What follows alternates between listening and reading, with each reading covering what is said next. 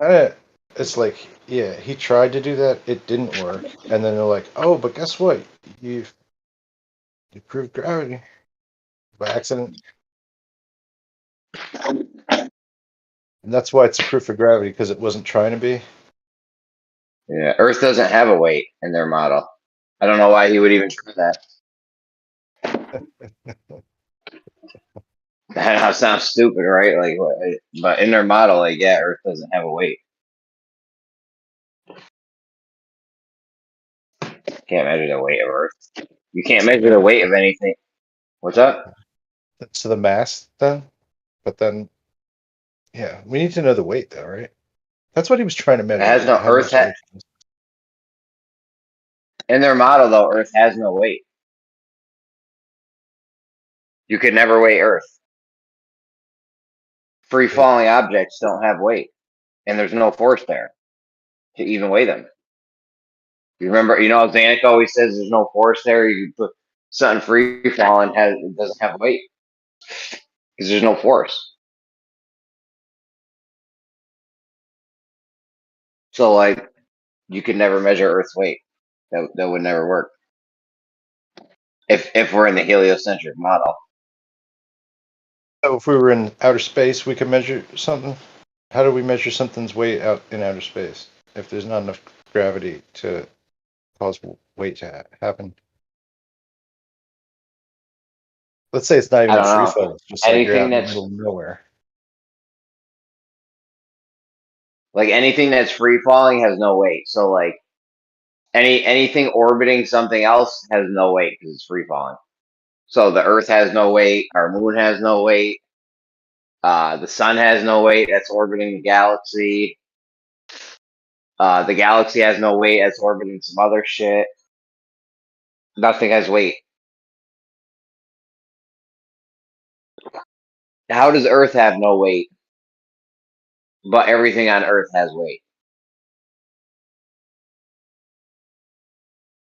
First, to have gravity, so can't have things weigh stuff without the Earth.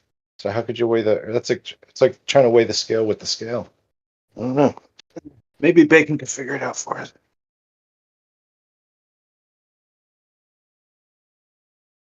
I'm just saying, if you were trying to get the weight of Earth, you wouldn't get a weight. I don't know what you would get, but you can't because it doesn't have weight. You'd get no weight. However, everything on Earth obviously has weight.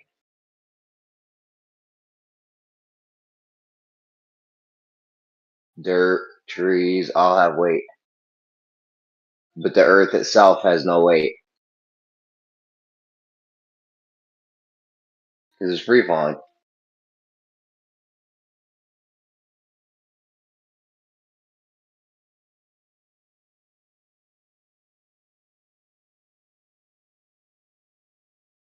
We need snacks. We need a Google guy.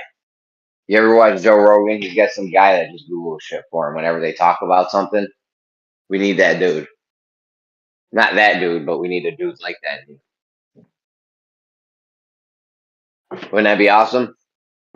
Like, yo, bring it up on the big screen, whoever, and then he just brings it up, and then everyone knows what we're talking about. Wouldn't that be fire? Wait a budget, that'd be dope. We had a budget. Are we gonna pay somebody to do that for free all the time? Come on. You know what a Google guy gets paid these days? Shit.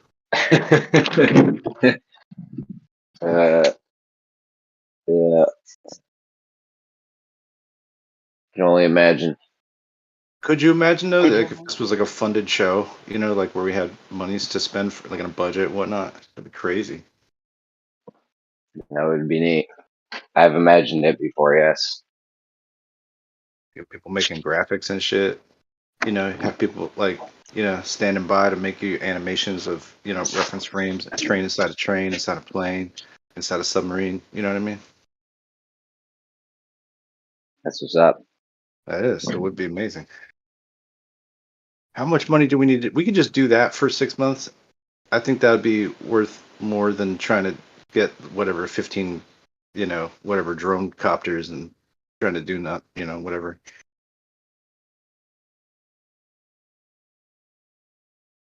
I mean, Yeah. just to have a guy that just Googled shit we were talking about as we were talking about it, like that would be helpful. You'd think if like a jazz station can basically work like with no budget and then do funding drives and stuff like that, wouldn't it be possible to do? We just do like a funding drive, you know? No, this is stupid. I don't know what the fuck I'm It would talking take about. so But much money to run this shit right, bro. We need mods on deck 24/7. You know what I'm saying? Like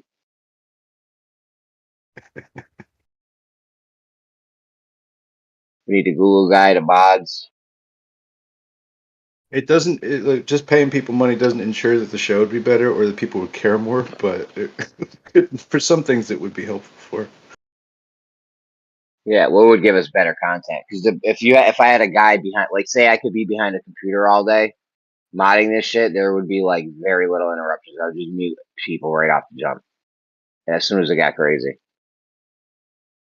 as opposed to be jumping in and going, "Hey guys, one at a time." Now there's three people talking because now I'm trying to get in, and probably a fourth person started talking because people are dying to get in. So when they hear another person interrupt the other person, they interrupt also because they want to get in. Interrupt them to try to interrupt them to let you talk, and then that's six people. Yeah, you got people interrupting interruptions. Like at the same moment though, you know how like somebody will be talking and then they'll get clipped, but then two people start going because they both want to go and they think like they know they're no I don't know. I've done it before too, so I can't even say anything. Sometimes it gets to be a real clusterfuck or flustercluck. I mean,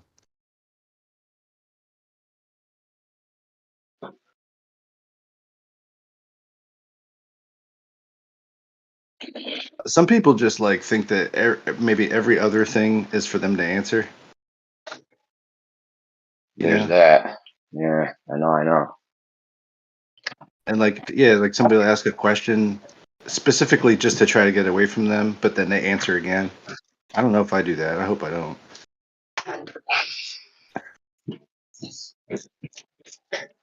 Yeah, because that would be annoying as fuck to listen to. Some people do that though. Not that they're going to be aware of it, because they'd have to have self awareness. That's not that's not a great strength.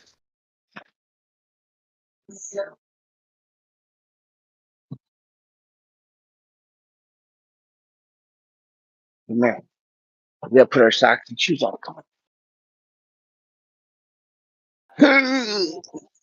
All right, sit in this there. One at a time.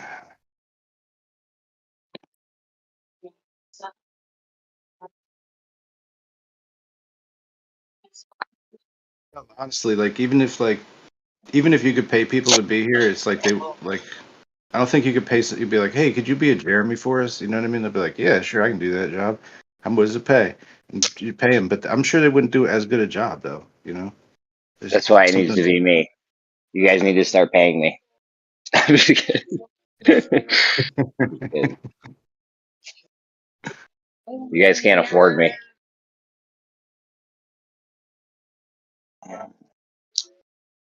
I'm just saying, sometimes you can't pay somebody enough to do the job that they already do because they don't do it for money anyway. Yeah, You like know, if this was like the '96 Bulls, and you're like, "Yo, we're gonna get rid of Michael Jordan. All we gotta do is just pay another guy to do what he does. That's all. Easy peasy." yeah, you're like Michael Jordan of this shit, bro, for sure. Goat, bro. 5 rings? Come on.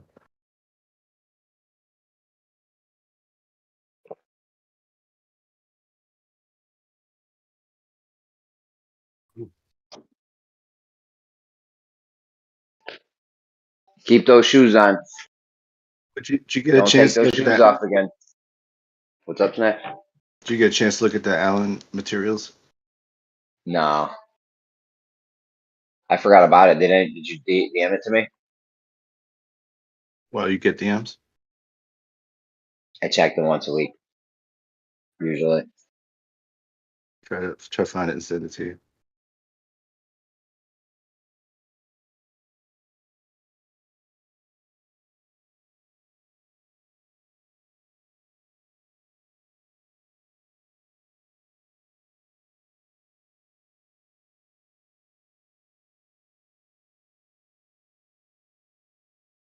That's some dense material. I ain't lying, man. You know. Yeah. No, I heard parts of it.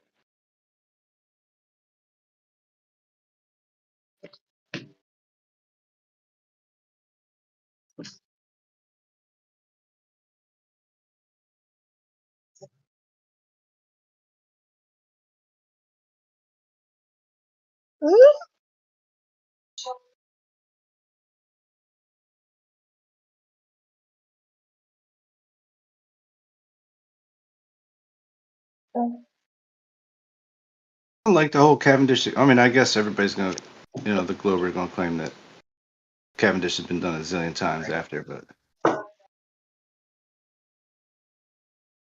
I don't know.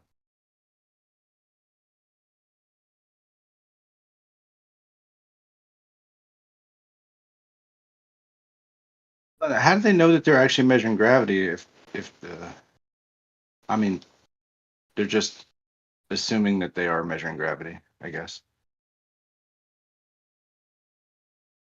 I think they're measuring the surface tension of gases, maybe. I don't know. Solids, gases, I don't know.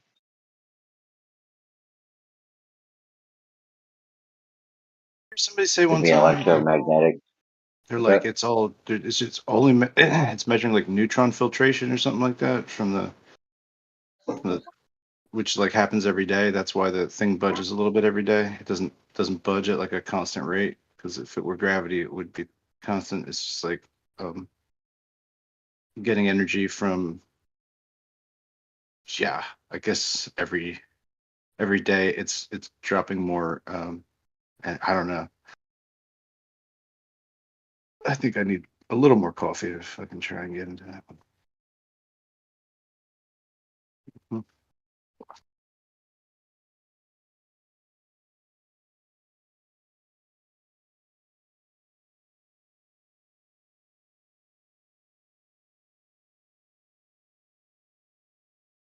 I'm curious as hell about neutrons, bro.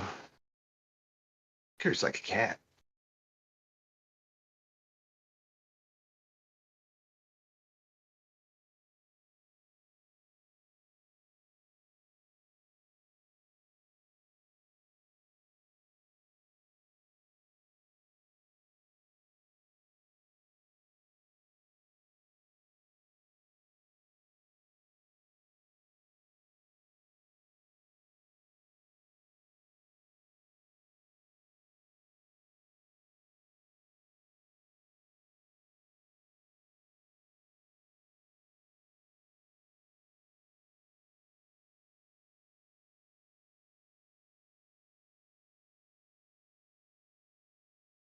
Saying like GG, and I was like, "What the fuck does GG mean?" He's like, "Good game."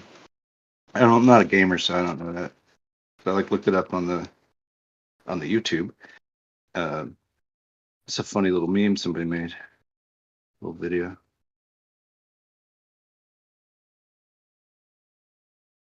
It's like yeah, it's like when your friend tries to say GG, but you know you're all a trash. That's so funny.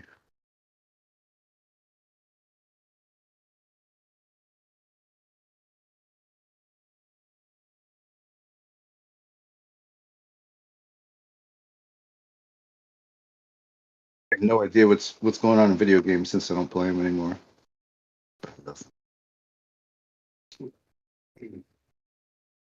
I watch like reviews for like the worst games. I like to do that. That's kind of fun. It's like, wow, that's a terrible game. Fuck the good ones, right? Who cares about that? The comedy gold is in the Gollum reviews.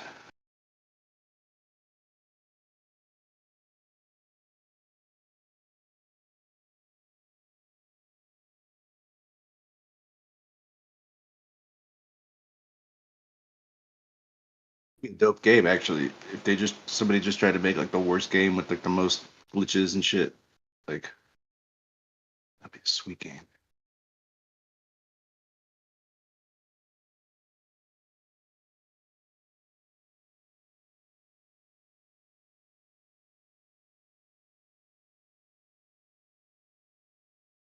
I mean, can't Cavendish be measuring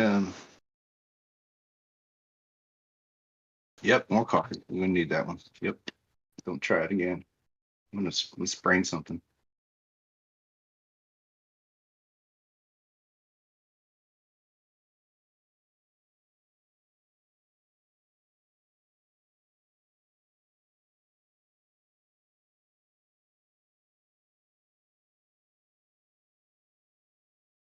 The challenge. It's like not wake and bake, but it's like wake and flat earth. Can you do that? You know, just on only 4 brain cells functioning just yet.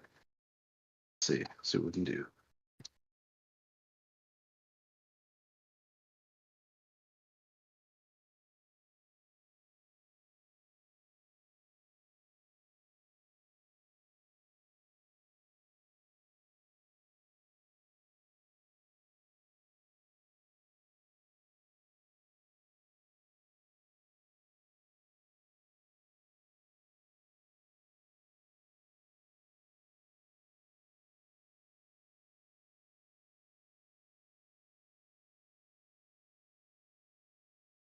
These collagen peptides I'm taking, man, got a ton of amino acids in them.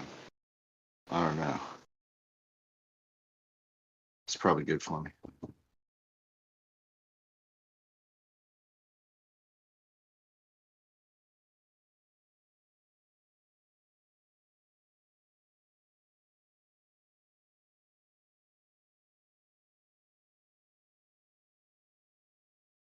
Or Jeremy, what if we took all the dead air and then we do like some people go on, we'll do some like advertisements, get that sweet advertising money to funnel that to you, you know what I mean, and you can delegate it to like graphic arts department or something like that to make your drawings.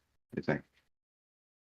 And I don't know who's going to pay to advertise and how much Let's money talk that we. about Yeah, got some like NordVPN shit. Talk about that for a minute. Like, hey, you want to get because you're a conspiracy theorist, don't you believe that people trying to hack you? Unless you think the NordVPN is trying to hack you too, in which case, don't get NordVPN. But if you want to get NordVPN, uh, that's what I think. money, money, bro, cash all day.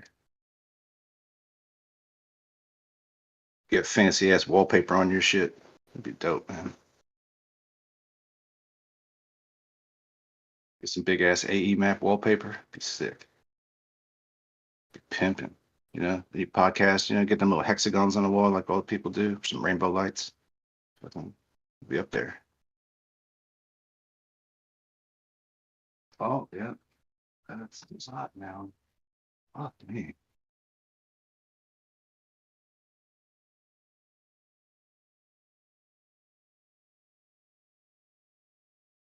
Yeah, I think I'm gonna try to limit this coffee down to maybe 2 French presses per day. Now, I think I can do 3 in a whole 24-hour stretch. I don't think it's well, maybe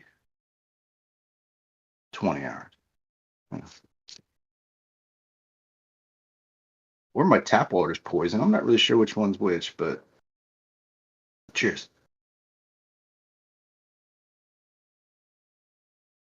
Man, I miss well water. That shit was all right. Little little It stiff depends with on it. if it was Okay. so. Oh shit! Hold on. It depends on if it was sulfur water because I had that and it was gross.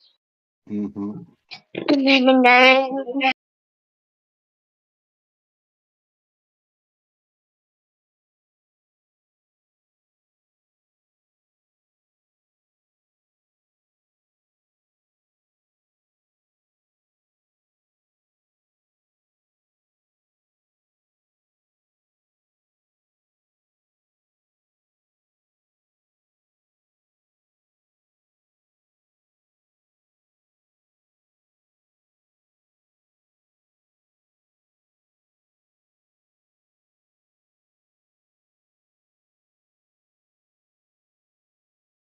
Yeah, you ever had sulfur water from a well? Blech.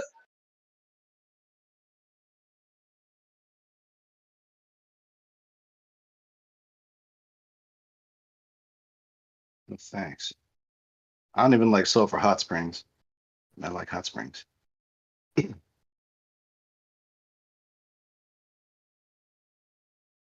don't even like food with like high sulfur. There's some things seem like they're just full of sulfur sometimes.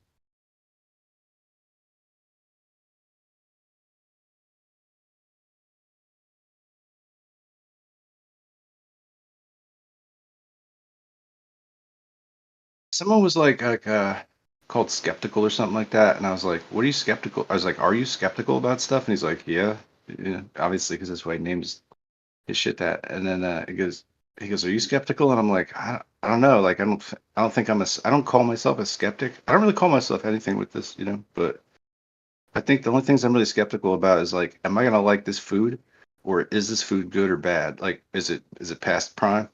Those are things I'm skeptical about. Other things I don't really think I use skepticism in. Otherwise, I just try it. And if it works, it works. It doesn't, it doesn't. I don't know. Fuck. Talk about pedantic argument. What are you talking about?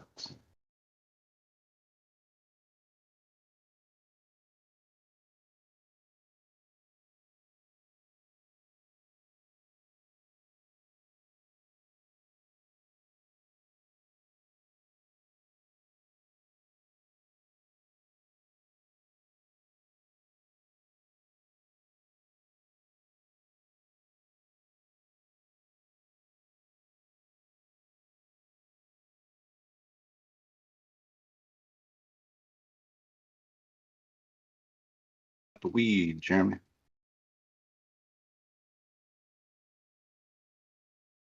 Fucking up my dreams. Well, it's giving me dreams, and I hate that shit. Dreams, I don't like them. I could do without them. What's giving you a dream? Not smoking weed. Why would you What is? not smoke weed? Well, I'm just trying to cut it out. I think it makes me not so good at life stuff, maybe. I have a good time thinking, that's fine, but then I'll be like, oh wait, I had to do that shit, and that shit, and that shit, and that shit, and this other shit too. And I don't know. I got catch up, I guess.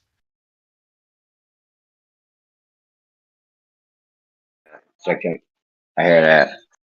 I've got to take a break. Like check. Yeah. I think that's why I've been snappy. I've been a little snappy at people. Oh, I need to enhance Yeah, my that'll ring. happen if you stop smoking. I can't hear you. I said that'll happen if you stop smoking. Yeah. I'm trying to be aware of it.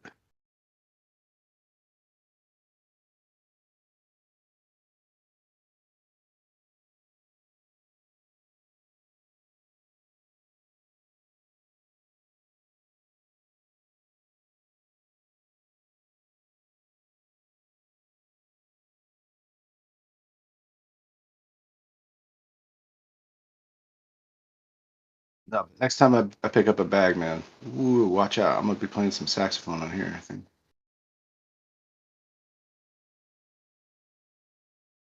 Why? I'm not sure. But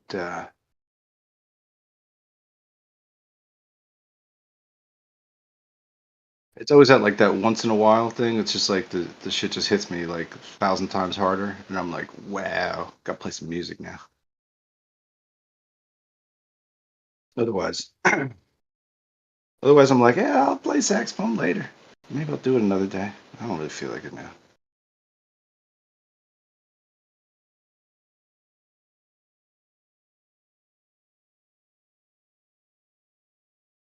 Who fucking cares?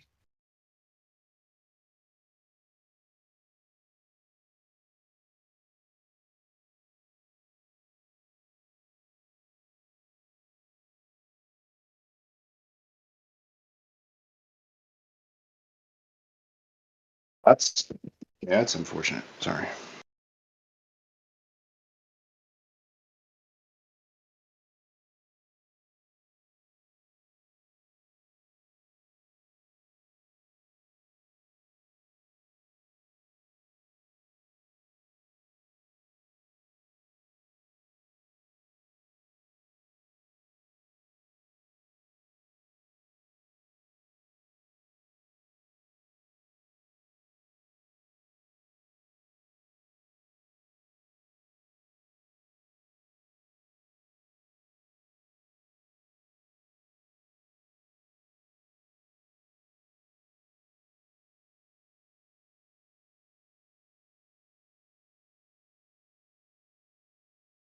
Is it weird? I kind of want to put a whole big band together just to do a cover of the RoboCop theme. That's kind of weird. But I really want to do it.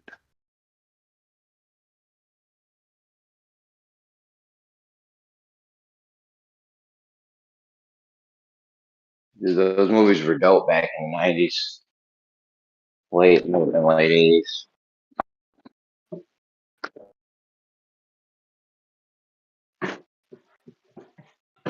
Remember how RoboCop be like all stop animation and stuff? They had 2069, you know, looks like some robot chicken shit.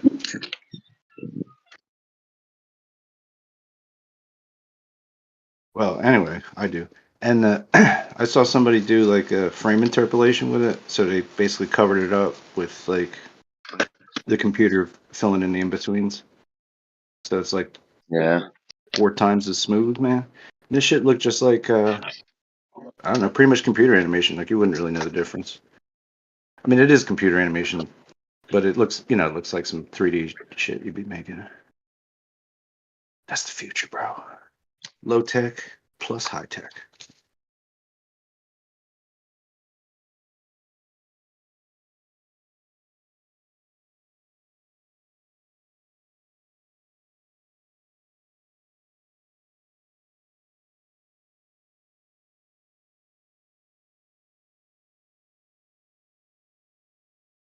Tech shit. People love that low tech shit. Like that was a filter once to make it look all gritty and grainy. Like that Carl Monk shit. Like I love that Carl Monk thing. It's like all you know, all gritty. You make like a LUT off based off this shit. That'd be fun. It's like I could actually make a Carl Monk filter. Stupid. The Monk filter. Could do it. And,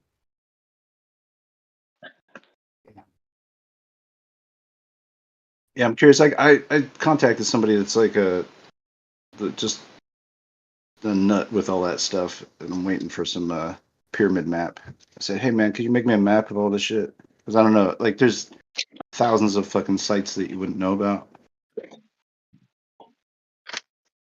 Yeah, I mean, you can't just do a Google search for, hey, show me all the pyramids. Show me all the fucking sacred. Show me all the fucking dolmens. Show me all the fucking calendars and shit. Man.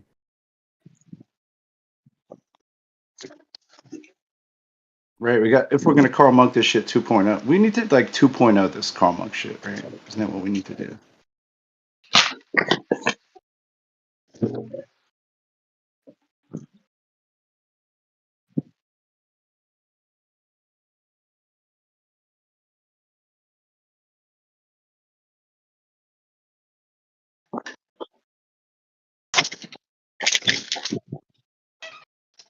Really whack because, like, yeah, how do you, like, resolve all the inconsistencies of all the measurement models and stuff, you know?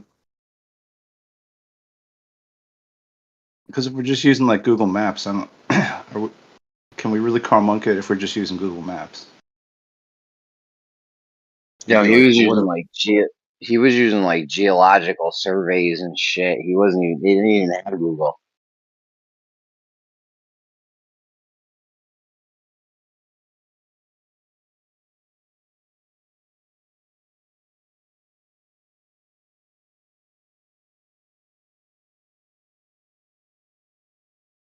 interesting to see if like what his work would have looked like pre WGS 84, because apparently that's what skewed a lot of his results and shit.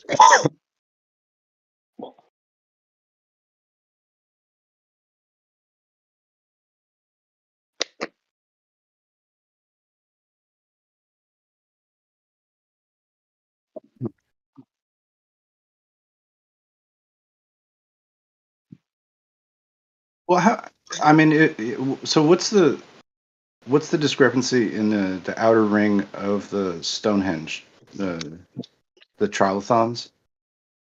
Like, is that's not 60 stones that are in there?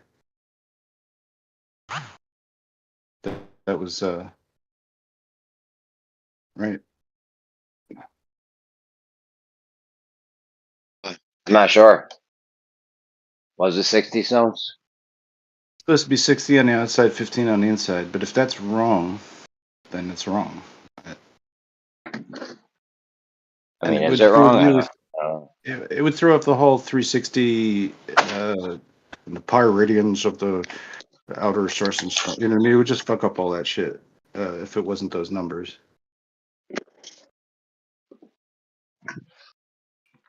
Which I guess doesn't yeah. discount the possibility somebody could have just moved a couple of them away and I don't know, fucking had some fun with them. Made a dope ass house from them. I don't know. Well, I mean, they did a huge restoration. I mean, I have no doubt they might have tried to hide the real numbers in that because they did a huge restoration project. I don't know when it was, in the 50s, I think. And yeah, they could have took some stones away or whatever, added more. Who knows?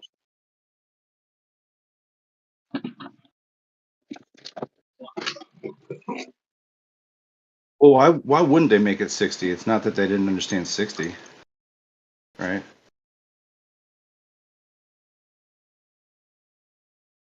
Anyway, Yeah, I that don't whole know.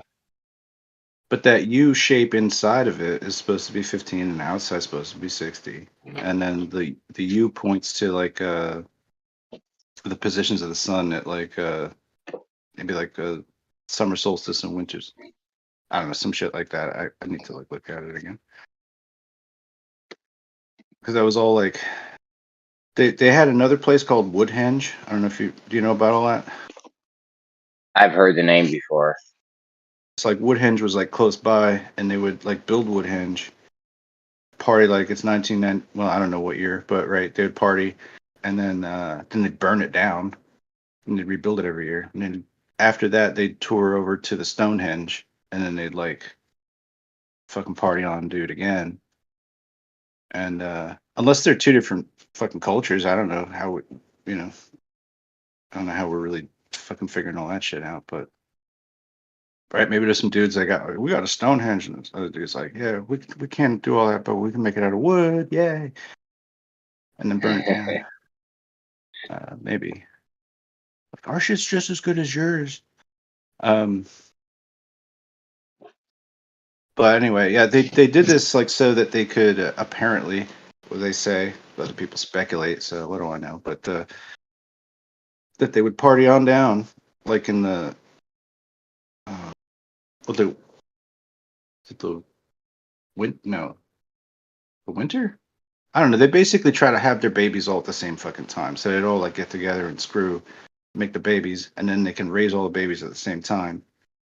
You know, so you're not like it's all like fucking mismatched and shit. You know, but easier to raise your crew, your tribe, or whatever. But that makes sense, right? Let's have like a so you know when that gestation period's gonna hit, so you know you're not having your babies in the middle of the winter because that would be a bitch, kind of. Where there's no food or whatever, or food scarce. You want to have your babies be born when it's like you got tons of fucking ample amounts of food to be given them, right?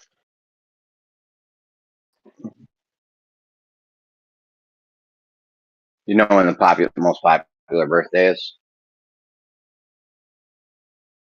What, Christmas? And I bet it's 9 Uh, months away from Christmas. So what? You're Close. 9 months? It's close. Yeah. Oh, that's what I meant to say. Yeah. I meant Why to say, Christmas though? so everybody's inside. It's 9 months away from January, September 9th. Really? New Year's. Everyone's doing it. New Year's. Yeah. Like people that everybody's. wouldn't, It sounds like a people joke. that wouldn't normally get some on New Year's, they get some because everyone's just fucking wasted. But they're doing it. Ooh. All right.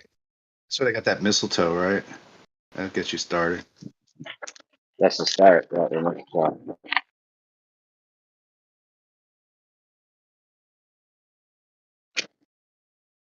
Mistletoe's a strange thing. Grows on other trees. Doesn't grow on its own.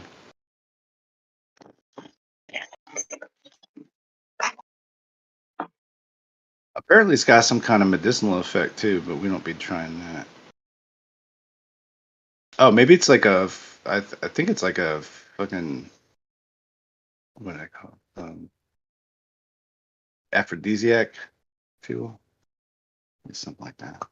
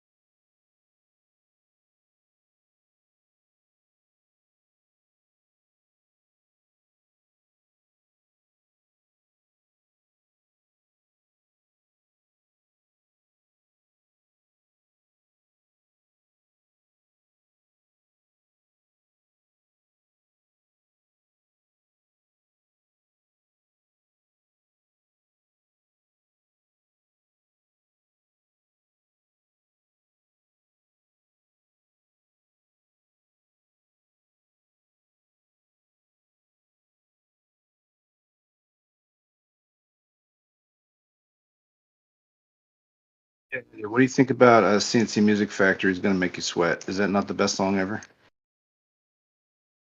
Everybody dance now. All right, maybe it's not the best song ever, but it's really good to drive to. Switching lanes, it's sick. That's I mean, good song to dance to. It's weird, isn't it? Because you know you say what's the best song to sit down and smoke your pipe to? It's got to be something jazz, hasn't it? Or like we were talking about before, a bit of Louis, a bit of Ella Fitzgerald. That's yeah, that. Louis could work. Yeah, Louis smoked 2 joints a day, like fucking Sublime. Nice. I didn't know that. Yeah, I didn't know that's that Satchmo meant satchel mouth either until the other day. Oh, okay. I didn't know that either. Shit, Yeah. my friend wrote a book on it. Great Satchmo. How many times have I heard Robin Williams say that? Because, Good Morning Vietnam. Great Satchmo. And I'm like, oh, Satchmo, what's that? Watch that again. I haven't seen that in a while.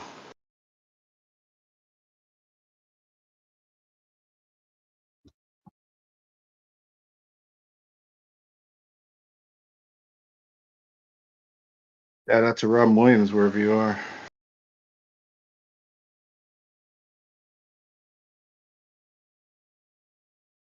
Yeah, I actually struggled to watch his comedy because I always felt his terrible. I don't know. You know, issues. I'll just say that. He's like So definitely like seriously did a lot of coke and fucking. I don't know. It definitely seemed like he partied a bit. Yeah. Is that what you mean, or? yeah, I mean, the guy needed a break from himself, and he never obviously worked that out. So that's kind of the sense that I got when I watched him. So I found it very difficult to watch. See Robin Williams, I'm like perfect mental balance. You guys got it going on. But his movies are great. I love his movies, but stand up, struggle with because I get super geeky with stand up because I thought I could probably do that at one point. I think I still could. Well, I mean, why not? I might go for it. But yeah, I ain't saying no. Go for it, man. when you start breaking down comedy like that, it's a bit nerdy and a bit sad. And it's certainly not funny anymore. That's a weird But thing, yeah. Nothing's really funny though. You're funny. The jokes aren't really that funny. yeah, The jokes just help you be funny, but you have to be you to be the funny. So that's quite a conundrum. Hmm.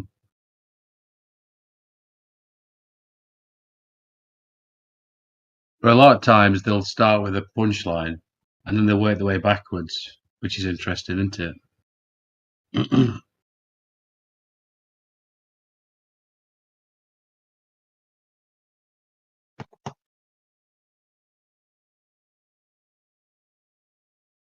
Yeah, Robin had it all, man.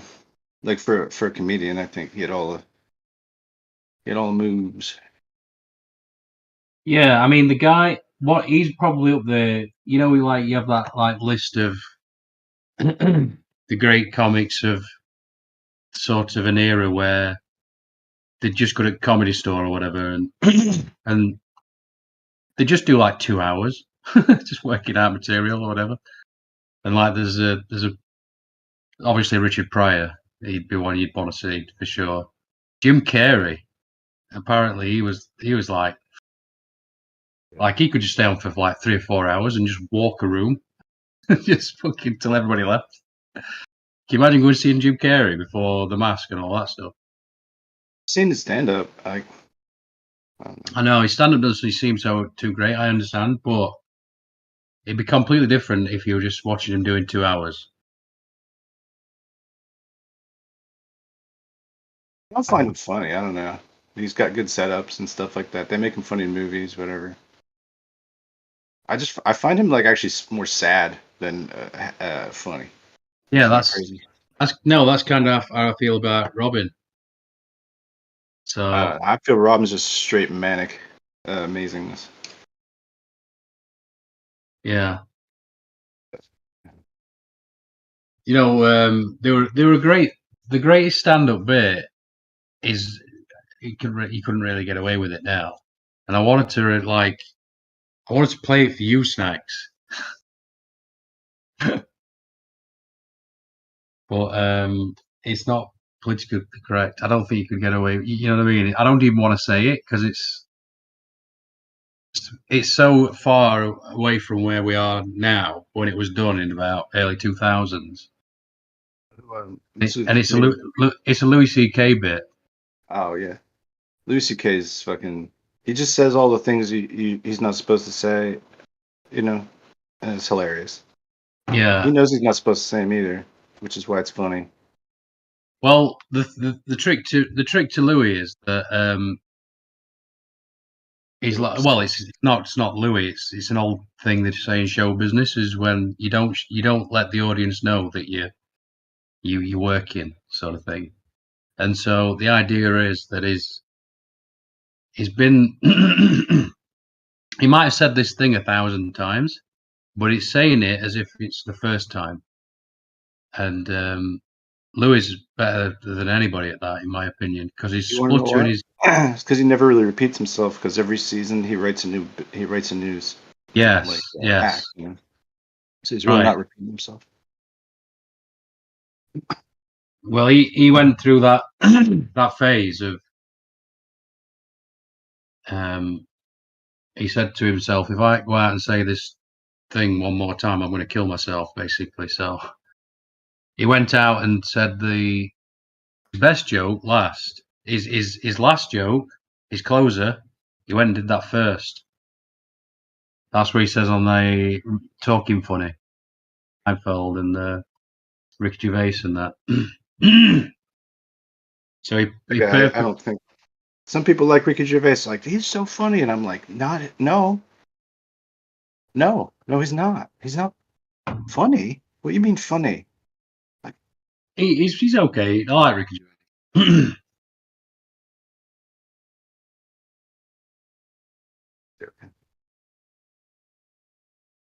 The person I don't find funny whatsoever is Seinfeld.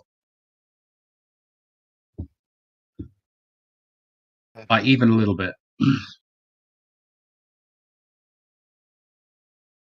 Observational comedy.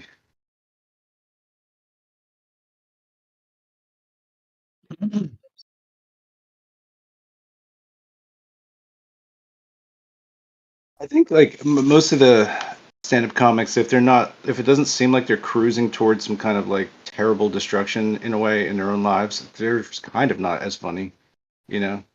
guys are out of control. You're like, what is happening? The one thing I'd give to Seinfeld is that he carries it the way he carries himself, and he doesn't swear. He doesn't. Yeah.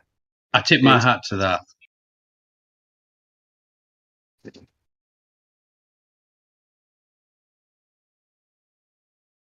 He wouldn't be as funny if he could curse. I watched his whole comedy special, and I didn't even. They weren't even a titter. There was nothing. I think Larry David's better. I don't like that, right, David? I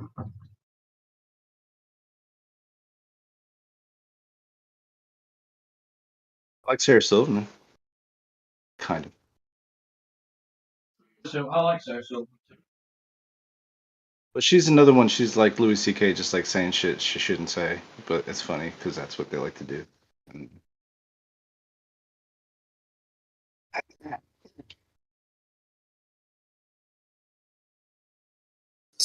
Yo, you guys were really good. Sorry, my bad. What? Oh, you're good. I was going to change the subject. Yeah, I didn't see Dave that. Chappelle as well. Dave Chappelle's like, All right, Andy, we can talk about comedians later. all right. What's up, Wissa? Good morning. What up, bro? Did you guys know Eddie Griffin was a flat earther? Yes. No, So I was didn't. I didn't know that. Yeah, Eddie Griffin, you know who that is?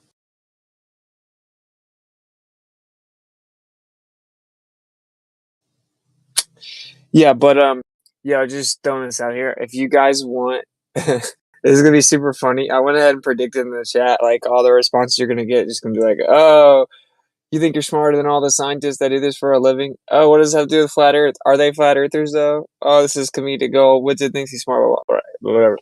But there's no rebuttal to this. At least I don't think so. So you know what? I'm gonna really quickly try and lay this out just so you guys know it. And like, if you ever get annoyed with one of these people, just bring this up. So they predicted that okay, the Earth moves around the sun, and there's this giant universe, and the Earth is tucked away in a tiny, insignificant, dark corner of the universe, and that everything expanded from a singularity, right? A single point. So if everything was expanding out from that point, that would be the center of the universe.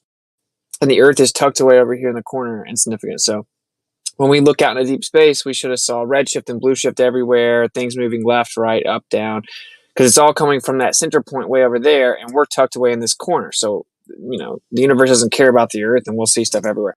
So they looked out and they saw, oh, you know, everything moves specific to the Earth, as if the Earth is in the center. Even the distant galaxies, they're completing rotation every year. Like everything is moving in relation to the Earth, no matter how far out we look.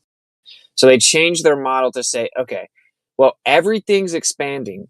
And even though we are tucked away in an insignificant corner, it's going to always look like we're in the center. Like if there's an ant on a balloon and you blow it up to that little bitty ant on the balloon, if he looks around, he's going to feel like he's in the center because everything's expanding. So he's not going to be able to tell. So the initial prediction was that that wouldn't be the case. They saw that it does look like we're in the center, so they changed all of cosmology to say everything's expanding, and therefore there is no center, and everywhere you're at will look like it's in the center. So that way they can, you know, the central position will never be disproven, but actually that means we're not in the center. Right? They hijacked the thing that refuted their model and then claimed it's evidence for their model, which is their number one tactic because they're pseudoscientific religious zealots. So what's super funny is, so there's all kinds of redshift anomalies, right? They claim the evidence that the universe is expanding in all directions is that there's redshift, right? Now, this is so funny. There are quasars, okay? And they have way too much energy and a ton of redshift. And what they saw was that there are quasars that have tons of redshift that are closer than galaxies that have less redshift. So as you look out, the further away things are, they should have more redshift. right? Because it's expanding, and that's supposedly the evidence for expansion is redshift. So the further away something is, it should have more and more and more redshift. They looked out and saw quasars with way more redshift than galaxies that are further away in the background. Not only that, what's it? If you see redshift coming off of something that's super far away, and you measure it today, let's say, and then say you go back a year later, it should be redshifting more because now in their model more space has been created in between us, and now it's moving away even faster. Yeah, that's true. Yeah. And that's when you get into the paradox of like, oh, space is expanding 4 times faster than the speed of light, but it's just the space in between things. Since there's no information, it doesn't violate C, but the stuff somehow doesn't also move within that space. But yeah, that would mean that things are further away. So it should be more redshift. That's only part of the problem. I was hoping to touch on some of this stuff yesterday with Chanji, but we all see how that went. That's only part of the problem. They have found supermassive black holes in the beginning, around 300 million years after the Big Bang. There's so many discrepancies, it's not even funny. I can go half an hour talking about gases they found that shouldn't be there, all kinds, galaxies, quasars, black holes. It's all a mishmash. It's it's a catastrophe. Like, really, man, it's so bad. Like, I don't know. Well, they try to claim now that some of the quasars may have black holes in them or whatever, but like this is such an efficient refutation of their entire model. Quasars had more redshift than distant galaxies further away in the background.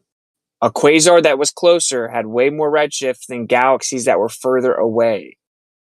That immediately refutes the claim that redshift is evidence for expansion. That immediately refutes the claim of expansion, which immediately refutes heliocentrism and all of the Big Bang cosmology. Point blank period. Good game. Game, set, match. Like literally, it refutes everything. Now the Earth has to be in the center. It's just over, right? Like as soon as you see stuff in the distance with less redshift than things closer, it's over. So it's just the most efficient. That's only one. Yeah, and the funny thing is, that's only one of the things, the quasar. And by the way, a quasar is a black hole in the middle of a galaxy. Let's get that straight, which is eating all the stuff up and shooting out jets. Yeah. So yeah, it's all a fantasy. None of it. The Big Bang should have happened at one location. And what you said, Witsit, is correct. They had to change all that now. The bang happened everywhere at the same time. And guess what? There's no center. So they're saying you exploded a grenade here on this spot, but it banged everywhere. It's totally ridiculous and could be shot down in multiple ways. It's incredible. Well, they imagine somebody telling you a lot of stuff, right? But like, I've never even heard them make anything up for it. Like, I don't even know how you could. Bro. They don't know their own model. When you tell them their model, they get triggered. Like Sean is telling me, his son, the sun, makes a circle, goes under his feet, and comes around again. And he wants me to believe this. Like, are you kidding me, bro? You standing on a spot, you're watching something move, right? And you're saying that it's going under your feet? But meanwhile, your model says you're the one that's actually moving, not the sun. I mean, come on.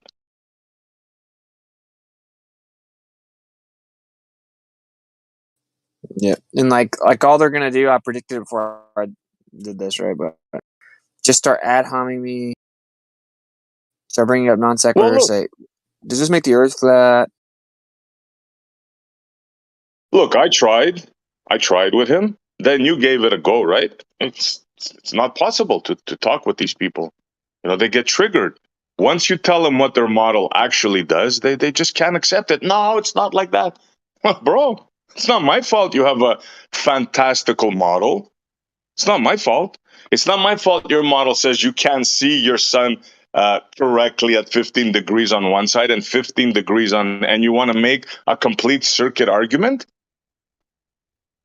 where you can see half of your circle, and even that half is missing like 30%, and you want to make an argument on that? How, man?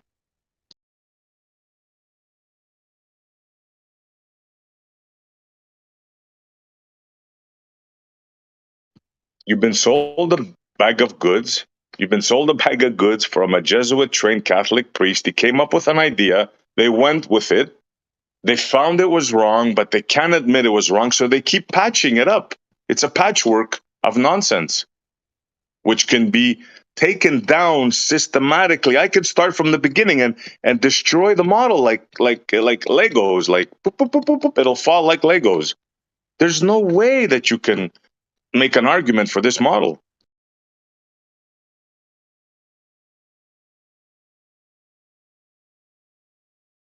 Give it a go, guys. Give it a go. I actually like how this room has progressed in the last week, where the ballers have right. They're dropping out. They're just resorting to avoid their points at all costs. Go back to our scripts, gaslight them, ad hom them, change the subject, obfuscate, get to the text. All meet in the text chat and talk crazy and at them with insults. And I think it's good. Like, hold them to the points. Like, if you want to pretend to be a part of the conversation, you don't get to just wait 5 minutes and then pretend it never happened. And that's why they've been real quiet. Whenever Alan came in here talking about the preferred direction utilized in GPS, which is specifically a refutation of their model, they had nothing to say. It's been days now. They still have no rebuttal. They have nothing to say. And when you ask them about the heliocentric versus the geocentric model, and how the geocentric model actually doesn't have the dark matter or dark energy problem, so isn't it significantly more viable because it's kinematically and dynamically equivalent, even applying your own mechanics, then they have nothing to say. They just get quiet. When you ask them this, same thing. You know what I'm saying? When you ask them, and usually when SE brings up the baby galaxies, they don't have anything to say, but there are some that do, like Jace or Kosho maybe, or Chronic, because they are trying to come up with excuses why. They're like trying to say that they re-examine the data and turns out they're not that big after all, or whatever. But like, Yeah, at if least they're you ask, trying. Yeah. yeah, but they can't try with this. I've tried. There is no, I mean, you can say no. I mean, there's no doubt they'll still make something up, but this is such a just blatant refutation of their entire, everything is over, And I've known about this for a while, but I haven't like fully brought it up because I wanted to like really formulate an argument. But either way, it's very simple, and that the quasar, and not just a few of them, all the quasars are way too close. They have way too much redshift and they have way too much energy, and it doesn't make sense. There should be homogeneous, isotropic distribution of energy, and the quasars throw a wrench in that. And then the quasar's redshift is way more than the galaxies that are further away, which means that redshift cannot be some type of evidence that the universe is expanding in all directions, creating the illusion that we're in the center, which means everything is over. It's over. Absolutely. There's even a scientist that has a theory that excludes the expansion for the redshift. He says he equates it with mass. So there's different theories out there, But And definitely the model. Sorry, I see. Go on. No, How go did on, they bro. detect all this redshift? Is this the James Webb Telescope? It's part of it. Yeah, they use the Hubble, the James Webb. Yeah, they have a whole bunch. Yeah. So maybe they're just happy that you're allowing them to beg the question of outer space. Well, exactly what we're doing. Every time we talk about this, it's in their favor, right? But the fact of the matter is, the beauty of this is we're using their own technology, their own shadow giants, their own conclusions, right? So we're one up on them. They can't say, "Oh, you made this stuff up." No, this is your shadow giants, your scientists are saying this, not us. They coined the term galaxy destroyers, universe destroyers, not me. I came up with the baby galaxy paradox, but they're the ones that said their findings destroys the universe, not me. Yes, it's definitely So it's like interesting. hostile witness. Yeah. Yeah. But people don't know the significance of this, bro. It's not just what Whitsitt said, the quasars. There's black holes. There's now they're saying it's a cluster. It's like a web. They're saying it's a web. It's like a cluster of distribution. Everything has changed. They found gases that shouldn't be there. They found black holes that shouldn't be there. They found quasars that shouldn't be there. They found string filaments, they're calling them now, that shouldn't have been there. It's all over. The model is finished. Seriously.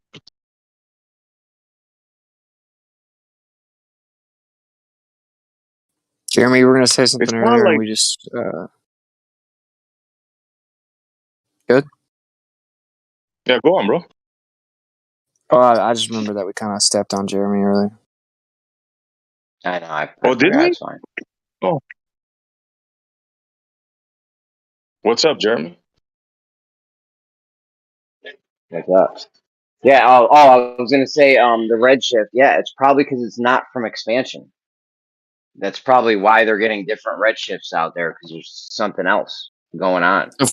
Of Yo, course. did you hear? Of course. Did you ever hear the quote Copernicus made about you can't draw any conclusions or hypotheses from astronomy?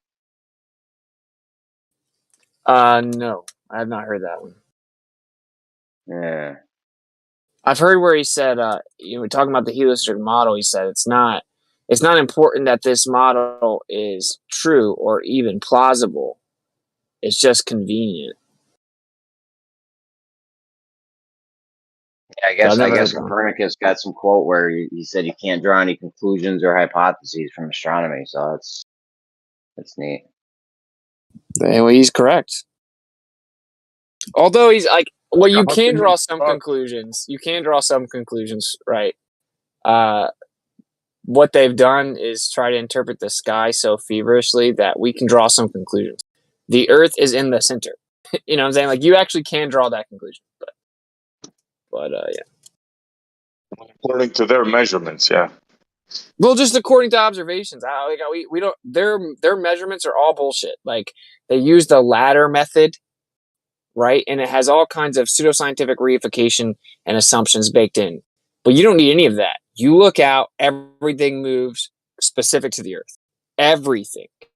Distant galaxies. Like, distant galaxies are a real thing, as in there's something that people call a galaxy in the sky, like that's a real phenomena that can be observed. And what people call planets are real phenomena. Stars are real phenomena. The sun and the moon are real phenomena. Right? They're real things. What they call quasars are real sections of the sky that you can see. Right? That's all real. Like, there's something out there. You see what I'm saying? It's Yeah, like it's the the problem is interpretation. exactly. Yeah, we see. Like I tell them all the time. Yeah, there's Jupiter there. I filmed it. Yeah, there's Saturn. I filmed it as well. Yeah, it has a ring. But I say, wow, it's amazing and beautiful. But you say it's a giant gas ball in a vacuum. Now I can laugh at that. Like literally laugh at that. Yeah, Like you you can have dunk on them with nothing. everything. Yeah. Yeah, I heard you kind of mentioning the sun, right? So they'll act like they know exactly what the sun is and that it's then like a nuclear reaction and all this bullshit. And they'll bring up spectroscopy, right? But there's something called the electric sun theory. Now, obviously, I don't adhere to the electric sun theory. That's a specific actual theory. It's called the electric sun theory, because they still try to call it a star and stuff like this. But it explains all the spectroscopy, and it gets all of its energy from the surrounding environment, not from some internal nuclear reaction, and explains everything, and actually more accurately, and it's less paradoxical, right? But they claim they know exactly what the sun is. It can't be anything other than that. We know that based on the composition, blah, blah, blah, blah, blah. That's a lie. Just like I heard this other day, I jumped in, Coach was talking about it. He was lit, though. And I'm like, no, that's not true. Electric sun theory. And then it just crickets or concession, And when you apply an electric and magnetic nature to everything in the sky, and then you invoke plasma, everything can be explained. Like, so why can't they do that? Well, you're going to end up with a geocentric position if you do that. right? And they can't handle that. You have a more dense medium. Now things are closer. You got plasma and electricity and magnetism. Now we're in the center. Everything's much more local. The universe is finite, specifically created and designed. And that is just, it's anything but God. You know, that's what I called my show last night, relatively speaking, episode 10, anything but God, because that's actually what it is. And so now people like this Nedwood guy will be like, see, Witch is just a religious flirt. He's just a religious conspiracy theorist, and he needs there to be a God. He needs to push a religion. I don't push religion. And I have my own beliefs about God, but I don't push them nor integrate them into my argument. And I don't need to. The fact is, your side has become intellectually bankrupt because they hate God. That's just as bad as someone who forces their religion or interpretation of God onto the evidence. It's just as bad to force your hatred of God onto the evidence. Both of them are I don't religious get that, bro. approaches. Yeah, like what I they don't say get when they that. Like, found like the. me, Go ahead, I see. Jeremy. Go, bro. What they say when they found the we were at the center. They said it was horrifying or something. Yeah, they couldn't. It couldn't. That explanation couldn't do. It wouldn't do. Yeah. Like the only reason it's horrifying is because now we're special and there may be a create. Like yeah, they're scared of that shit. I know. Yeah, creation. They're scared of the creator, man. They gotta go away from God, right? They gotta go away from a creator. Now, regardless of what you think a creator of the Bible, which I don't believe in, but I still believe in a creator, right? Even that they can't have. You understand? Not only can they not have a sky daddy, they cannot even have a creator being at any other thing, right? It has to be evolution. It has to be in the pond, right? It has to be that. That's the way it Yeah. is. That's their model. You know, what's so funny is I pointed this out on my stream yesterday. I never really even, this just clicked with me while I was kind of like rambling on my stream, but they really don't even hide it. They, like, it's easy to think like, oh, they just mask it as science. And then people will say, the Big Bang can happen with God. This isn't about God. Evolution can happen with God. Abiogenesis can happen with God. Like God could do that. This isn't about God. God's irrelevant. We're not trying. We don't hate God. We're not trying to remove God. Blah blah blah. That is a lie. That's why Yep. That's why, for example, they call it the fine tuning problem. They call it a problem, dude. The fine tuning, of course, is that to have something finely tuned, you need a fine tuner. It requires intention and purpose and like specific determination, right? Intelligent design. Fine tuner is needed for fine tuning. So whenever when it's mathematically impossible or statistically impossible that something lined up just the right way, right? They call it a fine tuning problem. The fact that they call it fine tuning problem is them admitting that needing intelligent design is a problem in their mind. Like they actually don't hide it. They come out and straight up say it's a fine tuning problem, just like they called it the axis of evil. They called something that's supposed to be in quote unquote science evil. They gave it a moral and emotional description. So they actually don't hide it if you think about it, right? Like they call it a fine tuning problem. That's their admission that they just have to come up with anything but God. Anything but God. And to me, that makes you super weird. That makes you more weird than the people that think they know exactly what God is. And they think they know that their religion is perfectly true and they cram their religion down your throat. To me, it's way weirder to be like, I don't know what it is, but I will accept anything other than God. Like to me, that's super weird. That's like Yeah. someone you can't have around your children. But you know what's crazy about it? You can kill that notion of what you just said. I can destroy it with 3 letters, right? 3 letters, DNA, right? By their own admission, DNA is a code, a sequence. They've mapped it out. They have the Genome Project, right? So, just that DNA, that's a code. That's a sequence. That's instructions for genes, right? So that has to have A maker, an instructor. Instructions have to be done by an instructor. Code on a computer doesn't write itself. Doom did not write itself. A programmer programmed it. So, I mean, 3 letters, DNA, kills their whole fantasy. Yeah, it's just weird, man. Like, it's all so weird to me to really sit back and realize what's going on. I mean, a lot of us have, of course, but they don't. They don't see it. Like, they genuinely don't see that the reason that cosmology is in such a crisis stage is because they have to come up with something without a god. And, like, that's just hella weird. You guys are weirdos. It's so weird. It's like we can't even have intellectual discussion with you because you're being so cultish. You're so cultish against intelligent design that, like, I can't even have an intellectual discussion with you. You see what I'm saying? Like, you're just like a kid throwing your toys and throwing a fit. Like, there's no talking to you. And I can't believe that they don't see that. They've done such a masterful job of masking it as science. The cult of scientism has really done a number on people. You know, like they don't see it. It's right in front of them, and they just can't see it. Like you know, obviously, you have the flatness problem and the horizon problem and the cosmological constant problem and the Hubble tension problem and all these fine tuning problems. Hubble tension, not so much, but like the flatness problem and the horizon problem are the two biggest ones. You know, and like, dude, because obviously, like the flatness problem is the idea that you would have to have the perfect energy density at the beginning of the Big Bang so that the universe would expand out and become flat. And the odds are mathematically and statistically impossible without some specific intention to start everything with that very particular energy density. Because you would have negative or positive curvature with anything above zero. Zero being denoted No, with a it's specific physically, energy. yeah, bro, it's physically impossible. Nothing could bang and end up in a flat disk. That is physically impossible. It can't happen. Exactly. So The only way in theory. just the, Sorry. well, go ahead. Well, so yeah, because the only way in theory that it could is like it would have to have basically like zero energy density, and that's based on a variable, a value that they set. So like what they say is it's 0.000 like 70 zeros,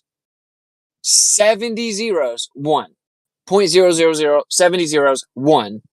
It's that close to zero because they can't just say it's No, but it literally doesn't matter, exactly. bro. Doesn't matter. You can put 1 billion zeros there. You can't make a bang into a frisbee. Impossible. I don't care how many zeros you put there. I don't care how many explanations you come up with.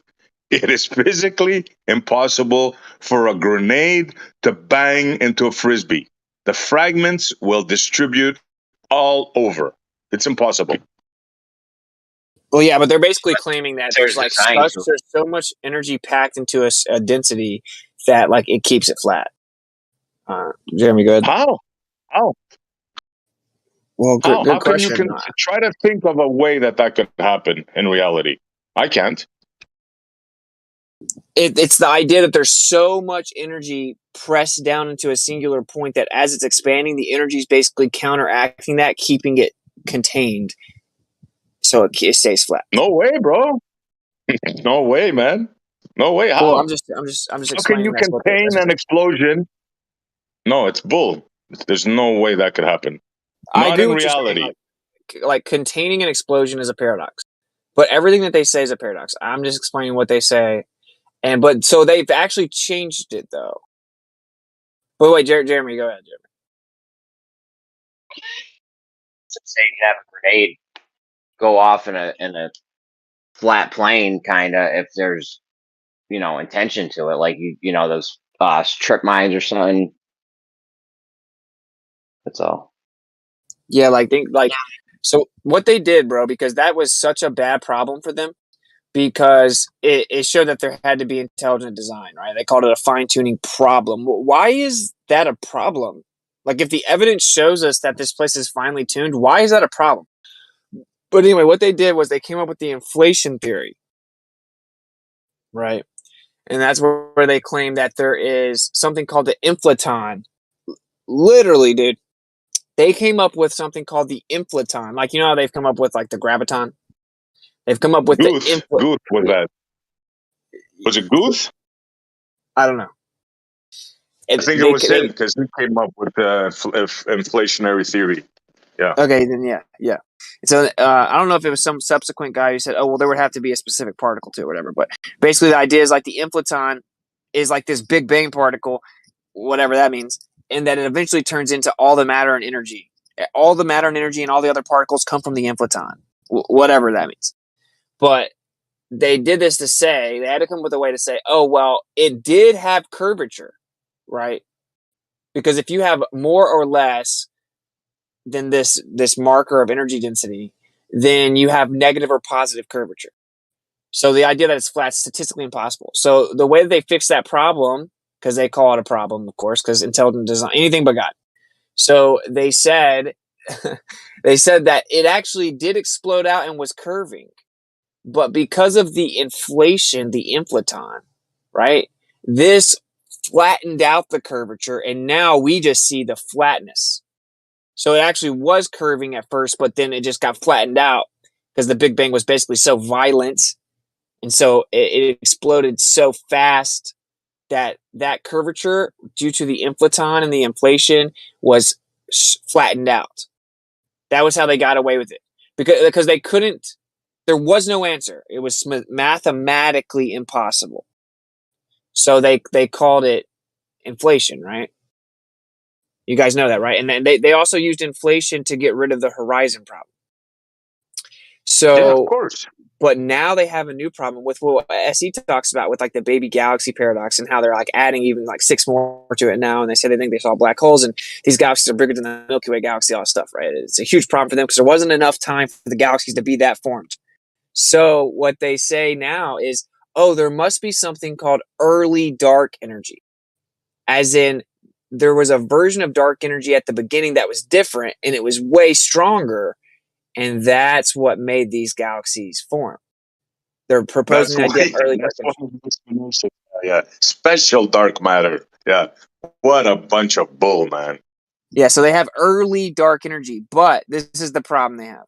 And this was funny. You won't hear this anywhere else. It was so ridiculous. Early dark energy does not work with the inflation theory. So now they're at a true standstill. They cannot patch up their model, even with just made up pseudoscientific bullshit, right? Like first they're like, dark matter, what is that? It doesn't matter, but if it's there, it fixes our equations. What's dark energy? It doesn't matter, but if it's there, it fixes our problem. But they can't do that anymore. I called it. Yeah, bro, I called it from the beginning. I said the only way that they can do is they're going to have to come up with some sort of acceleration mode for these early baby galaxies. But if they do that, it's going to screw up the timeline for the rest of the model. I called it from the beginning, bro. There's no way out of this. Yeah, like it directly combats the inflation theory, the early dark energy theory. Yeah. So like it's over. It's over in many ways, but now it's like officially over. But this is the problem. Like they're just gonna put it off for about 5 years until someone comes up with the most insane bullshit, and no one can figure it out. Like these people are veteran pseudoscientists. Like I'm convinced that they drop acid. I'm like legitimately convinced that they blast off, they take some DMT, they do something. Like I'm not even joking, bro. Like I think that they literally take hallucinogenics and come up with crazy ass ideas to try to explain things. But now they can't even do that. way. They can't even do that anymore. Like it's like now they have to say multiverse. Yeah, they have to say multiverse. Hey, Witsit, you're aware of the new 6 galaxies that they found, right? There was an initial 6. Now they found 6 more that are even earlier. You're aware of this? Yeah. Yeah, what a coincidence. And there's going to be 6 more, so they can have 666. So that's exactly. But what's so funny, man, it's like they have to say multiverse. Right? Yep. Like that's all they have to, and that's so funny, because if you hate God so much that if you've resorted to saying multiverse, just say God, bro. Just say God. Like, get over it. Like, don't call it a God. Call it energy, intelligent design, whatever you want to call it. Right. I get the personification of God and religion and stuff, and I get that critique. But like, intelligent designer, it like determination, intention, intelligent design. I mean, it's inevitable at this point. So I find it Oh yeah. very interesting, bro, that they're gonna, for sure, multiverse will become like a well-known, accepted idea within like the next decade. And that's It how already is, desperate they bro. are. Bro, the multiverse, I'm sure you're aware, is part of the quantum physics explanation, right? One is the Copenhagen interpretation, and the multiverse is another one. So that is there. It's been there. It's just put to the side in favor of the Copenhagen interpretation. I'm sure you're aware of that, right? Yeah. But those are both logically bankrupt. So like, and you guys know what the horizon problem is, right? So it's like, really quickly, like speed equals distance over time. So they say that the maximum speed is c, the speed of light, right? But this isn't just for light. This is for any information, which means there's no particle that can carry information in the entire universe that can go faster than c. Now, actually, they don't even understand relativity themselves, hilariously, but based on their interpretation of the cosmos, c is like the maximum. If you were to take it at a geocentric position, you would have the angular momentum of distant galaxies and stuff like that far exceeding the speed of light, and even relativity allows for it. And Einstein made this very particular or specific. In the presence of immense gravitational fields, then light and material speeds can exceed c. But long story short, they obviously don't do that. So you have c, the maximum speed. So again, speed equals distance over time, of course. So you have the speed. It's already determined. The maximum speed is c. So we have the s. So speed equals distance over time. We have c equals distance over time. They have a time. It's 13.5 billion years. That's the alleged age of the universe, right? So now we have c equals d over 13.5 billion years. Since you've already plugged in the speed and the time, you have a maximum distance. That means if you use the maximum time, 13.5 billion years, and you use the maximum speed, c, that you have a maximum distance, right? Okay, so if you're at any point, if you draw any point in the universe, and then you extend out a radius from that point, you can only go that maximum distance. And once you reach that maximum distance, that's called a horizon, right? So you have a circle around you, and that's a horizon. Just like on the Earth, mind you. So there's a maximum distance in all directions based on speed equals distance over time, the speed of light, and the age of the universe, and that's called a horizon. Okay, well, they claim that the universe is homogeneous and isotropic. Isotropic is just a fancy way to say that there's no preferred direction. And homogeneous, of course, is even distribution of temperature and energy, etc. So say you draw one point in the universe and you draw a line out for a radius, and that's your horizon. So now you have a circle with a little point in the middle. And the maximum distance that any particle could have traveled since the beginning of the universe is to that horizon. Right? So in order to have even distribution of the temperature and the energy, they need the particles to have interacted. They would have all had to be at the same place together, engaging, interacting. It's the only way to have it be homogeneous, right? So that's what's the horizon problem, is that particle could not have interacted with the particle way outside the horizon because it didn't have enough time to possibly have traveled that far. So that's called the horizon problem. And by the way, this little circle, if you look at like the CMB map, it's a little tiny circle. You know, like the horizon that they have based on their pseudoscience is a tiny circle in this huge CMB map, which is the whole universe allegedly, right? So long story short, that's called the horizon problem because the particles couldn't have interacted with the other particles outside of that horizon or that maximum distance, that radius. So to fix the flatness problem and the horizon problem, that's where they came up with inflation. And they say, well, it just was going way faster at the beginning. So it was just such an immense energy. It went so fast that the curvature flattened out and that these things were able to go further than their horizon and still interact. Now, it's just a baseless made up. It's just ridiculous. It doesn't make any sense, but it's like they're rewriting their creation account. So it's unfalsifiable. They can just be like, oh, well, what? Well, yeah, sure. It doesn't work with the evidence now, but everything was different in the beginning. right? And there's no way to falsify that. So they added the inflaton, the inflation theory, to explain stuff like the flatness problem, the horizon problem. But now they have to try to integrate the early dark energy theory to explain these galaxies being so formed. So now they're just stuck. So now they're back to not even being able to explain the flatness problem or the horizon problem, which are fine-tuning problems, which means they're back to their number one fear, which is admitting that there's a God, which is the entire reason that no one can entertain that the Earth is in the center in the first place. So they've come full circle after a century of pseudoscientific circle jerking, and now they're back stuck at square one, their worst fear. I know that was a lot, but anyway. Basically, that their model is finished. And the beauty of it is, by their own admission, by their own shadow giants, their own scientists found this information, and there's no way around it. I'm calling this the end of the Big Bang model, because I cannot see any plausible, logical explanation for these early galaxies. There's no way. The only thing they can do is accelerated dark energy. But if they do that, then the timeline changes, right? You can't accelerate something in the beginning and then have it even out. You understand? There's no way around this. So this is, for me, this is the best, man. This baby galaxy stuff is the best. There's no way around it. Yeah, because it begins to domino through everything else. Like basically, of course, inflation is just like that. There was this insane, like, exponential inflation in the early universe, and I think they say it lasted from like 10 to the negative 36 seconds, between 10 to the negative 36 seconds and 10 to the negative 33 seconds. So, like, an incredibly short period of time, it expanded a mind-blowing amount, exponential, within 10 to the negative 36 seconds and 10 to the negative 33 seconds, so that they can say, well, then all the evidence shows us that it's flat. Yeah. Let me explain it in English, right? In English now.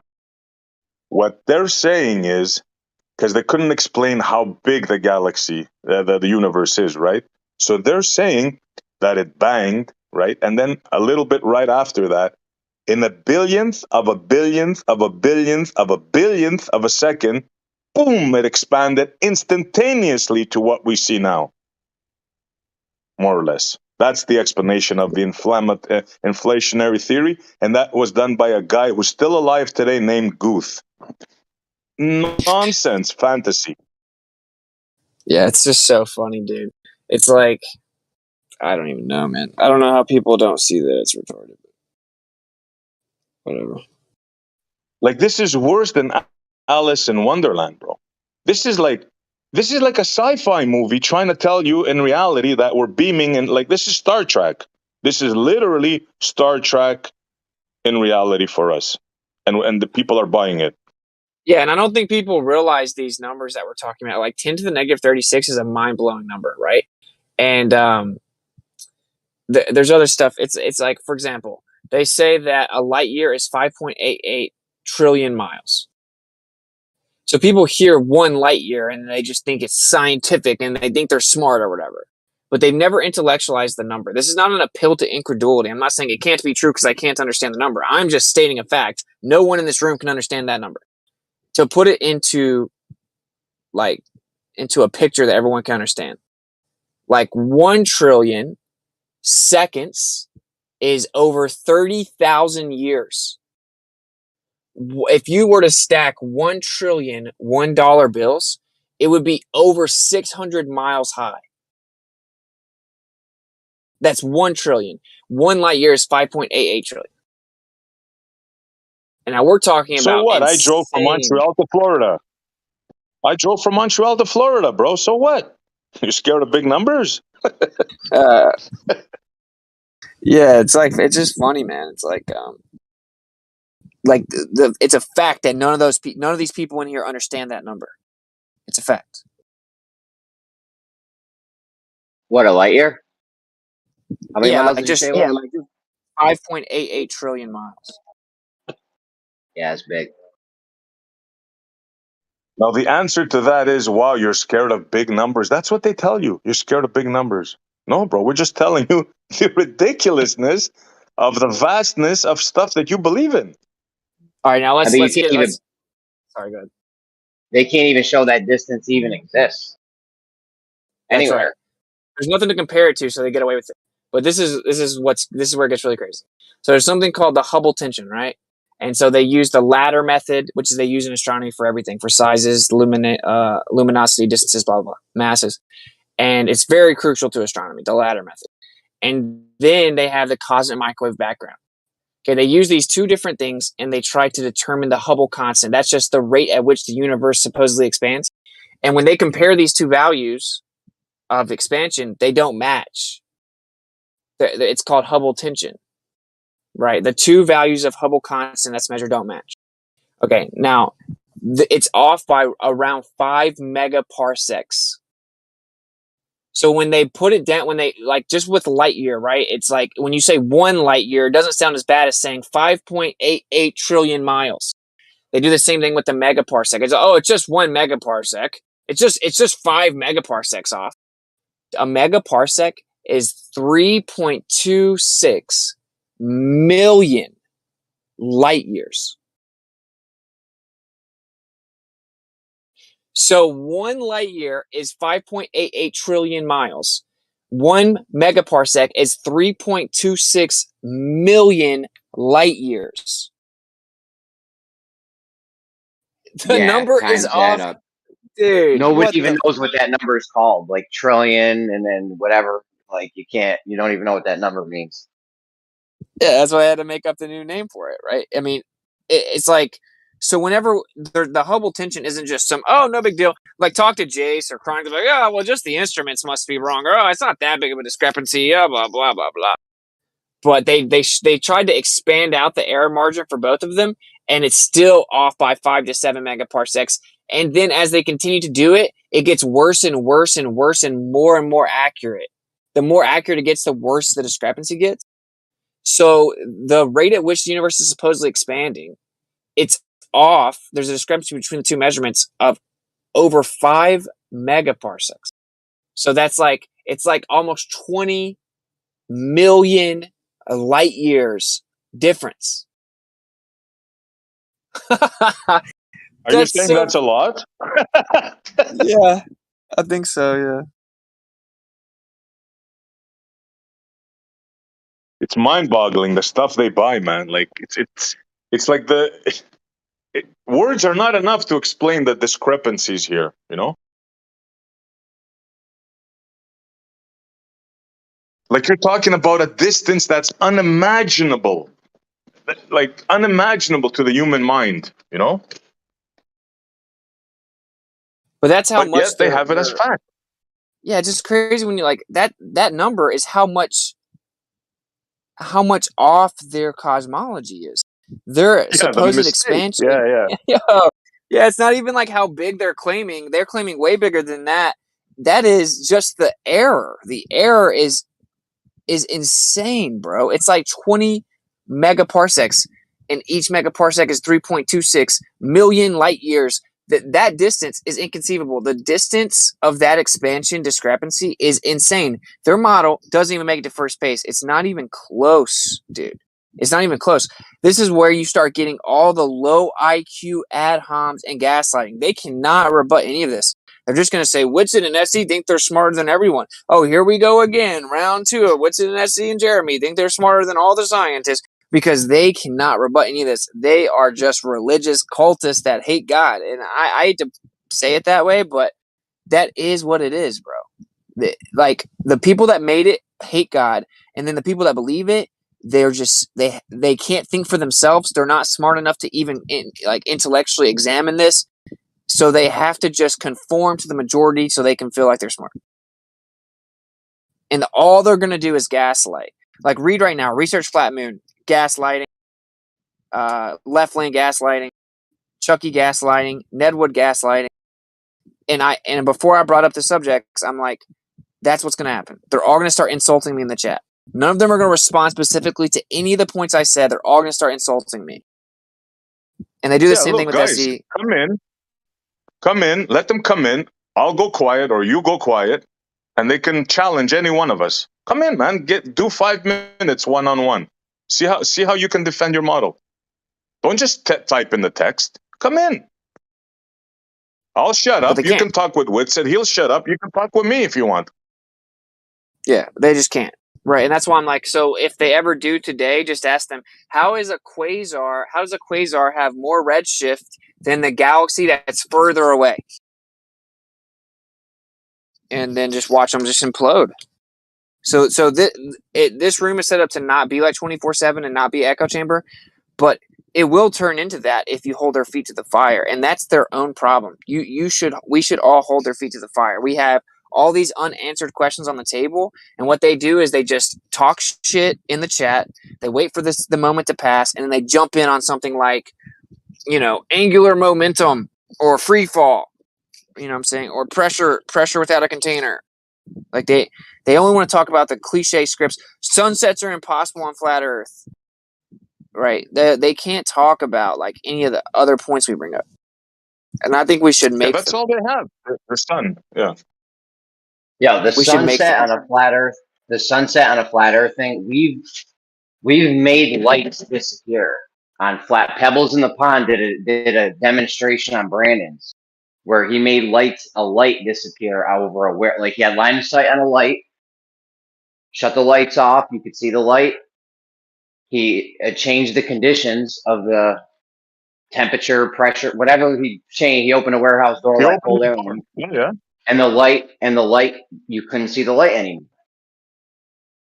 Like it's not Yep. I impossible. saw that. There's been many demonstrations of it. What Sky Free did some shit with the city skyline. Rob Skiba did it with the sunset. Like it's not impossible.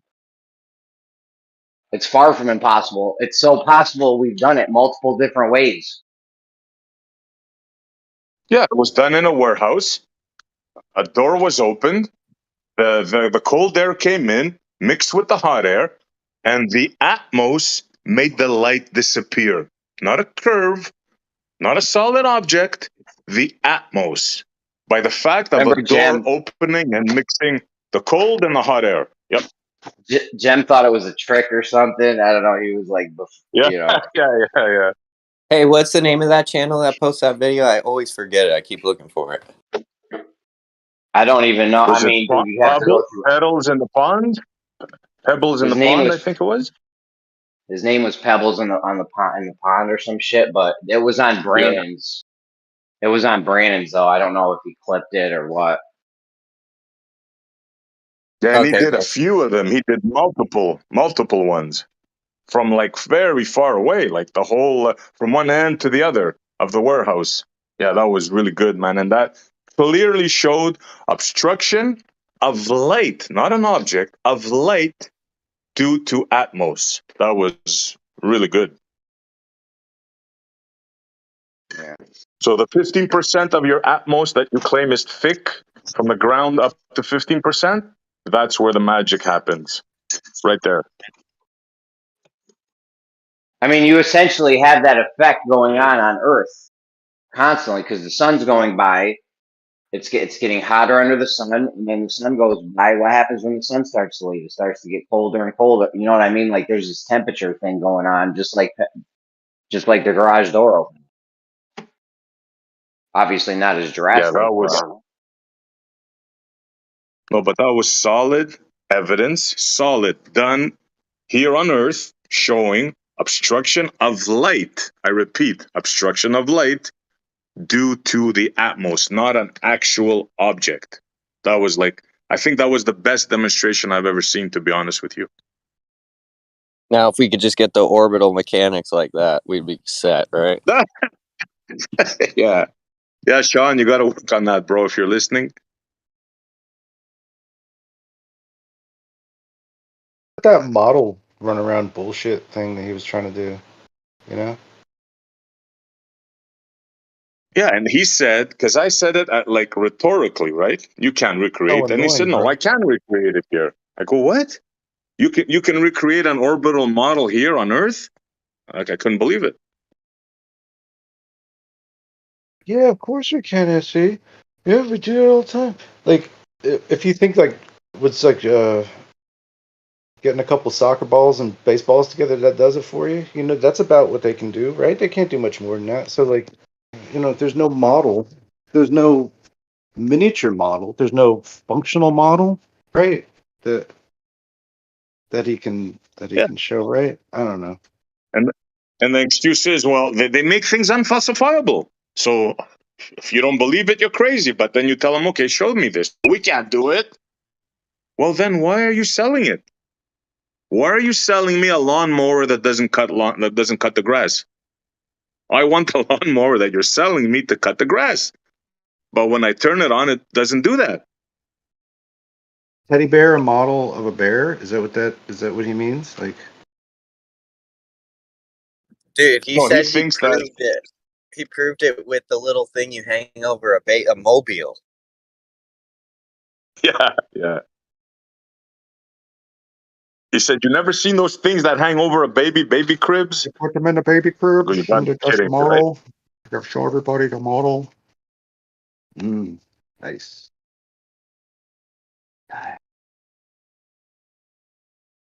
Like, I'm gonna don't get try me my wrong. I best. don't want to talk. Let me just say this: I don't want to talk bad about Sean. Right? He's not here. I like Sean, but you know, since we're talking about model, I brought it up. So no hard feelings, Sean. You have your model. You can believe in your model, bro.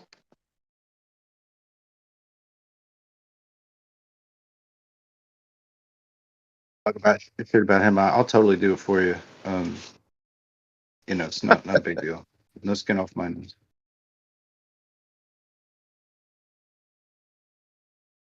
No, I gotta say one thing about Sean. I know him a long time, man. Like, he's always been cool with me, right? We've always had like a good thing, you know. But lately, I mean, you know, he's getting triggered. He's getting triggered over the model. So yeah. Okay. Lately? No. To me, Sean's never changed a bit. Just as good now as he was before. Sean goes back a long time. You know, Sean was a flat earther, right?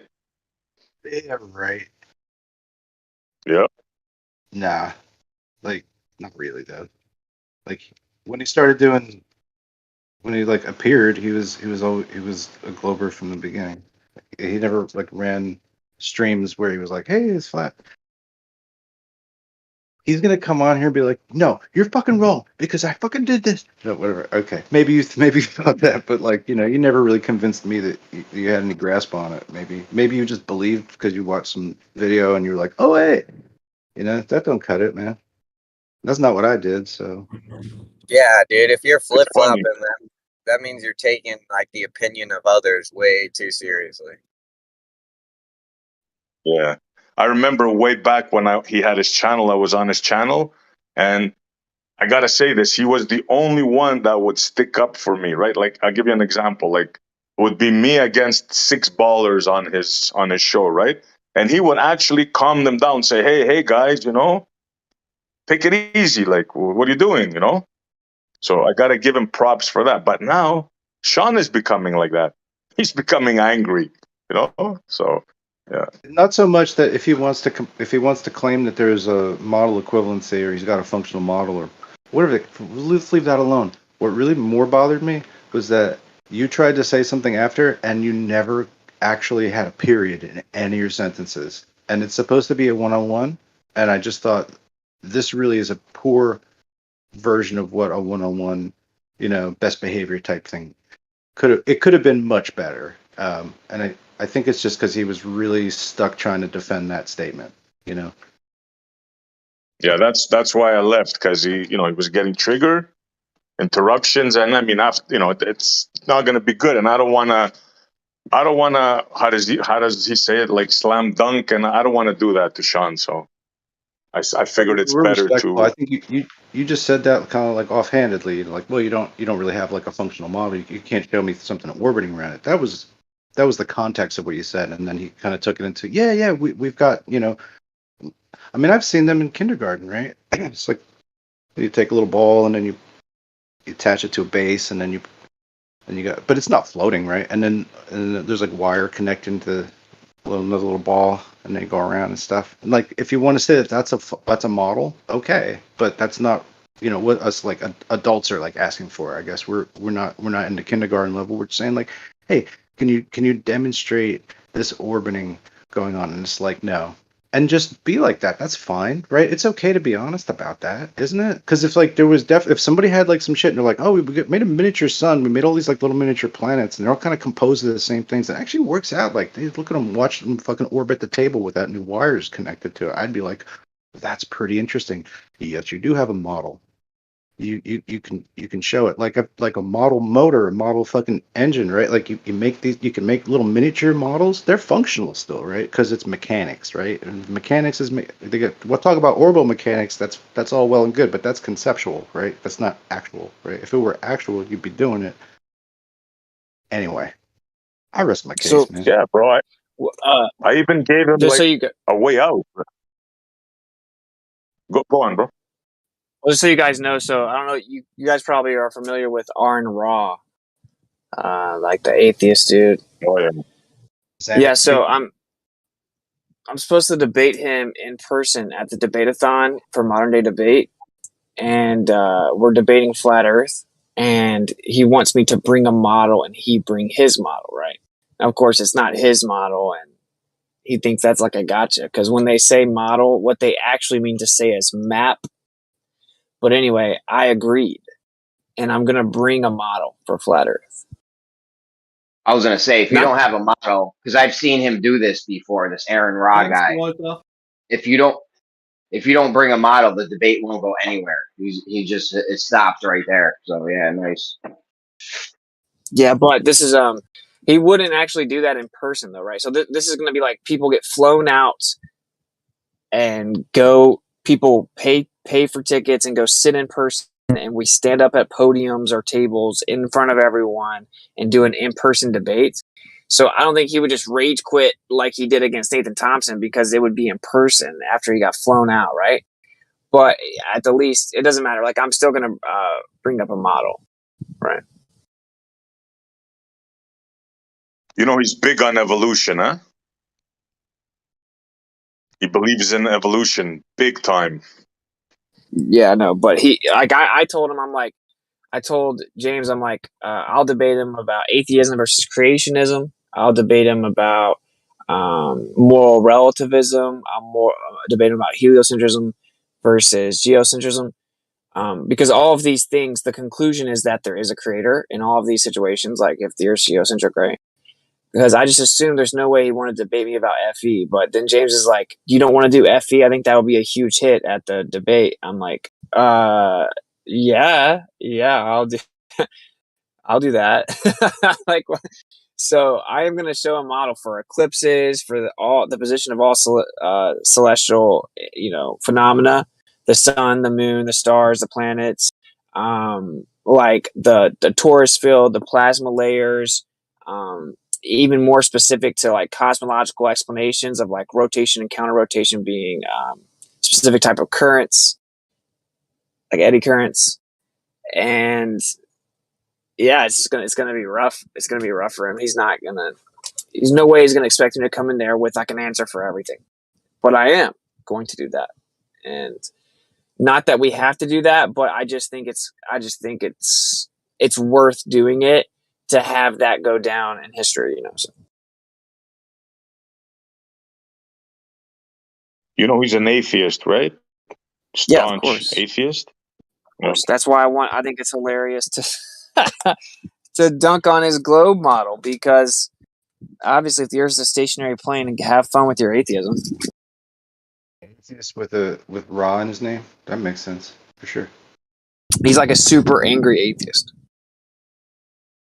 Yeah, super angry.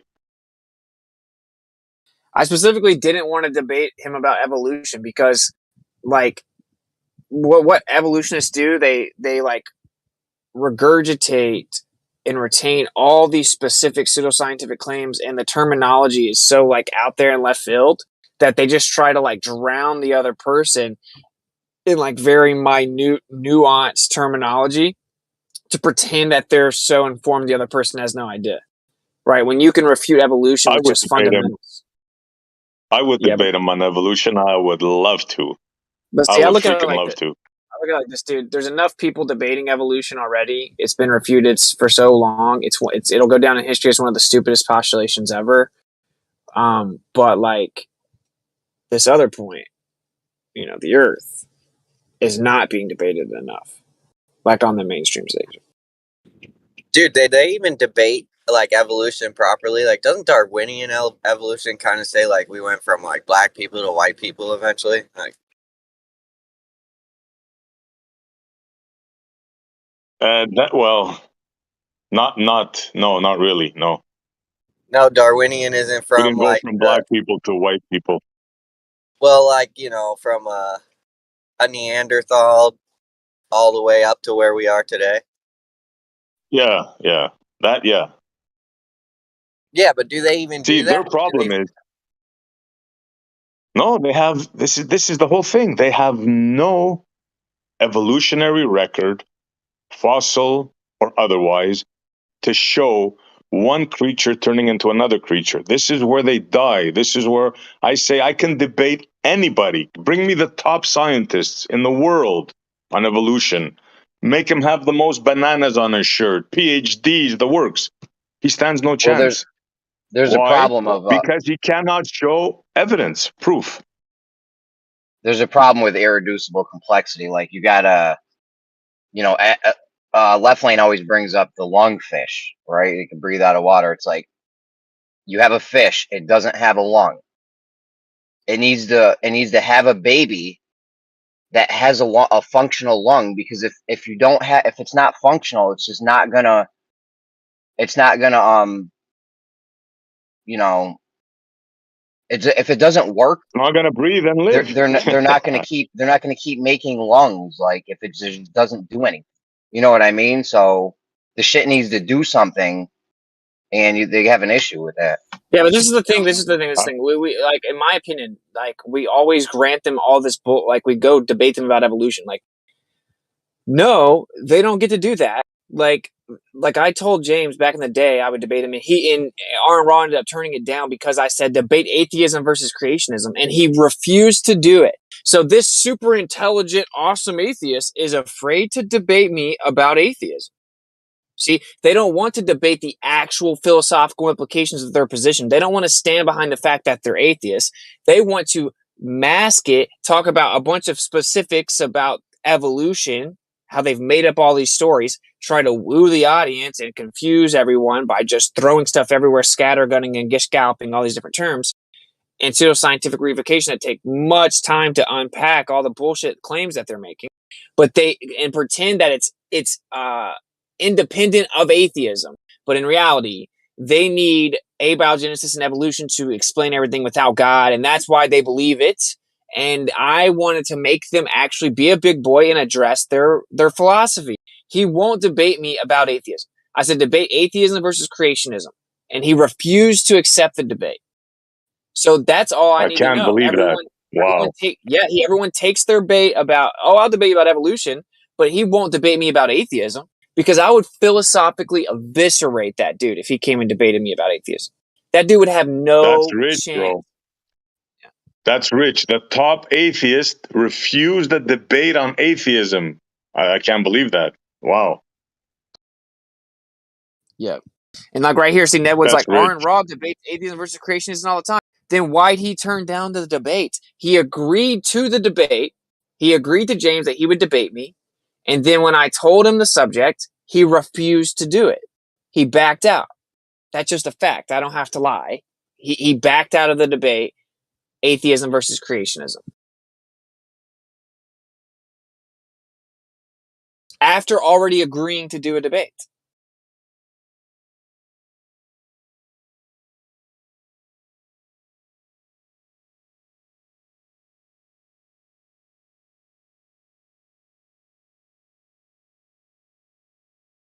Yeah, that should be said, man. The top atheist refused a debate on atheism versus creation. That's rich, man. That's yeah. Yeah. And this guy is like all over the YouTube and like putting everybody down, and yeah. Wow. Yep. Because like when you get into the philosophical implications, you can't debate that. Every time an atheist tries to step up to the plate and debate it, if you know what you're doing, dude, it's just a joke of a debate. They have no chance.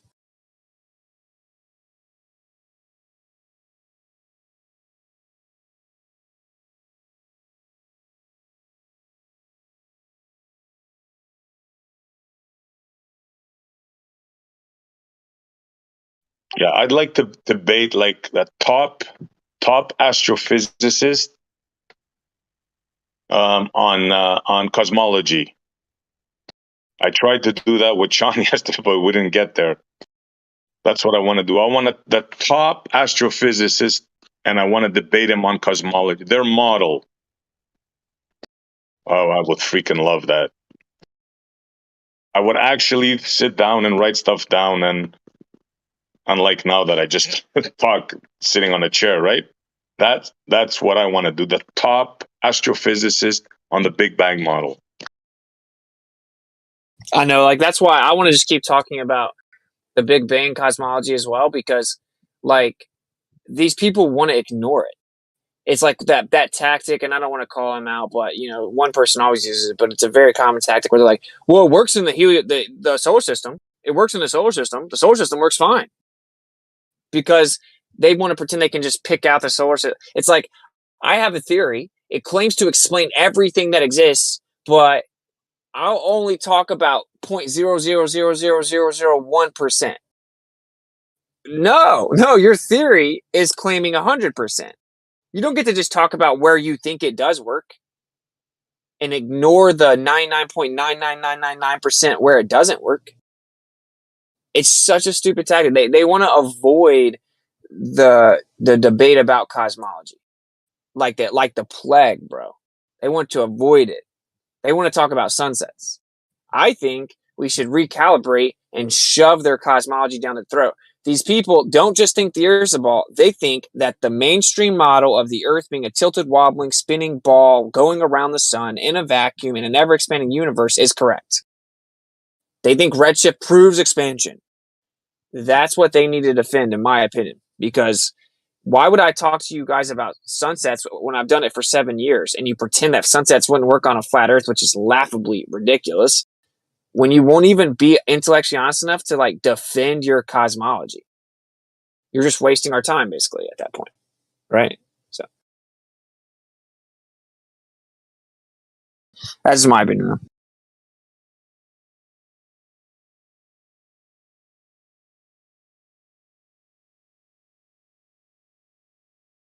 Yeah, due to this new discoveries of the James Webb Space Telescope, I mean, the game is up. The jig is up, guys. It's game over. You're going to have to face the facts that the cosmological model that you've been given doesn't work on many fronts. I can go over them point by point. It's going to be nauseating because I can do it. It could take me like hours to show all the stuff that doesn't work. So you just got to get over it, and you have to accept they were wrong, and they're going to have to start from scratch. It's as simple as that. It's a terrible argument, I see, because you're talking about James Webb Telescope. That's where you getting this data from. So you've already let them beg the question. So I won't even entertain that first bit. You understand? See, you don't see the beauty in they're furiously rubbing their hands together already. That's what I'm saying to you. No, you're not getting the thing, right? This is, you see, let me explain to you. Yeah, this is us going into their basket. Excuse me? No, I'm just saying, help me understand it. Yeah, sure, I'll tell you.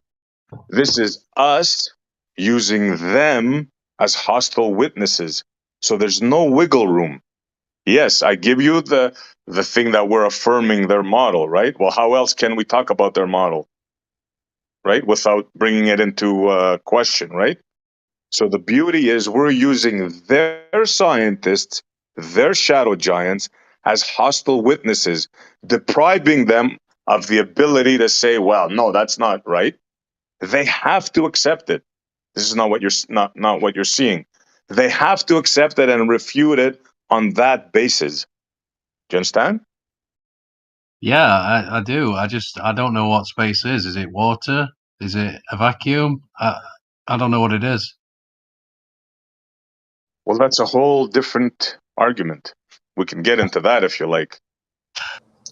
Dude, have you noticed that you guys can never get them to address like hypothetical things, like because like I'm like driving right now, so I can't drop the sources about the quasars, but it's like so if the quasars are more redshift than the distant galaxies, how would that work? Can you address it? Can you just intellectually speak about it? Can you do like they are like source, because this is the facts. The reason they won't even apply intellectual honesty and hypothetically address these things is because they need them to tell them what the excuse is. Like they can't even address it in their mind unless at the same time they're being told how to explain it away.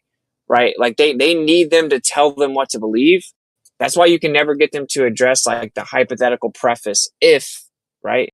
Like if there's a kinematic and dynamic equivalence, but the geocentric model does not have the dark matter and dark energy problems, isn't it significantly more viable? Like they won't answer that, right? Because like I don't know, I just find it weird. Like they need the mainstream scientism to tell them their excuse, right? So like because like if a Glober asks me a hypothetical question, I'll happily address it. I will never just say, like, no, just give me the source or I'm not going to talk about it. Like I'll talk about it, but I will also ask for sources. So I don't know if you guys have noticed that that's clearly like a tactic. You know, like good faith, you just engage. Yeah, I think Andy though doesn't understand what I'm trying to say here. Andy, do you understand the significance of the findings that we're talking about, the baby galaxies, according to their model? I think I do. I'm just saying that you've already let them. You've given them outer space, then, haven't you? And a vacuum and orbits and that whole thing. No, I'm taking it away from them. Well, by using a telescope in outer space. You still don't get it, right? No, obviously not. How can you talk about? Well, of course you don't get it. Let me explain it to you. They claim they have a model, correct? Yeah. They claim they make predictions using this model, right? Yeah. Okay, so they have a Big Bang, they have a timeline, they say they have fancy space telescopes that can see back in time, they made measurements, and by their own findings, they were wrong about their prediction. Do you not see the significance in that? Irregardless if we're talking about their fantasy, because there's only one way to talk about their fantasy is to talk about their fantasy. So irregardless if we're talking about it or not, do you not understand that by their own findings, their model is wrong? Yes, I totally understand that. I'm just Let me also saying address that. this though, like just so you understand though, Andy, right? So just like with the Hubble telescope, how we discovered that actually they're just matching Sophia with, and then they'll do a couple touch-ups. You can definitely just have a platform, right? Like a higher platform or a plane with really good resolution optics and take pictures of the sky. It doesn't have to be some space probe out in deep space to be taking these pictures. We've already caught them lying about that once. So Yeah, I just don't believe the whole outer space narrative. I just don't. So, but I get what you're doing. I get what you're doing. Yeah, I appreciate that. Well, you get that the pictures could be real still, right? Like you get that they may be touched up and stuff, but that they could be taking actual images or pictures of the sky from a plane. Yeah, for sure. Yeah. Same thing with there's the two ways. Don't think. Hold on, Andy. Don't think I think that there's actual telescope up there doing this. If that's what you think, that's not what I think. Well, that's there's what they could be thinking. possibilities. That's they're Well, they furious can to think rubbing their whatever hands they together. want. They're going, look, he obviously thinks there's a fucking there's a probe out in space. So No, absolutely not. Let me be clear about that. There's two possibilities here. One, it could be CGI. You know why? Because the only way to see that is if you have a telescope a million miles in space, right? There's no way to prove that. You get that? It's non-falsifiable. So right away, scratch, gone. The other way is they can reproduce it on a computer. And actually, I saw a program of somebody putting those galaxies together. You know, the one where they showed in the beginning where there was a smear and they said because it's lensing and all that stuff. That could be reproduced on a screen, and there's no way to prove it. Because the only way to prove it is if you're a million miles away up there. Yeah. You get what I'm saying, Andy? Oh, yeah, definitely. So this whole thing is a fantasy. And the best way to prove the fantasy is go in the fantasy, use their shadow giants, use their measurements, and see that, hey, your fantasy is wrong by your own admission. I don't know if Wait, I'm making sense. you don't think that the pictures could be like they could be taking actual new pictures? Because personally, I do. Like when they put like Yeah, I supposedly said they put that. Hubble. Yeah, I said that. Yeah, because think about it, right? They said they put the Hubble telescope up there, whatever. That was a long time ago. So we like technology of optics has improved significantly since then, like resolution wise. So just put a new telescope up there on a plane or even just a platform that goes even higher, right? Like if you could manually and remotely control a telescope on like one of the high altitude balloons that have like electrostatic propulsion, right? So it can kind of stay in place, or just like higher planes or whatever with just better resolution. It could just be getting real pictures, and it kind of backfired on them. Yeah. All you need to do is go over 120,000 feet, and you got rid of less than 1% of the atmos. So, yeah. Or Sophia. Remember Sophia? Yeah, and that was only they said was 40,000. helpful? Yeah. Yeah. So imagine like a better Yeah, telescope definitely. a little higher. Yeah. But the thing is, regardless of how they did it, we're using their own findings to destroy their fantasy. This is the thing. And there's nothing that they can say about it. That's the beauty of it. Because what are they going to say? Oh, that guy's stupid or he didn't do it right. No, it's their guys. It's their shadow giants that found Yeah. these results. I mean, they do try that, right? They're like, oh, now you believe in space and now you believe there's a probe out there. Like, no, and shut up. You have to defend this either way. Like with the cosmic microwave background, right? That's the same thing. You can actually send high altitude balloons up and get the background. So, like, I don't have to believe they sent a probe out millions of miles. I don't have to believe any of that nonsense. You can send a high altitude balloon up and get the cosmic microwave background readings. Like, admittedly so. That's one of the ways that they do it.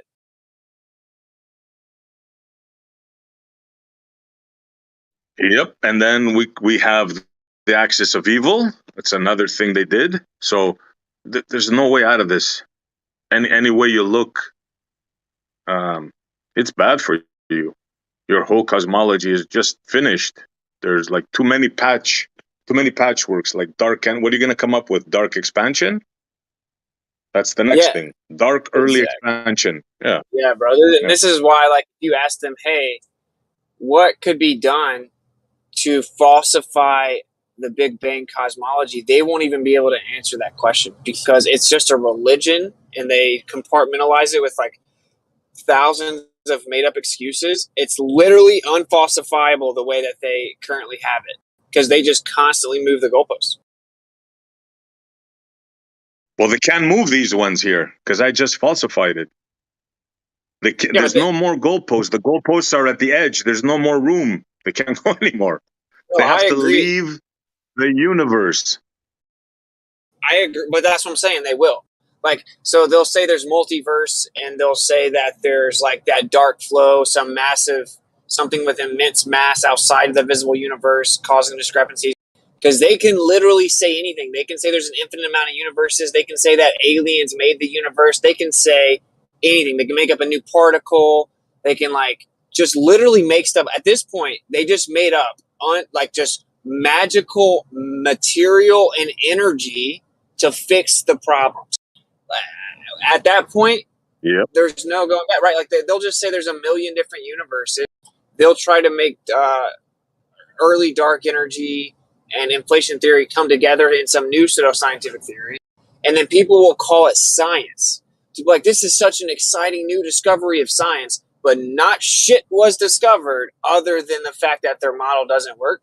So it's kind of difficult to go against. You know what I'm saying? I know you get it because it like, yeah, we can feel like we're dunking on it, and we are, but they're in a religion, so there's really nothing that you can say to them. There's nothing that can be observed or found that will make them step back and reconsider it. There's nothing. They can't even intellectualize a hypothetical that would falsify it. So it's kind of frustrating in that sense, you know. I agree with you. I still get pleasure from it, you know. And yeah, I mean, yeah, whoever understands this and gets this will say, yeah, man, this is like, wow, this is really bad. And yeah, all we can do now is just sit back and watch them come up with their explanations, whether it be from another universe or they're going to come up with early acceleration, dark energy formation. But that's still each thing that they say is going to bury them deeper and deeper, you know. But yeah, they're going to come up with something definitely. It's going to always contradict their other stuff that they've made up. That's why I think like the inflation and early dark energy like clash is really like it's over, you know. But they'll just kind of deny it anyways. That's how science works. Well, yeah, if you have convinced the masses that 95% of the stuff out there is undetectable, unmeasurable, but it's there and it comports with the current theory of the 5% that they know, I mean, yeah, you can convince them about just about anything. Yeah. Imagine dark matter. Somebody believes in a thing called dark matter, dark energy, and the new one, dark flow, which I'm sure a lot of people haven't heard. And that is when they took the cosmic background radiation thing, right? When they took that observation, they found a certain part of the universe, get this, is expanding faster than the rest. So they couldn't explain it with the current model. So what did they do? I kid you not. They invented a thing called dark flow. Now get this. This works because they say, I kid you not, there's a big giant mass of something outside our universe, not our galaxy, outside our known universe that is causing this like faster movement of the galaxies. Instead of saying we got it wrong, they actually said that there's something outside our universe that's causing this. Dark flow. I kid you not. Yeah, bro. Like, and then like Left Lane, why do you do this, man? Like, you're in a religion, gaslight, but Left Lane openly admits he can't address or refute anything that we're saying, doesn't know anything about it, has been told about it over 30 times, never researches it, never comes back with an answer, always says, I'm not an astronomer, I'm not an astrophysicist, I don't know, but sunsets. So, like, just stop talking, dude. Just stop texting and adding me and stuff. Like, just stop. Yeah, and Like, those that My think that what I just said is a crazy, those that think what I said is a crazy thing, just look at Livestream text 1, and I posted this thing. This thing outside of our universe. Yeah, it's unbelievable That's the my- lengths they'll go to. That's one of my favorite parts is outside the universe, right? Because they say space is expanding, but the only space there is inside the universe, and that space is expanding, and there's no other space. But if you have something expanding, you need space for it to expand into. If there's no space for it to expand into, you can't have expansion. exactly. And Yeah. also, we say you can't have gas pressure without a container, but you can't have a vacuum chamber without a container either. So That's right. That's right. So You need a how do you vacuum. how do you have your vacuum to space?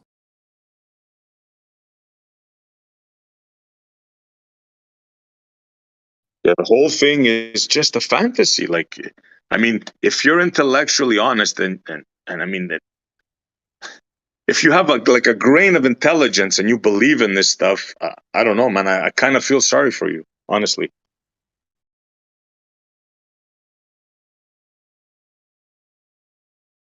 Like, just look at the thing I dropped. Look what they're saying. Look, they made a thing the size, like a tenth of our universe, to explain a movement. Instead of saying, well, we got gravity wrong.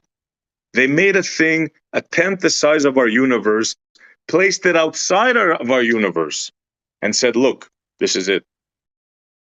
Like, there's got to be a point where you say, come on, man, like, you're bullshitting me now.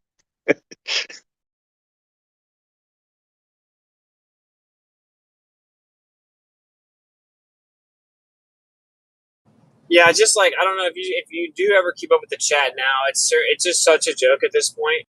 None of them address the points. They all just like use tactics.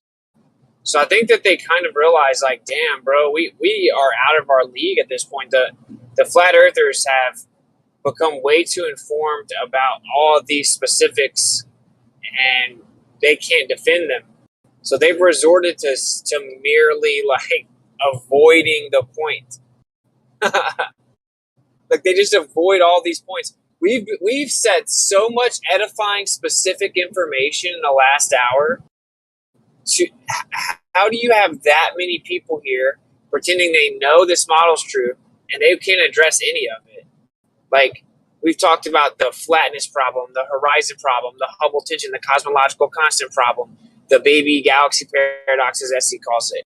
We've talked about basically what he's just talking about there with the whole dark flow thing is the anisotropic distribution of redshift with the preferred direction in the wrong direction with improper magnitude. We've talked about how quasars have way more redshift than the more distant galaxies, which if they're further away, they should have more redshift than the quasar. We've talked about all these specific things. We've explained them in detail, and not one of them have been rebutted. They can't. They can't. I think that, like you said, I think they're starting to realize that, you know, there's no defense for this.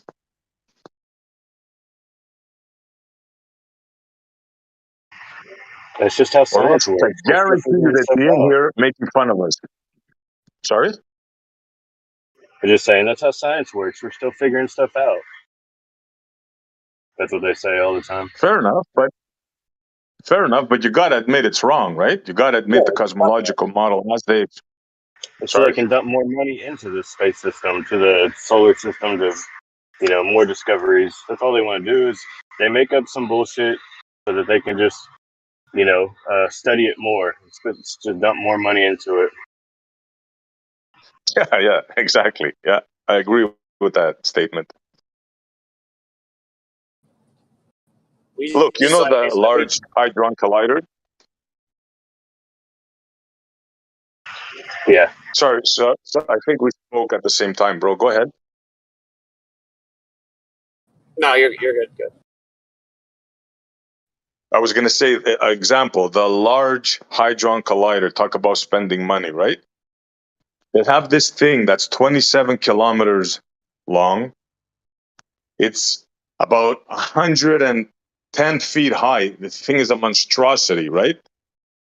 And like you'd think it'd be enough. They're saying, well, we need more. This is not enough. We need a bigger one. Like imagine the thing costs billions and billions of dollars, and now they want a bigger one, a newer one. It's not enough. And if you see this thing, you're not going to believe it even exists. That's how big it is. Yeah.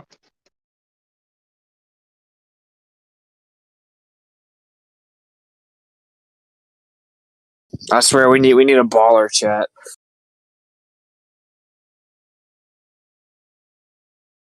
Well, they can't talk about these things. They're going to wait until we talk about, I don't know, light or something, you know, and then they're going to come Sunsets.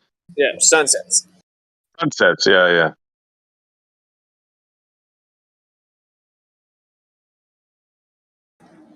Reciprocal zenith angles. Yeah. Level is curved. How about that one, guys? Level is curved.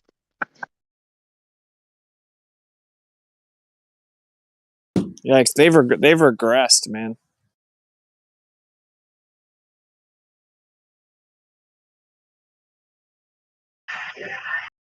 Hey, yesterday, I mean, I've only been into this about 2 years, but yesterday, listening, it felt like all the info I looked into, that was dated 4 or 5 years ago about things, disappearing bottom up. Like everything yesterday was like, 7 years ago information that they're going back to refuting that has already been like the bottom up obstruction has been explained, so thoroughly, in my mind, but it's like nobody's ever done anything about it.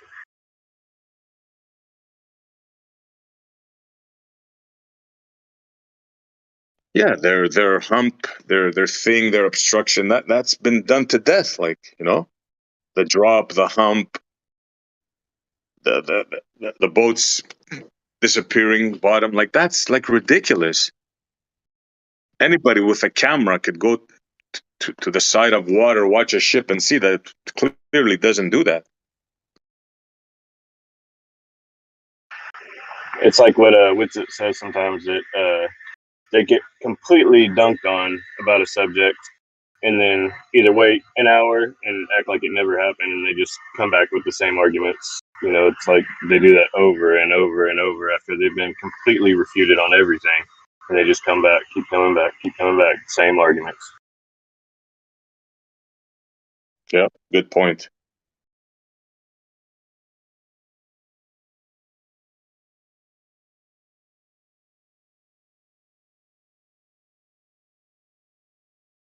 Yeah, talking to these people, a lot of them, it's completely useless. It's like Groundhog Day. The only thing is people that to listen, right? An audience, but then they have us they have us like censored, yeah. So that's where we're at.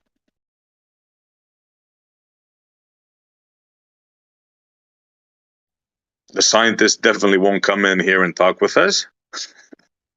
So yeah.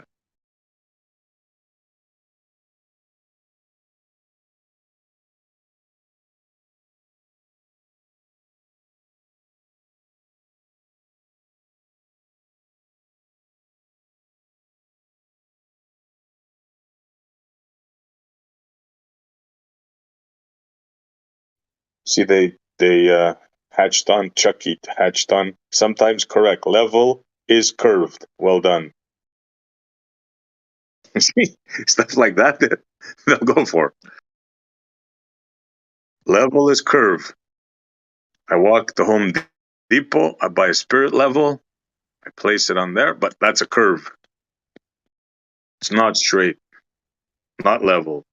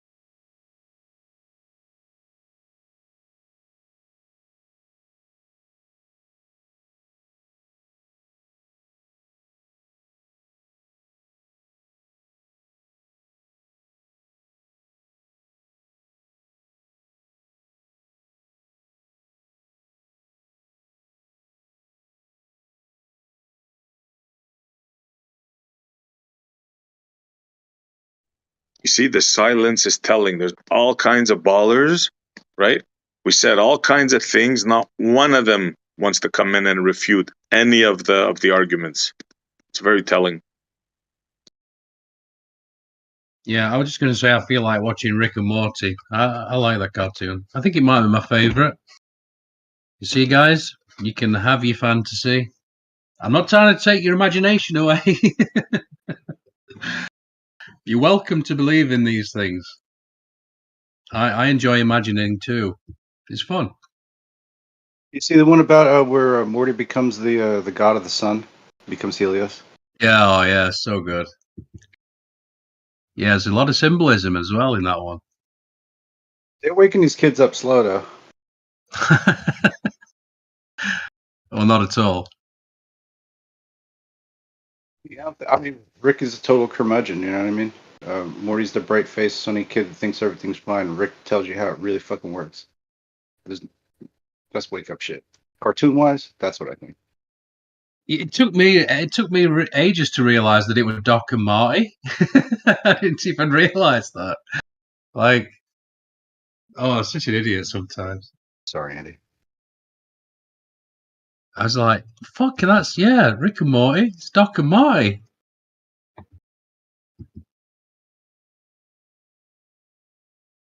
Do you know what this means? It means that this damn thing doesn't work at all. Oh my god, I bet I could do that movie word for word. It's the most perfect script ever, Snacks.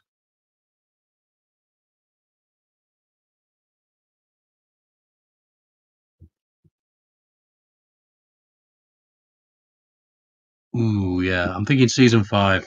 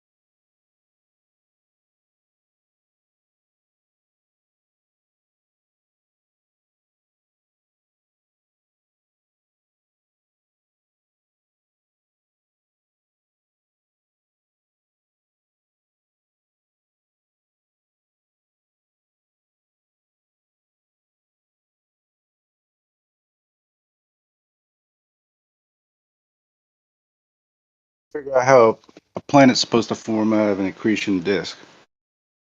You know?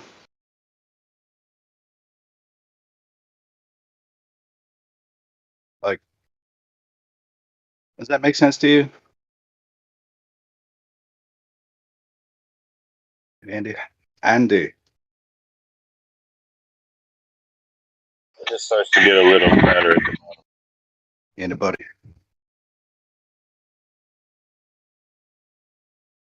Of course, it makes sense. Don't question the religion.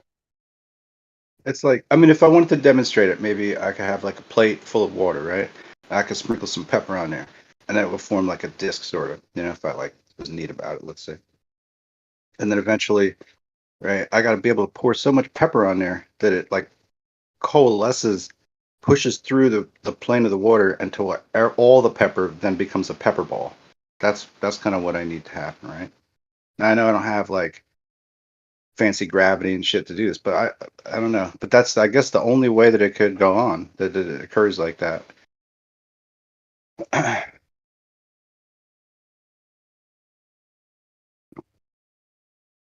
But then it's got to go on for everything in our whole solar system.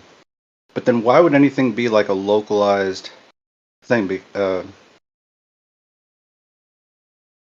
You mean why does gravity have such a spectrum?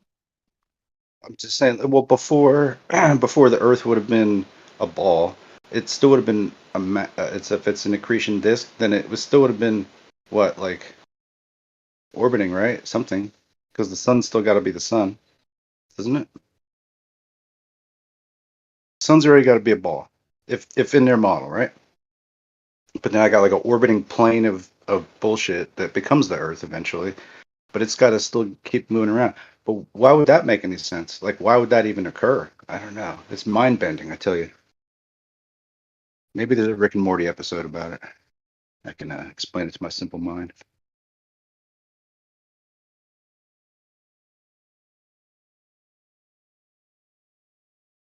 Time. That's the magic, you see. All you need is billions of years.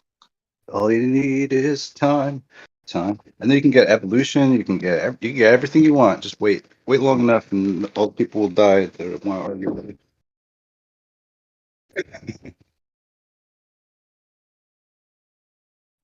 Is that a little bit too, right? Like people die off, generations die off, and then new beliefs kind of take the place, sort of like an evolution of things in a way, if you want to think of it like that. Maybe the evolutionists might want to think of it that way. That after they're gone, other people will believe other things, and they'll just carry on. And irregardless, I said irregardless finally.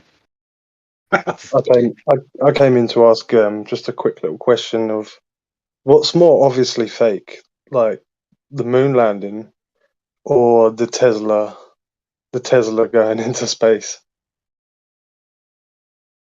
Well, the moon landing's more real than the Tesla going into space, because the Tesla going into space is just something on fucking Unreal Engine or something. Yeah. And the moon landing, at least that was physical props on a soundstage. So I'd say the moon landing was more real than Fair Tesla. enough.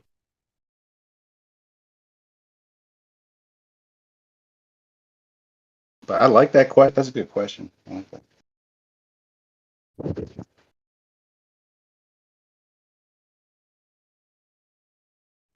Well, they had an actual moon, except it was in a stage and it was a model. And I think one, they really tried to get the world to be behind it, whereas the other one, who cares? It's just apparently some billionaire putting his car in space. A lot of the holes here too, because like you just got a robot video game, in a sports car, rather than actual human beings have to go to a press conference and lie. You know what I mean? It's easier that Yeah, way. true. Kind of cut the middleman out. There's a lot less, yeah, vulnerability.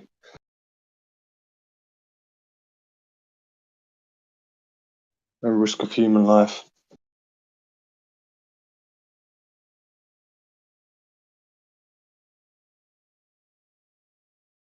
Risk of human lives, did you say? Mhm.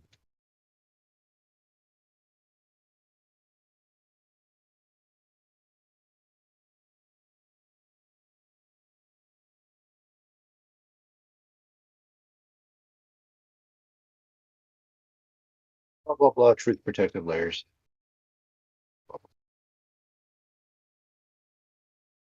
Yeah, there's some cryptic speeches from them, isn't there? What's cryptic about that? You're talking to a bunch of kids. They understand that shit. You know, these kids are a lot more hip than you think. They know about truth protective layers. So that wasn't for adults. That was for the kiddies.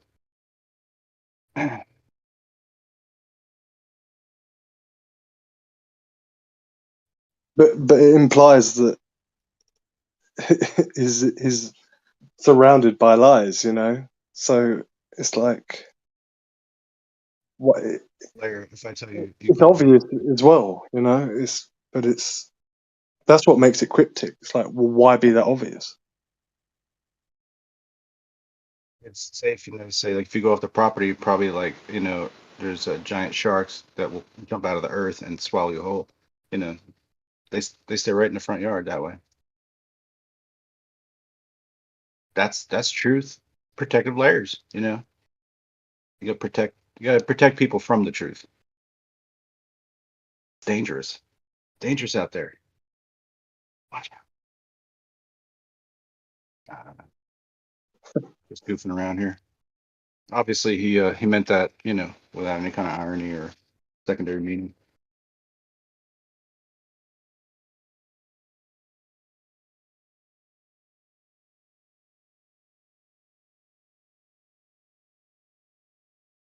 Man, it'd be tough to go back to the moon now. I got 4K, 8K shit. You know what I mean? People be like pixel peeping that stuff.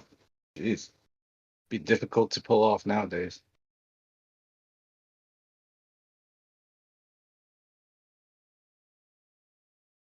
Uber couldn't do it. We destroyed that technology.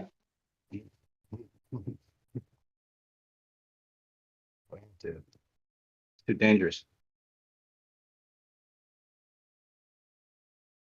I still think it's a missed opportunity by the armed forces. To get the greatest military strategic location possible.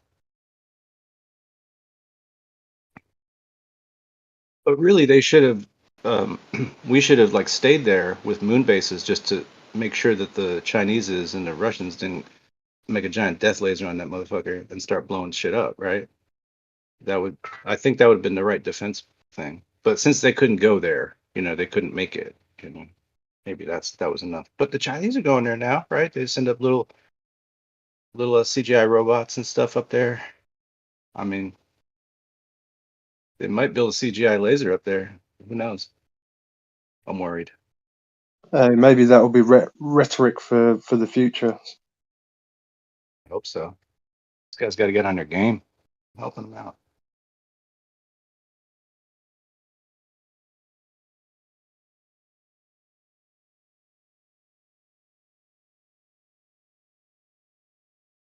Three D print some moon bases. Come on, guys.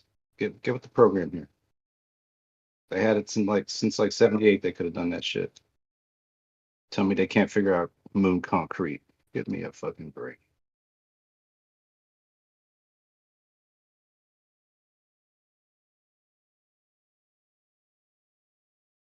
Just add water. They could use all that ice that they find out there. Those little ice crystals. Shit, a fucking crater's a half start for a house, right? Built the top over. Easy. You just land a little UFO right on that motherfucker. Root. Yeah, we got a roof now. Sick.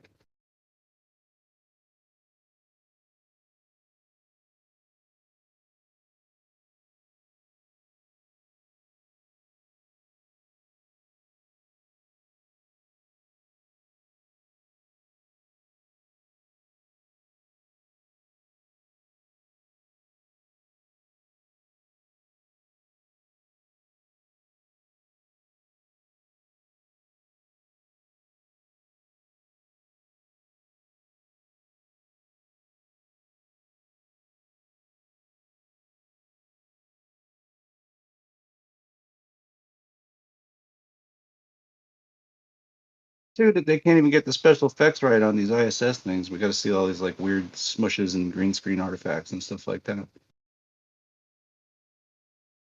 Bad encoding. It's like they want you to know a little bit, like they're winking at you a little bit, almost like the Santa Claus shit. I guess we Real, figured that. Sorry. but you can tell it's real because it looks so fake. I mean, it is like just too obvious, and it's a bit cringe. I just don't get how people fall for it these days. Well, in a way, I can obviously because we all did. So it's like they just need that ability to snap back when being given some new information. But cognitive dissonance is a real bitch. It's a real stumbling block. Tesla in space, man. Get me back in the ball. I want to be somebody famous, like an actor. A mistake.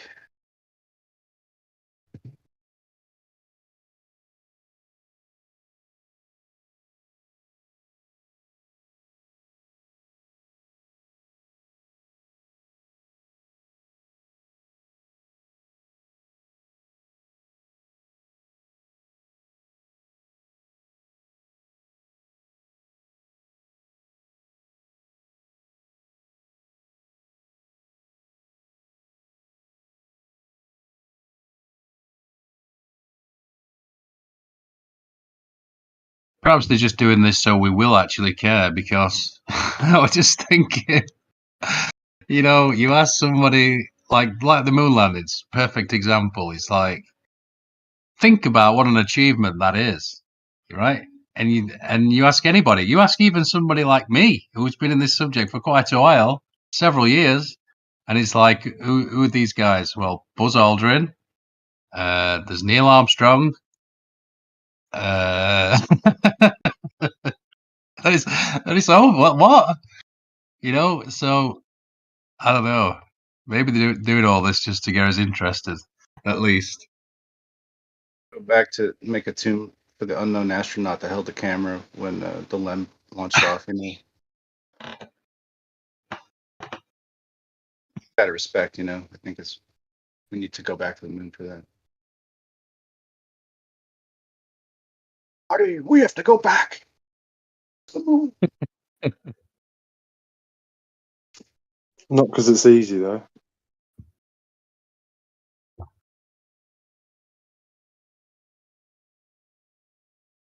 Shortcuts. No shortcuts to the moon.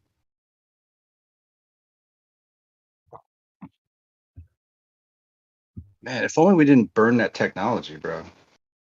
Can you imagine?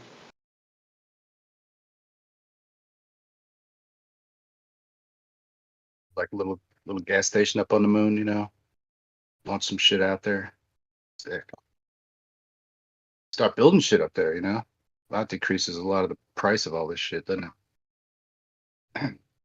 You could just fart a fucking satellite off the moon, right? That crap gravity it has. Somebody asked, like, how do people swallow in space? Yeah, but then, like, you kind of wonder, like, what their stomachs would look like, right? They'd all have acid reflux and shit, eating fucking powdered fucking ham or whatever the fuck they eat.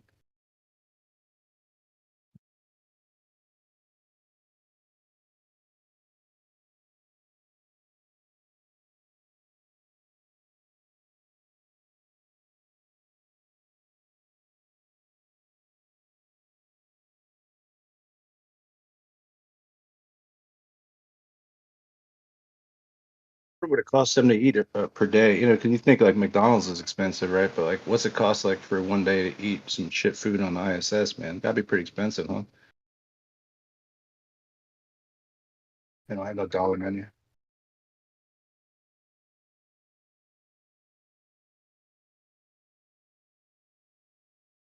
details.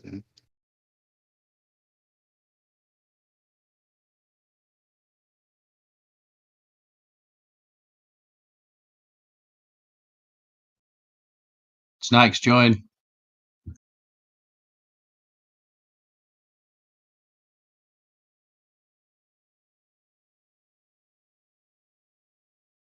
Understand this whole like little ring fucking thing that happens there. Like, go on the thing. I don't know if I'm audible on the live stream or what. Is it just this is a separate? Is this like a Discord within a Discord? It's like Huh? Disception. What? What are you on Just about? fucking. Does the rest of the room hear us, or are we just like? You starting to sound like Pete Shea. No, I haven't begun to Pete Shea yet. You don't want that, by the way. Neither's Pete. And I don't want it either. Getting to a Pete Shea type fugue. Oh, we're watching Adult Swim. Sick, dude.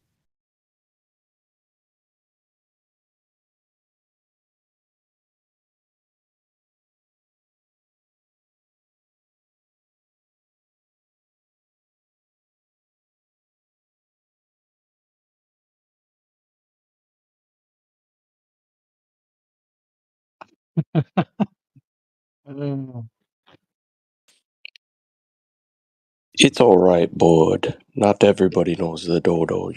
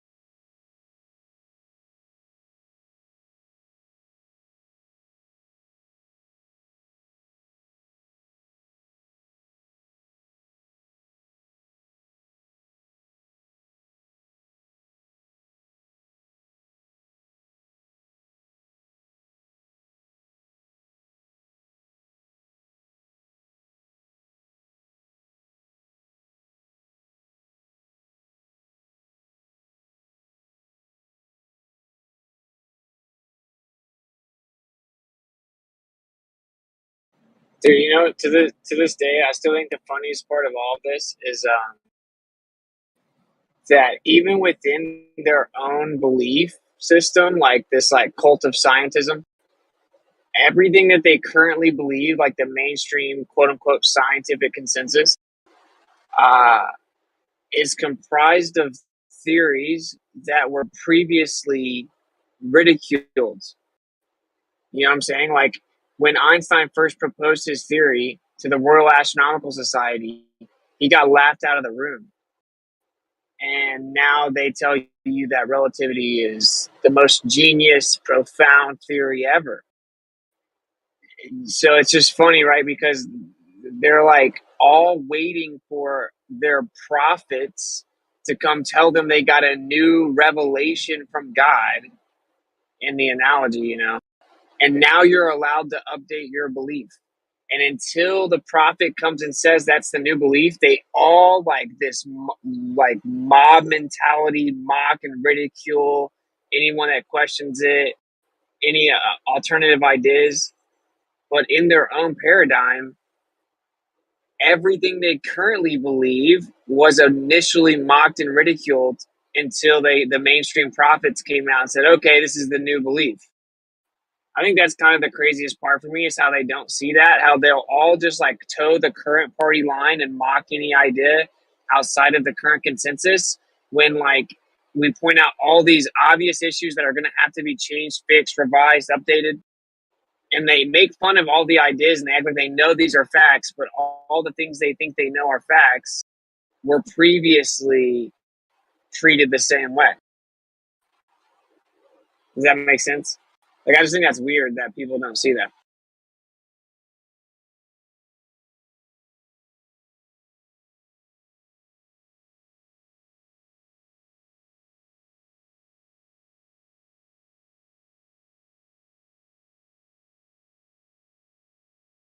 Yeah, but it's I support the current thing, isn't it, at the moment? So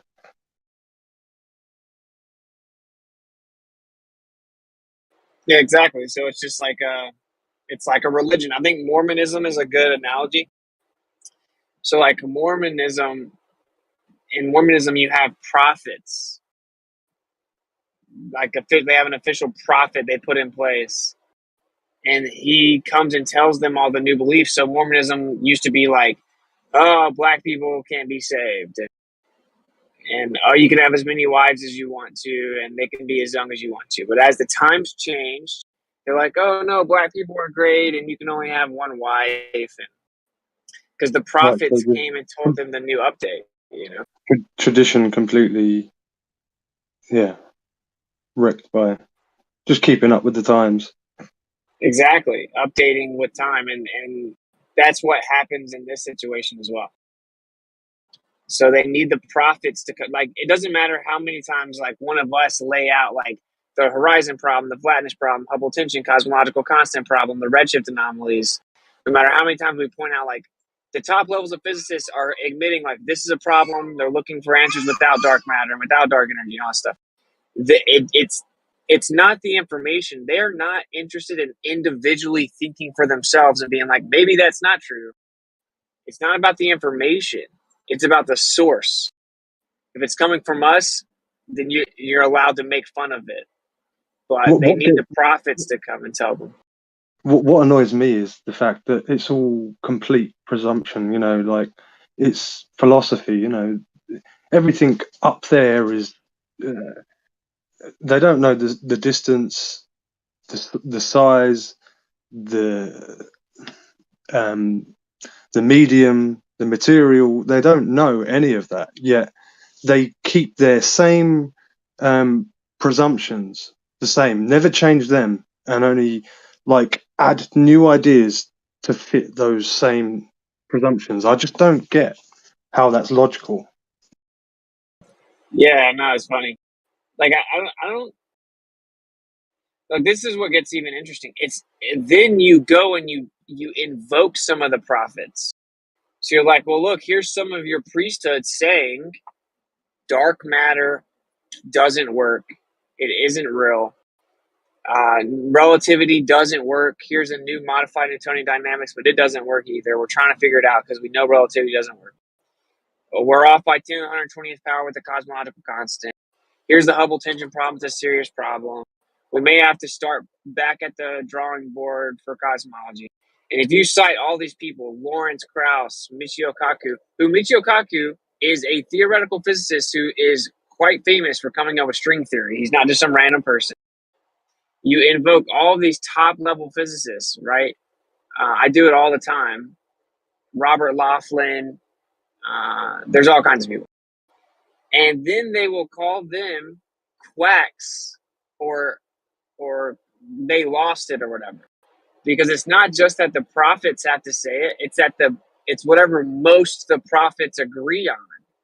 Yeah, I get exactly what you're saying. Just like what you were saying about earlier, that it was completely rejected first off, like with Einstein. And that's not what they're not realizing, that what they're denying. Oh no, they lost it. They're kook or whatever. But in 10, 15 years, they're going to get their. Do you know what I mean? They're going to get their praise for that, and you know what I mean. Things will change. Yep, they're going to get their and then the bots effectively are going to get their update, like their algorithmic update, and then their entire worldview is new now because the update's been implemented. So it's like literally it boils down to as simple as, and I'm just being honest and blunt, like they're void of independent thinking.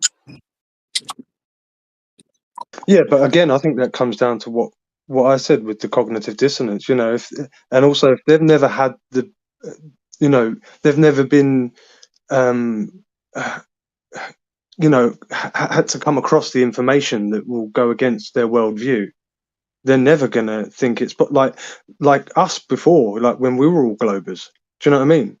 Like how could we were stuck there because we'd never been given that information, but then to just completely do you know what I mean? It's the cognitive dissonance that either it makes people reroute further into their worldview, or it opens their mind a little. And yeah, you don't want the first. And a big part of it is like almost everyone that thinks the Earth is a globe in a solar system, it's just because they were told that. They believe scientists figured it out. And then the flat earthers found out that some people say that's not true. And they're like, what? It has to be true, right? We've all been told that forever. It's just been taught to us like it's a fact. We've known that for a long time, I thought.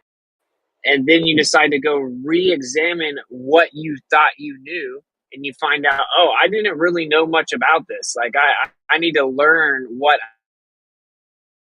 Yeah, but people won't do test that. it. And as you do, exactly, dude. They've been in this conversation for 7 years, and they still haven't done that. Most of the flat earthers did it immediately. Yo, just to add to what you're saying, it's quite interesting because you're saying about how some of these guys have come to like the wrong conclusions. They're like quacks or whatever. What's interesting is that there's almost like two phases to this. There's understanding the information, and then there's coming to a conclusion based on the information, right? So, but what I find interesting is that even if you don't understand the arguments, but you come to the right quote unquote conclusion, like the correct conclusion, then they'll still throw you in as an expert, right? So you know what you're talking about because you know the Earth's a ball, you're an expert, blah blah blah. But if you understand the arguments that come to the wrong conclusions, that still isn't enough to qualify you as an expert, even if you understand the arguments better than the guy who doesn't know the arguments but does come to the quote unquote right conclusion. So they're actually even pre-selecting the experts based on the fact that they already have that bias. Exactly, dude. Their determination of expertise is congruence with their conclusion. Right. Yeah, it's very fascinating. That's not a valuable category at all at that point, Yeah, and it's just like antithetical to science itself is stupid. That's what allows such crazy theories. Like if you look into like Karl Popper, of course, he said that like the primary tenet of science is falsifiability. You know what I'm saying? It's like, and then he started going at Thomas Kuhn, who was like, well, historically speaking, people cling on to this dogmatic consensus, and once they all agree on it, it can't be questioned. And then they'll go to such extents that they'll make unfalsifiable add-ons to keep it true. And then Popper went against him, even though he was like supporting what he said, because he's like, how dare you question the consensus? I don't know though. I find it all very interesting because when pressed on it, certain people in this room will openly admit, oh, I don't know. I don't know anything about that. I don't understand that. That's beyond me. That's out of my pay grade. I'm not an astronomer. I don't know anything about it. But I know you're wrong, though. Yeah. I don't know. How someone's wrong, I don't know what it is they're supposedly wrong about.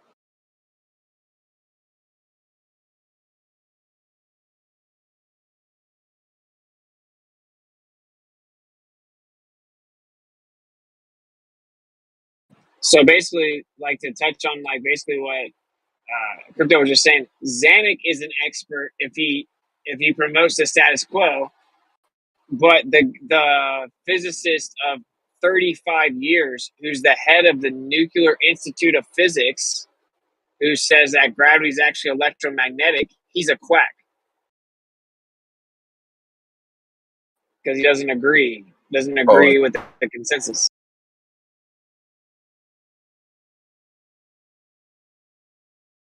But yeah, isn't that kind of part of the problem of even something like the peer review process? Like, it sounds great on paper. Like, obviously, we need people checking other people's work to ensure that things are correct, that everything's kind of laid out correctly, and the experiments have been done. You can check for falsifiability, but then it also breeds this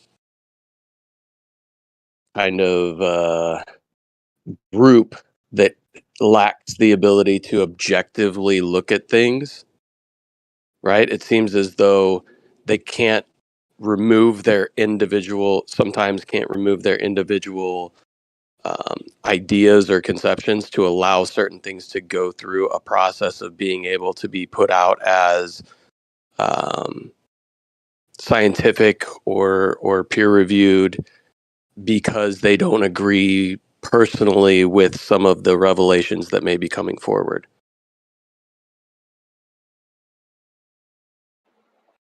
Yeah, dude. Think about I think a good way to point out this overall idea is like all these people think like, oh, Einstein's so awesome, relativity's so awesome, the most tested and validated theory ever, which is just patently wrong. But if these same people, so when you question relativity, they'll make fun of you. If they were alive at the time of Einstein, they would have been the people making fun of anyone that questioned Newtonian mechanics. They would have mocked them and ridiculed them, said, "You're such an idiot. Are you kidding me? That's the most tested and verified theory of all time." They would 100% be the group of people that were talking about how insane what Einstein said was and making fun of you if you question Newtonian mechanics. 100%. It's like, I don't see how they don't see that. Basically, we're just like pointing out, okay, their prophets are going to come update their model, update their religion for them. And we're just like a little ahead of it saying, hey, look, this is what your prophets are going to have to update. And they'll just make fun of it till the prophets come and then shamelessly walk right through it and update their worldview like it never happened. It's just wild to me. I don't get it.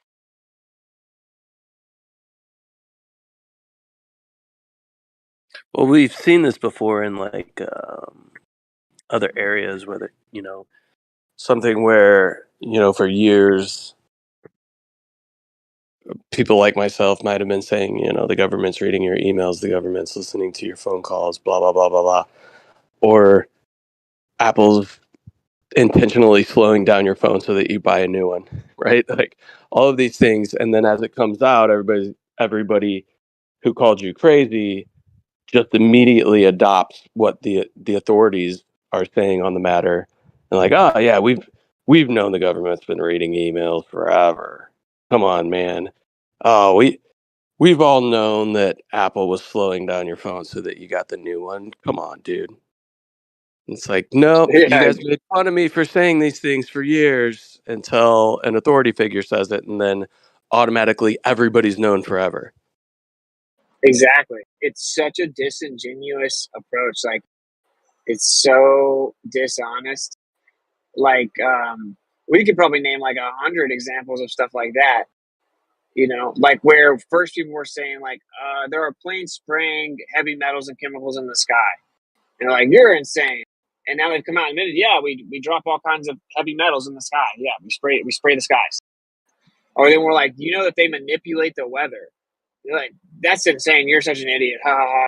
And now like the Air Force has a document called Owning the Weather by 2025, where they openly admit in specifics that they control hurricanes, earthquakes, lightning storms, etc. And now they'll never double back and be like, my bad for like gaslighting you and pretending you were insane and mocking you. You were right. I was wrong. Much less do they ever double back and be like, maybe I should take what they say more seriously now that I found out that they were actually correct this whole time. You know, they just ignore all that part of it and then just keep going. They're like, that's why they kind of are NPCs. They receive software updates and then it's like their memory is wiped. Yeah, and they become experts at that of the conversation now. Dude, now that I'm thinking about it, just to kind of like drive that point home to some of my friends who bought into the whole put something over your face. I think anytime I go to somebody's house that was like that a few years ago, I should just be like, oh, should I grab my mask? Do I need my mask to come in the house? Oh, I don't. Why don't I need it anymore? I thought we were doing this thing. And see if they're all like weirded out about it. Yeah. Yeah, it's wild, man. But this is why flat earthers should be very content with their position overall, because not that for ego you should do things for this reason, but history always reflects who the real ones were and who were those people. And they just get grouped in to this like vague, bland idea of like bots that ridiculed everyone even though they were right. You know, history always reflects that. But this is the problem with that is history may reflect it, but they'll be dead. So they don't care.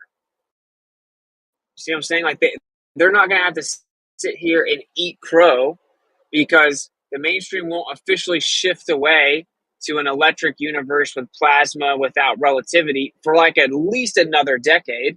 So they have a whole decade they can run around and pretend they're better than everyone, and they're not going to really have to admit it. You see what I'm saying? So that's kind of why they're so comfortable, because they don't really normally have to admit these things for such a long time. Hey, I've got some input on the situation because most of you guys know I'm running Boston Bear. I've only been walking this journey for like probably a year and 6 months, and I've had people that authentically love me as a friend, like have been my friend for a long time. And when I started telling them, I'm on a truther journey and I'm really looking into like what's in food and how toxic processed foods are and oils are, a lot of the time the normal truther stuff, they're like, oh, I applaud you. Yeah, I've been looking into that too. Wow, this is corrupt and that's twisted. But as soon as they heard that I was questioning the shape of the earth and just realizing that we're a stationary topographical plane, 2 or 3 or 4 of them swept in to help me. They're like, hey, bro, I know, it's kind of confusing. Let me help you out. And a couple of them were super smart as far as pseudoscience and regurgitating the math and the physics and everything. And they were just coming alongside me, trying to explain everything. And as it was unfolding, and I was like, well, but what you're bringing is what I'm questioning. Like, you're just regurgitating the scientism. And they would increasingly grow frustrated with me, and they all gave up, pissed, and we don't talk anymore. They're not mad at me. I could call them, we could have a conversation, but it'd be very, very shallow. But it's funny, the one guy that knew the most, he was he is in the military and he's a doctor, so it's like double indoctrinated to believe the authority people and be submissive and don't question the status quo. The funny thing is, my wife also was in the military and is a doctor, but she merged more slowly towards flat Earth because we have a living, wonderful relationship, and she trusts me. And I slow played it with her where I was like, I'm just gonna look into what's the truth. Like I told her, babe, I'm just valuing the truth. I want to know what the truth is. I don't care what the world says. And she's looked into scripture, and she now knows we're a stationary topographical plane. But to wrap this up, a lot of the times it's ego. Like the people really believe that they're their own God and that they're special and they know the truth. They think the heliocentric model is the truth, and all the knowledge they have in their head have always made them special in the world because people react with like, man, you really know a lot. That's awesome. And like you were saying, Witsit, they've got like a decade more of being special. And then if mainstream all wakes up, they'll adopt stationary Earth, but they'll never come back and say, hey, bro, thanks for trying to tell me that a long time ago. They'll more or less say like, yeah, I kind of always knew. And they'll just pick it up. They'll just change.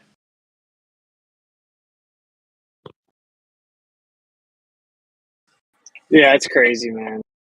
It's all just so crazy because, like, the really interesting part of it all is like our actual motivation is good intention,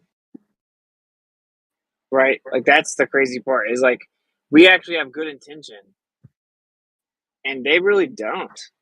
I'm sorry, they just don't. I mean, some people may, like in your personal life, like what you're saying, like your friends may have had good intention, and they're just lost in the sauce. But like a lot of the people that frequent this conversation, they don't have good intention because when you bring up a new interesting subject, they won't even address it if they can't try to explain it away. They'll just start attacking you with non sequiturs. So that's what's so sad about it all is like we just don't want humanity lied to, man.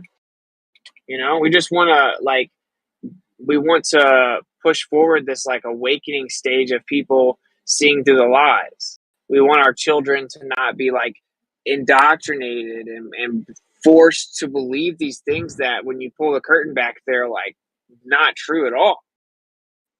So that's what's really frustrating about it is I don't know, like we just actually, it's not like we're doing this for ego purposes. Right. We're valuing the truth, and we believe that we've been lied to. And if for some reason it was some kind of insane psychological operation where we were tricked about stationary Earth, we would just say, golly, I was super duped. Okay, here's the ball Earth. I'll pick it back up. No problem going back. No ego, no fear, no anxiety. We wouldn't even have to say, I'm sorry. We would merge with what the truth is, but our friends and family, they'll come alongside us and be like, hey, let me help you get right back on track to the real truth. And I'm like, okay, let's do this. And as we get into it, they'll bail so quick when we don't shift to lining up with exactly what they think, but they're also not willing to even investigate what we're looking at. Yeah, it's crazy, man. Like that's how I had to just accept that with like my parents. Like my parents have probably never actually sat through even one of my debates at all. Like they just can't even hear it. They have to just bell. Mm-hmm. You know what I'm saying? And like I don't know. I guess that's everyone's decision. If they want to just bell out on the truth, no matter how much you love them or want them to know, that's like between them and Yah. That's how I look at it. Yeah, for sure. I think the people in the chat right now that are listening that have set their ego aside and have, gotten to the position where they don't care what anybody thinks of them, they value the truth. I think that ultimately is choosing a position where they care what the creator of this place thinks about their intentions, their motives, and what they're looking into more than even their parents or their friends. And I think that's you guys that have walked that journey. That's commendable. I mean, it's not easy. And I think at the very end, hopefully these people will come back around because I think it's going to be known that we're stationary. I mean, it's coming to that.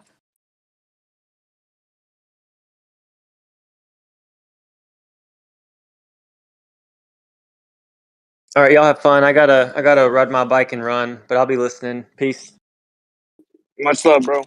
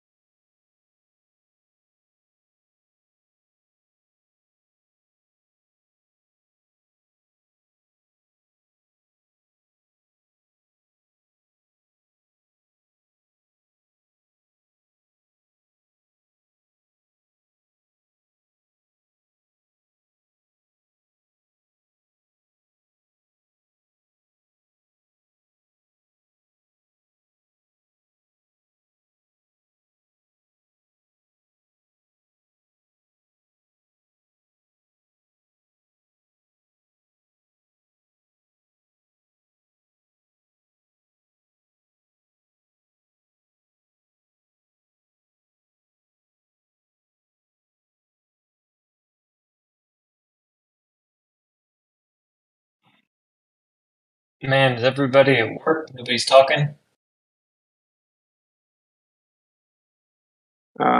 I'm taking Lee in the target.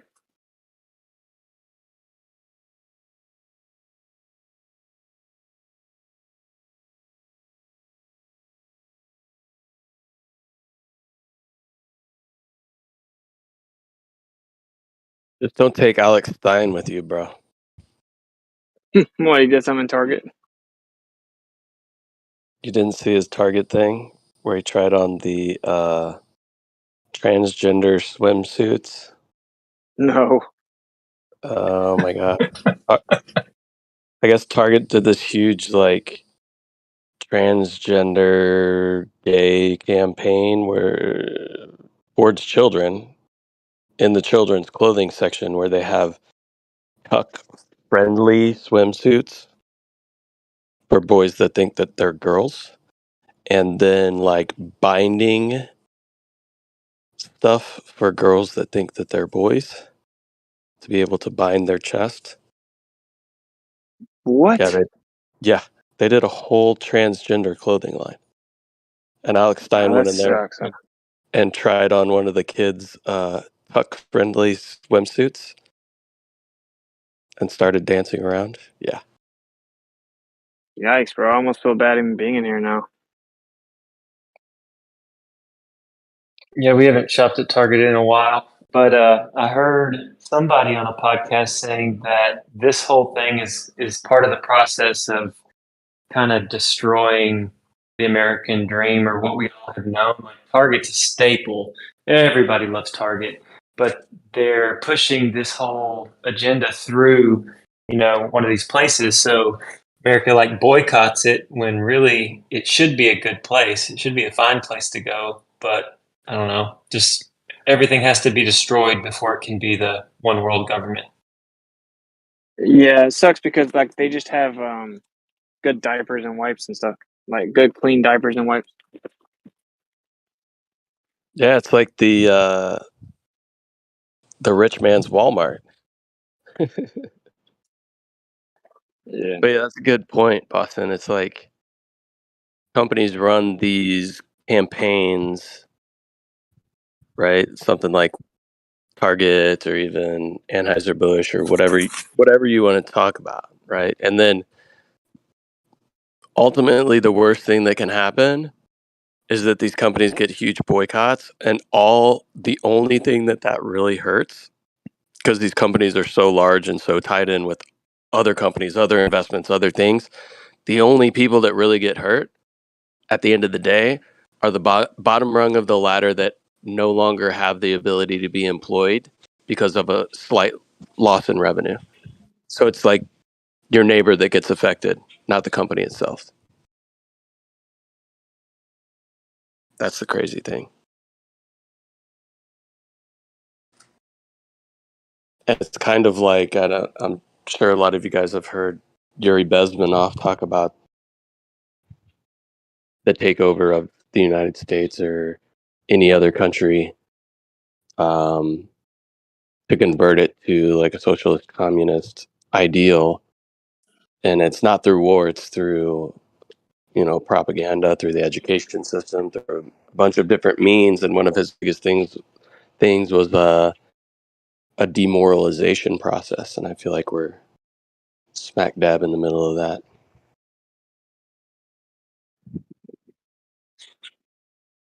Yeah, for sure. Have y'all already beaten this dead? I mean, is this going to be a dead horse, or can we even talk about the Sound of Freedom and people that are for or against seeing it and what it's really all about, or is that off the table? You can't talk about it. Talk about what? Freedom? The Sound of Freedom movie with Jim Caviezel and Mel Gibson put it on. I mean, it's on y'all's radar, right? I haven't seen it. Never heard of it. Yeah, it popped up kind of out of nowhere, and it's exposing. Supposedly, Mel Gibson is.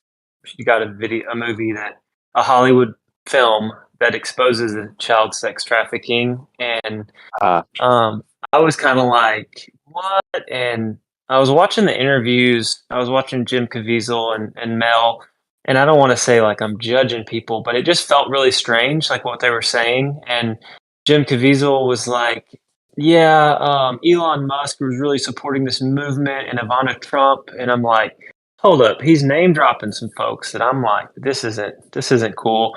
And I just started getting more and more of a bad feeling. And my thought was, they're going to expose the problem or say there's a problem, but it's going to be more or less like, hey, look at that beast over there. Look at this terrible situation, but look over there. Because really, we know in Hollywood and politics and the elites, this is a problem. But it's one of those, look over there, not right here. We're not going to expose anything right here. but this is going to be a part of the process of saying we've got to save the children. Obviously, if it's this bad of a problem, we all got to come together as one to fight this one world government again. But I feel bad because some people are like, they're going to say, no, you don't care about the children if you're not going to go see that. And if you're not going to be supportive of this movement that Mel Gibson's doing, then you're an enemy. And I'm like, I'm not trying to say, don't try to stop this problem. I just am curious about their motives because some of it seems shady. Yeah, I feel like all of these things are like running an end around or like a flea flicker or something like that, where it's like they're just getting you to buy into their solution to the problem, even though they're the ones who are the problem, so that you buy into whatever they're putting forth so that they can still continue to retain their ability to do what they're doing. Mm-hmm. You know what I'm saying? It's Yeah. like everybody thinks that this is an issue, but you're going to look to the people who are causing the issue for the resolution to the problem. It's like if all of this is taking place within our government, within like senators and congressmen and within Hollywood, within higher up in large corporations and all of these groups, right? Those are who the average person looks to for solutions to problems. So if they're the ones that are causing the problem, if people don't realize that they're going to look to those people for the solution to this problem, then it's going to give them a much better cover to be able to do what they were doing already. It's just going to increase their ability to do it. At least in my opinion. And supposedly it's a true story about a guy who really tried to go and rescue some kids or something, but he had a Freemasonic tie on, like the compass. And he had like a Freemason tie on. I'm like, bro, come on. Do you know what they're doing? Like, is there any there's like a lot of money they're going to be making off this movie, right? Yeah, tons. Like if you think like you could convert all of the QAnon movement into going to watch a movie, that's probably what they did, even if they didn't mean to. That like anybody that's a Q head would be like having to watch this movie, like you'd be missing out on it if you'd be, So, are they doing something with this money? Is there like a charity that they're starting from it itself, or something like that? Yeah, I'm That's not what I would do. sure. If I was like Mel and I had that kind of power, I'd be like, yo, we're gonna make a movie and then we're gonna make an organization that's gonna like fucking help stamp this shit out. You know what I mean? Because it's more than entertainment, right? This is like a cause kind of movie, if you will. I don't know.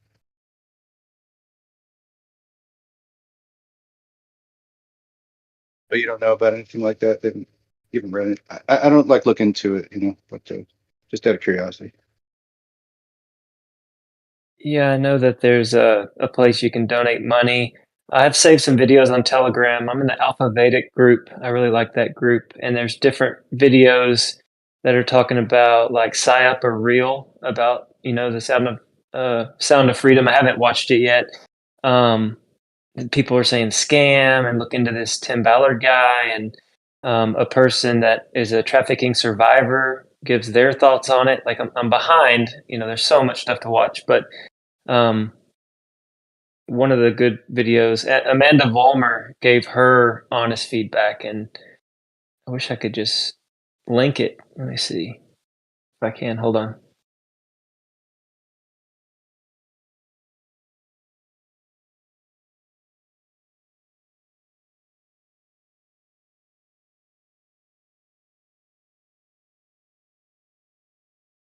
But I think it serves its own good anyway, because just like awareness is a good thing, because the more awareness, possibly other people can step in and, just take Medicare things. But yeah, just yeah, I was a little suspect of, when there's so much money, it's like, yeah, I just wonder.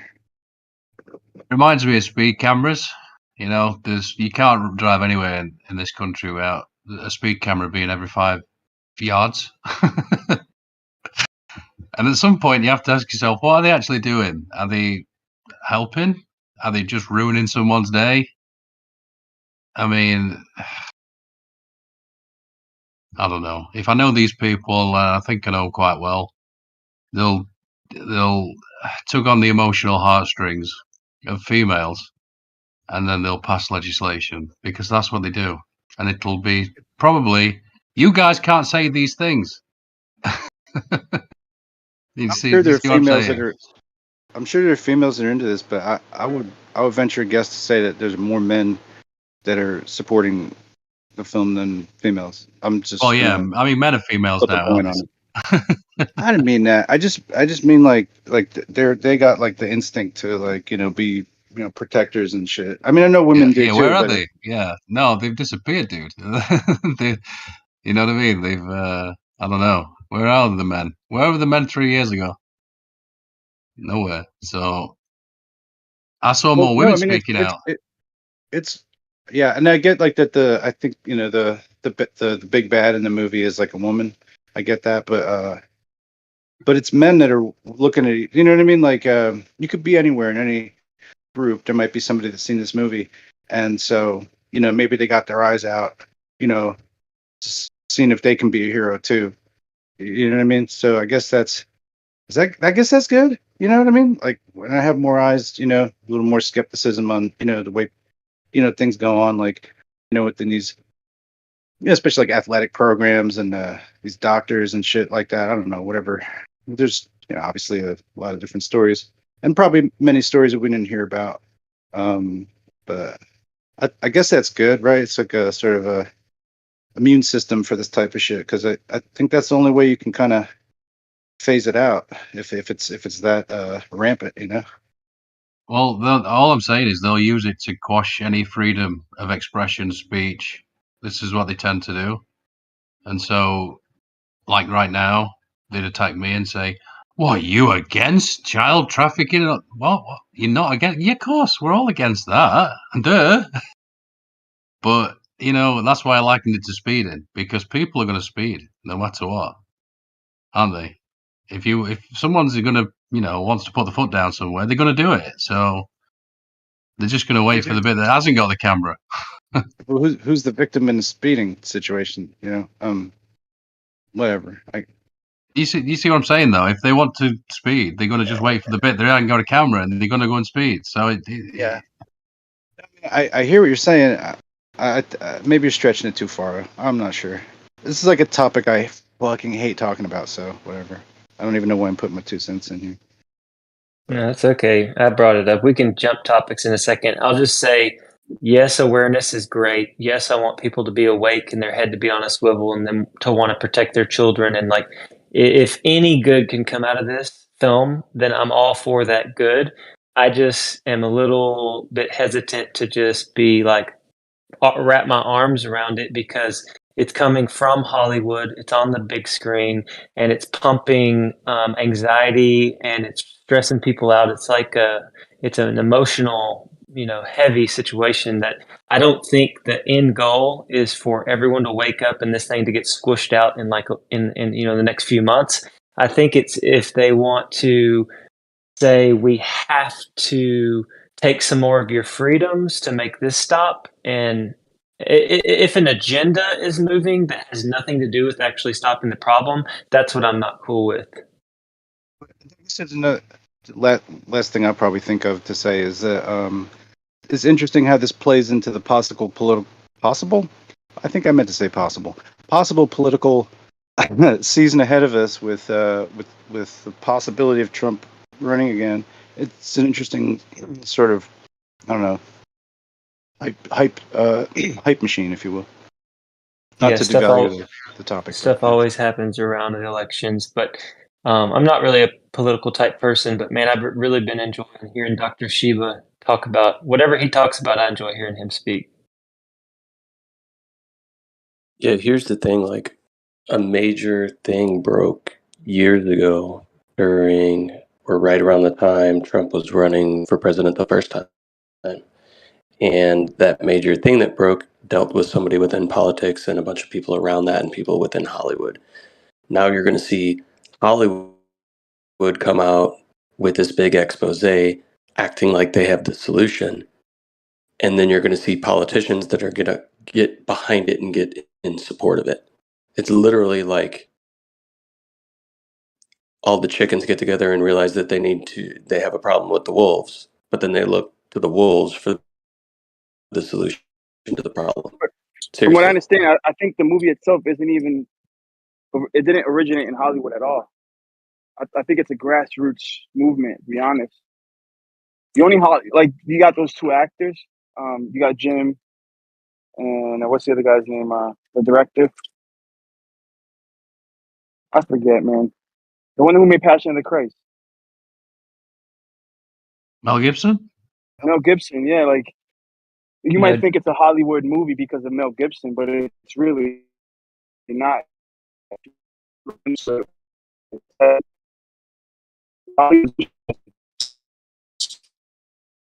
Hollywood. Sorry.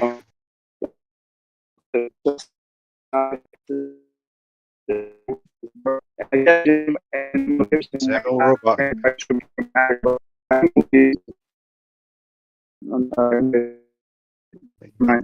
Hold on, man. You let your packets catch up.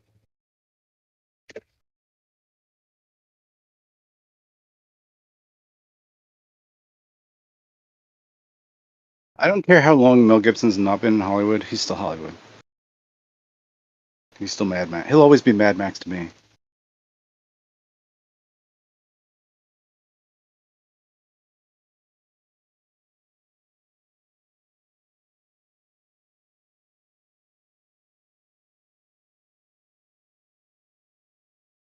Yeah, I mean, if you grew up in the era that I did, there's no way that you could say that Mel Gibson isn't Hollywood or doesn't have ties to Hollywood or any of that. Like, I get it. Sometimes people can come out against an establishment, but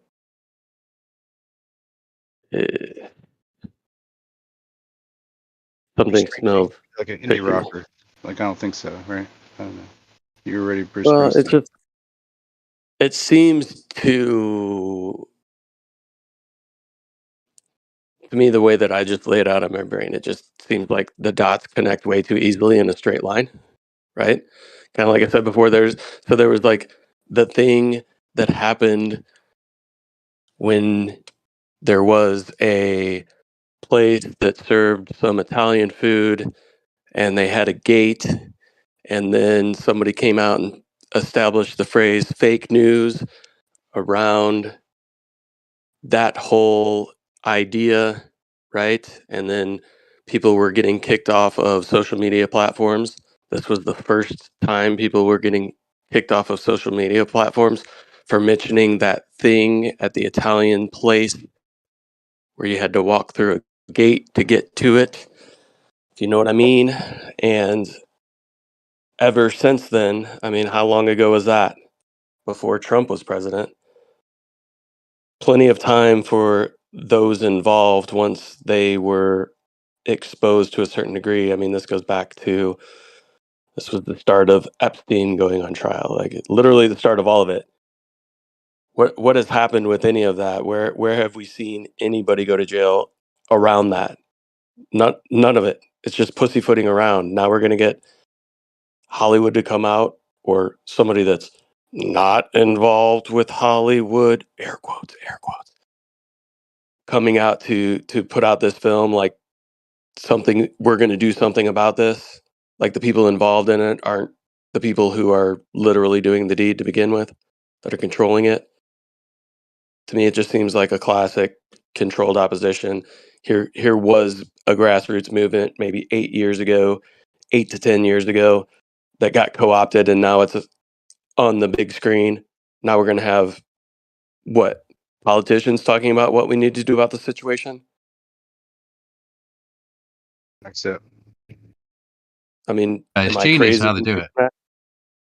It's fucking Higalian dialectic. That's all they do. That's their playbook. It goes back to from time immemorial since people got together in groups and started conspiring theories. You're like, Well, Right. I yeah, mean, let's just. am I crazy in putting that timeline together with the obviousness of the Hegelian dialectic that they use for everything? For everything. well, I mean, if it ain't broke, don't fix it, napalm. You know.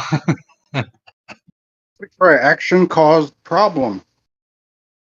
Try that one. No, don't change it, man. We got it. Problem, reaction, solution. That's better. I was a little bit hesitant of even bringing it up because it's such a touchy subject. And yes, little ones are being hurt, and that's very painful and sad.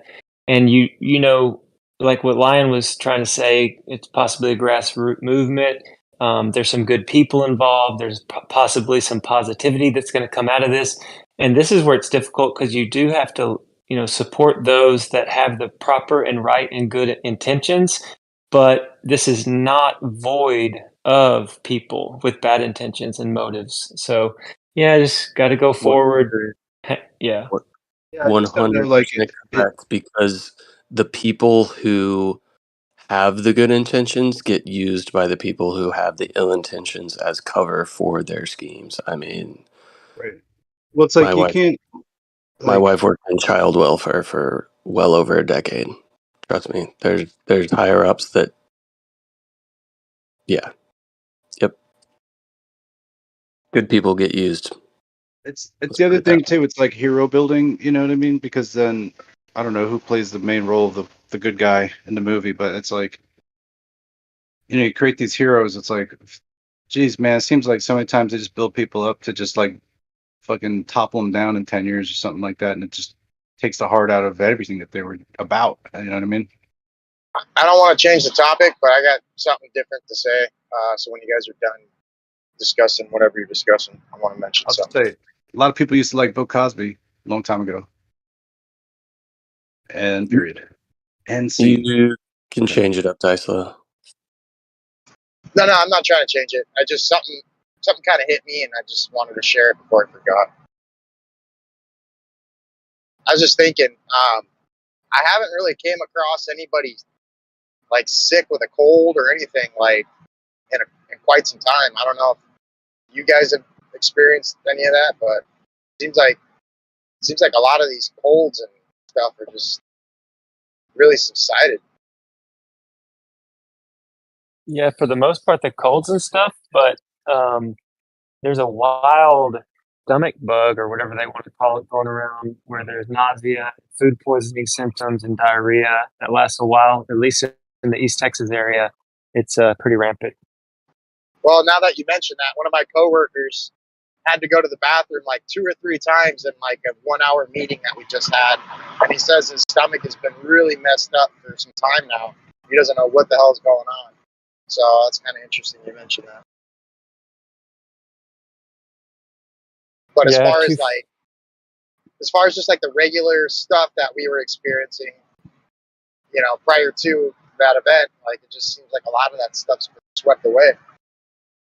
Yeah. Two of my friends, they went through the C19, and they said that what they've dealt with this stomach bug, quote unquote, it's way worse. Like they feel like they're just about to die. And the other thing that was supposed to be super bad and scary was very light. What was the last part you said? I was trying to, insinuate that they went through the really scary thing that was affecting people for the last 3 years, and it wasn't even that bad. But the stomach bug that they just had with the diarrhea and nausea for like 5 or 6 days was intense. Like they thought they were going to die. It's like, bro. Crazy.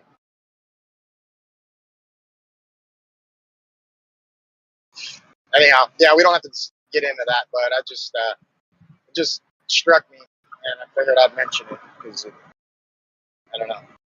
Is there another scary topic? We gotta have them in threes, right?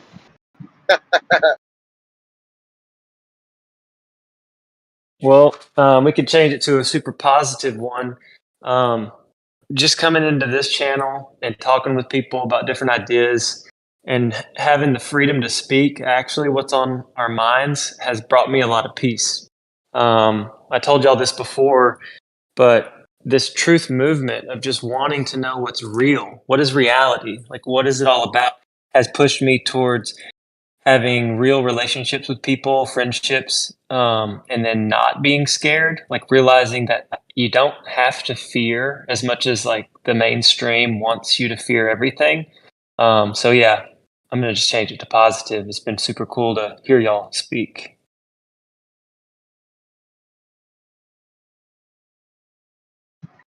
Likewise.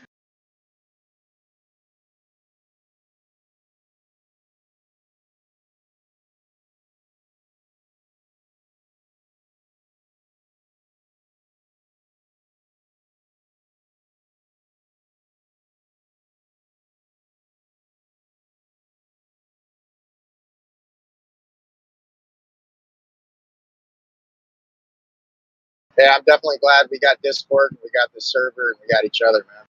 It really helps me get through my day, I'll tell you that. Thanks, man. I just want to like be real mushy with my emojis and just say, "Oh, I love the room." You know what I mean? And then sometimes I don't feel like that, but sometimes I feel like everybody, you know, even the people that are just toxically fucking going off in the, you know, it's like, I love you all, motherfuckers. Seriously.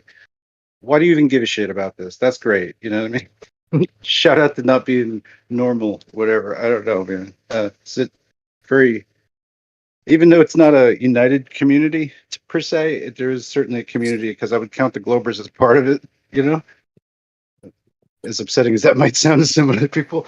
No, I agree. You know,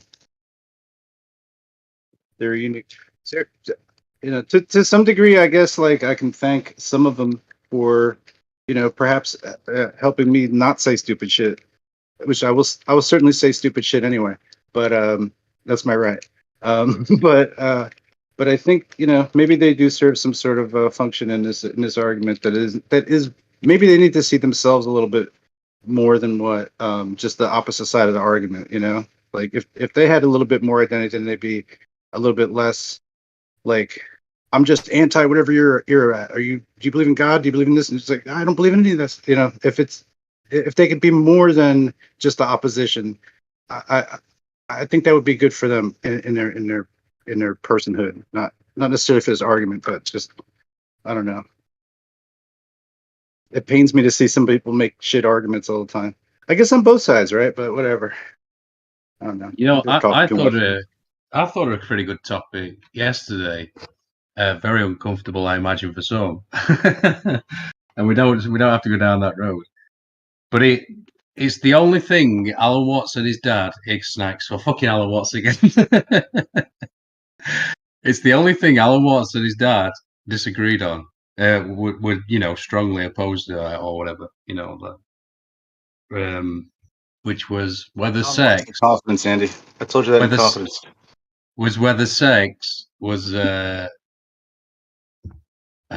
purely for procreation, or, you know, could you actually have pleasure from it as well? And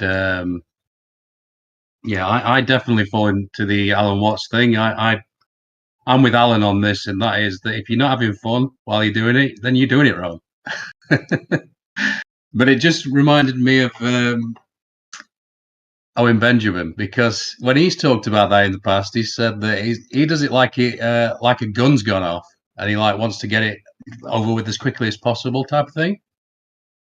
But then you go and listen to BattleBot Michael, and he's into like tantric shit, you know. It's like 8 hours long and all this stuff, and It's about 5 hours. I'm like, okay, that's a bit too much. You're a bit scared, a bit sore. So yeah, but it is an interesting topic, and it's a little bit uncomfortable for some, I imagine.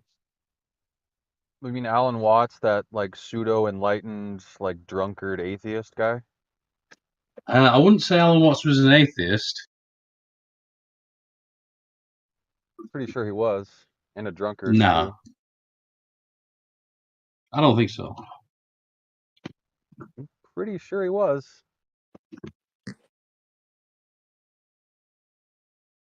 No, Alan Watts was not an atheist who believed in a higher power. Whether he believed in like an Abrahamic God is another story, but he was a priest, and it's not like he completely denounced there being a god or a higher power or a creator. He just, I think, kind of denounced the religion aspect of it and maybe denounced the idea of an Abrahamic God, possibly. I don't think he ever went full retard, though. I mean, I'm sorry, full atheist.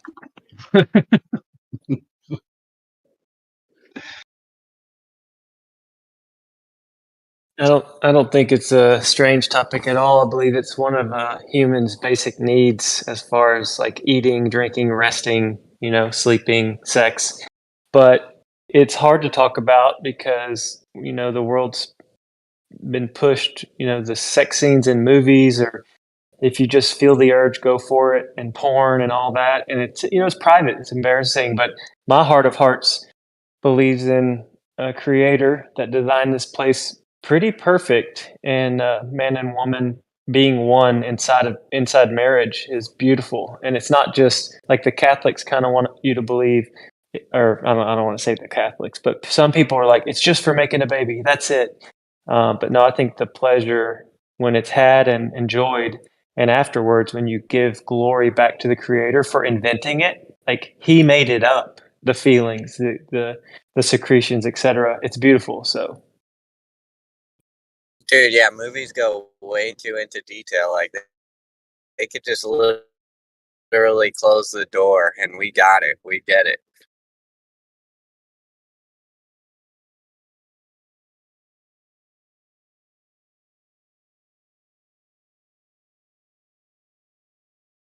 well, that's how it used to be. The door would close and you knew it was up, and the story needed no other detail. But I think now showing way too much detail, especially not knowing what age the person is watching, it's just like a traumatic.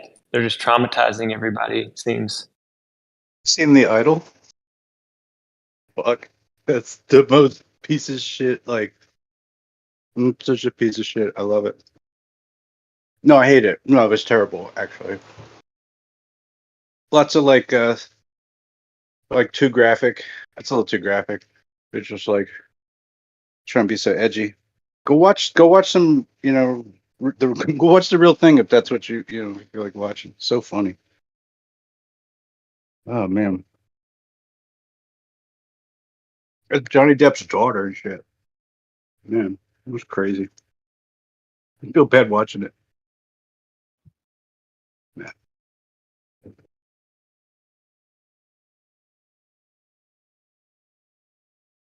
No, nobody's seen that piece of shit. Okay, whatever. I think what was it? The Idol. Mm-hmm. What? Who was in it? Don't worry about it. You don't gotta watch it. The Idol. I'm gonna have a look now. Well, don't get smart now, Andy. Well, I told you, I watched like 2 movies a day up to 2015, and then I just stopped watching TV altogether. So if it's pre that, I've probably It's seen so it. close to. I would say this show is like close enough to pornography. It's like, well, why isn't there just pornography in it? This is like, what kind of bullshit is this? It's half-assed. Oh, is it a TV show? It's on HBO. All right.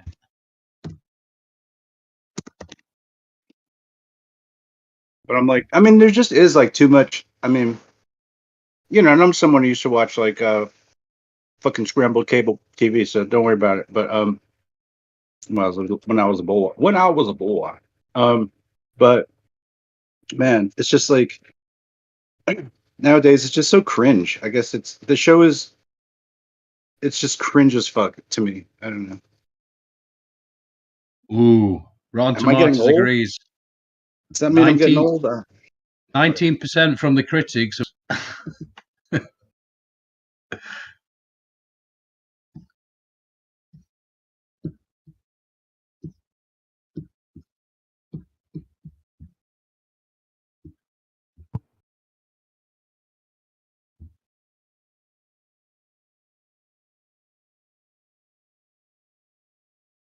against a lot of these other like the zombie shit. I'm against the zombie stuff. I don't know.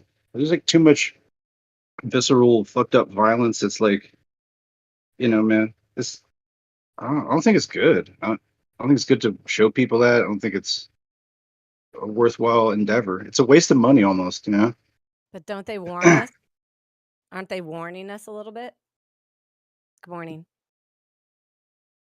I mean, this is what they do, right? They have to warn us a little bit. And, who made Loose Change? Remember that movie or that documentary? Teenagers, a couple teenagers, they just figured it out. Right, exactly. Well, I mean, They were so real smart, right, Blaze? We didn't know that.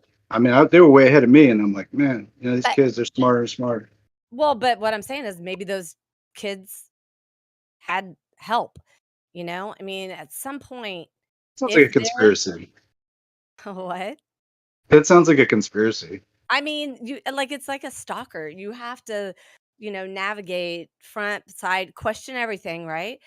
But Yeah. at the end of the day, you know, are they bringing awareness, right? Then what people do with that awareness, that's on them, right? It talks about like in the scriptures too, what they use for evil, God will use for good. Like I woke up to 9/11. Whomever made those documentaries, I was on board with Alex Jones for, a week for sure. And then I was like, wait, if this guy's real, he'd be dead. I mean, I started getting like, really kind of like, I don't know, hyper critical thinking, I guess. Um, but at the end of the day, you know, are things bringing awareness, And Boston, you posted that chick. I haven't watched it all yet and everything. What do we know about her? I mean, she's saying some things, but what do you know about her? Like, I like Amanda. I think, Hmm. I like some of her stuff, but when she came really hard against the stuff that all the mainstream media was coming hard against, I was like, what? Wait a second here. You know, Wait. Okay, so I had to pause. At the end of the day, we're all responsible for our own thinking. But if things are gonna bring awareness, I don't know. I haven't seen the movie yet, Hmm. but I was supposed to on July 4th, and I want to. I just don't want to go see it by myself because I just want to have a friend with me. Um, but and like if there was a movie that came out that questioned the shape of the earth, you know, and it was by some people that, were in Hollywood at once and then aren't really now and maybe have been shunned and all that kind of stuff, but it was more of a flat earth movie. Would we all be happy? Yeah. Would we all be suspect? Sure. But would it at the end of the day bring a lot of awareness to people going, "Oh, wow, I never really thought about that. That's interesting." Plant the seeds. You know Yeah, what's well, interesting is that in like a lot of heroin addicts in Scotland, apparently, they had the film. Remember Train Spotting? I don't know if anybody's seen that. It's a good film. It's good. It's good time. Good watch. It does Oh not heck glamour. yeah, Andy. I didn't It see does not. It does not glamorize heroin in any way. In fact, it definitely paints it in a bad light. However, lots of heroin addicts in Scotland. In fact, I think they call methadone. I can't believe it's not heroin. That's a joke. But the it. point is, they've got it. Regardless, it shines a light on it, doesn't it? So I don't know. It's weird. It's a weird thing. It's like, they got this movie out. Everybody's watched it. Everybody's like, and there's a lot of heroin addicts in Scotland apparently. So I don't know. But like I say, if I know these people and I know them quite well, they'll use it to stifle people's rights because that's what they always do. And if you go against it, they'll say, "Well, we've got to protect the children." It's like, yeah, well, yeah, of course we've got to protect the children. I mean, Yeah. that's the next thing, the next big thing that's probably going to happen. It's probably going to affect our children. I was just discussing this with my brother on Saturday. Um, because that's where people draw the line, and they're like, oh my gosh, we got to save the children. I mean, we all know this is the number one industry right now, or I hate to even call it an industry, the number one crime syndicate, slavery, right? We can get into the other things. I mean, even the Bible talks about how Babylon, I think it is, it's really Jerusalem. They're selling souls. So we can't deny that is a huge industry, Yeah, but it has been for a long time, right? I And hate it to say seems industry. like Yes, it's not an industry. Sorry. I mean, it's just a joke to me, though, that Sorry, Napalm. these people at the top think, I mean, as if they give a shit about the children after what they've been fucking putting into them. I'm not yeah, I going to mean, say anymore. Leave it to that. it's pretty well known that like child welfare systems and the foster system is literally like how most of it is done, right? Mhm. And that's all controlled by the state. And there's some creepy actors within those realms, right? And this problem has been around for a very long time. The only reason that we know a lot about it right now and that people are very eager to talk about it right now is because that's what they want us to do. It's been put out there for us to do that, to demonize it, to hate it. But as we've seen since the revelations of the Italian restaurant that you had to walk through the gate to get to, since those revelations, we've seen an exponential increase in the normalization of over sexualizing children, right?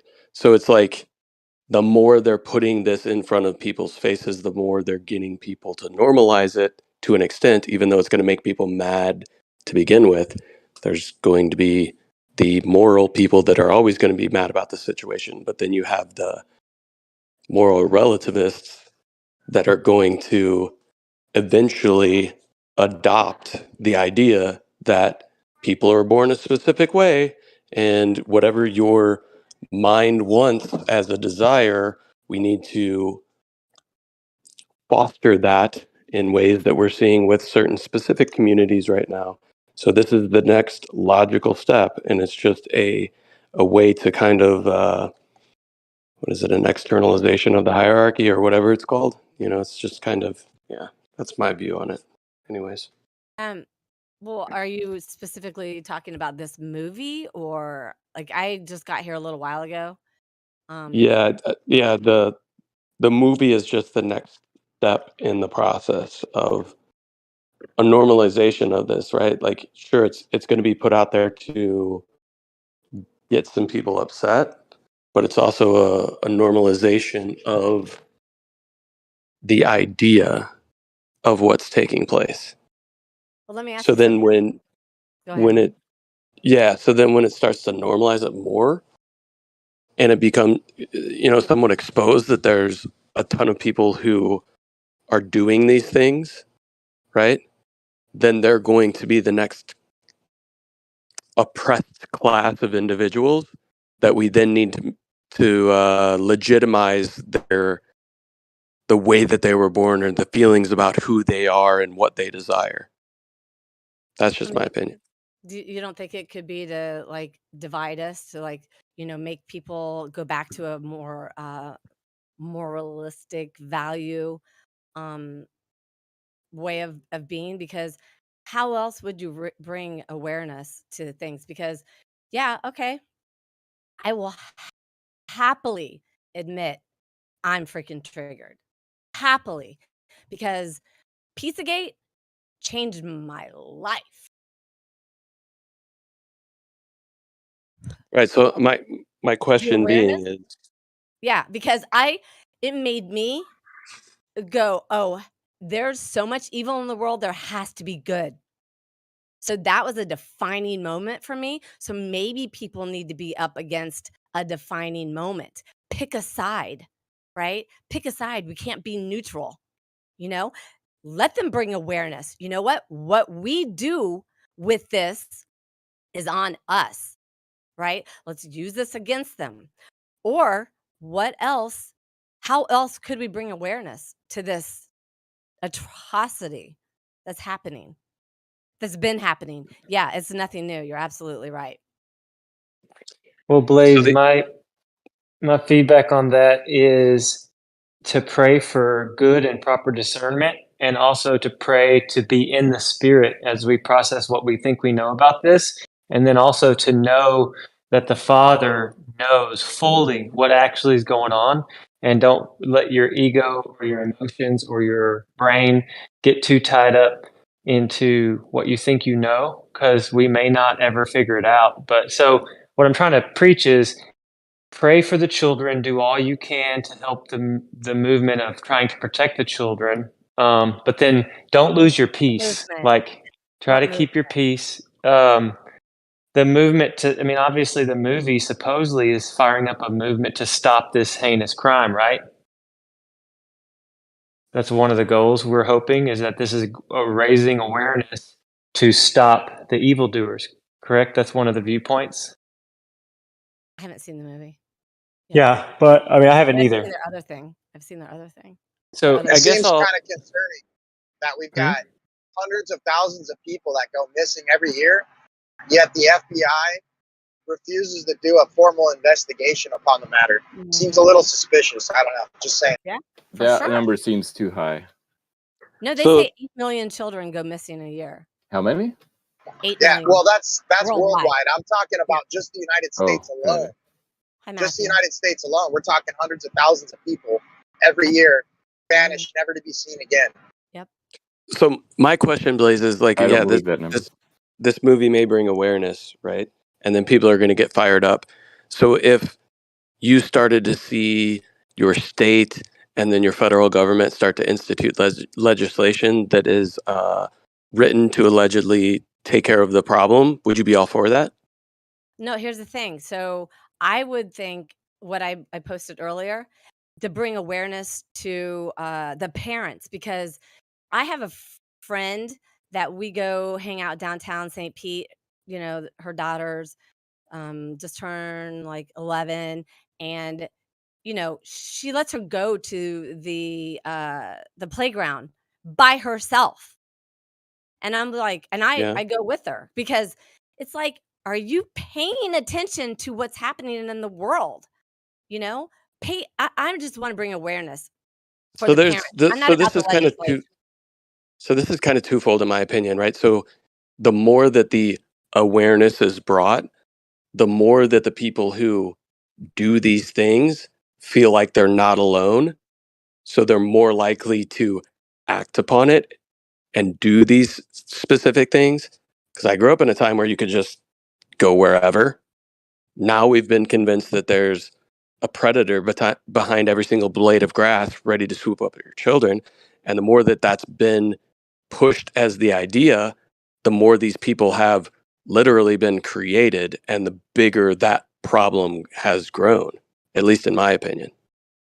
Not saying that we shouldn't talk about it or we should sweep it under the rug. The problem is we need to figure out like actual solutions, because the people that are going to come with the solutions are the people who are already creating the problems. Because like I said, my wife used to work in child welfare, and guess what? The state established programs that are there to allegedly help the children are the most detrimental things to children right now, are those state programs. True. Yep. I believe. I mean, I know that stuff. Yeah. I know. It's because the church needs to step up and take the place of the state programs, but we haven't been doing it. Organized religion's the worst. Oh no, it's the best. Say that to the Catholic priest. Oh, not that organized religion, other ones. Okay. Yeah, but Matthew, you know, when you talk about that, you've got to remember, go back to the scriptures. You know, the beast comes from within, right? Who's the whore? Who has the daughters? You know, so we really have to be aware of that. You know, I mean, that's, and I'm not going to try to get like you're the one that brought it up. I just want to bring that awareness. Yeah, you know, you're right about that. I'm just saying, don't throw out the baby with the bathwater. That's all. Well, I mean, it comes down to the organized, religion, because, you know, when there was the Reformation, Who do you think countered the Reformation? Hence getting, the Jesuits being created, the Society of Jesus that came and infiltrated education, pastors, seminaries, governments, like everything. We have to be aware of that because that's how they do it from within. This is the adversary has put his minions into pretty much every sector. Yeah, no, you're right. The fact that bad organized religion exists shouldn't be a detriment to good organized religion existing, is all I'm saying. Well, I mean, could you show me organized religion in the scriptures? I can. I can show you that that's what Messiah came to free us from. The first couple chapters of Revelation. Well, that says churches, right? But it Right. really is like assemblies. So, they were meeting in They were homes. organized and meeting. Right. They weren't really like going out there and collecting a lot of money, right? Because those churches seem to be hypocritical because a lot of those churches say the front of the book has been done away with except for tithing. Oh, I mean, yeah, I'm the front of the book is for a certain ethnic group, not for No, Gentiles. because that Messiah, look, you and I can go down below and talk about it, but Messiah Okay, said yeah, he had yeah. one doctrine, and one doctrine is the front of the book, right? That's what and if there's, I'm just going to say this, and if there's no instructions in place, there's no laws in place, why do we need grace? Right? So we can talk about that later, Yeah, okay. But anyways, it is about the children. It's heartbreaking. And I know you guys know that. And I appreciate like I saw some stuff about um the guy, the agents, the Tim Ballard agent guy. I saw some stuff on that, you know? Um so it's just what people do with the information. But I have to, like I said, I have to sit there and think, would we all be a little bit happy if there was a flat earth, movie that was coming out? I think we would, but would we be on guard? Heck yeah. Heck yeah. It's like, what are you guys trying to tell us? You know? There was. It was called Beyond the Curve. How did that work out for us? Yeah. Well, I mean, I don't know. Maybe real truth seekers would say, hey, that doesn't seem right. Because at the end of the day, that's what we're required to have, the spirit of truth. If you don't have the spirit of truth, then that sucks for you. The director of Yeah, that? I think this movie. I think this movie coming out is actually a good thing, regardless of how much money they make, who's in it, if there's Hollywood involvement in it or not. Mel Gibson is obviously connected to Hollywood, but I think that Mel Gibson has been stepping away from Hollywood. He understands he's been exposing the Hollywood corruption, and this movie is part of that. He's exposing the Hollywood, pedophilia, and all things are done through the creative sovereignty, right? So even think like all rulers, all judges are appointed by God, right? And everything that happens through the divine providence. In this movie, even if Mel Gibson and Jim lack awareness, spiritual awareness, wisdom from the scriptures, right? I think that Jim is legitimate. I think that his endeavor is legitimate, and I think he is an honest man. And I haven't regardless of, seen the movie to make go ahead. I haven't seen the movie to make heads or tails, but isn't part of the occult practice is to expose a hint of the truth or a portion of the truth to a degree? Like it seems like that's Yes. kind of so it's like who's to say he's not just fulfilling, their Yeah. Yeah, practice. what's that called, Dysel? Is that You know, called like revolution of the method or externalization of the hierarchy? I can't remember which one it's called. I don't think I've ever heard of it. Yeah, it all goes back to Copernicus and Hermeticism and the idea that transmutation and you can actually affect change in reality through subconscious manipulation and through the conscious manipulation of the masses. You can actually bring in change, right? This is what the occult believes, regardless of what their theology is, right?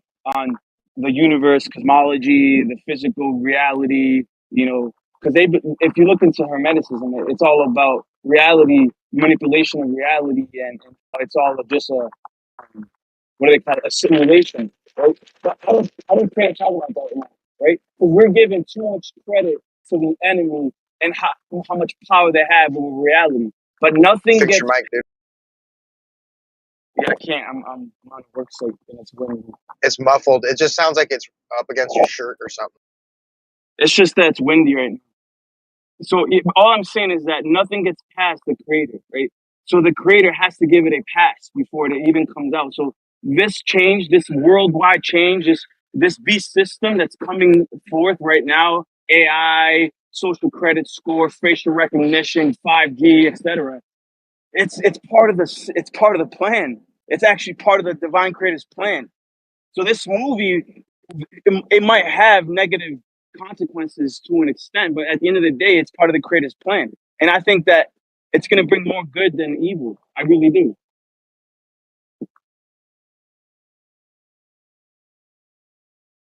Well, let's hope so. Well, what it would do would it would give it's giving truth to blue pilled people. It's people who are still going to be blue pilled at the end of it. It's like, here's a little tiny red pill, but it's only like a 24-hour pill.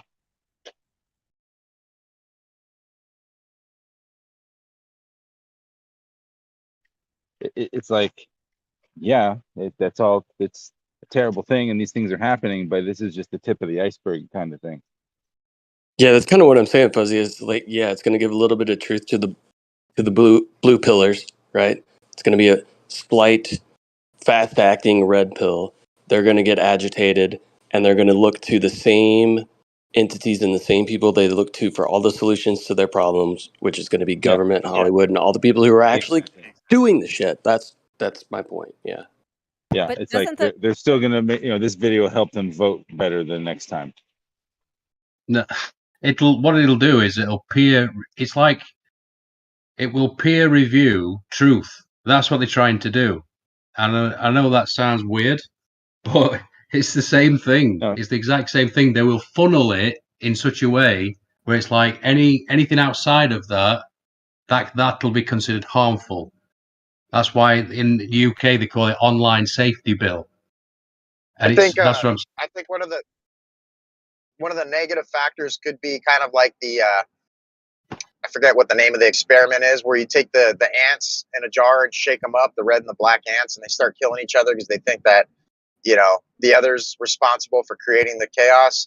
So it's kind of like a way of dividing, right? Mhm. Like when you're so in fear that your child might be abducted, like you start looking at your community a lot different, right? To the point where you're kind of separate from it, but still within it, to where you don't really have that community aspect of connection, because you're so divided due to the fact that you don't know who the enemy really is, right? It's creating a division, in my opinion, instead of pointing out the real issues and the real culprits. Yeah, that too. Well, it's here's the problem. It's one piece of the puzzle. It's all it's giving you is like, oh, here's one piece of the overall grand scheme of things, right? Here, but it's just they're only giving you one. They don't tell you that there's this other thing out there that, yeah, most of the government is good, but just this one splinter cell is bad. But you can trust the whole thing. Still vote, please, for the next election.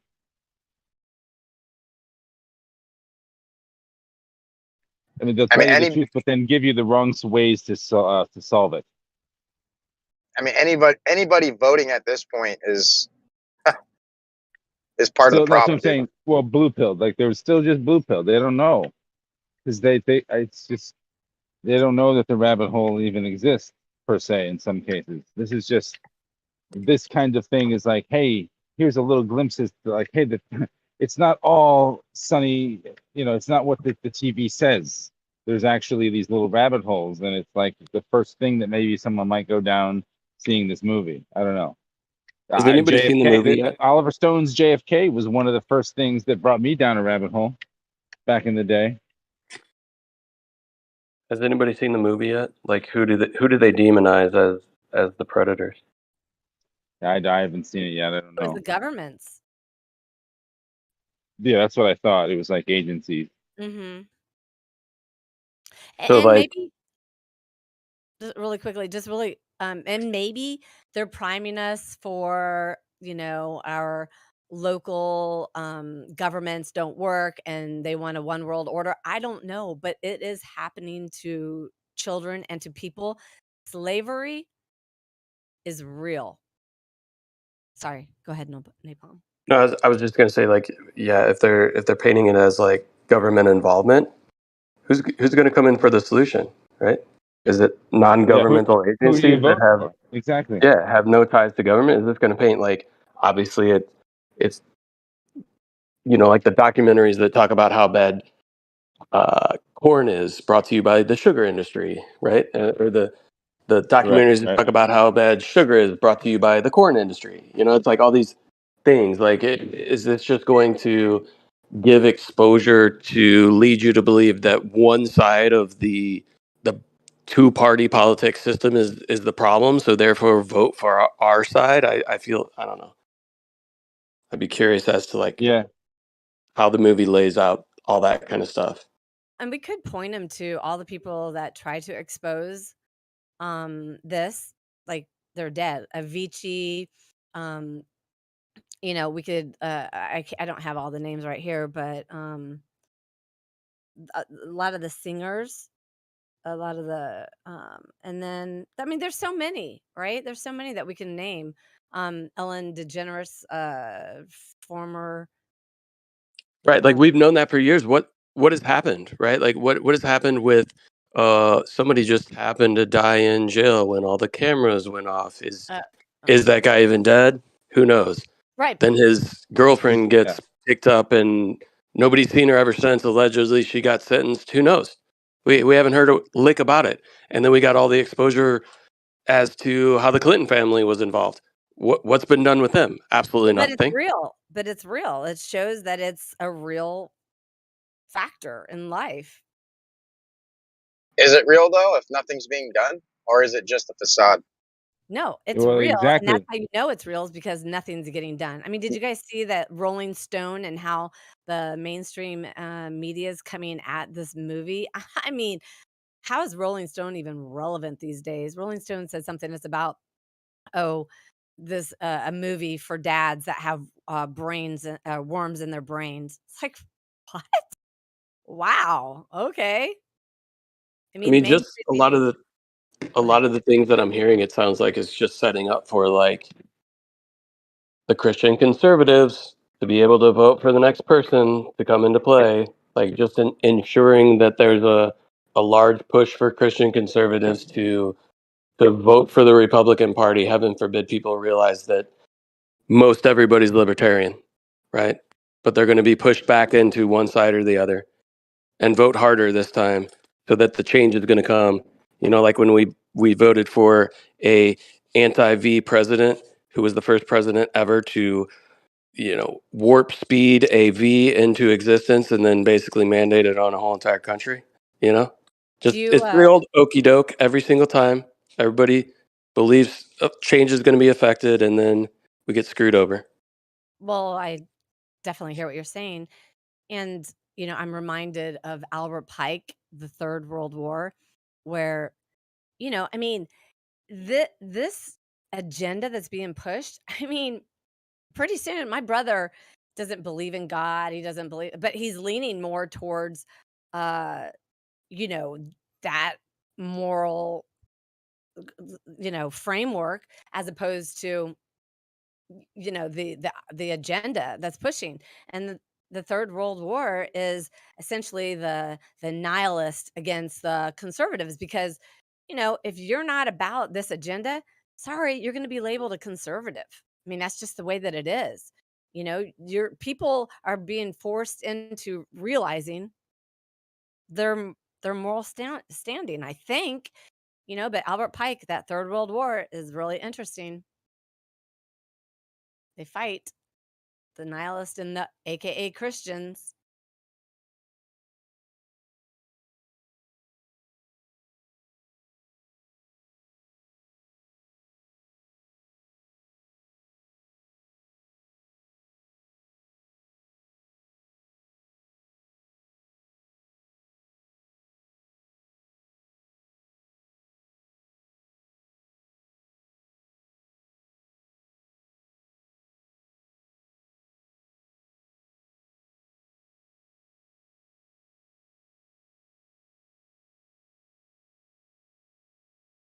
Nobody talking. No. So yeah, I keep going back to this because this you gotta understand. You gotta look at the macro, at the larger picture. Right? You Your gotta mic's zoom a out. mess, bro. Yeah, it's just the wind. It's so windy right now. I can't help it. I got 5Gs and off 4 bars, bro. It's just the wind. If you have 5Gs, maybe you should get a new phone. Yeah, I got 5G, bro. That is plenty enough for a new phone. Yeah, I love your opinions on a lot of things, Lion, but also like kind of what you're saying here is like what God has instituted in this is God's plan. God allows for all of it. What God allows for the people who are doing these things that we're against, right? So it's just all part of God's plan, right? Yeah. So like, it's hard to believe. I know. That's like a very apathetic way to look at the scripture and just be like, well, it's all part of God's plan, so there's nothing we can do about it. This is just the way it is, kind of thing. No, it's like we really have no choice on who becomes president. That's an illusion. It's always been an illusion. Like the fact that you can vote and make a difference, that's always been an illusion for the True. longest time. I don't think we've ever had like an actual electoral process that was legitimate. And if we do, True. maybe I'm naive, but just Yeah, hear I me don't out on this, disagree right? with that. I Hear don't me out on this disagree with because that. that's cool. So the idea is that all leaders, right? All leaders from the highest order to your local municipality are all appointed by God. That's hard to believe. We don't want to believe that. We want to believe that we have a difference in who becomes our president. But according to the scriptures, like Biden was elected by the creator. Like he's who we deserve. And before him was Trump. He's who we like deserved at that time, right? And if Trump gets elected again, then so be it. Like I'm not a fan of Trump. I'm not into politics anymore. I'm completely disconnected from that. I realize the flaws. I realize the lies. And I just want to say, like, if he gets elected, well, it's actually his will that he gets elected. However that happens, right? So if this movie allows libertarians or Christian conservatives to vote for Trump, well, that's actually his will. That's what he wants to happen for whatever reason. If he wants to cause division and unrest in this country, then that's what he's gonna do. That's the whole that's what you have to understand. Like, and let me just read this one verse real quick. It says here, let every person be subject to the governing authorities, for there's no authority except from God. And those that exist have been instituted by God. Mm-hmm. Yeah, And it I'm says, familiar with. I mean, I'm familiar with Romans 13, right? And then it also like alludes to this idea that like if you rebel against the established authority, that somehow like the but also like isn't it within that passage that they talk about the rulers that are instituted actually do right by men who do right and wrong by men who do wrong? Like, yeah. I'd like to see that actually taking place for real, for real. But he also says, for because of this, right, you also pay taxes. For the authorities are ministers of God, attending to this very thing. Pay to all what is owed to them. Taxes Yeah, to whom taxes are render to owed. them what is Revenue. owed to them, because if you get in those if you tacitly agree to those contractual agreements, then you are a party to it, right? Meaning you have the ability to withdraw your consent from the system. It doesn't mean that you have to be a part of it. It's about I law. It's honestly, I all about disagree. law. But it's all good. We don't have But to I'm agree not on going to everything. But argue. like, I I don't understand. want to argue scripture. I'm just saying. No, yeah, but Well, people doesn't it are trying to not treat. say? People are trying to hold on. People are trying to not pay taxes, right? They're trying to disconnect themselves from the grid, disconnect themselves from the system, and isolate themselves away in the mountains. And that's fine if that's your prerogative, right? But the scriptures actually teach against that, right? We're supposed to assimilate with the population and pay our taxes, even though it That's not sounds true. counterintuitive. That's not true, dude. And that's fine. We listen. We don't have to agree. I'm just expressing my opinion, right? Well, I'm just My telling you, understanding on this is these things are counterintuitive. They're actually against what your flesh and what your mind might actually believe. That's why we have to reside on what the scriptures I'm say, going to not where our lose feelings. service. Yeah.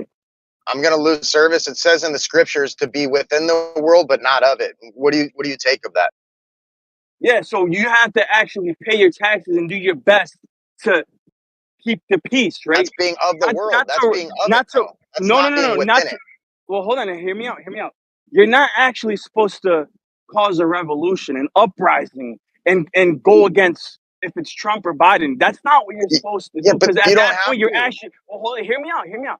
Because at that point, you're actually going against Yah's will, even though it's counterintuitive. Because Biden is a scumbag, right? And he seems to be doing disservice to this nation. It's at the end of the day, it's part of his divine plan. This is what this nation I deserves agree. is a buffoon, right? I agree. We don't need a revolution, and that's not what God wants. But your actions speak louder as a community. If everybody were to be within the world and not of it, nobody's going to be abiding to the system that they've laid out rather than God's system that he put forth first. So I'm just saying, like, paying taxes, voting, that's being of the world. That's not being within the world. That's not what he means by that. When what he's talking about is not going against the commandments, right? If you're going against the commandments of the world, paying taxes is not a sin, right? That's voting is not a sin. That doesn't count. Is stealing a sin? Yes. Okay, so if they force me to give money, or they're going to use, coercion and put me in a cage, threats of duress, coercion, and forced contracts and stealing tax dollars from the people, that's stealing. Yeah, Larry, I'm not gonna get into it with you. I wouldn't Oh, want it you goes either. deeper. It goes deeper than that, though. Definitely goes deeper than that, because taxes is a part of usury, which Jesus was highly against. It was like one of the only times he ever got upset within the scriptures. So I'm just saying, like, this whole system, buying into the system, being a part of the system, is what God primarily spoke against. He didn't say to go cause revolution to change it. He just says separate yourself from it. I get you, bro. Well, hear me out, and I understand perfectly where you're going. The reason that the northern house and the southern house actually split was because of usury, was because of taxes. This is the commandments that are given in the Torah were supposed to be for Israel, not for the whole world, right? So as right now we're in servitude, right? We are actually in servitude in a foreign country, if you believe what the scriptures say, right? So when Israel was exiled and taken captive into Babylon, are they supposed to now reconstruct Babylon and reconstruct the order of Babylon? Absolutely not. They're actually it's counterintuitive, but they're actually supposed to assimilate to an extent without transgression the commandments, right? So when you pay taxes, you're not paying taxes to Israel. You're paying taxes to a foreign government that you're in servitude with. So when Jesus spoke about paying taxes, he's talking about paying taxes to the Romans, because at that time the Romans were usurping authority in Jerusalem, and even then Jesus still said pay your taxes because it will be. We're still giving money to Rome, and we're still giving money to Israel through taxes. Yeah, I'm not. Yeah, this gets complicated. I'm not trying to get into the weeds because I know what you're saying, right? Regarding Rome and Israel, modern day Israel, right? The statehood of Israel. I'm just saying. That's different. Yeah, I'm just saying. If you concede to the overarching plan, by definition, you're appealing to being within the world and usury and all the evil of this beast system. We're not supposed to be a part of that. We're supposed to be separate from that. I disagree. Disagree. Okay, that's fine. Pay your taxes, bro, and things will go well for you. If you don't, you're gonna have problems. You know? It's wisdom that's given to us by God. Now, if you don't have to pay your taxes, but there's gonna be more consequences. Your life's gonna get harder. But paying taxes is not a sin. So that's why you have to understand that if you pay your taxes, you're not committing a sin against God. You're not being part of the world. That's the saying. When he says don't be part of the world because a friend of the world is an enemy of God, he's not talking about paying your taxes. He's talking about going against the commandments, right? But paying the taxes, the money that goes to the taxes goes directly towards disobeying the 10 commandments. Like you're paying into breaking the 10 commandments, not maybe directly rather than indirectly, but the fact that you know where your tax dollars is going to not, not being good things, you're appealing towards corruption. And that's not what we're supposed to do, in my opinion.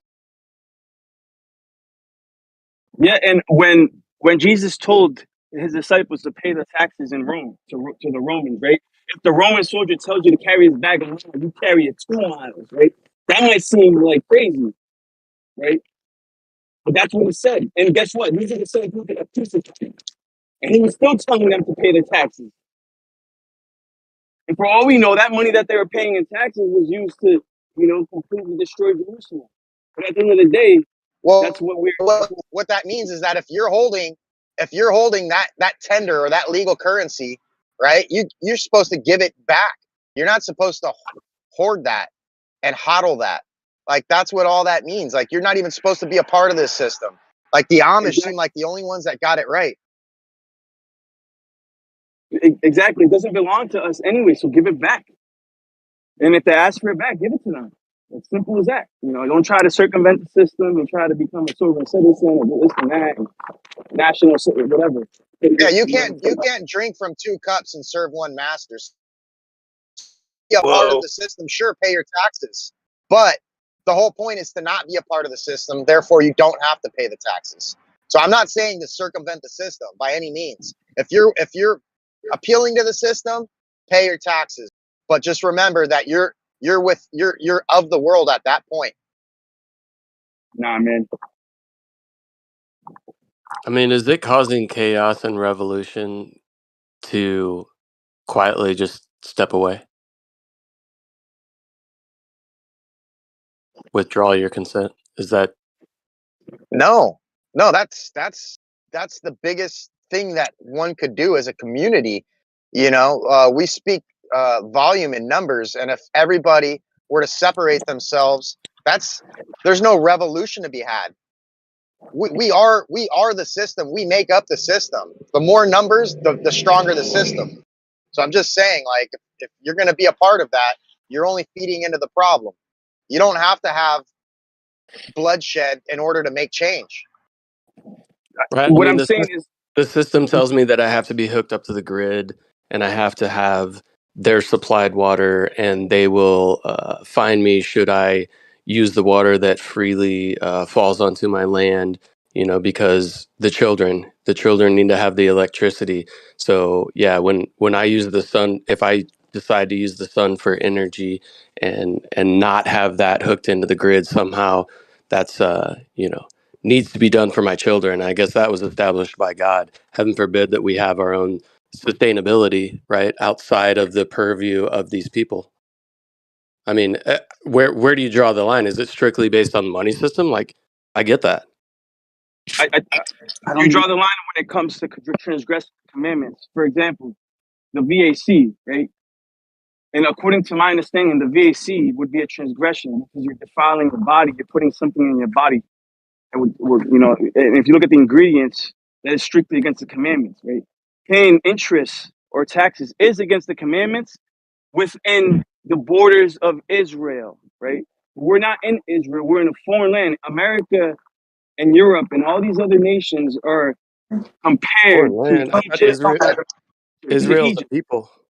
Yeah, but Israel, Britain, and the United States are connected. There's no separating those 3. Only through borders. So America is like Roman 2.0. It's Rome 2.0, basically. But hear me out, right? Yep. To be set apart, right? It's to be holy. And we are called to be set apart. But this is a spiritual understanding, right? So to be set apart means to be sanctified. And how do you sanctify yourself? You sanctify yourself by his word. By his word, right? And his word states we are to keep the commandments, right? So paying taxes is not part of the transgression of the commandments. That's not. I never said that it was. If you want to go, but here's the thing, bro. You're trying to claim that walking away from that or realizing what is actually written as to what portion of the tax you actually need to pay is somehow a transgression against God should you choose to actually understand what's written in the IRS tax code. Like this goes way deep, bro. Like if you just want to look at one scripture that says like render unto Caesar what is due to Caesar, so therefore whatever they say you need to give to them, like that's just shallow thinking, bro. There's a lot of things that go along with how the laws are written, especially around taxation. It's what I do for a living. Yes, I understand, bro. And it's not just that. It's, like I mentioned, Babylon, right? And Jeremiah, when Israel's taken into captive, what does Yah tell them? He tells them to plant vineyards and to choose wives for yourselves. This is counterintuitive. The Israelites were like, what? Plant vineyards, choose wives? Like, we're not even supposed to be marrying heathens. What do you mean? Well, you're going to be there for 70 years, so make yourself at home, right? This is counterintuitive. And I'm sure they were paying their taxes when they were in Babylon, because when you're in servitude, it's like you don't have a choice but to assimilate to the extent that it doesn't transgress the commandments of So God that let are me ask eternal. you, North. Let me ask you, North. If all of a sudden we had a new law that said you had to sacrifice your firstborn, would you appeal to that? Absolutely, I would go against that. That's a transgression That's against But God's commandment. it's part of the system, though. You're not doing your due diligence and being a community member if you're not Oh, following the bro, laws. I told you the line is drawn at the commandments, bro. So, like, I just mentioned the VAC is an example, right? I don't want to say abortion, but abortion, another thing, right? It doesn't matter what the law says. That's clearly against the commandments of Yah. That's What where you about draw the stealing? line. But voting's okay. But voting's okay. Hold on. What about stealing, like Larry mentioned earlier? Well, yeah, if Israel, right, was to do that, there would be transgression of the commandments. The Egypt and Babylon and Assyria are not under that same law, So they can right? steal? So we're in Rome, and if they steal from Israelites or they steal from Yah's people, that's their prerogative, and they won't be judged for that. But you're Right, still but you're supposed to you're pay your getting taxes. wishy-washy on like as long as it doesn't transgress the commandments, but then when it's the commandment says that you should not steal and the government is actively stealing, Well, what do we do? it sounds like he's implying a direct transgression rather than indirect, and that's kind of Right. what I. But then Yeah, it's yeah, only applicable to Government Israel then, right? no, Then directly just it's only steals. applicable to Israel. They Like directly no, lie. exactly. We're not supposed to set up a theocracy, right? We're not supposed to set up Israel's theocracy over here, bro. Like if we were to I'm not restate suggesting a that. new government and be like, well, Yahuwah is not our new God, right? Or Who's our God, suggesting that? and we're gonna implement the 10 Commandments in America. That's Who's not what we're suggesting that? supposed to do. But I'm saying I heard Okay, let's somebody maybe earlier just saying that calm that down a the little bit. And Dicelo is really funny. You called him North. Oh, my bad. No, it's no, it's all hilarious. good. Let's just calm down, take a moment, and continue. It's windy over here, so I'm talking loud. But no, Yeah. I'm saying like we're not supposed to instate a theocracy, bro. That's not our intention. That's not our job. We're supposed to assimilate while we're here. We're in servitude. And so he Who comes said back that? and frees us. And so he comes back and frees us. We got to deal with this. We have to pay our Nobody's taxes and keep the peace. nobody's The peace is of oh the chill. utmost. No, I'm just saying the peace is of the utmost importance. Literally. Yeah, but you're right now you're just beating up a straw man because nobody said that we were trying to establish a theocracy or anything like that. Like what are you arguing against? Or not keeping the peace, like Right. separating from the problem is not a violent act. All right, that's being as peaceful as you possibly could but still not conceding to the issue.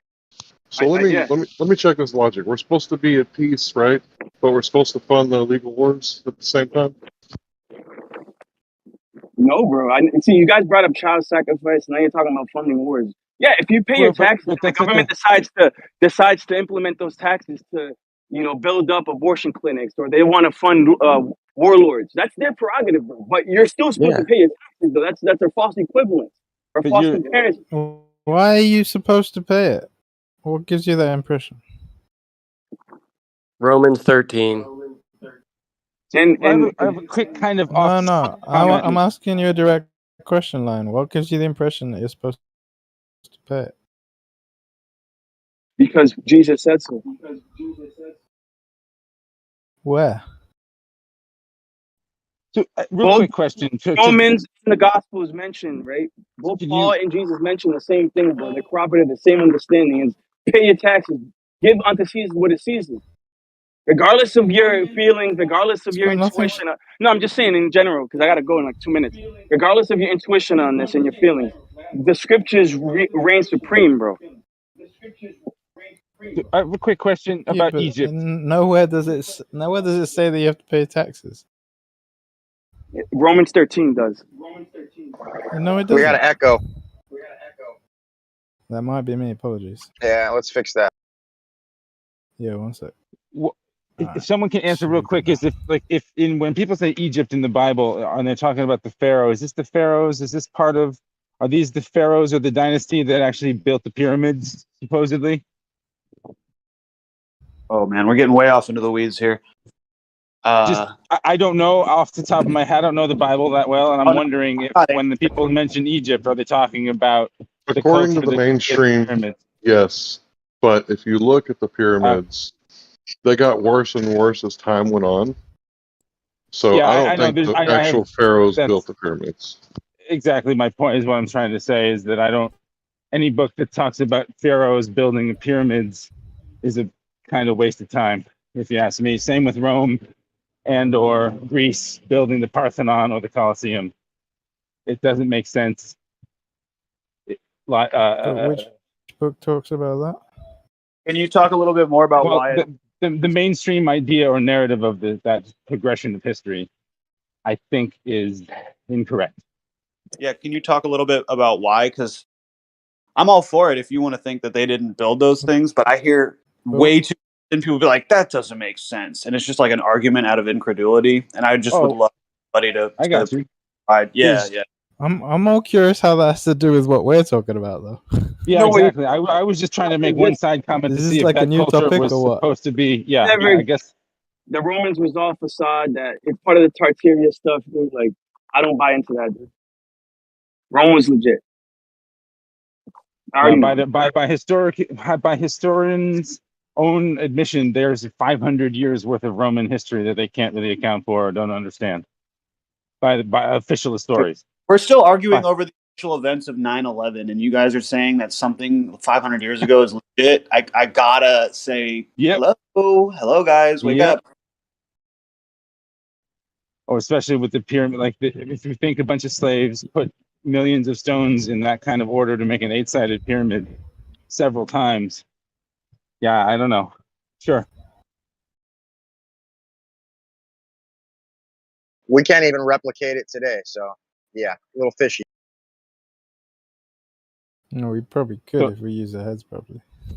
No, it's just Japanese people, the scientists couldn't put it together on a scale model version of it, so I'm not sure why making it bigger would be easier.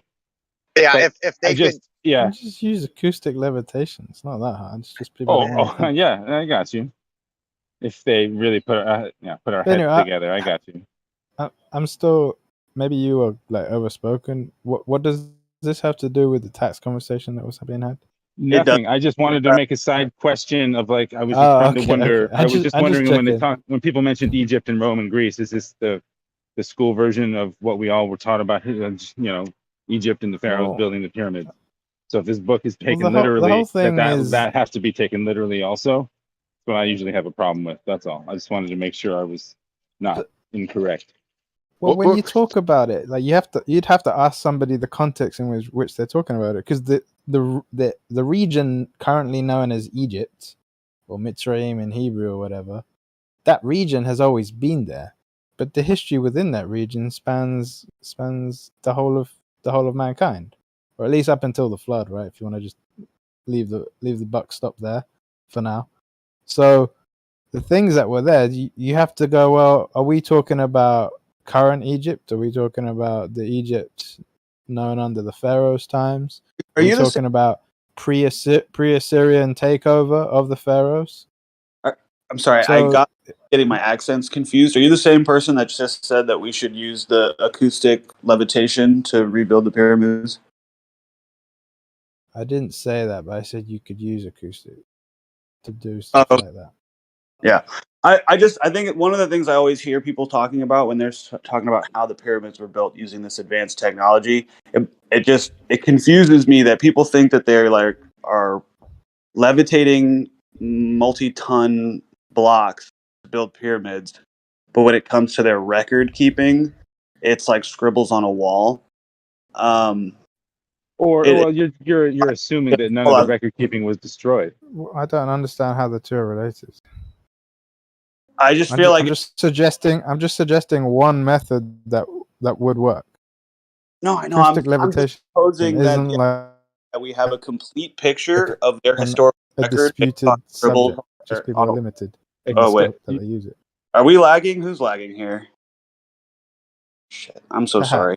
Are you saying that the historical records cannot be tampered or damaged or destroyed? Because I feel like most all wars are to bomb out things that don't go along with the story of the narrative they're trying to tell people.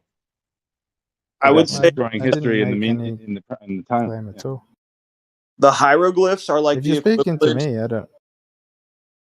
The hieroglyphs that we find in Egypt today are the equivalent of like braille signs at an elevator or an exit that like tells you what floor you're on. That they had most likely much more advanced record keeping than we know of today, and that those systems in which they kept records are either being kept hidden from us or were destroyed. Is what I'm saying. I mean, just do a little. I mean, just think a little. So how can we have a complete picture of their history? But what does that have to do with what was said earlier, though? I don't understand. Is my mic not working? No, I hear you, but what does the record keeping point that you made? Because I'm not disagreeing with it. It's just a fair point. It's somewhat of a non sequitur to the discussion that was being had. Which discussion was that? The one about? Well, I was talking back and forth with Fuzzy about that region that's known as Egypt, and then what point in history are we talking about? Yeah, that's my whole point. That record keeping has to do with like keeping the idea. I'm not okay. I think what the error you made is that you're assuming that the records or the history that I'm referring to has anything to do with those scribbles on the wall that you referred to. You made that error in your mind. I never linked the two. I was just giving wider context to the whole discussion, because he's talking about Egypt and then asking questions, and then I think, well, if you're going to talk about that, you'd want to give context. But when I referenced the different points that I'm aware of, I didn't pull that from hieroglyphs. Like the Assyrian takeover of Egypt, I've never read about that in hieroglyphs. I can't read hieroglyphs, so I don't understand necessarily. Yeah, so I basically you brought it up thinking that I was linking the two, but I wasn't. No, I didn't at all. I'm actually just trying to sort of spotlight the idea that anyone that's saying like, oh, I know that this happened in history because I read it in a book, and the person that authored that book knows because they read it on a hieroglyph, or they read it from somebody else who read it in Greek and it was translated over, blah blah. Like this whole telephone game of history is very unreliable. That's what I was trying to say. Which is why I It's asked the still a non question about sequitur though, when because you could make the same comment about anything that you weren't present for. I know. That's why record keeping. So what's the point? To the best understanding that we have. Well, you kept interrupting. If you want us to say that every time, but that's kind of implied when we're talking about history anyway. You kept interrupting me while I was speaking earlier, so like maybe I don't know, maybe you weren't listening to me or something. Because I clearly said like a people that built those pyramids had a much more advanced record keeping system than we are made aware of. The idea that these scribbles on the walls is all that we have left, and a couple of like tattered papyrus scrolls, to me is really silly. So yeah, I don't think these people built these massive monuments that would withstand the test of time, and also not create a record keeping system that would allow for this much interpretation of historical events. I agree. I think that there's somebody somewhere at some level of some government agency that does know exactly how the pyramids are built. Right. I mean, that might be possible, but I mean, that even goes back to my point, right? Because I'm not even suggesting, and nowhere in anything that I was talking about was I suggesting that the people who did all those scribbles, those like they got too much time on their hands, artistic writing, were the ones responsible for the building. Because if you were to ask me for my opinion, at least with the Great Pyramid, I would suggest that the people who wrote those scribbles had nothing to do with that, because that pyramid itself wasn't ever marked in that way. There's no markings there. They have maybe a few nominal markings, but nothing that could ever be zero hieroglyphics inside the Great logically Pyramid. concluded to be connected to the hieroglyphs, right? Yeah, I'm suggesting that region has a rich history that goes back pre-flood. Yeah, I was the reasons for it. I couldn't tell you, but that's part of the wider point I was suggesting when Fuzzy asked this question. Yeah, I never suggested that the Great Pyramids of Giza had any hieroglyphs or anything like that. That's actually why I'm saying that the people that built those pyramids specifically did not use hieroglyphs. That was specifically what I'm saying, was that those people had a record keeping that was much better than scribbles on a wall. Thank you.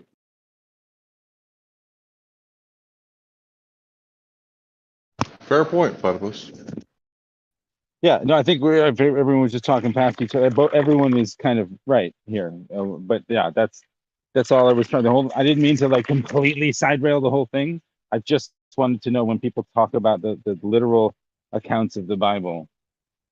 And then Rome being what it is, and Egypt being what it is, the way we were all taught in Sunday school. I mean, oh, that's interesting. You know, because I wasn't sure if that's what you were talking about. Well, yeah, the whole Bible is based on that whole story being true, right? Right, but from your understanding, do you think Scriptures talks about the construction of the pyramids? No. Yeah, in Egyptians 1:13, right? No, I don't know. No, of course they don't. I'm asking a serious question because the way you're speaking No. suggests something, but it's a bit vague. So what I'm really specifically trying to suggest is that if we all are understanding that the idea of history or the notion of history that we were all taught, this step version of history, and that we're now at the pinnacle of it because we've been to Mars and we get a helicopter up there, that version of history is what I was in contention. And if this Bible is supposing that Rome and Egypt and all this stuff with the pharaohs is true, and that's how it happened, I don't have a lot of faith in that. I mean, yeah, there could be a lot of metaphors in there with good stories and ideas, but really hard to take that book literal in any sense, if that makes sense. You know what I mean? Well, can I just say that the Egyptologist version of history? I'm not sure if you're even. I'm not sure. His connection went. He's not in the room. I'll wait for him to get back. Go ahead, Larry.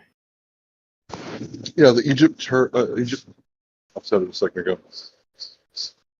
The Egyptologist version of history is not what's in the Bible. Like this mainstream history,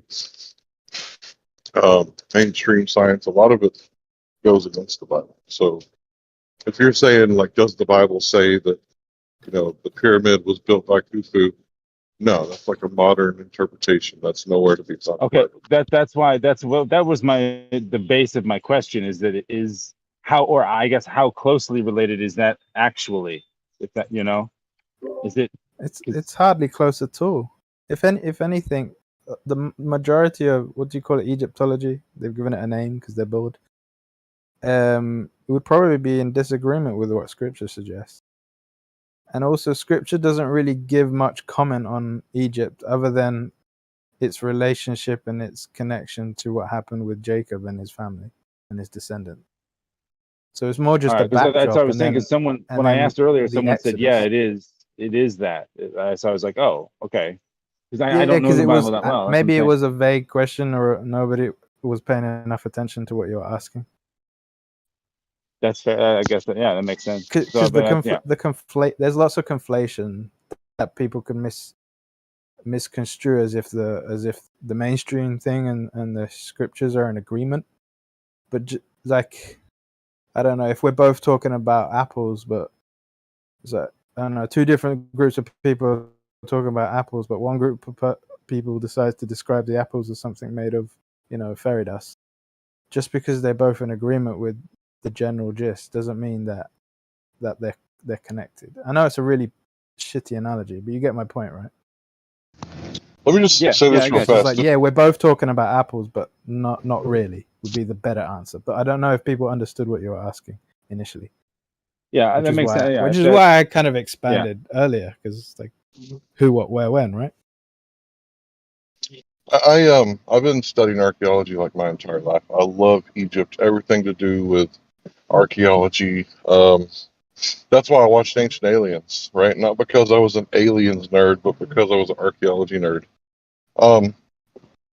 But the Bible has predicted, and I don't really want to use that word, but it's the best word I can use because mainstream archaeology was like, oh, Petra, that's some made up bullshit. And then they find Petra, and it's got the purest sulfur in the world, which is exactly what the Bible predicted would be there. I hate to use that word. Maybe let's just say recorded. Are you sure it's Petra? Are you sure it's Petra? We're talking I think about so. Depicted would Sodom be the and better Gomorrah. word. Yeah, I'm pretty sure it's Petra. Wasn't it destroyed by hailstones from the sky? You mean And they Sodom got and like, Gomorrah? They thought might that call was. it Petra now, but it was I thought called that Sodom was. and Gomorrah I at the thought that time. was. I thought Petra now is where they have that there's this like little crevasse and then there's this like thing made of stone in there. I'm pretty sure. Let me look it up. I might be wrong.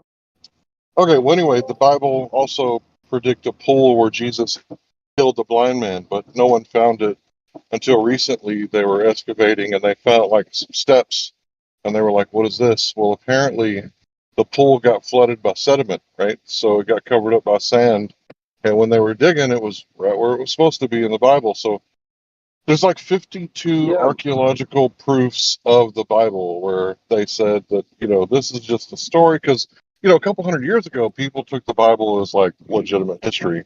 And the more recent understanding is that it's just a bunch of fairy tales.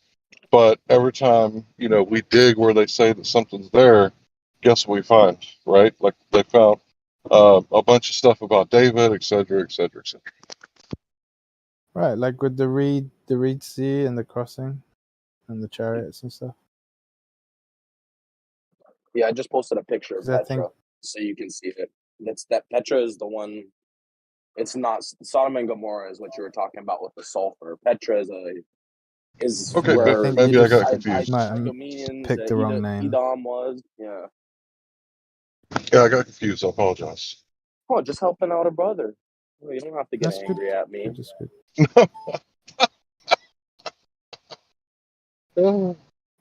What did He's you not say? angry, but I am very angry. Just kidding.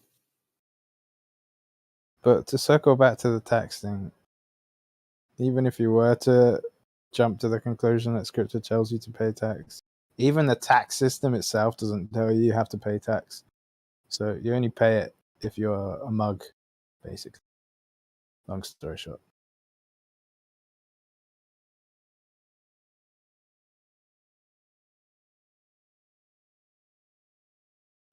The easiest way to picture this is you're going to go and charge a...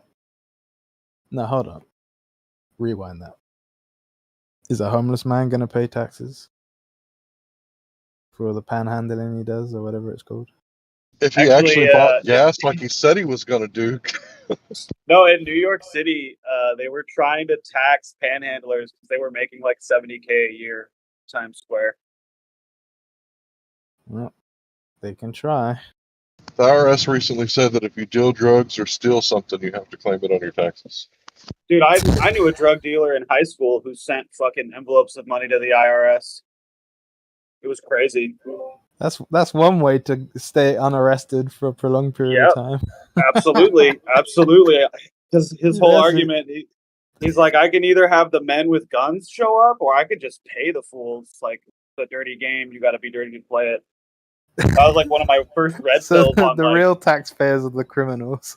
I don't know. I mean, I do my darndest not to pay the government a cent, and I'm doing a pretty damn good job of it. Well, see, you only, according to the IRS, generally speaking, right? Somebody could get more detailed if they wish, but it's supposed to pay on income. But if you don't earn any income, then you have nothing to pay.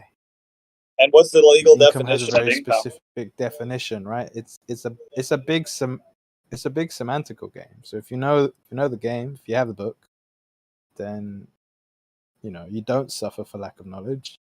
You prosper for wealth of knowledge. Dude, I must be on a horrible delay. Elisha, I am not trying to talk over. I could hear my voice echoing while you're speaking, and I'm like, okay, I'm not speaking right now, so I don't know what's going on. I'm gonna try and disconnect and reconnect. Really, I do That's okay, apologize.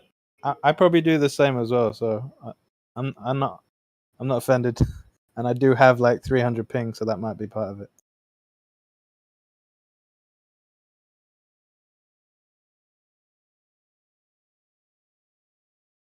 Some of y'all be walking around with like 100 tabs open on your phone. I kind of wonder if, there's like secret seeding and leeching off of each one of those connections to those websites. You mean cookies? Yeah. I think it's just my internet's not the best at the moment.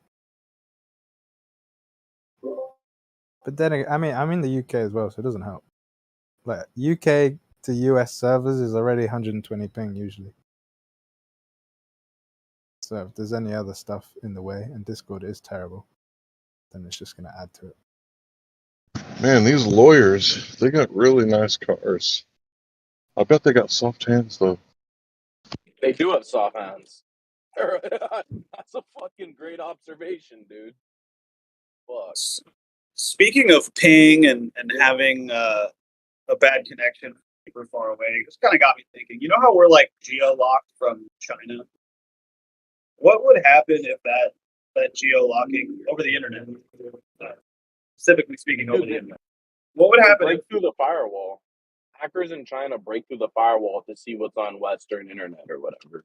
Yeah, I know. What I'm trying to say is, like, if every Chinese citizen had access to the Western web and was able to like interact with us, would that be beneficial for humanity?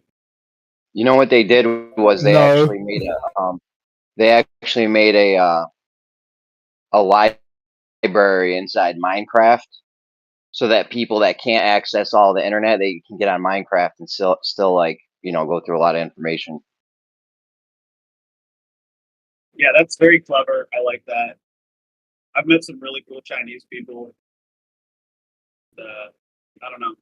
I feel like they would have some really interesting stuff to say about things that we're saying. The entire culture, an entire civilization with a very rich history and very good record keeping. That I'm sure they would bring some amazing points to the table. Oh, from that point of view, I agree. I just thought you meant on Discord, because their ping would ruin everyone's experience. I agree with you on that 100%.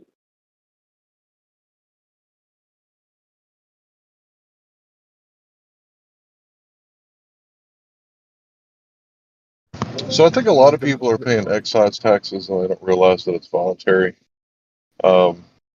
If there are mandatory taxes, I would recommend that you pay them. Obviously, this isn't legal advice, but taking on the IRS is, different than taking on your local state government. The IRS is bigger than that. Like the IMF, IRS, like I don't think you could take them. But there is a way to use the IRS on your side, because who's afraid of the IRS? Everybody. Except for maybe the people that don't pay taxes. But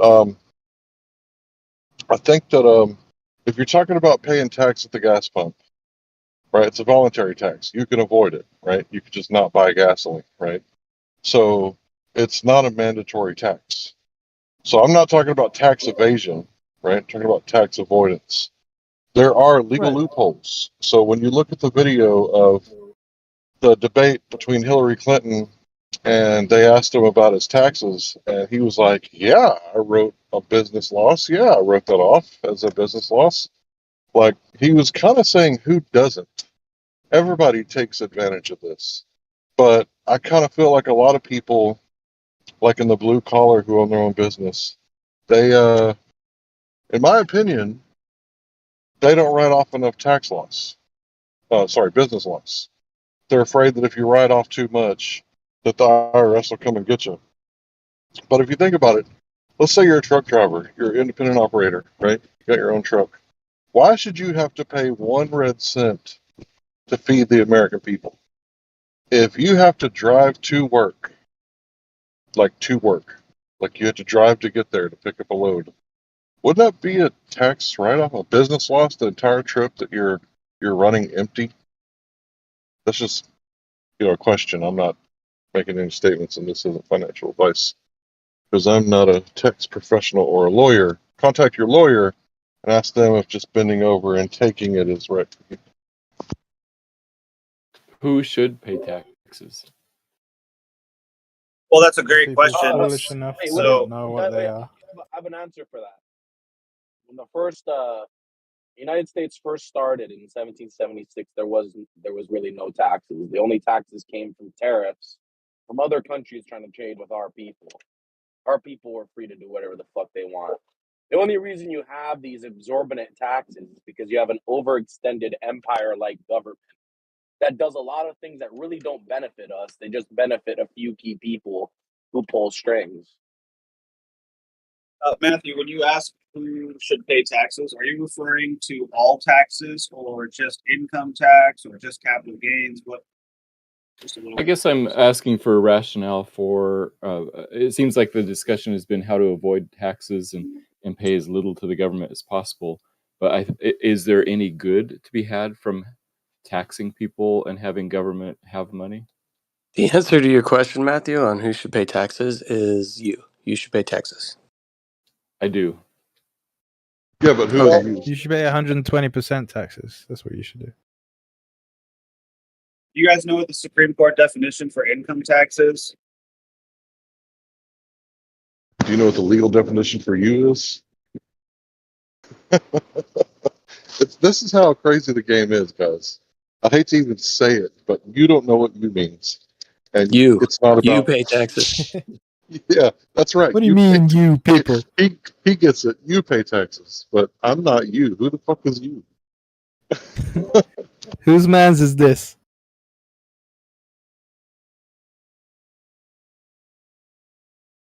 Yeah, it's like that stupid movie with the robot in the box. It's like the best way to win the game is not to play, or whatever the line is. No, but seriously, who is you? You think that I'm you? I thought you is actually like You sounds like you, man. What are you I thought talking you about? is actually like a plural or something. Like you Well, or you ye is is plural or the and thee is singular or something in Old English or whatever. Oh, That's you're why when talking you about look in the formal and Bible, informal. no, I think no. Every time there's a y in the front in Old English, that was like meant like a multiple, a plurality. So if I say you, that meant there wasn't one individual. Or if I said thee would be a singular or whatever. And so like every time you, because the way they translated it or whatever, but like anything with th was like singular and anything with a y was plural or something back in the day in the 1600s. Well, But isn't the the way the Greek Amish and get away with this is that they just say that we know that our taxes go to fund wars and that's against our religion, and therefore that's how the Amish got. I thought that I read that somewhere, that the fact that their taxes go towards funding a war is one of the reasons why they're exempt. So it's more about what the tax money is used for. I mean, if tax money is used for making something that benefits humankind in all ways, great shapes, all great. Okay, cool. But the whole point is that it's not at all. It's going to do the What? exact opposite. Blowing 13-year-old kids' limbs off on another country somewhere isn't benefiting the world? What are you talking about? It did well. It did get that. It got that one terrorist at the wedding, even though the whole wedding party had to go. We did get that one guy, right? You know, when did it become a bad thing for us to kill random children on the other side of the world? 500,000 children. We think it was worth. I mean, that's the That's point of direct tax. quote, by the way.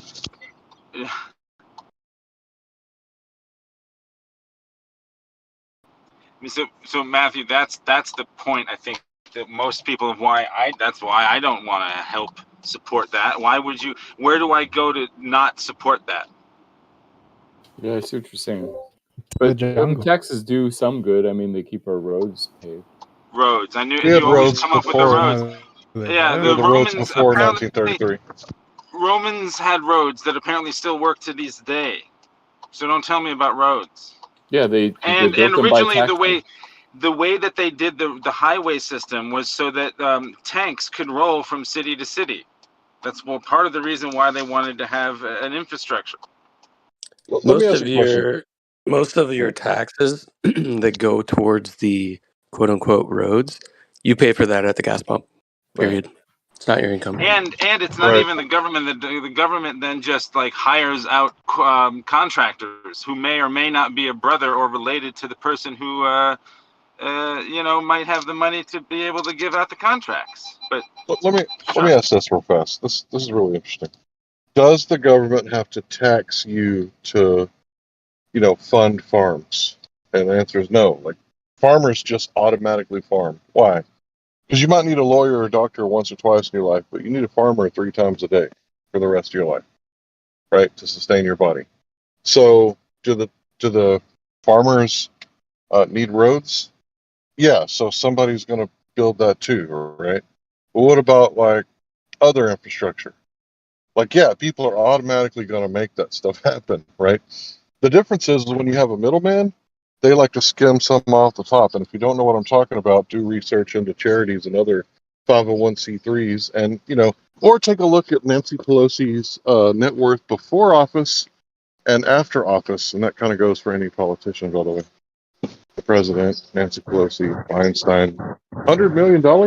Oh, they must be paying really good, right? I have to disagree though, because with roads and bridges and stuff, that it's kind of always been a state enterprise ever since the Romans started building roads to Rome.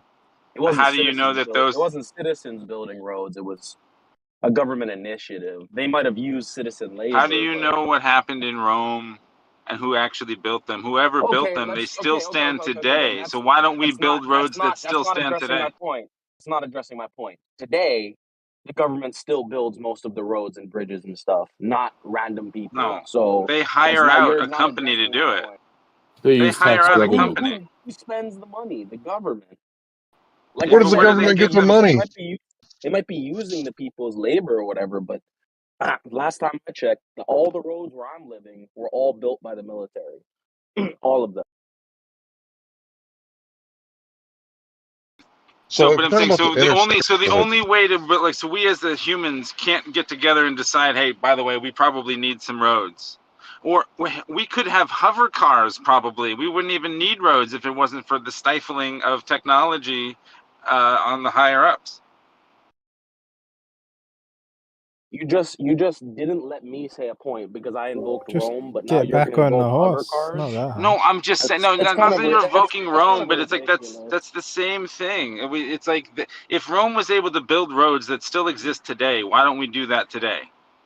Well, that is what we're doing. You never seen a highway? They're destroyed. They're rebuilt all the time to justify their own existence, and there's potholes everywhere. Well, we got to make Well, Ukraine yeah, it's great because again. we drive on them with 2,000. We drive on them with 1,000-pound machines, and the roads that went to Rome were just horses and shit. And these roads would last. We just left them out, and nobody drove on them. They would last a long time. What are you talking about? I mean, some roads are made real bad. Some roads are made specifically so they can get repaired. The way that they do construction costs is that if you don't meet your budget the next year, then you don't get the. It's like a. Seriously, they have to justify Good their own point. existence. That's a good point. Planned obsolescence. Exactly. Planned obsolescence. If that's a known thing, since for all of technology has been existing, basically, from the stories that we're told, the way that we are grown up to believe the way that society is progressing, and planned obsolescence is part of it. That's someone's lying to us on a massive level about how everything works, about how the very basic fundamentals of why things are made. Why can't we just have something that works forever? Well, because why? If we have the technology to do it, things, we need a consumer society. The whole thing is based on people just consuming and moving on. That's kind of what I noticed with the internet. The more shocking things happen and people forget it in less and less amount of time. You remember in the That's how. beginning of the internet? Like shit would happen and people would be talking about this dumb shit for like weeks. Now something like 100 times more ridiculous happens and it's like 5 seconds next short. Like next short is getting Yeah, have you guys noticed it? I Yeah, it's agree. They recently found a bunch of kids in an Amazon um, warehouse or truck or something, and the woman who discovered the kids, she dead. Nobody knows about it. just real Wait, off topic. Amazon as in the company or the forest? Yeah, the company. Oh, that's fucked. I thought you meant the forest. Oh, that's fucking. But this You know happens where all it the was? time. Yeah, this happens all the freaking time. They are finding um, kids, baby goats everywhere, being trafficked. It's a little off topic, but I posted it in the live stream if anyone's interested. The Russian flag has this interesting image of a dragon being trampled on, and the original flag of Tartary, or what some people would call Tartaria, was like a dragon on the flag. Some food for thought. Yeah, I think Russia, did take out Tartaria. I think that we've been waging war on the old world like ever since the inception of the United States. I don't know if we were ever free over here, but it's like we've nonstop been waging war against the old, and That's this why they're is the new world. yeah, that's why they're calling it the New World Order, because they're basically wiping out the old world. Right, remember September 11th, 1991, H.W. Bush, he was like, not the rules of the jungle, not the laws of the jungle. Well, the law of the jungle is natural law, right? So he told you right there that he's doing away with like natural law. Have you guys remember the Aurora, Colorado Batman shooting? Oh yeah, I heard something interesting yesterday, and I did a little fact check of myself just to see if it was true. So the guy that did that allegedly, his name is James Holmes. He was writing a thesis in college about the effectiveness of false flags and how they could be used to deceive the American public. And then he goes and obviously goes crazy, a very disturbed individual, a very sad, tragic event, and is arrested.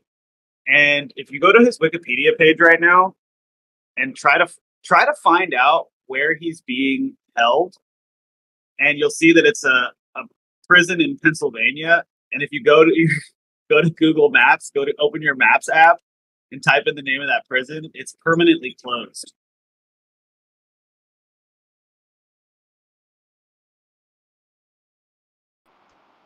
well, nothing suspect about that. I know, right? I was tripping out. Yeah, there were so many weird connections with that Aurora, Colorado thing. Like it's almost too numerous to like list all the things that came out, like the connections to the other thing that we're not supposed to talk about, or we might have to pay like $1 trillion or something to the parents.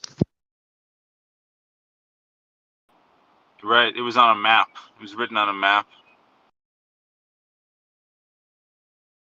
Some of the same actors were involved in the Oh filming of yeah, Batman. you're talking about Handy Cook. Yeah, it even said it on the map. Well, James Holmes's defense attorney also appears in some Handy Cook footage from that day. So that's kind of weird. Nothing to see here. Are you serious? I didn't Dude, know yeah. any of this. Okay, Are you- I can't. come on. I don't want to post. I'll DM you the video if you're interested. I'm curious. Yeah, I mean, I'm not.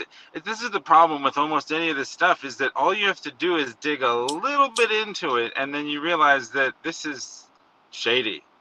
And it's like once I realize it's shady, I'm like, yeah, it's shady. Like I could spend the rest of your life going down a single rabbit hole. I try to stay back and see the bigger picture, but that is curious that like the fact that multiple actors are used all over the place and people still don't see it. It's just fascinating. Well, if it wasn't shady, you wouldn't have to like pass laws and get case law, to fight against it, right?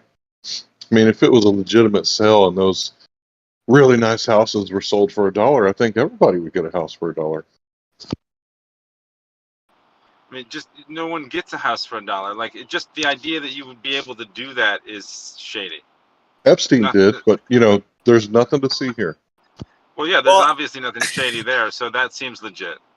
How many mass shootings in America resulted in the location of the mass shooting being like demolished and just like completely destroyed? Anybody? How many schools just got like completely demolished? Because we've had plenty of them at schools here in America, but I can only think of one where the school was destroyed. Yeah, you would think destroying evidence of a crime would be a federal offense, right? Yeah, I don't know. No. It's par for the course What at this point. What are you talking about? What about the Sandy Cheeks? What are they called? The bomber guy? What is he called? Oh, you're talking about the Yeah, that Kennedy's yeah. and bomber. It's the same guy. So when President Kennedy got killed, the same mortician, I guess, he was there at the Sandy Cheeks SpongeBob.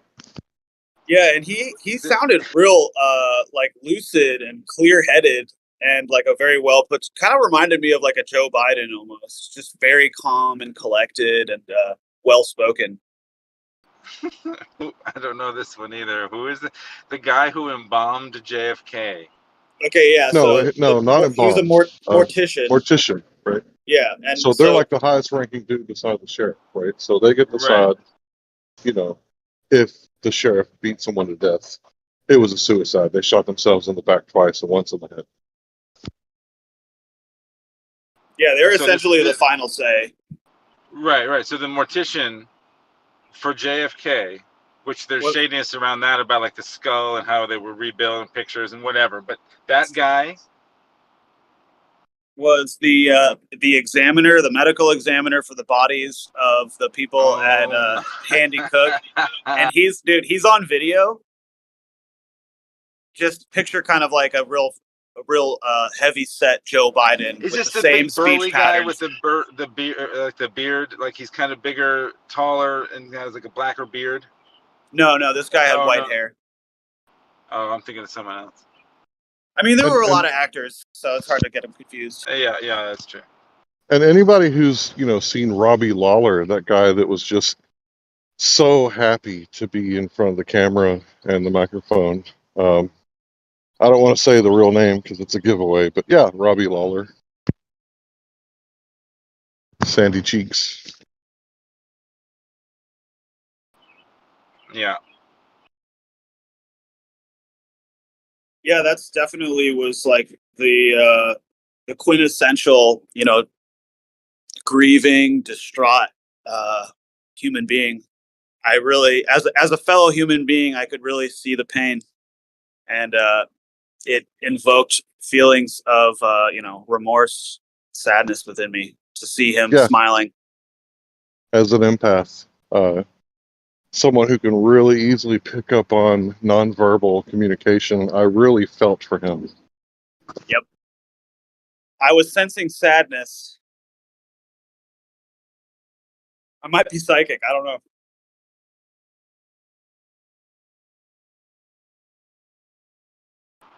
You know, what's astonishing to me is that there are people in my life. I have to go. I'm about to go, but that are very red pilled when it comes to a lot of things. But like stuff like that or other things are just a bridge too far, and it's like, and they fall hook, line, and sinker with every story, every part of the narrative that the news puts out. And I'm like, you still watch the news? Like, I just want to see their side of it. I'm like, yeah, but you can't also then believe their side of it too. Hook, line, and sinker believe it. Like, you're not even questioning that certain parts of that, any part of that is sus. Is how can you be so red pilled in certain areas and then also just be completely blindsided by this? It's fascinating. I don't know. I don't understand it. Well, certain red pills are better at destroying the foundational lies than others, right? Like if you're kind of hip to 9/11, it's like He is. you understand. Hip to 9/11, hip to government lies, hip to so many lies. Okay. But NASA is a bridge too far. That's a bridge too far. There's a lot of stuff that's just a bridge too far. Yeah, I mean, I've seen it. I know about it. I got friends that are that way. I don't understand, like, how, you know, what would it take to, you know, I don't know. Dude, it I don't takes know. time. That's what it Yeah. takes. It takes straight up time. I had friends that I was like pleading with during the scamdemic, and I was like, please don't do this. Please don't get that.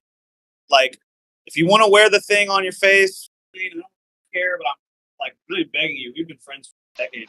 Yeah. Do not do this. And look, That, some of that them was did. another thing. Some of them did, but some of them didn't. I had one friend who was holding out, and he was legitimately 100% serious, saying, like, when people would be like, why haven't you gotten it yet? It's like, I'm waiting like 5 years to make sure it's safe. He's like, I promise you I'm going to get them. I'm going to get all of them, but I'm going to wait like 5 years. And that was his logic, which was hilariously like wrong. Right. But right. it saved No, but it. it's just funny. Yeah. It saved I it. just, yeah, well, right. But that's what's funny about this is that someone is hardcore about all of these other things and still got it. Works at home, is retired, doesn't even need it to go, like, to do, barely even goes out in public anyway. Still went and got it. They were trying And to it's save your also, grandma.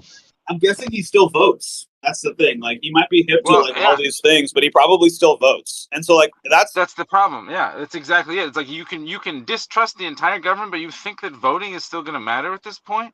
Well, that's what I meant by there are different red pills that break away at the foundational lie framework that are they're just more effective. Like, so what if 9/11 was a false flag? Yeah, of course the government does, shady stuff. That's why we got to vote the right people in.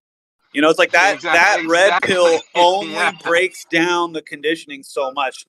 That's why I think, like, honestly, like, the hardest red pills are really just like, what is a higher authority than the government, And if for you, Us. if it's, I mean, us, God, there's a lot of different answers. So But yeah, time. there's this maximum law, right? And it basically says you control that which you create. So if I build, like, from scratch a car in my house, who can come up to me and say that's my car? Like, who can make a claim over what I do with my car, right? I built it. It's mine. So if God created man, man created government, government created courts. Who's the highest authority in there? Someone acting, or a living, breathing, flesh and blood man created in the image of God who has all dominion according to the very book that they have in there?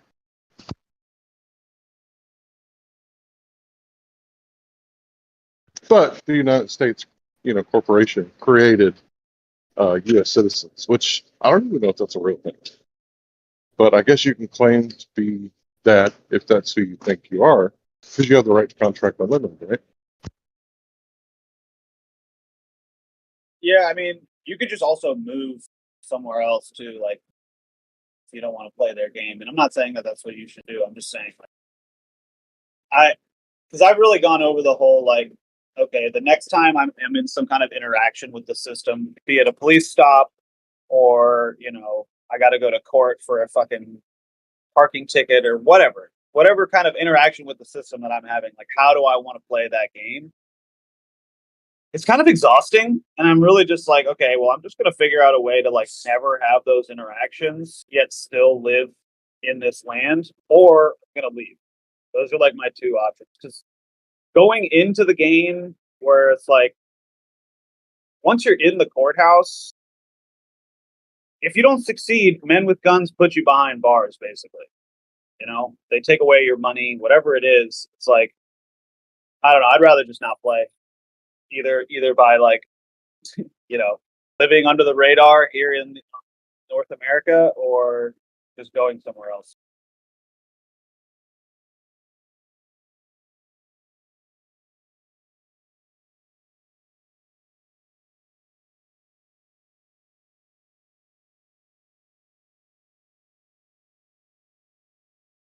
I mean, the way I hear a lot of the people explaining it, it's like it's rigged against us, right?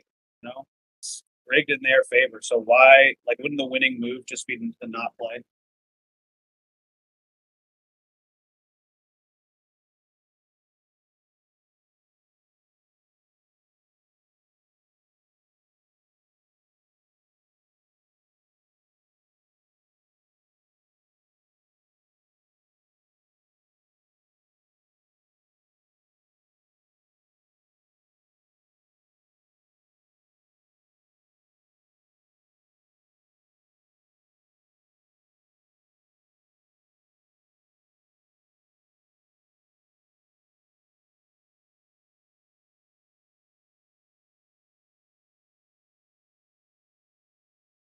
So my thing is that if you get summoned to court and you show up, hold on, I'll do that.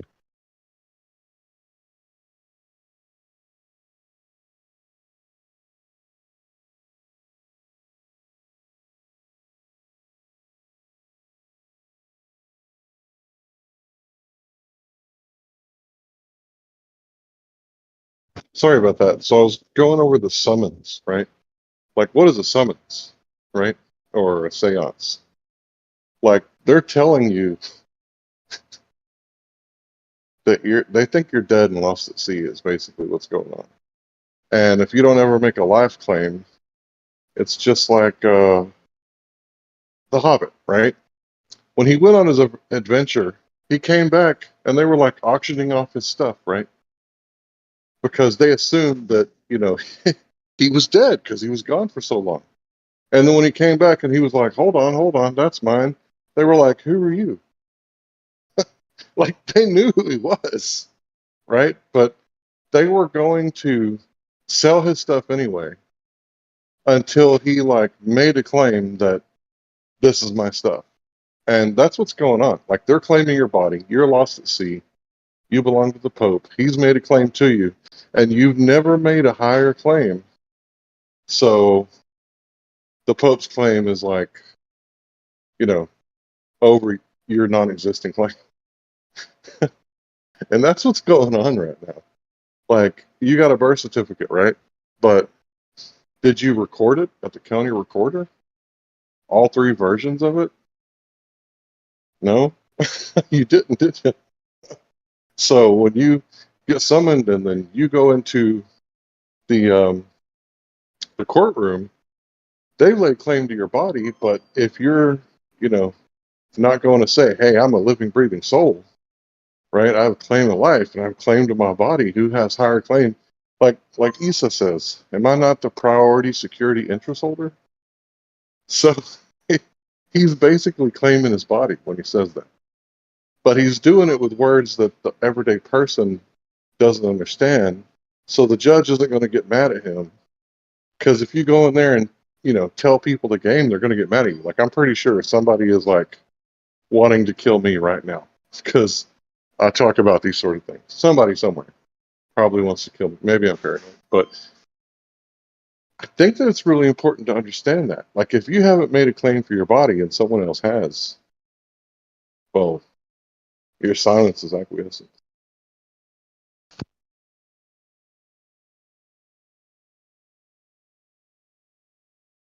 That's why when you try to speak, they're like not even hearing you, like interrupting you. Well, yeah, I've been like itching to kind of speak a little bit. I love where you're going. with it. But like, yo, it's not that they're like, yo, you got to remember the courts speak in writing. Everything that's not under seal is hearsay. So because it's not hearsay, it can be looked at as inadmissible. But if you have your paperwork correct and you're under seal from a notary, etc., and everything's legit in the paperwork, they can't refute it. And it's first in or last in, first out. So like, you put something in, like the paperwork, whatever the last piece of paperwork is what the hearing is about. So when you show up and the judge opens the docket, the first thing he sees is your response to their letter. Well, then he goes back to their letter. But he's got to address where we're at in the stage of the negotiations, which is you've made a counteroffer. You've got an affidavit in support of it. They can't refute it. It's considered to be truth. So therefore they sit down, please. What do you call it? They can't refute it. And they can't, the only thing you can do is try to bring up the old shit and make you forget that you ever had paperwork. And that's why they try to get you off your game. But I've never heard a judge have a problem with the term priority security interest holder. It's only when these guys try to argue that, I'm a man. I'm a fuck, that's where you get into this sovereign argument of bullshit, which is like the early stages of this understanding anyway.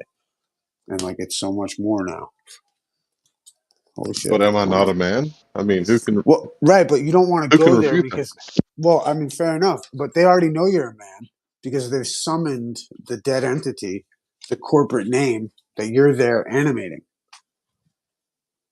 So they know you're not the fucking dead corporation. You're the thing that animates it. They already know that. I think I would just hand them my birth certificate and say, "This is the person you're looking for." What do you guys think about people that are having their children at home, living on the land in America, and like these kids don't have social security numbers? What do you think It's about? beautiful, right? Because if you try to go claim some land, they're going to be like, "What are you doing? You're claiming land? Like, you can't do that. You have a social security number. So go get your benefits and privileges." But if you don't have a social security number, like, who's to stop you from living off the land? Because you don't have any means of social security, right? It's either you live off the land and eat or you die, because you can't go get a job. Because with a social security number, you could go get benefits, housing, and a job. Yeah, if I'm not mistaken, there's like, if you were to get caught poaching, for instance, and you could prove that there's no other way for you to feed your family, they can't hold you liable. They can't hold, you know what I mean? I guess my question is, how do you appear in court without a social security number? Like, how Well, are they that's the thing. identifying who Yo, you are? your paperwork's already done. You got to remember that. You're appearing specially as the priority security interest holder in the collateral, which is the citizen. And that's completely acceptable in this. It's showing up with the title to the vehicle in question. You don't need everything's in the title. They already have all the information when they made when you gave them the identification for the citizen anyway. It's just about your recognition as being that. And it's weird because it's this spiritual game that we don't think the courts are capable of, but they fucking are. And they operate on it. And people acquiesce to the appearance that they don't care about it. And and I just think when you're showing up and you're recognizing that you're the priority security interest holder in a room that says "In God We Trust," they know exactly what you mean and exactly what you're doing. And if you're smart enough to understand it, then for one, you should be motioning forgiveness like a child of Adam and behaving like a child of Adam to get the reward of a child of Adam, the prodigal son, yabba dabba do. But we don't see it that way, and it's, I think, to our own demise. And it sounds too woo-woo for some people, but I don't see a flaw in it yet. And but I think you're not appearing as someone with the social security account number anyway. You're appearing, it depends. Like, let's say it depends what it's about too. And it depends the scenario of it, man. If it's a traffic ticket and you're arguing about whether or not you were speeding, you're entitled to that little debate there. They don't have to give it to you is the point. And honestly, with traffic tickets and stuff, I think that's where you can be a wisecracker and it's only a $75 fine or whatever. You know what I mean? you could go in there and make your constitutional claims. I used to love. There's one argument where the guy would go in and he'd say, "Excuse me, Your Honor, am I not supposed to have an impartial judge at this hearing?" You know what I mean? And he's going to say, "Yeah." We go, "Okay, so who's bringing the charges against me?" "Well, the state of so and so." "Well, who are you working for?" "Well, the state of so and so." "So how can I get a fair trial, Judge?" You know what I mean? Like, that's a kind of a fun argument you could have in court with a judge. You know what I mean? Like, if you wanted to in a traffic court, because it's fun, it's entertaining, and it's on point. It has something to do with the subject matter. Whereas, like, if you're going in there, I think on like a herb charge or something like that, there's another way you could handle it. Maybe if we were in a state that really hated it and like had evil laws against it, right? Then like you could come in as you could motion the trooper on proof, motion the trooper, through before your court hearing, you would motion them. You know what I mean? Excuse me, did your officer not, or the prosecutor for the state at whatever place it would be, and you would ask them, hey, did your officer not deny equal protection due process of law for failing to state a claim upon which relief may be granted? Because he denied, if you were smart, a charging instrument. You should, if you ask for a charging instrument on the side of the road, that gives you entitlement to bring it up later in the courts. The Supreme Court has ruled that if you don't bring it up on the side of the road, that you can't introduce it later down the road. That's interesting. That's why they tack on extra charges to you, right? I don't know about that. Just thinking it through, but like the idea that you're, that's why I always think the first question you want to say is, what's the emergency? Because they got their lights on, and you speeding is not a crime, so it's not an emergency. So you kind of if you had a good lawyer, he might know what to do with that, maybe. But if let's say you yourself, whatever, that's just it's arming yourself for later down the road of the hearing, because you mentioned and brought up these things, and you can recant on those offers too, though, and that'll hurt you. But you can also hold your ground on these things, and well, I'd love to, so long as you could show me you wouldn't be denying me equal protection due process of law. And they say, get out of the vehicle. Okay, over my objection, under threat, duress, and coercion, I'll get out of the vehicle and do what you say because I'm scared. And they're and usually an officer, if you say something like that, is going to say it's duly noted. Then and you might even say, could make sure that's duly noted right now, and they'll say, yeah. And and if they have violated their protocol of fucking events, and let's say you've said, do you have a charging instrument for my inspection? And they say, I don't know what you're fucking talking about. Get out of the vehicle. Okay, over my objection, etc. And you know what I mean? Like, when the time comes, you're going to say to the judge, Your Honor, didn't you fail to provide me a charging instrument? Isn't that a denial of equal protection due process of law? And it's going to be in your paperwork when you go to the hearing, because you're going to offer to the prosecutor, hey, didn't your arresting officer deny equal protection due process of law when he failed to give me a charge instrument? And wouldn't you and your company be liable for this much money for failure to provide, failure to provide due process? And and wouldn't what I mean? Or couldn't it just be cool if we could just agree to forgive each other and accept here this motion to dismiss the case on the grounds that we can forgive one another, and on the grounds that I promise not to violate any of your statutes in this town again? You know what I mean? And you would make an agreement, and really they have nowhere to go with that, because you're being kind. You're not going after them with some fee schedule. You're not going after them about jurisdiction.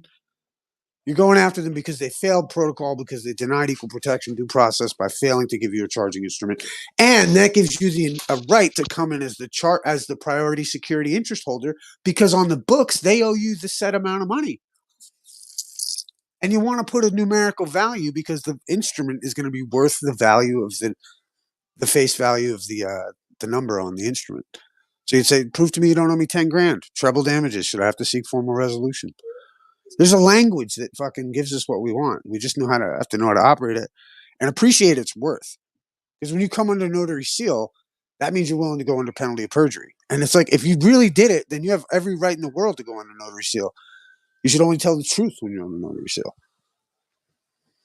You know what I mean? But it's done so that the court can recognize it. When the judge says to you, I don't hear you, I can't understand you, either that means you've got a public defendant that you don't know about, because they're trying to shut you up because they've already given you an attorney, which, if you have an attorney, you need to deal with that first. The best way to deal with that is say, hey, I'd love for you to be my attorney, so long as you're willing to step in as surety for the charges, asshole.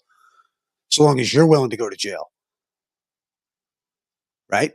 And you can make that agreement too. And the judge is going to kick him off the case and be like, what do you want to do? Because they can't take that.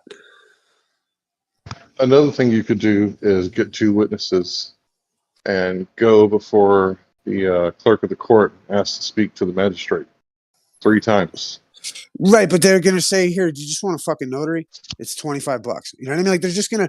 It's like the note. Like you don't need to go to. Like if you had like, let's say you had like somebody dying in a room and you were gonna do a will. That's where you could have two witnesses affirm that this person said this about their will. He didn't write it, and even if he did write it down, whether he did or didn't write it down, we got two witnesses that attest to this being the case. And that's where something like that would be of value. That would be your common law kind of a exercise, and you know what I mean? Like that's where it's found in everyday world. But like like because we still have this dual system of an ancient system and a new system, and this attempt to blend the two or whatever. But like really, like if you're operating in the commerce, you could just go and get a notary to do it. If you have to go to the courtroom, the notary is your best friend. The clerk of Yeah, court but a is your best notary friend. might turn you down, right? A No, notary might be notary, like, no. Notary doesn't have that right. A notary just is witnessing to what you're saying as being the truth, and it doesn't matter whether you're going to do a fucking testimonial to the state about your nature and God and your declaration of rights, and you want it on the public record. Like a notary I, is going to notarize that too. I They got to don't give a disagree fuck. with you, bro. I just inherited a little bit of cash, and it went to me and it went to my uncle, and I was supposed to divvy it up to my 2 brothers. So when that happened, I gave one brother the money, got it notarized, no problem. I went back to the same bank, tried to do the same thing with the other brother and get a notary, like a receipt that I did my duty, what I said I was going to do, that I want the receipt. And they were like, we can't do that here. Well, they So would. no, the notary doesn't have to do what you say. Well, they would have to like. They can't just. I mean, like. I don't know. Like they might have been curious in the sense, and especially because it's money, they're like, like if that notary witnessed you giving him the money, then that notary may have felt more comfortable to put it to the test and make his, give you the notary. I mean, really, they should have given you to you anyway. I don't know why they would have refused you, to They be denied honest. me. But yeah, I mean, the only reason I can see it is that they're thinking that because it's money and because later it would be because if that were an issue and it came to court later on, that notary signature's on there saying that you gave this guy money and maybe you didn't give him the money and the notary doesn't want anything to do with it. Do you know what I mean? Like Like, he literally had a check in front of him on the table, agreeing that he just got the money. We just walked back from the counter where we got the check, and it was all legit. But they were like, "No, we can't notarize this." I wonder, and you just written it up yourself? No, it wasn't written. It was issued from the bank, from my savings account, to him, Well, and no, he was right, and gonna. that's where what you would have had to do, I think, is you would have had to say in a different letter, you would have had to write, uh, I whatever have sent this money to so and so, as evidenced by this copy here attached, this copy of whatever document attached here too. You know what I mean? And I give it to him on this date so that he's received it or whatever. Make your receipt. Yeah, that's That what we tried that to do. but I did you tried write to up? create a record, and they wouldn't Did you right? But did you draw up notarize a it. new piece of paper? Did you draw up a new piece of paper saying I so and so am giving this to so and so? Because Yeah, that's what. that's we wrote a handwritten receipt, and we're like, "Hey, we just need you to notarize this." And she was like, "I can't That's do weird. that. This isn't like the right wording." And I was like, "Can you show me the right wording? Right? Because that's the first thing you should do. Instead of going, 'Hey, bitch, you work for me,' you're supposed to be like, No, but that's not 'Ma'am, the can note. can you?' That's not the notary's job, though. The notary's just there to witness that whatever's on the paper is true. I'd like to see how you worded whatever it was. Maybe I don't I know. wrote it like a caveman. I, Yeah. Larry, blah blah blah, give 1/3 of the inheritance from my grandmother, blah blah blah, to my brother. Did you put the number? Did you put the Yeah, 1/3 number, whatever that yeah, was? yeah. Yeah, I wonder. I mean, I don't know. It's just, I mean, it's at their discretion too. I mean, I really don't know. But generally speaking, like, if you're doing, like, let's say business with the court, and you're like, I've sent, you're making a whatever, and you're sending it to the best place to do it is some of them like FedEx places. They'll have a notary there, and you can do it all there. But like, you know, I Well, don't it know. I've wasn't never had really that a problem. big deal. I did push for it. I was like, "Hey, what am I doing wrong? Did I do something incorrect? Can you help me correct the error so that you can do this? And they were like, no, we can't do this here. I was like, okay, well, it was just done here like a couple weeks ago. My brother came from out of town. I'm trying to do the same thing with my other brother so that I got receipts, right? Just in case somebody ever comes and tries to make a claim. But he wouldn't do it. Like, it was weird because I had no legal reason to do what I did. I was just doing what I did to make it legit. It was all honor based.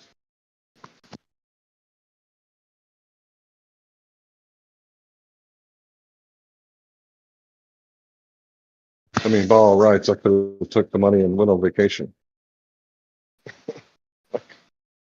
because none of it was in writing. It was all verbal.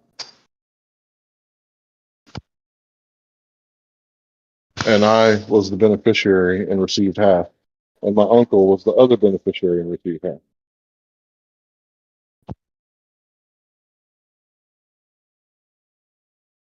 Yeah, the two witnesses thing, like, that holds up in court.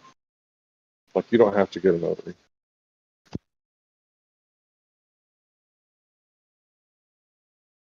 Like, that's old law, right? That probably goes all the way back to like Egypt. Like that probably predates Egypt. Two or more witnesses, that's Old Testament stuff.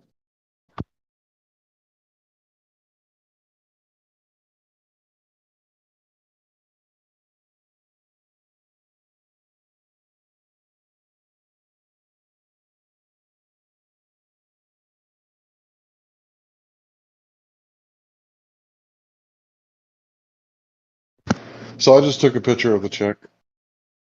So there's my two witnesses. I got my bank records and a picture of the check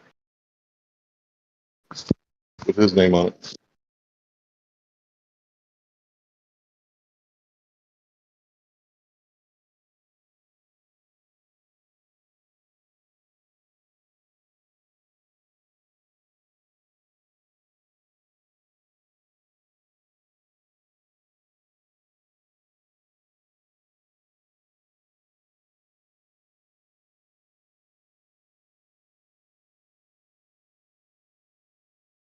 The notaries basically work for like the bench, the bank, the post office, whatever you want to call it.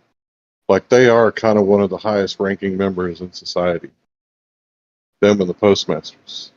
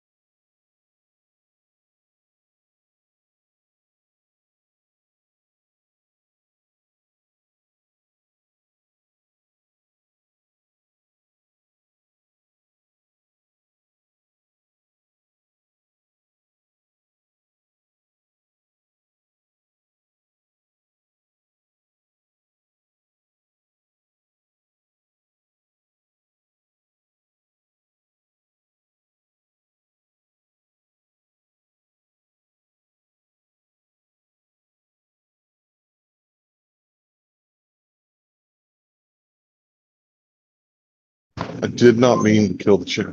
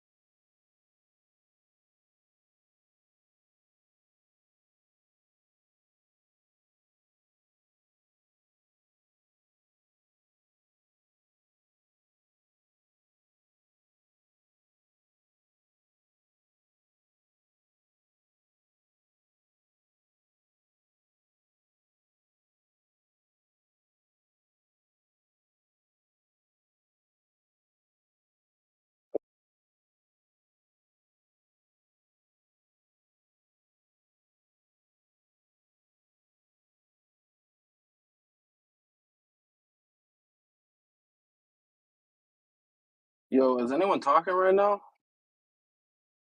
What's fucking going on? Oh, I was just gonna say, uh, fuck, I heard you guys talking earlier, and then I had to step away for a moment. But about having children not on the social security number or whatever. Yeah, that Uh, was me. yeah, bro, there's a problem with that. So these people basically like called into this like radio show or whatever of this. There's this guy who basically he's like a truther, but he's not a flat earther. He's like this gematria guy or whatever. And like basically he has like a radio show, so people call in or whatever. And basically this one couple called in and they were telling, I guess, their experience of what happened or whatever, but they live somewhere on the east coast or whatever, and they said they have like 3 kids and they didn't get any of them a birth certificate, and they did that whole thing where they left the birth certificate. And they said fuckers try to actually like gang stalk their children and try to kidnap them. And like all kinds of weird shit, like weird activity with like chief of police would come over and like bash their fucking tail light out, and they would have to like run away into their property and stuff or whatever. And like I don't know, bro. Like there was like honestly, like I can't eat like and it was like the couple was on the phone and they were fucking someone sorry, I just got distracted by something. Um basically these I don't know, like they were scared. You could hear the wife talk on the phone or whatever. So like wait, ideally, yeah, none of us actually want to be on the social security net, but apparently like these sick fuck odd fellow fraternities or whatever, like if they know you have kids that don't have social security numbers, they fucking gang stalk them. So like, and I'm not trying to be an alarmist or say you should or shouldn't do it, but it's something to take into consideration is that there's some evil fucking people out here, like in this world, in our own communities, at the top of our own communities. Evil Well, fuckers. that's why I carry a big knife. God damn it. It's annoying. I hear the Stay strapped, bro. If your kids don't have fucking social securities, I'd stay strapped, dude. I would fucking anyone. I don't care if they're chief of police. If they're gonna try and come and fucking steal my kids and rape them, I would fucking gun them down easily. Like no fucking no All trouble. right, all right, all right, all right. Let's not get too specific, but I agree with you 100%. yeah, no, these kids that I'm referring to are like beyond safe. They're not in the system. Like they don't just not have social security. They have careers and like thousands of acres for generation. They're totally set right here in America. And there's a whole network of people like this all across the states. Well, think about this, right? Don't they ask for the maiden name? Don't they get your wife to sign under informant? And isn't a hospital a place where you can abandon children? And does the husband or the father ever make a claim?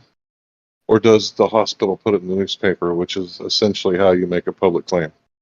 So when people get their children taken away, did they sign a marriage license that they didn't fully understand the legal implication of? Do they enter into a contract with the state and anything that they produce is therefore belongs to the state? No, I these mean, kids are born not in hospitals. yeah, I'm saying for everybody else, right? So when people get their children taken away and they have like social security numbers and birth certificates and the father's never adopted the children, never made a public claim that that is his children, and the paperwork says that this is the mother's maiden name and she's the informant. The father is what holds the family together. If the father is head of household and they're his children, he has more rights than the state. But if there's only a mother involved, the state has more rights because there's no man involved. And you might think that that sounds sexist or whatever. That's just how it works. That's how the government works. If there's no man involved, they can do whatever they want.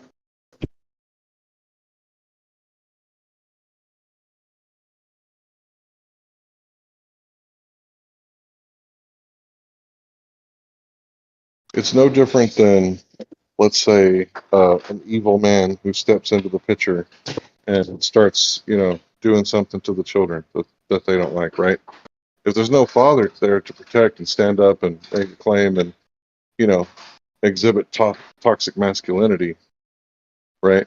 And get this, perverted criminal away from the children, right? Then, what's he doing, right? What's the father doing? He's not there, right? So that's why I say, like, the only bad parent is the one that's not there.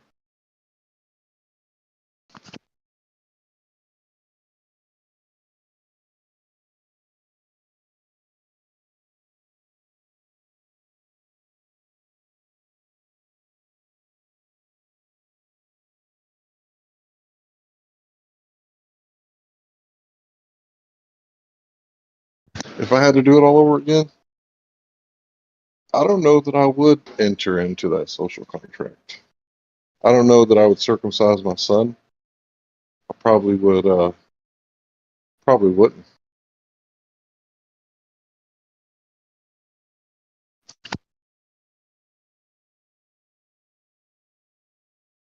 Yeah, the point I was trying to make is that there's like a bunch of people that are not entering into that contract but are still able to live in America. And they're homeschooling, raising food, and livestock, and they're still able to interact with the people who are in the system, but not in a way that's fundamental to their sovereignty.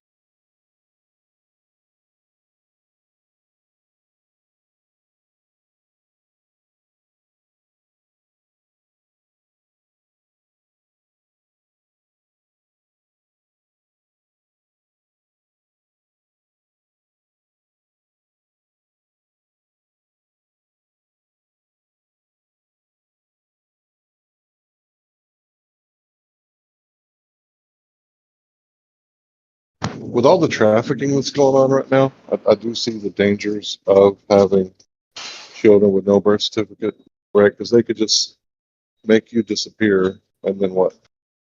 I guess no paper trail, right? But they just like delete you. So everything's electronic. I don't let my wife or children out of my sight. Not anymore. Yeah, that's a good policy. Just don't let I them mean, out of your why sight. would you? You know what I'm saying? Why would you ever need to? Like if you set your life up so that they're always safe and within your purview, you have no excuse not to do that if you have a wife and children. Yeah, I'm 100% like you should watch your children for the entirety of their lives. Like watch them have their own children and get married and grow old. Like this idea that, oh, they're 18, I'm going to send them off to the indoctrination center to go get like hundreds of thousands of dollars in debt, and and then never see them again except for those holidays that they tell us to celebrate. Like that's insane. That's insanity. Yeah, man. If they want to go and do some stuff on their own as adults, and they have the wherewithal and the money and the everything, they go do it. That's fine. That's different. I'm while my children grow up from babies, they'll never not be with one of us, if not both of us. That's just how it is. I'm not going to let any stranger watch my child. My children are never going to go to public school for any fucking reason. Okay? Like this is just how it should work for people. Yeah, dude. And there's a lot of people out there's more than I think the average person thinks out there that are doing exactly that. And Yeah. it's freaking I hope so. beautiful. Yeah, man. Totally. My experiences in those communities completely changed the person that I was, chilled me out, made me like way less like disparaging or sorry, in despair. Like when I became less black pilled. I was just like, oh no, there is a way to do this. And it's kept me going, like chasing after my dreams of having that for myself someday.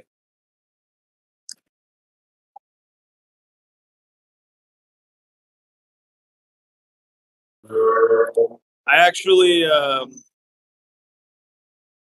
through some very crazy synchronicity, recently just applied for a job that I didn't think I was going to get. Well, I haven't gotten it yet. But I didn't even think I was going to hear back. And I've got an interview this week. And it is going to be, if I get this, it's going to be a whole nother level. Whole nother level.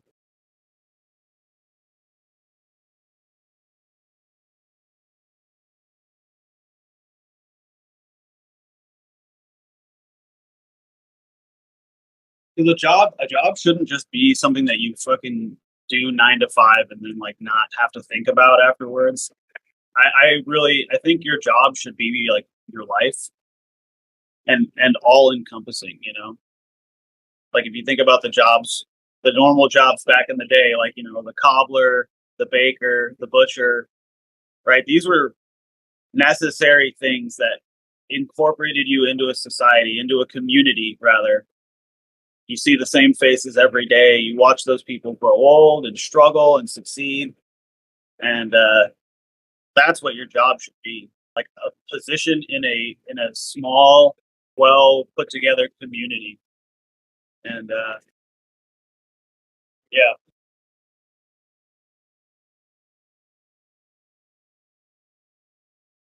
A community should be like a well-oiled machine with, you know, flawless execution with monotonous regularity, right? It's when people get drunk and do stupid shit and commit crimes and all this stuff, right? If everybody like just followed the 10 Commandments and loved their neighbor as themselves, treated people like they wanted to be treated, like this place could be so magnificent if we were allowed to just enjoy the abundance that is Earth. Because scarcity is manufactured, consent is manufactured. But it's not just alcohol, obviously. You can be addicted to anything, gambling, I suppose.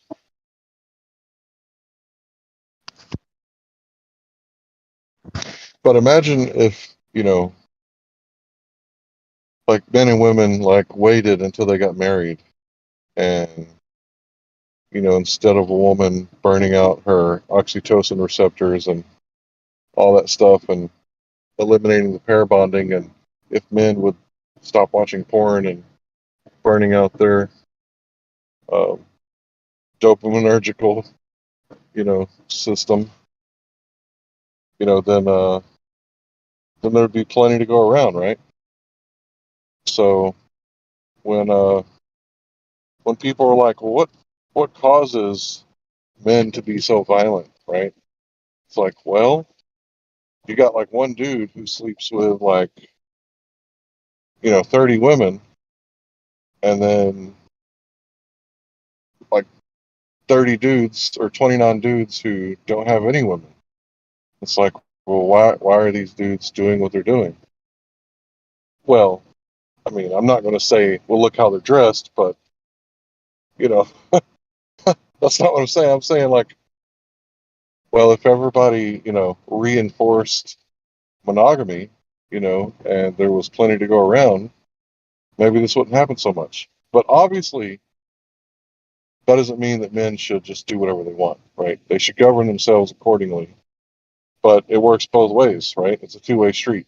Consent is a two-way street, but how you act is also a two-way street.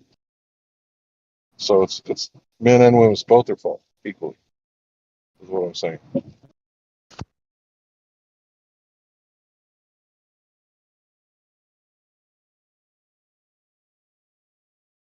And obviously, I'm not condoning violence of any kind or theft of, you know, someone's property. I'm just kind of pointing out what's obvious to me, right?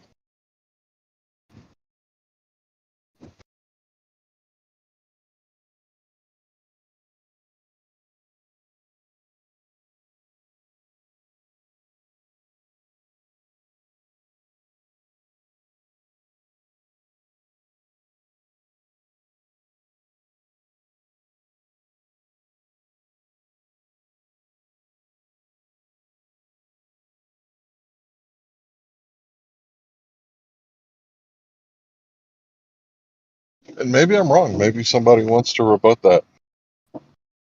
Maybe I'm incorrect. Maybe men aren't men anymore, and that's why that one dude gets 30 females, while the other 20 dudes get none.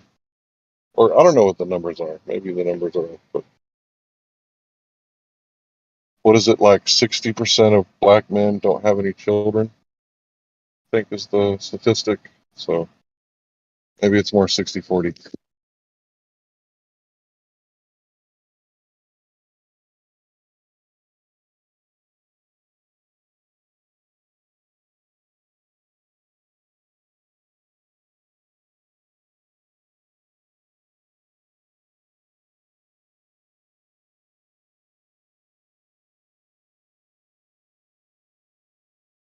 Okay, it's a serious question. Serious question. For you. Speak up. Speak up. Here's a serious question for you, Hank. If you were in the WWE, WWF, what do you think your song would be? You know, when you come out on the stage, when your reveal comes out, what do you think your song would be? What's that? Simon and Garfunkel, Dust in the Wind? But it wouldn't be for me, it'd be my opponent. That's in the Wind, isn't that? That's is that a Simon and Garfunkel song? I thought that was Kansas. Maybe you're right. I don't know. Okay, that's not a bad song for that's not bad. A little different for wrestling, but you know, as long as it Well, sets you the said tone. serious question if you were in the WWE, so I don't Yeah. know how serious of a response you Are you wanted. serious? There's some real serious people. John Cena, Dwayne The Rock Johnson. These guys are established actors now, and they got their start in the WWF, WWE. Hulk Hogan, he became a millionaire after he sued Gawker for recording him banging his friend's wife and saying racist stuff about his daughter's boyfriend. He's from the WWE. Anyway, so yeah, I went and did my due diligence, and I learned a little bit more about this guy Alan's claim. Thank you to New Perspective, who actually answered the question I was asking by posting the video about what his argument was. But yeah, I don't know if anybody here is familiar with that. I asked yesterday; nobody was familiar with it. Or you know, does Alan? Does he still come in here? Is he a regular? Yeah, from time to time, but I'm not sure if he would be willing to debate you, but I can't speak for him. Maybe he set it up this Debate? way so that he could debate it, or maybe he would like to just have a discussion with you about it. I don't know. Well, I didn't offer either of those. So let him know that as well, because I didn't say anything about a debate or discussion. I'm just curious if he comes in here. To be honest with you, though, I'm not going to be rude, Larry. I was hoping to have a discussion with him about it, but I don't like the assumption. That's all. But so I apologize. But yeah, if there is anybody in here who, I don't know, gives any credence or anything like that, I will tell you that there's no credence to be had. So discard your credence from it immediately.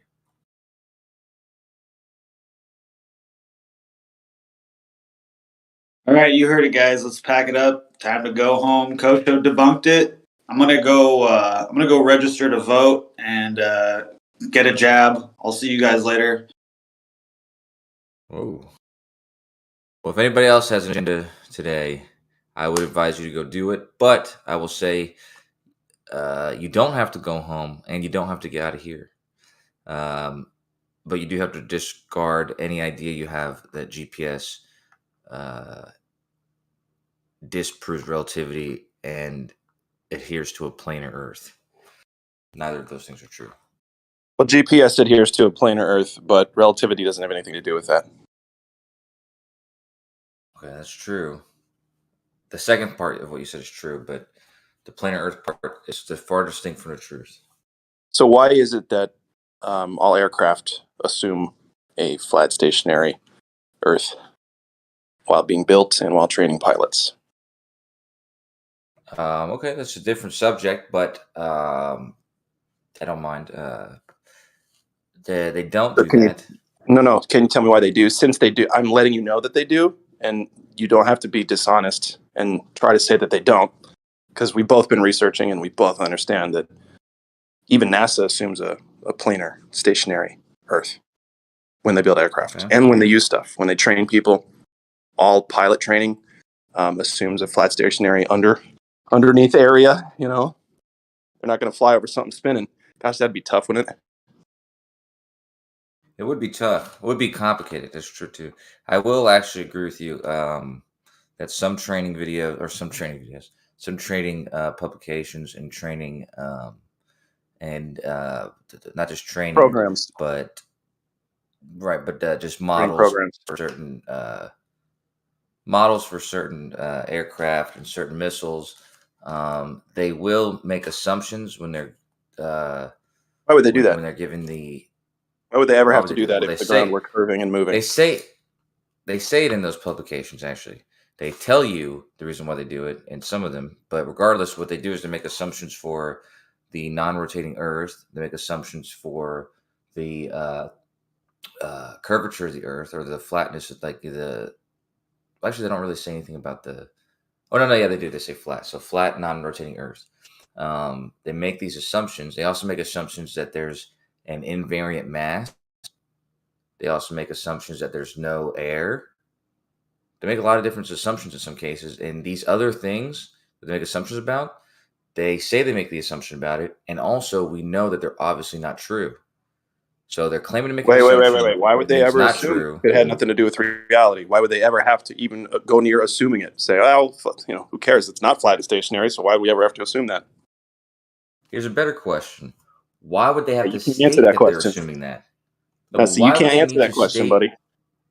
I'm answering it in the form of this question. I'll answer my own question. That way it kind of closes the loop. Oh, But, boy. Here we go. Yeah, so people can just hear the circular logic and only go with that. or you could answer it. But the question is, why do they need to claim, or why do they need to make the statement that they're making that assumption? Right? Doesn't that seem odd that they're making an assumption and they're letting you know? That kind of tells you something. Like No, there it might be a doesn't. It reason doesn't why mean they're- that there. No, it doesn't mean that there's the opposite that they have to prepare for. They're going through every different kind of option that they see fit. Now, they can't make an assumption that it's spinning and curving. They can only make the proper assumption that it's flat and stationary. That's the only thing they can do. They can deviate from that and say, well, let's see, maybe if it were curving and moving, it would act like this, and da da da da da. That's how they do it. All I'm saying is Curve that is nominal. I'm curious, Kosho, do you think you could repeat what Alan's argument is and then explain why it's wrong? Well, he made couple different arguments, but I'll be succinct. Although I do feel bad because I was in the middle of the back and forth with Sensei, and I know, but you came in here and you were like, "Oh, like you guys love Alan. He's great and all, but he's wrong." I love Alan. Yeah, no, I know, but you just kind of said he was wrong and didn't really explain why. And I've listened to his argument like twice now. I don't fully understand it, but I was just curious if you could just kind of reiterate what his argument is and what you think is wrong about it. That's fair. Okay, so I actually made this assumption before I knew more about it yesterday, and then I learned about his argument, and it was exactly what I assumed, which is that what he can show is that, by the way, there's a guy called Wang. This is weird because I know a Wang in GPS. The GPS world was kind of crazy, but anyways, this is a different Wang, a wrong one, and in this Wang, the one that Alan is referencing. Right. So he makes claims that the way GPS works is in contradiction to the way that the SAGNAV effect works in relativity, and then basically claiming that the SAGNAV effect and GPS go against relativity, and so showed not to be true. First of all, and second of all, that GPS working only works on a plane without relativity because of the transformation, because it uses the Earth-centered inertial frame, which is the one that's not moving. So the only way that GPS could work, this is his argument, by the way, not mine. I'm here actually. I never said that it exclusively functions on a plane. I said that the distance derived in its original preferred coordinate system derives an accurate distance, and when it's transformed out of that, now you could take that as a plane or not. I'm saying it's a plane based on the fact of the other factors involved in that. But I'm not saying that GPS exclusively functions off of a plane. Sorry, go ahead and continue. No, that's fair. That's fair because that's why I prefer he does, his argument. This is what I understand, and actually, I'll clear that up. That part wasn't part of his argument for what the GPS shows. It was just he did actually state that in his argument that he's gonna move to the flat stationary Earth, but his claim is about the stationary reference system. Yeah. So my specific claim is that the GPS proves the preferred direction and the speed of light, thus proving an ether, thus proving all the math that they say where it doesn't require an absolute reference frame. They actually derive this varying speed of light explicitly from an absolute reference frame to measure the relative motion in both directions to get the distance, which derives, or to get the timing interval that derives the accurate distance, which reveals the varying speed of light, irrespective of any relativistic effects. Well, that's actually the two problems I had. I was going to get to because I was going to steal in your argument, and I was going to say the two problems I had, and it's exactly those two things, which is the variable speed of light and the preferred direction, which, in my understanding of GPS, neither of those things would be applicable. They just wouldn't be present. Well, There's let's no say varying speed of light, and there's also no direction or movement. Yeah, so it's a time interval system, right? So they're just counting the coordinate system location of when the signal was sent and how long it took to get there. And what they found is when electromagnetic propagation is going west to east, it's faster. Now, what that means for us on a stationary Earth where it's not rotating is that preferred direction, it gets inverted, right? Because the way that they're attributing it to is through Earth rotation. So the way that we're attributing it to is the sidereal rotation of the sky. So it actually flips west or east to west for the preferred direction. But yeah, the way that they're trying to attribute this Sagnac effect in their paradigm is through Earth rotation. Yeah, but that's not included. Like, there's no in GPS. There's no preferred direction. Like, that's not involved in it. So I'm saying so that you're just using that from the Sagnac effect. Yeah, maybe on the calculations and stuff from your understanding of it, but the actual baseline starting point of GPS before it even gets into relativistic stuff or anything like that, or the quote unquote actual coordinate system that we live on, right? The GWADS ellipsoid model. Before it even gets to that, it accounts for this effect in the equation. It's actually the same equation that's used by sonar, which accounts for the what's it called? The varying speed of the sound wave as it's propagating through a medium. It's literally the same exact equation, and it accurately derives the distance down to the millimeter. Well, it's not in the code. Like, it's not in the GPS code. It's anything about direction. There's position, and there's where it is in its orbit, and there's the time. So Right. Yeah, that's it though. I mean, that's not it. But there's not a direct. There's not like a. It was going this direction, and so they add this thing in like this preferred direction. Right. So the final product that you're using is derived from this, which is explaining the Sagnac effect and outside of the terms of it being a relativistic effect.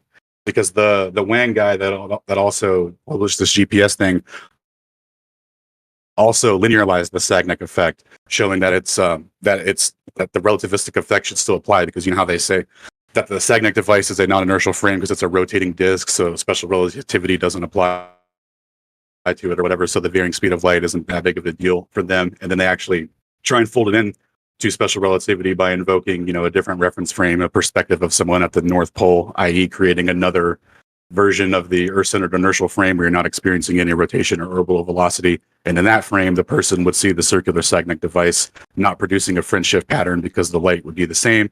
But in your reference frame, not at the North Pole, being next to the device or whatever, you see the fringe shift pattern because of relative simultaneity. The two events can't happen in both frames, so you see the light on a slight delay producing the fringe shift. They equate it to like some sort of optical illusion type thing. There's different explanations given to it, but that's like the most basic one that could be that's easy to understand. Well, that was actually the third problem. Well, not the third problem, but that's the third problem I remembered. Right. What you said just now about how the Sagnev effect would work or should work on a rotating frame, but when because you said it yourself, because I watched something that New Perspective posted. It was like 20 minutes, and in it you said that the what'd you say? Something about the Sagnev. Right. You said that the two principles or postulates of special relativity was that there's in a I guess a maximum speed of light. I think you said an invariant speed of light, or constant speed of light is what you said. And then you said that all inertial frames were indiscernible, something along those lines. Yeah, all inertial Right. reference frames are equally valid. Yeah, the first two postulates. Equally valid. That's what you said. Equally valid. But that's the problem, though, is that when you start talking about the Sagnev effect, and you're talking about a rotating frame, that's not an inertial frame. So it's not. It doesn't even apply there anymore. Like Yeah. So that's what I was trying to tell you. Your boy Wang linearized the effect too. So he showed that it's not even a circular independent thing like that. So he showed that there is a varying speed of light, and even outside of him doing the experiment, there's other publications and references to this varying speed of light for electromagnetic propagation as well. Like this effect is known, obviously known outside of just GPS. But yeah, so sorry, go ahead and continue. What was your question that you were getting at? No. What I was saying about the third problem, what you just said about him linearizing it. When you linearize it, right? This is where you can get the analogy that if you had it rotating and it wasn't linearized, like it wasn't in a straight line or whatever, what you would have is you would have the light moving closer to one target that was moving closer to it or further from it, right? And the frame that's being described here would be the other target, right? And so it's like it's not that the light would move in the same speed as that the moving sensor, the moving target, or whatever, since it's moving in the other frame and it's relative to that frame, right? So for this reason, if you linearize it, it would just be the light moving closer to one of the targets, which would actually be a shorter distance. So it doesn't change the speed of light or change At 4 minutes, stuff like that. oops, sorry. Yeah, he 4 minutes after actually. the hour, I just posted where Ron Hatch he had to redo the GPS and all that. The guy Austin was talking about, posted this a while back, and Bob Nodell caught Bob's attention, and then Austin's attention, and he said straight up that the Sagnac effect has nothing to do with Earth rotation, and it's in the GPS engineering documents. And 4 minutes after the hour, I just posted a video with him saying that. A little bit. Yeah, everybody check out that video in the voice text right now. Everybody, go ahead. And also, Brian, Rupert Sheldrake talks hey, about how thinking, sorry, go ahead. Is Alan here? Yeah. Hey, me and Kosho were actually kind of continuing something, if you guys don't mind. Yeah, we'll go on mute. I apologize. I didn't realize it was a one-on-one. You're good. Sorry, go ahead, Kosho. I forget, but the linearization of the Sagnac effect. You were saying that it doesn't apply or whatever. Well, no. I'm saying no. I was just saying that when you do that the analogy you could use is the target either getting closer to where the light source is or further or whatever. In which case, what you're actually describing wouldn't be the variant speed of light; it would be the difference in distance that it's traveling. And in the case of a Sagnev interferometer, when you have the light going in two different directions, you have the fringe shift because of the fact that it's rotating and one of the lights is traveling further than one of the other lights. It's not actual contraction or variant speed of light or whatever. It's actually the fact that it's rotating. It's the same. It's the same principle. The same basic principle is why lasers can be used to detect the speed of a car moving toward you or away from you. It's the basic fundamental foundation of that. 1 second.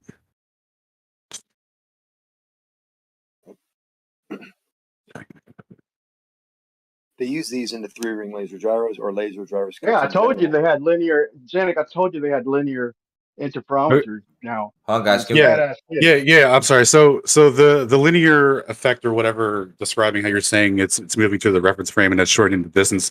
That's not actually the case of what's going on and what he's describing. So in all interferometry, it produces a fringe shift pattern corresponding to a varying speed of light, right? So the Michelson-Morley, starting off with the Michelson-Morley, that is that actually showed a varying speed too, but they attribute the fringe shift pattern to instrumental error, and that they tell everyone that it was a null result because they produced no fringe shift pattern, and therefore it proved that the speed of light is invariant,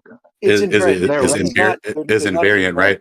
But then what was it? So that was 1887 Michelson-Morley, and then 1913 Sagnac came along with his rotating interferometer, proved another fringe shift device, rotating, and then this time they couldn't really ignore it or whatever, so they were like, okay, well, it's a non-inertial frame and all that stuff.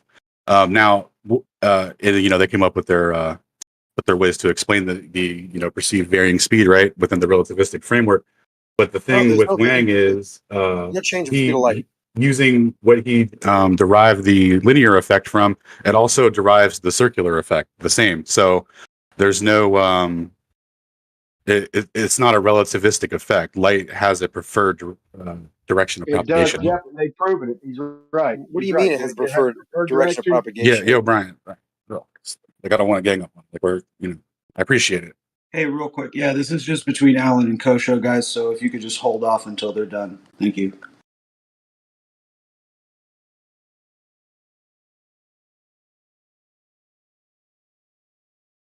Yes, the Sagnac effect, just to continue, if you want to interject or whatever, just tell me when to shut up. The Sagnac effect is a really interesting phenomenon, even within the relativistic paradigm, because it requires like 12 different explanations. Like, people are trying to explain this effect and fold it into relativity, when it actually, like, hands down shows like the varying speed of light like really easily. And then when you just apply that to all the other interferometry that they did, and that shows that, and how they've had to cover it up and act like, and just basically pretend that C is invariant. Because here's the real crux of it, right?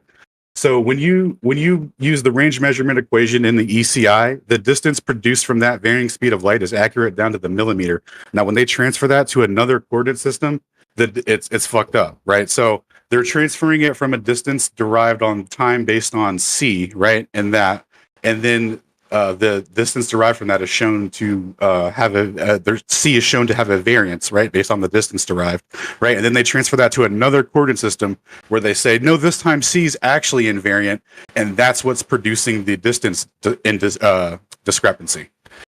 So we're saying C's invariant. I'm sorry, we're saying C is variant in this range measurement equation with the ECI, but when we go to the quote unquote real system where we live with relativistic effects, and we use the same metric to measure distance, right? Because in special relativity, all the axes of the coordinate systems are relative to, or can be relative to one another. So length, time, width, all that stuff can be contracted or dilated. But C should be invariant, so that any distance derived from C should transfer over with invariance, and it doesn't. That's like a huge problem in and of itself for the coordinate system transformations into the new system, where you're trying to say that the distance derived from C is the same, and then you have to do post calculations to everything for the new system. I've done different kinds of those transformations, and the direction that the Earth's rotating, like, never mattered. But I didn't actually read this guy. It was his Wang or something like that. I didn't read his whole paper or anything, so I'm not sure if there's something to that transformation. But yeah, if you're making like an Earth-centered inertial to an Earth-centered or fixed or whatever, yeah, you do have to worry about where the Earth is at that moment in that fixed frame that you're using. But you can determine it based on the time. Like, it doesn't matter which direction.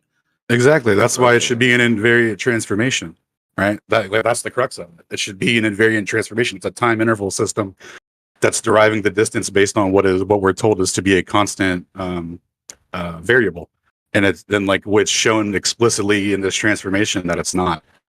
So like when you deal with the finished product you're not gonna see that, and everything is gonna like be appear to be on the up and up, and then they're gonna tell you things like, oh yeah, we had to calculate time dilation, length contraction, relative gravitational potentials for the clocks to be out of sync, all these things, and it's unnecessary, because in the original coordinate system where light is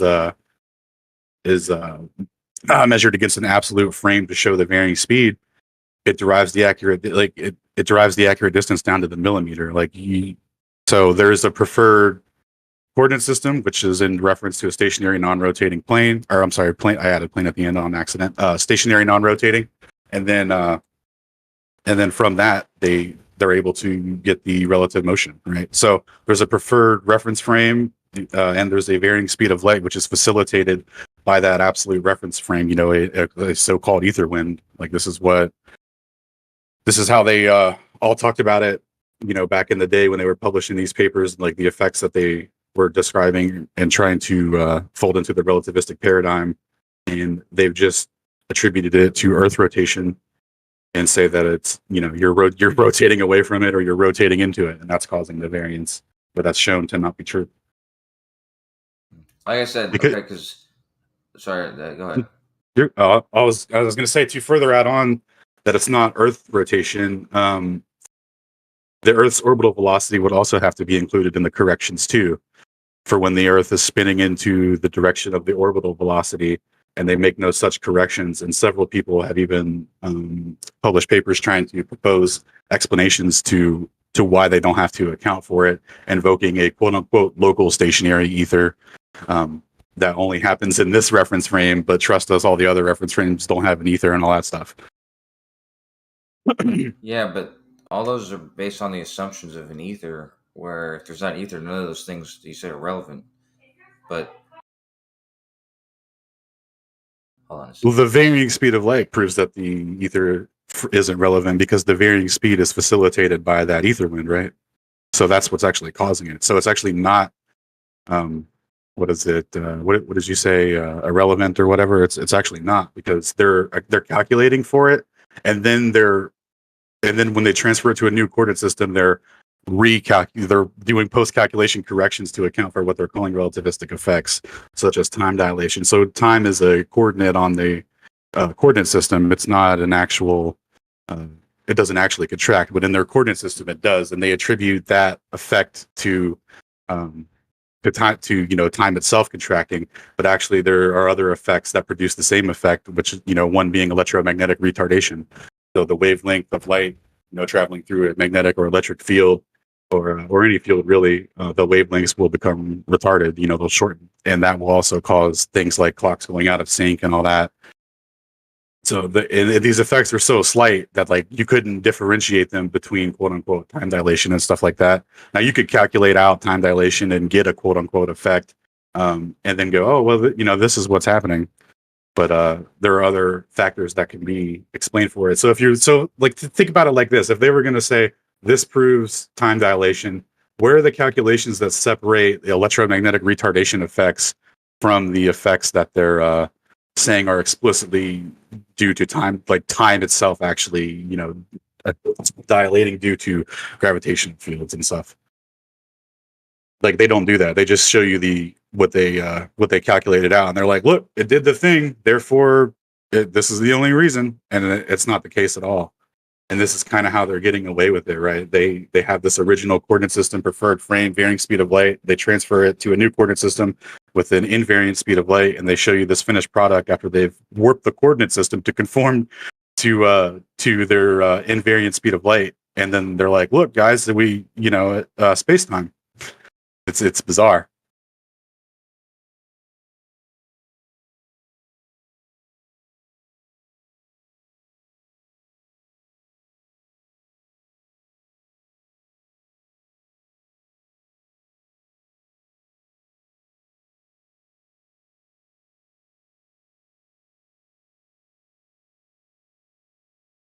Is the silence admission that you lose, or you're going to respond? Dude, yeah, no. I mean, it's a lot to take in, boys. Like, you got to understand, like, nobody really knows this shit. We've all been told certain narratives about how things work. Like, it's crazy, boys.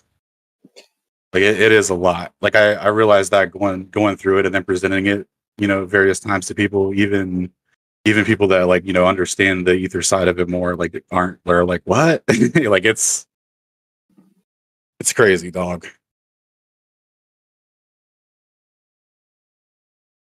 Yeah, I mean, if Kosho doesn't have a response or isn't around, are there any other globe proponents that maybe have a question or want something explained? So, to explain to me how a simple device like a laser speed detector can work statically, meaning not moving with respect to another moving object, or moving through the atmosphere, across the surface, however you want to classify it, for the same exact changes in speed. Sorry, say that again. I had you muted at the beginning How when you were does a talking over it. Say it again. then how can you explain how a laser speed detector would work for a static measurement, meaning not moving, and measuring some object with motion either away or towards you, compared to that same device Yep. One sec. detector moving Yeah.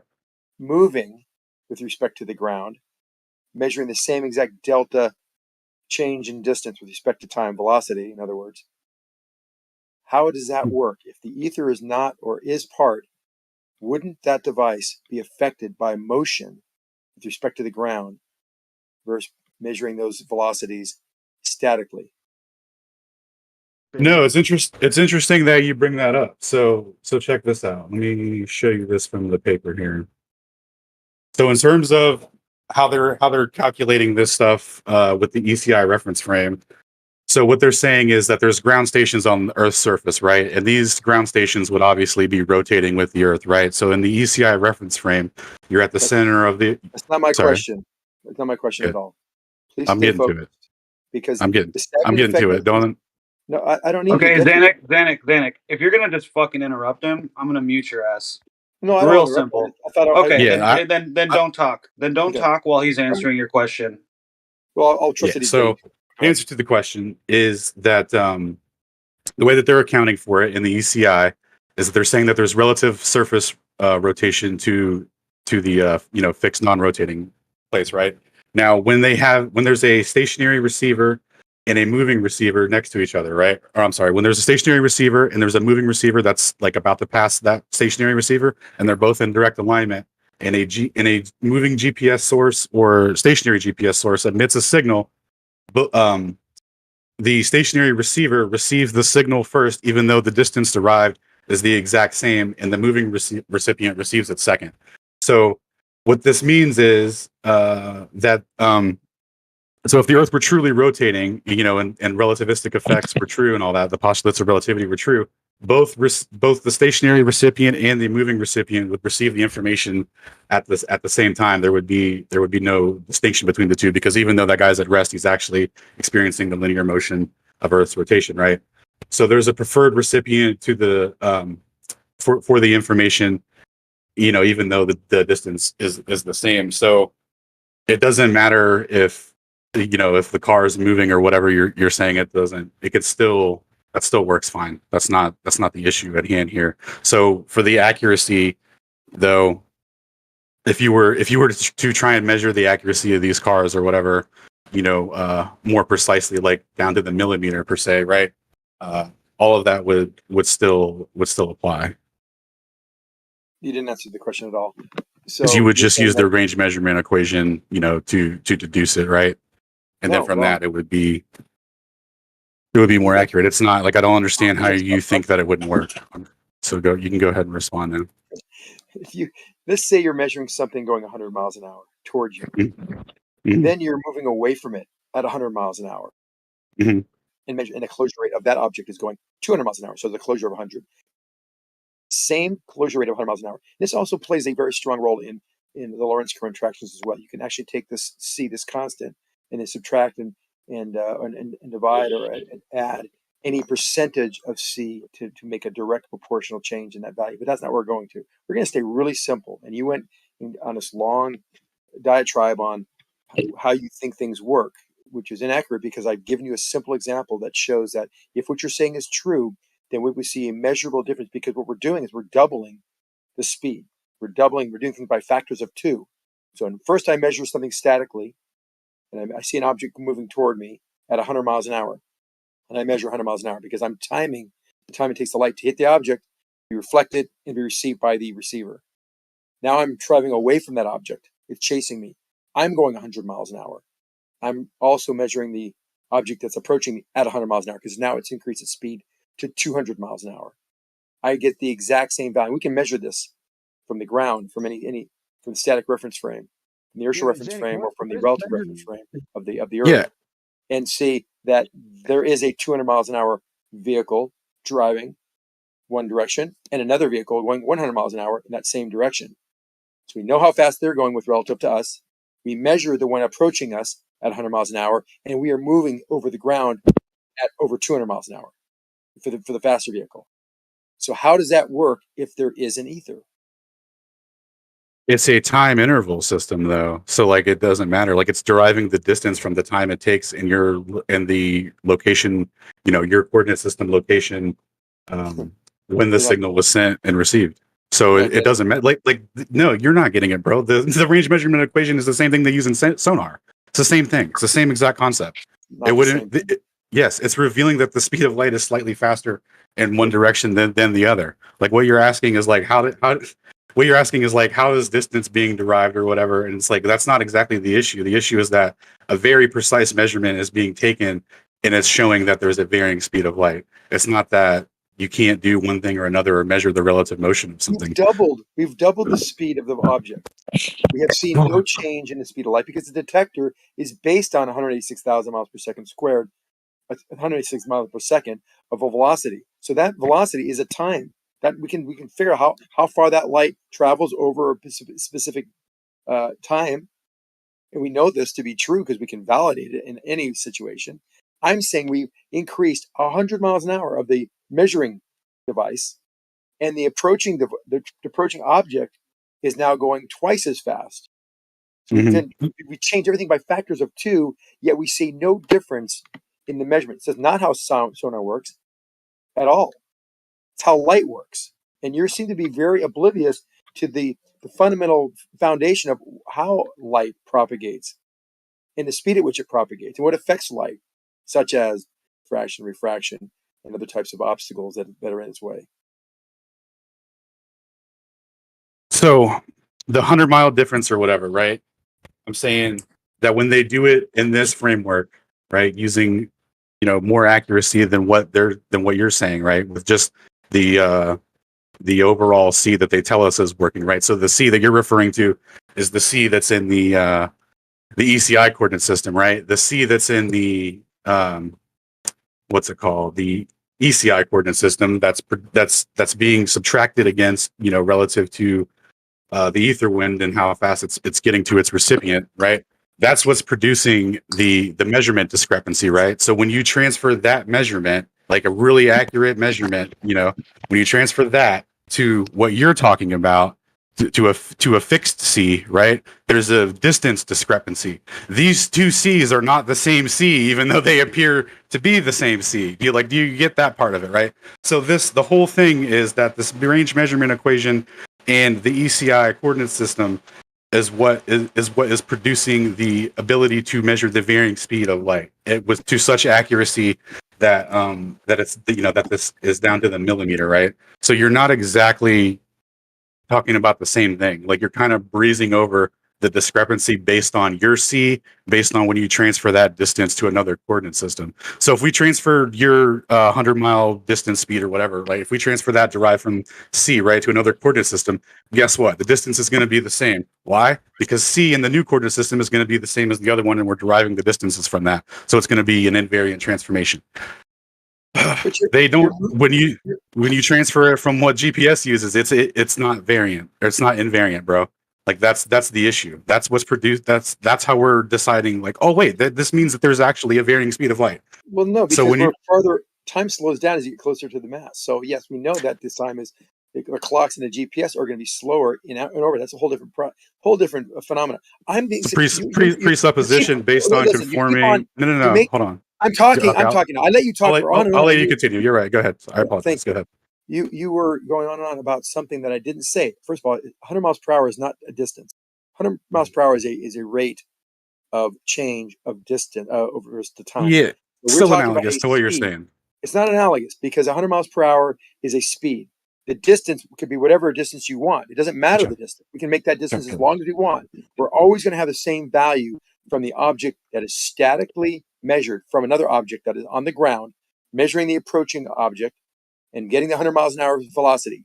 Now we take the measuring device, that object, and we start moving at 100 miles per hour. We look backward at a chasing object going 200 miles an hour with respect to the ground, but still 100 miles an hour with respect to us. Now, both of these can be measured from the ground, or I can measure it from me if I'm moving. If I'm going 200 miles an hour, 100 miles an hour, it doesn't really matter. I'm never seeing any change. It shows that light has an invariance. It shows that the speed of light is 186,000 miles per second, and that doesn't change whether I'm moving 100 miles an hour or going 200 miles an hour or going 500 miles an hour. This is something that is proven time and time again. There's never been an exception for it. But if you can show me an exception to it, great. 3-ring laser gyros, on the other hand, have a whole other principle. The Sagnet effect is used in 3-ring lasers as well as regular laser gyroscopes, and those work without any problems. And there doesn't seem to be any invariance of light whatsoever.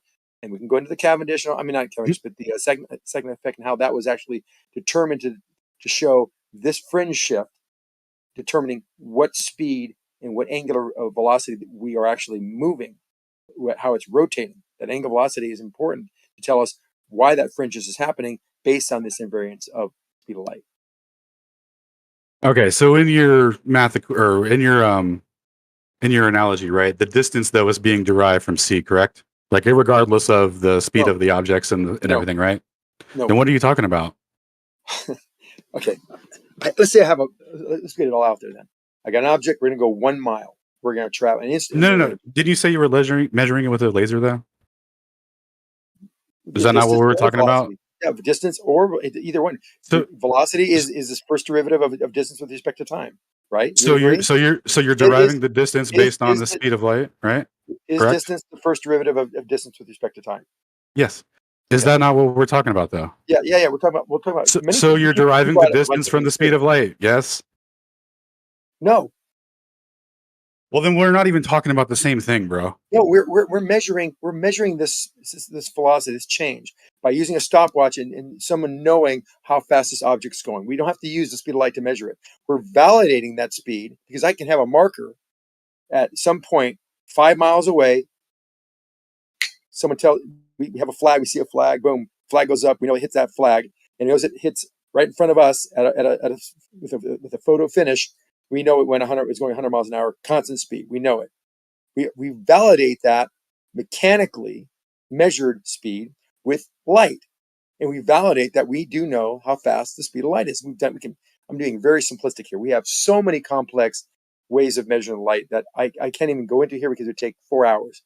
But you haven't done the work, the homework, the due diligence to know how we measure the speed of light. I fly you to. I pay for your flight too. We can go to Slack, and I can show you many ways we can actually determine the speed of light in a very controlled vacuum tube environment. With any types of questions and ideas you may have to debunk or to dispute their conclusions. But the simple one is the knowing how fast something goes from point A to point B. And we measure that mechanically. Perfect. Then we measure the light reflecting off that object that's approaching and get the exact same value. And then based on C, and then we have them moving. And this is the whole point of me bringing up this, because I can be moving at 100 miles an hour, or even 200 miles an hour, and this object's approaching at 300 miles an hour. So huge increases in speed, more than double, and we still measure that 100 miles an hour approaching speed. We still measure it with light. And we can measure that mechanically too, because we can see these objects fly by, one going 200, one going 300, and we know the distance between them. We know the approach rates. We know everything mechanically. It all validates the speed of light. So there isn't any of these things they're talking about as a problem, especially. And how does ether? So the main question was, how does ether come into play here if that's what we actually measure? Well, ether would be the absolute reference frame to which all this is measured against, and then that would also provide the. Hang on a second. Would provide the preferred direction of the propagation, right? So if there's a sidereal rotation of the sky and there's a translation of motion in the ether, that's basically carrying that motion, so to speak. Electromagnetic propagation going in that direction is going to be slightly faster, and that's what's shown in the GPS range measurement equation with the ECI. So this C that you're talking about, that's invariant and doesn't produces all these accurate measurements, it's actually shown not to be the case with the ECI. Like that's the whole crux of the issue, and I feel like we're just kind of talking in circles at this point. No, we're not. Wait, can I jump in on this? Yeah, one sec. Let me wrap this up. Yep. So you're deriving distance based off of something that has like a known speed, right? That's what we're talking about. So in this case, they're saying C. So when you take C and transfer it to the new coordinate system, it's not deriving the same distance, brother. So if you took your example, applied it to a new coordinate system, and you were using that same known speed or whatever, right? The distance derived would be a surprise the same, but it's not. No. So it's not, hands down, unequivocally. Don't go too far. You're going too far away. You're going too far. Nope, I want to get back to the. Nope, you're not going far enough, bro. You said in preferred reference frame. Ether is a preferred reference. That's a problem for you. Yeah. If it's hold on. No. Let me finish. If it's the preferred reference frame, it's a very big problem because then we have something moving through it. Then with respect to that reference frame, we have light that's actually been emanated or projected from one object to another and reflected back to that object, moving through your preferred reference frame. So that becomes a huge problem. You seem extremely confused about this. You got a lot of ideas, but the fundamental foundation of how you're making your argument is flawed. Seriously. Okay. Well, thanks for clearing that up. Does anyone else have any other questions? I gotta get out of here. I was hoping you would stay and present your thesis to me because I'm curious about what you guys are talking about. You should go watch one of the 7 presentations that he did. A couple of them over here, right? Yeah, I'll be back in a couple minutes. Yeah. Wait. Zanuck is muted. Jesus.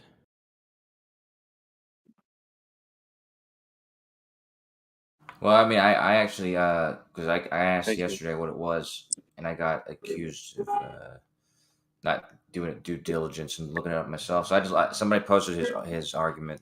I was talking to him about it a little bit ago. I mean, I'll watch the videos, but is it like 7 2-hour videos?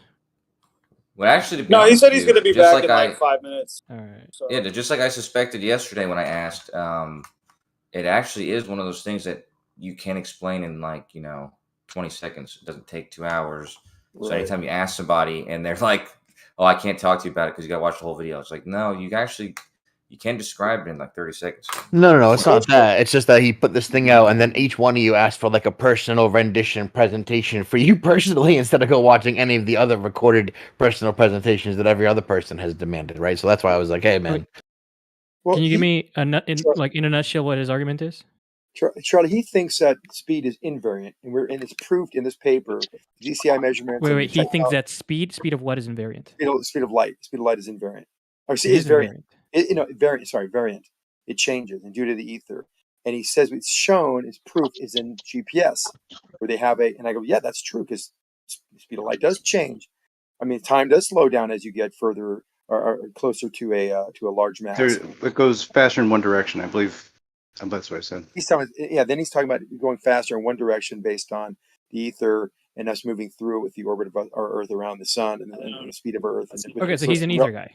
Yeah, versus the absolute. Oh my god! Yeah, why don't you wait for him to come back before you try and? No, I've already. That you couldn't grasp. Oh, I don't have.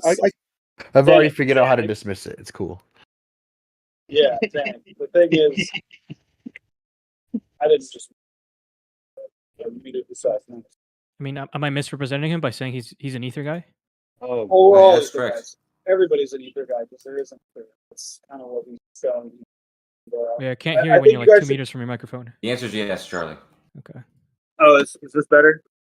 Yeah, I wasn't trying to misrepresent him, Platypus. I just was saying that we had a discussion about light being variant.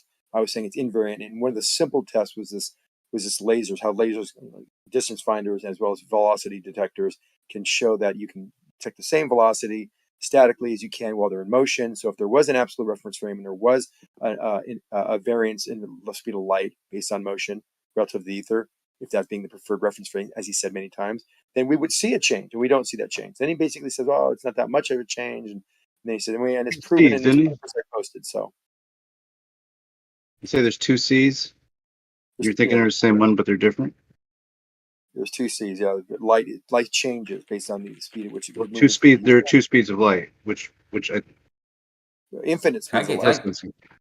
can I give you guys the crux of this whole thing, because that becomes irrelevant. That was my whole point yesterday, is that's not these aren't relevant points in what GPS and you is suck doing. dicks. Cool. That's helpful. Whoever that was. It was helpful when Coach just said it, right? No, I'm just GPS, quoting him. GPS. So let's take this like there's an equation he used for the distance measurement, and I can break it down simply. It's so what you're trying to acquire is the position of the receiver at the time of reception, okay? And what you're getting is the position of the transmitter at the time of transmission, and you're getting the time of transmission at the time of transmission. Anyway, and what you're receiving, or what you're comparing that to, is the time of reception. Okay, so what you're really obtaining is your distance from or the distance that the light traveled from from the starting position of where it was shot from to the position it was received at the time it was received. And so if you calculate that out correctly, you're going to get at that one point in time, you're going to get your distance from that craft. So there's no direction or anything like that has to go into that. It's just the timing of the position compared to your timing. So it's like relativity doesn't come into play when you're determining your position in the ECI reference.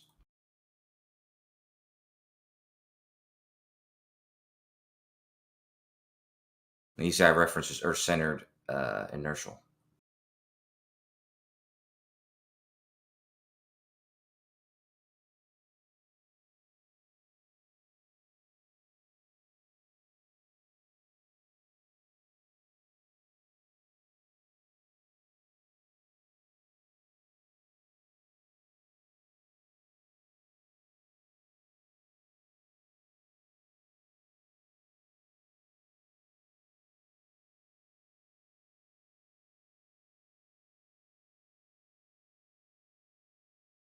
That's in the beginning when you started talking to him, Coach.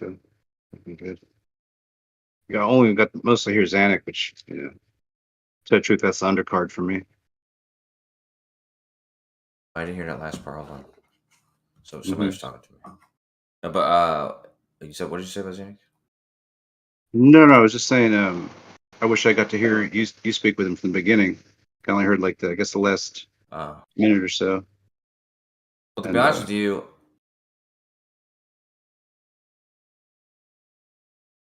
no, don't cool go to for have that. a quick conversation about it. Let's start off with, to be honest with you, please. Well, no, I was just going to say that in listening to the entire dialogue, sometimes a lot of the points that are being made can be condensed down, to quicker points back and forth, because I mean, don't you guys require him to like kind of back up anything? I mean, isn't that something you would ask for? Provide citation. Is that thing you guys like to do? Doesn't how the lasers work for just speed measurement and distance measurement? Doesn't that actually answer a lot of those questions? Because No, it if doesn't. there was an ether, and if it No, worked the way he no, said, I was hold just on, saying I'm that. still talking. If it worked the way they say it Well, does, I was wouldn't you be able talking. to detect- I was actually responding to you. No. I wasn't talking to you. He wasn't talking. I fucking definitely was not talking to you. You have that disease where you think people are talking to you. There was a space. I took it to just give you a quick, simple analysis of this whole There was conversation. no space. There was no space. This is why I was literally saving. You're roboting. You're talking. We can't hear you. Yeah, next time Zanuck makes the argument you don't understand, I could just fly you around to all these different places and educate you about the speed of light. Somebody needs to say, I accept, right? Because that sounds like an offer, right? Please do. Please take that, Larry. I would I fly was you trying out. to accept that trip. I'll take the trip, dude. What's up in that box of NASA shit? Oh, you know I'll what? take you up on that one. What We can do happened with that then, that? huh? You should do Totally that forgot. before you make other I'm gonna fucking go there. lies and promises and stuff, right? You know what? Or is it just, or maybe it's a way to kind of distract real quick, like to offer all these things and to say, like, if I did this and this and this, you know what I mean? It's It not. it's definitely a great way to like get away from, whatever you're talking about for I'm sure. gonna go. I'm gonna go there. Good tactic.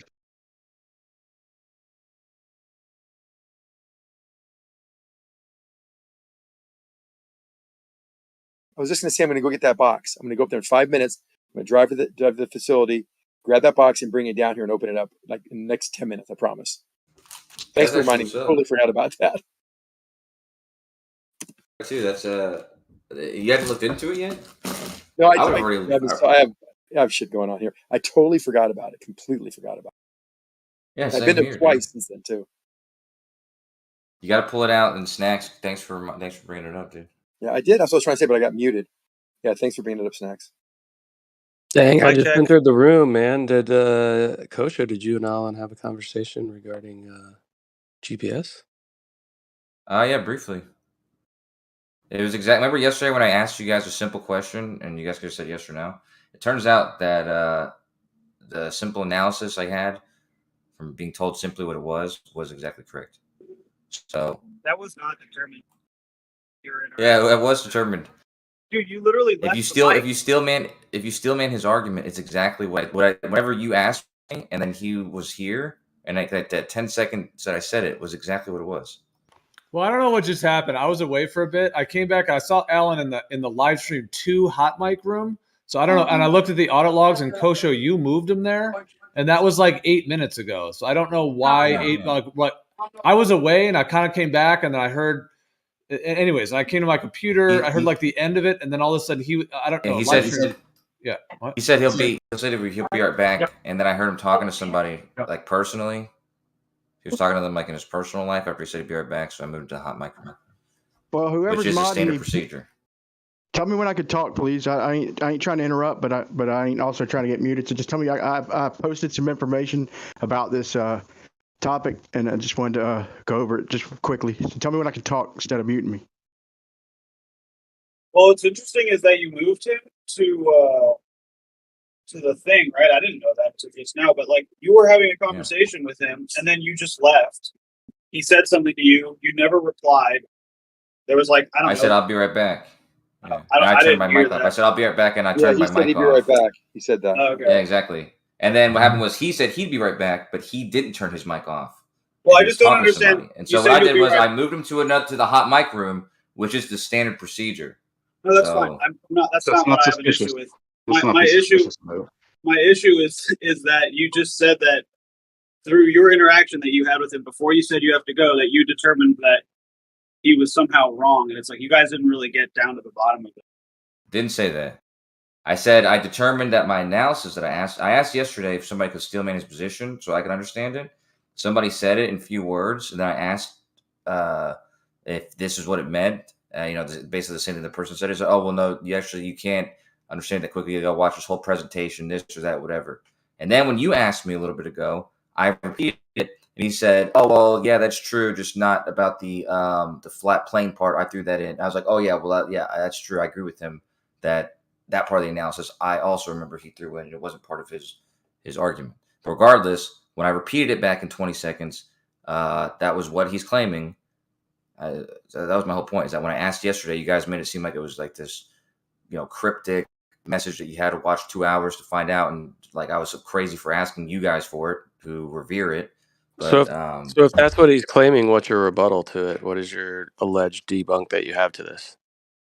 The same thing I said yesterday, which is that the GPS, that when you're getting your position in the ECI reference frame, there's no movement of anything that has anything to do, that there's no special relativity that comes into play, because you're talking about a point in time when the satellite was at a position, and you're getting it, you're trying to determine your position at a different time that the light traveled. So you the delta time between those two positions is all that you need to get that distance.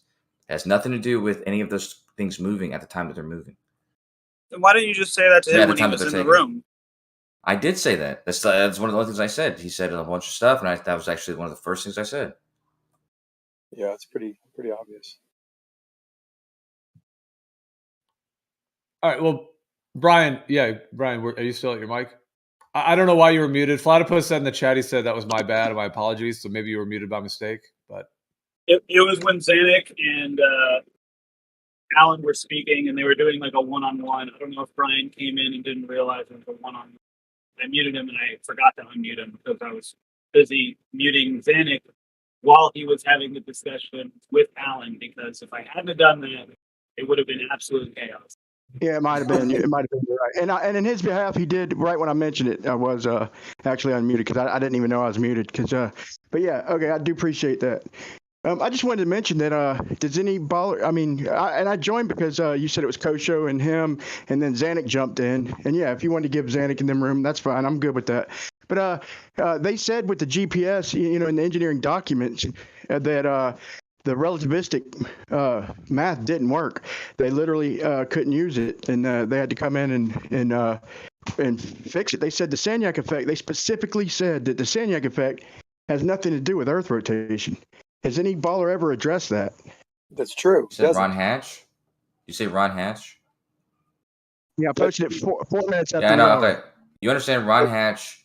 His contribution to GPS had nothing to do with relativity, Sagnac effect, or anything like that. Well, the Sagnac effect does have to do with rotation. We talk about. Yeah, I know. Yeah, I mean, it doesn't specifically about Ron Hatch. Ron Hatch. Right. Ron Hatch, the person he's a opponent of relativity, which is separate to his contribution to GPS. And people use the fact that he contributed to GPS in a different capacity, and that he has a problem with relativity. This means that for some reason GPS shows a problem with relativity, when those two things are completely unrelated and just happen to be two facts about the situation. Well, he just happened to work on GPS, and he happens to also, not like relativity. So Brian, I thought you might say that. So that's why I posted where he specifically says that the Sagnac effect has nothing to do with Earth rotation. He explains it very, very fucking clearly of how anything in motion. Can I ask a quick question, Brian, about that? Go ahead, dude. He's saying that it doesn't have anything to do with it. I mean, it doesn't cause a Sagnac effect, but if you have a device that actually utilizes a Sagnac effect to show a fringe shift when there is an angular velocity, such as if I have a 3-ring laser gyro in my lap and I rotate it with my hands, the Sagnac effect will show that there is a fringe shift because I've rotated the laser that's moving and bouncing, reflecting off a couple different mirrors. So there is a difference in time because I've actually moved the target away, and this creates this fringe shift. So we also put it in airplanes, and we sit on the runway, and we look at this device for up to 7 or 8 minutes to make sure that we are having a 15 degree per hour rotation of the Earth. So it doesn't have anything to do with it, meaning that it doesn't cause it, but we can detect the rotation with the Sagnac effect in a 3-ring laser gyroscope. Agreeing with him and with what we're saying is that the Sagnac effect is not caused by Earth rotation, then I've got no interjection there. I agree with you, and I agree with Ron Hatch, and I agree with No, that's not what he's saying, Brian. Documents. That's exactly what he just said.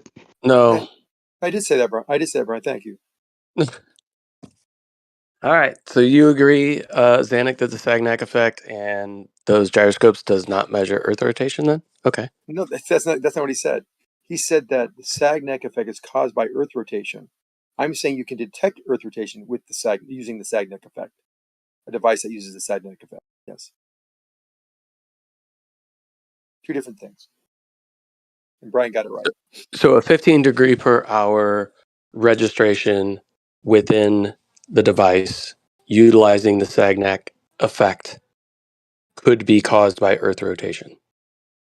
Yes, that the effect that we see in this, called the Sagnac effect, is caused by Earth rotation. The product of that. So it is and it isn't both simultaneously. Oh my God! Now we're talking pedantic English 101 here, right?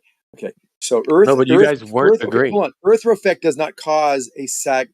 Not cause the Sagnac effect. The Sagnac effect is caused by an angular velocity of these mirrors and the combination of those in the lasers. The Sagnac effect can detect Earth rotation. It shouldn't be any more clearer than that to understand what I'm saying.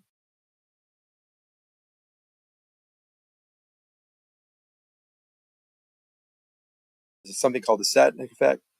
It is something we understand. It's not caused by Earth rotation, but it can detect Earth rotation. But if the Earth is rotating, we will see the Sagnac effect show us some result. This result, this output, is what we're talking about. Yeah. But the problem is, so it would pick up any movement then, right? Is what you're saying? Correct. Yes. Cool. So why doesn't it measure the velocity of the Earth around the sun? Because we're in free fall and there's no change of direction. All right. Sure. And there's no ether either. Okay. Well, the only thing left for me to do is to welcome you to stationary Earth, brother. Well, it's not a far-fetched kind of almost a philosophical point there, Brian. Stationary with respect to what, right? Motion is always relative. So if you're falling and really inertial, how do you know you're falling? It has to be with respect to something else, right? So you're not all that wrong on that one, Brian. However, there's something pesky called rotation that precludes this inertial state. Rotating. Yeah, rotation is a special type, is a specific type of motion, right? Well, it's specifically not an inertial frame. Is what you're saying. So why wouldn't you can't use it as an inertial frame? So revolution is free fall. You can have an object that's free falling that is revolving on its axis. We're talking about the actual object's motion with respect to any frame.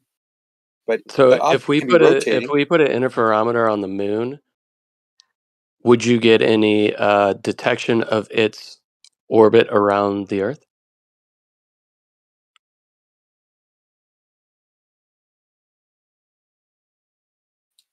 You'll detect its rotation, but not its orbit. That's a good question. No, man. That's why I had to think about it for a second because I don't want to get it wrong. So if we had a like a laser interferometer on the ISS, it would actually not work at all. There would be no detection of its movement around the Earth. Correct. Well, there is some motion and adjustments of its path along its path, but if it wasn't for those, then yes, you wouldn't be able to detect its motion. Right. What I gathered from what Alan So read, if we put one of these on a satellite, it would not detect its motion, right? What motion are you speaking of? Around the Earth or it's on orbital its motion. axis? It's orbital motion. Well, you'll get its rotation, but you won't get its motion around the Earth. No. Interesting. Good question. Yeah. So these satellites rotate, and that's picked up with the interferometers that are on them, but its orbital motion is not at all. Is that what you're claiming? Yes.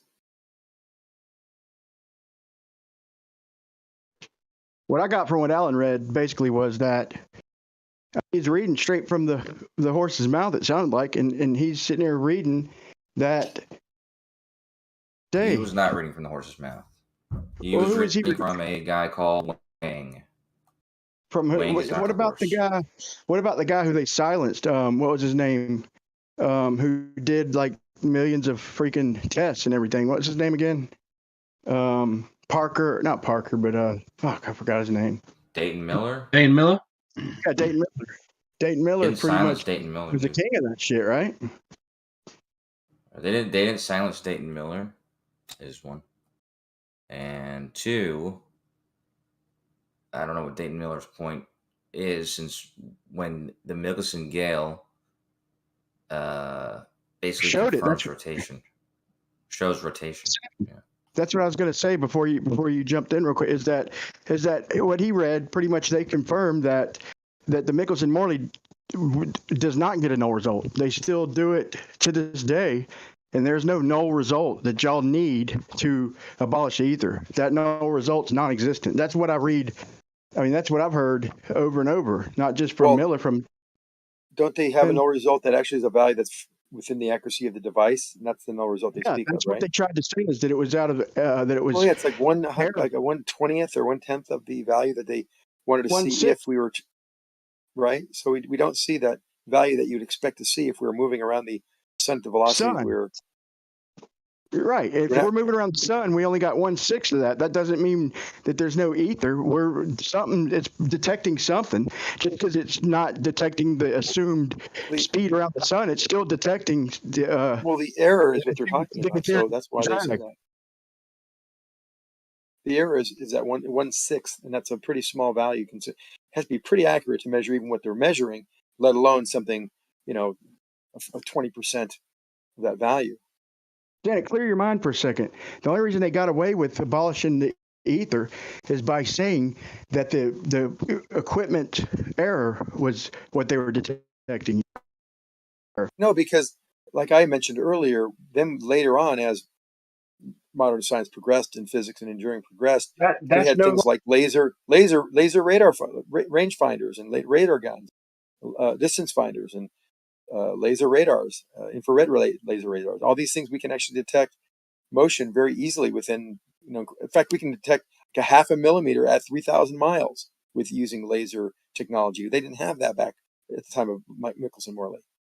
Zanuck, it was 10 to 20 times more sensitive than it needed to be. So don't try to tell us it's not sensitive enough. It was plenty sensitive to figure out what they were looking for. Right, and they didn't get the number. The accuracy of that actual device was enough to where it exceeded the value that they actually read. So it wasn't accurate enough. What's that mean? That means that they have every tool has some type of accuracy value, and the value that they came up with when they did the Michelson Morley scale, they got a value that was below the limit of the accuracy of, or exceeding That's incorrect. Which one is it, Michelson Morley or Michelson Gale? You can't conflate all of them. All of them have Michelson Gale, Michelson Morley. They all had an accuracy value, and that this particular test that they did do was in excess of the accuracy limits of that particular tool. Patently false. So when this has been replicated over and over with more modern and more accurate devices, and there's still a friendship that's detected, why is that the case? Yeah, and Gale said they got sick of the necessary etheric framework. They literally proved the ether.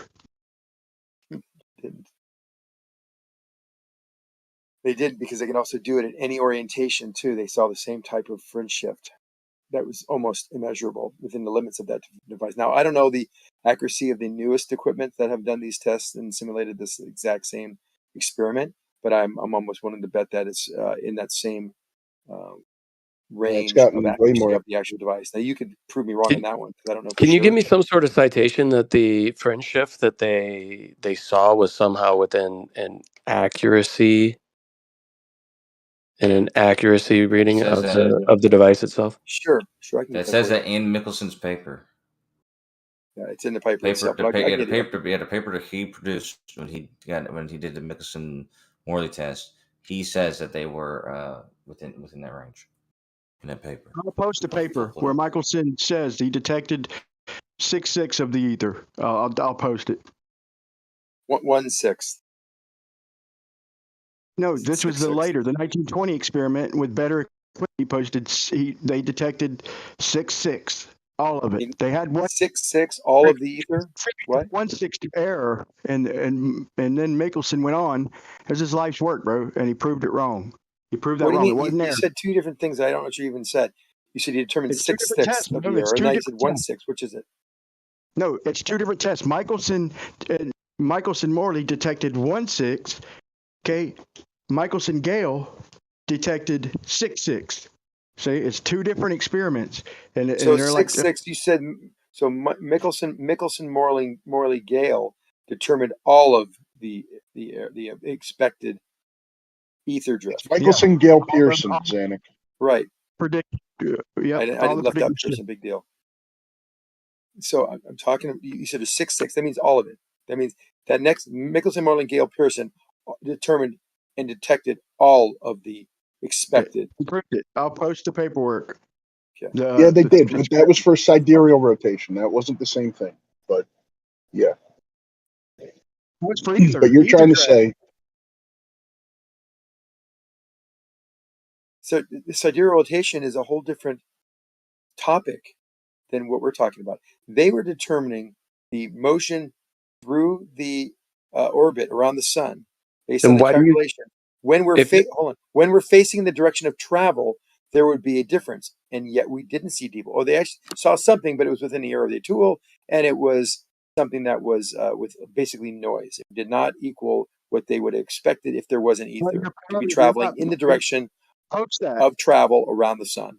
Right, that's the problem, Zanuck, is you keep interjecting like Mickelson, Gill, Pearson, I didn't say that he did. and you said it earlier too. I said earlier, I said all the tests, because I was bringing all the tests up to say they all had error.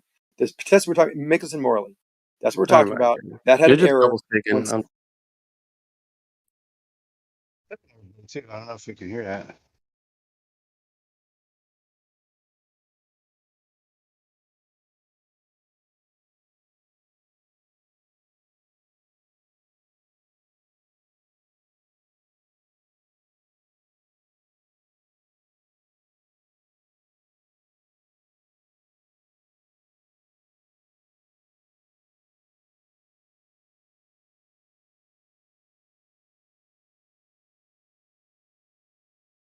What's going on?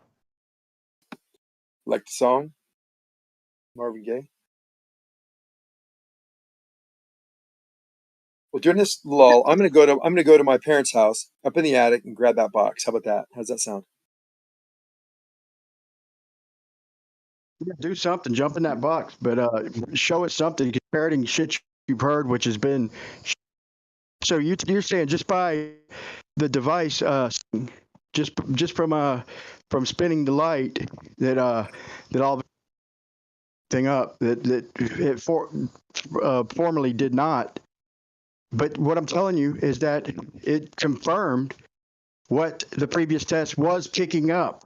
It 100% confirmed that there was no null result attributed to, and a little bit attributed to equipment error.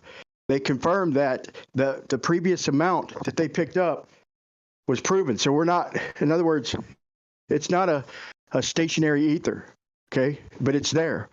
And it wasn't what they expected, assuming that we're moving around the sun. It's there. In other words, it's moving. They were Brian, how can I then be back to the thing I talked to Alan about? Have a radar gun, laser gun, fire at an object. If I'm stationary and it's coming at me at 100 miles an hour, I get a value. And if I'm moving at 100 miles an hour, I have a closure rate of 100 miles an hour, I get the exact same value. So if there's an ether, why would I have the same value? Welcome to stationary Earth, bro. What you don't even understand what you're saying. No, it can't be. If the ether is the absolute reference frame, then I would actually measure, and light needs ether to propagate through. I would have a variance of 100 miles an hour. It makes sense, right? It just doesn't. That can't change. This is the part that all these knuckleheads that are challenging this are missing. It's so obvious to everyone but them. It's an argument for us, not you. I don't even think you understand what you're saying. I am understanding it completely, Brian. If there's an ether, and light requires ether to move, and light propagates through that ether. If I'm moving through it, it should be able to detect that. Yet it doesn't. Are you talking about a laser rangefinder, like a laser gun, a radar gun? Anything laser that can detect distance and velocity. All it means has a clock in it as well. But they both have a clock in it, but one that can actually give you the second derivative of distance with respect to time. We don't need rotation to pick up the speed of an object, right? We don't need rotation. Not the point. If there's an ether That's exactly and you're moving through it, no. If you have an ether and you're moving through it, it would alter the value that the receiver is detecting for an object that's approaching to it if it's moving through the ether. Right. And if we're moving around the sun, they predicted an amount, okay, like 30 kilometers a second or something, and they got 1/6 of that, which they attributed to equipment error. They judged a stationary ether, okay? I'll prove that. I'll say that is a key concept. They detected an not a amount, non-second so much that it's a That's not what we're talking about, Brian. I'm talking about if you are truly correct and that You're ether dodging the point, bro. affects And the you speed. doing Hold so. on, Brian. You hear him talking. If you're truly correct, then if we are on the ground, on the earth, and we move over the ground at a velocity of 100 miles an hour, and I'm measuring something approaching me at 100 miles an hour, that value should be different than if I measured that same exact measurement statically with respect to the ground. Because Welcome to stationary Earth, bro. one situation moving through the ether, the other one I'm not moving through the ether. The object is moving toward me through the ether. So there should be a difference, yet there's not. And if you talk with me, that means you're not listening because you're just all you think about what you're going to say next instead of listening to what I'm saying, Brian. I don't understand what you're claiming, bro. Clearly. You don't or do understand? You clearly don't understand what you're claiming. You interrupted me. I do, and you're not. See, you clearly don't understand what I said because you're not listening. You're talking over me. You ask me a question, okay? Every time I go to talk, you interrupt, bro. You can't fucking help it, okay? Now, then you ask me a question, I go to answer it, and you start fucking doing it again. Just listen, just chill out, and we can take Zanuck, turns. hold on, Brian. Zanuck, hold on for just a second. Zanuck, you literally interrupted him to say it wasn't true when he said you were interrupting. I know, but that was kind of a yeah. The irony is thick. So but no. Before that, though, I was really being. That doesn't mean it's time for you to talk right now. What I'm saying is just chill. Allow for Brian to say his whole entire thing, then you can respond. Brian, please give him the same courtesy. I know it's difficult. Both of It you is difficult Brian. sometimes. So And Napalm, can I Brian, make go one ahead, say statement? what you need to say, and then Zanuck, you can respond. Thank you, sir. And I'll try to make it quick, Zanuck. My point is to this day, we still do not get a no result proving no ether. That's what it would take to prove no ether. I want you to address this exact point. Is to get the no result, we have to get zero friendship if the speed of light is indeterminate. If it's we'd have to get a no result. The fact of the matter is even to this day, we've proven with better equipment, it's not equipment error. We still detect a friend shift not attributed to equipment error. So how do y'all explain that? It is equipment error, and then there's other motion that the Earth could be detecting its rotation. Who knows where this thing is located? It could be just the system has to be rid of all the independent variables or the control variables that are not in control. But that's not my question. My question, you were talking over me, and that's why you may seem like I was interrupting you, but I was not finished with my statement. I was saying that you were talking, lighting up before I was finished. Which means you weren't listening because you were already trying to formulate your response. So just listen, don't say a word, and just answer this question, Brian. If it is true that ether affects the propagation of light, if I have a measurement statically on the ground, measuring an object coming toward me, approaching or moving away, I get a value. And we can measure that mechanically to make sure those values of the motion are true. And they match what light detection systems determine. Now, if I move through the ether, now I move away from the object at 100 miles an hour, and that object's going at me now at 200 miles an hour, I still can measure that exact 100 miles an hour difference, still can measure that mechanically to verify it. There is no difference. So if there was an ether, that would change that result dramatically. Yet we see no change in that result ever. Okay, I'll answer directly. Okay, if the Earth curve or Earth spin, then we would measure it. Okay, but since it's not Earth rotation, it is the ether, and we don't measure it. Welcome to stationary Earth. You do not understand what you're claiming. It's almost like you weren't even listening to what I said. What does Earth curve or rotation have anything to do with what I said? You're saying if we change directions, okay, we don't detect the change in direction. I didn't say that. Brian, it's almost like you're not listening. I'll say it one more time, one last time, Brian. I'm on the ground, on the earth.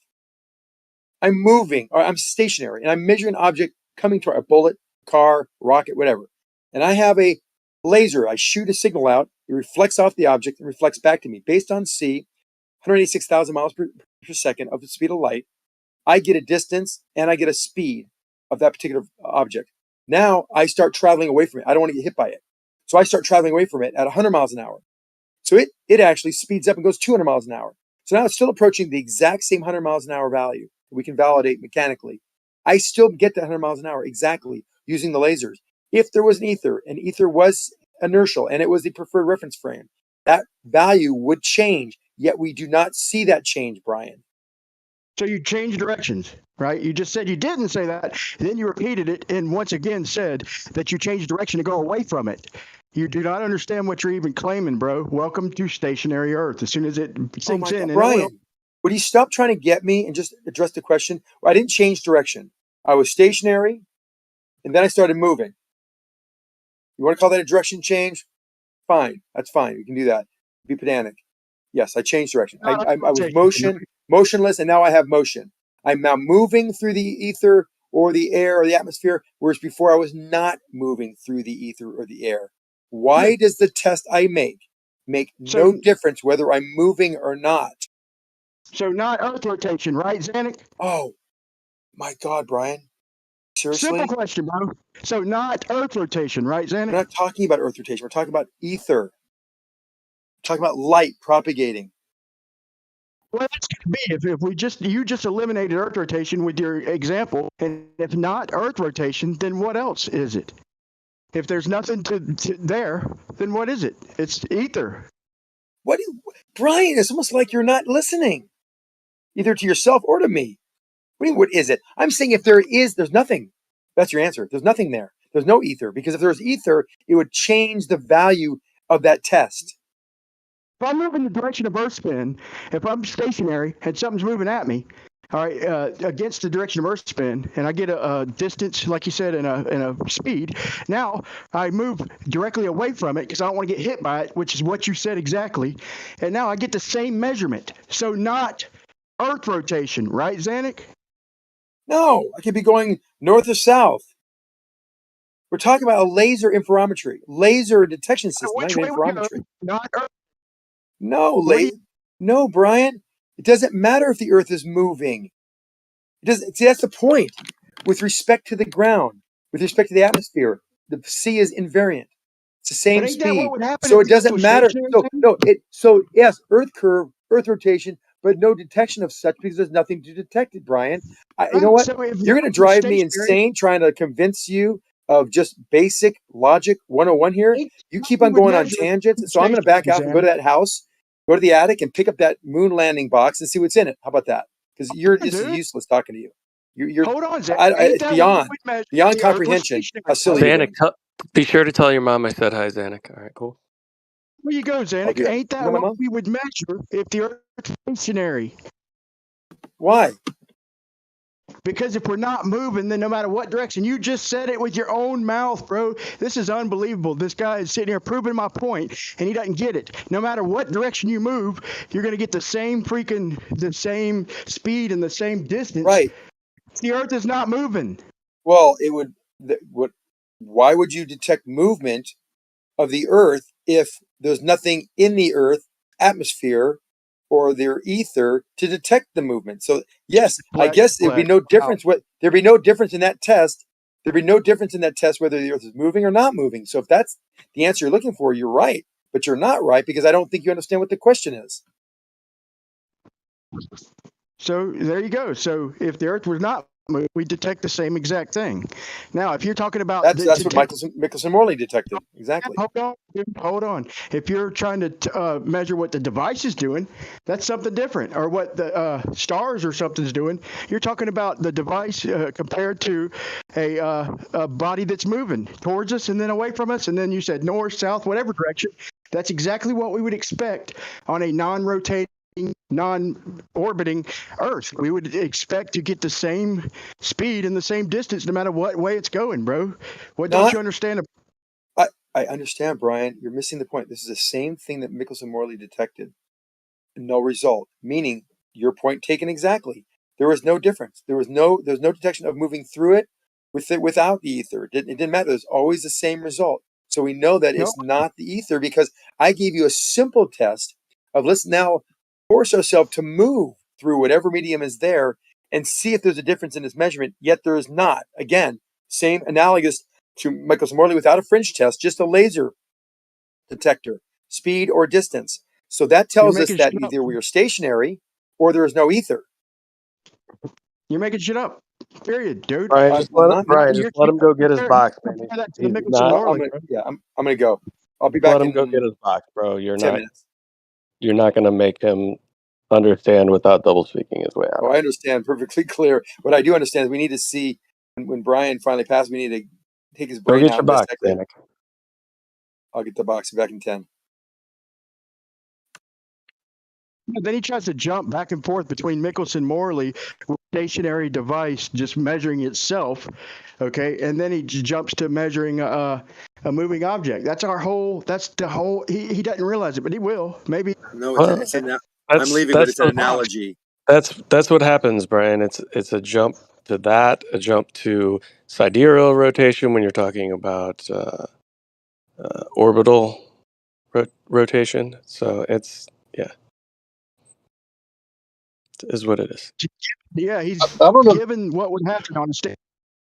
Jumping back to Michelson, like, wait, what about the stationary device that was measuring for just itself moving or against the background ether? He's just like, dude, you just gave an example of not that. You just gave an example of a moving object and exactly the results we would expect on a stationary Earth, and then you jump back to Michelson, which gives the results we would expect on a stationary Earth, or with a rotating ether. With the device, with the thing moving away from us and towards us, that's not measuring for itself. That's measuring for it and itself. The distance between the two and the speed between the two. I don't think he gets it. At this point, I don't see how anyone could deny that there's a background medium. I'm sure that everyone understands that 0-point energy exists, quantum foam exists, virtual particles are a thing. Nothing isn't nothing according to Leonard Krauss. And I know Litzit put together like a slideshow of all the ether scientists, even Einstein himself. And all these people are like denying reality because if they accept that there's a thing called ether, that puts the earth at rest. Right? So it's just like Litzit said, anything but God.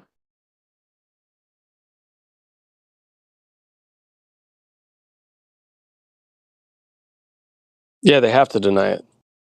They have to. There's certain things they have to deny, regardless of how much you think it should be remedial for them to comprehend.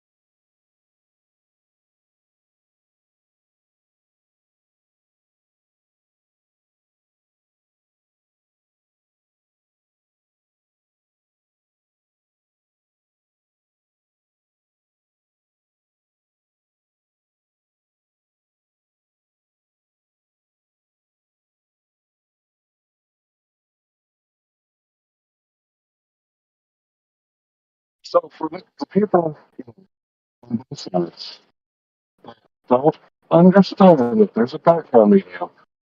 So to these people, they're like a thing called nothing.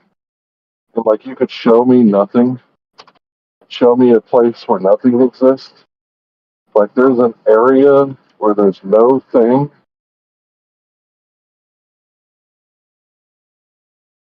Apparently for them, there is a place with no thing. They just don't know where that place is, but they know that light would travel through it if it existed. Makes sense? And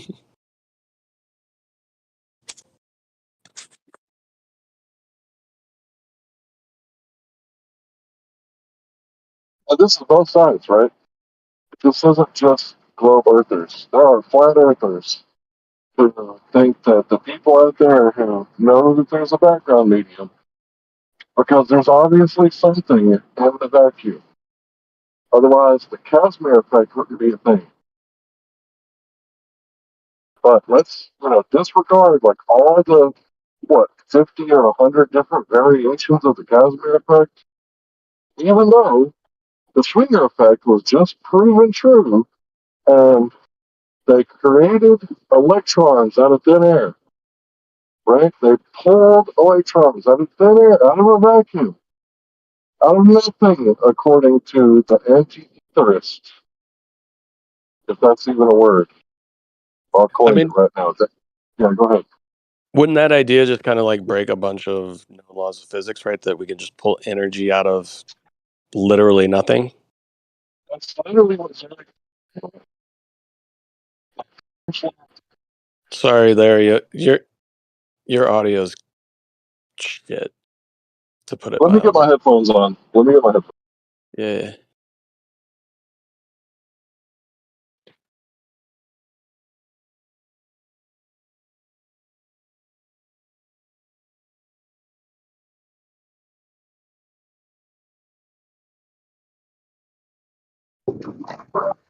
Time I argue about the Mickelson Morley and with Zanuck, he winds box.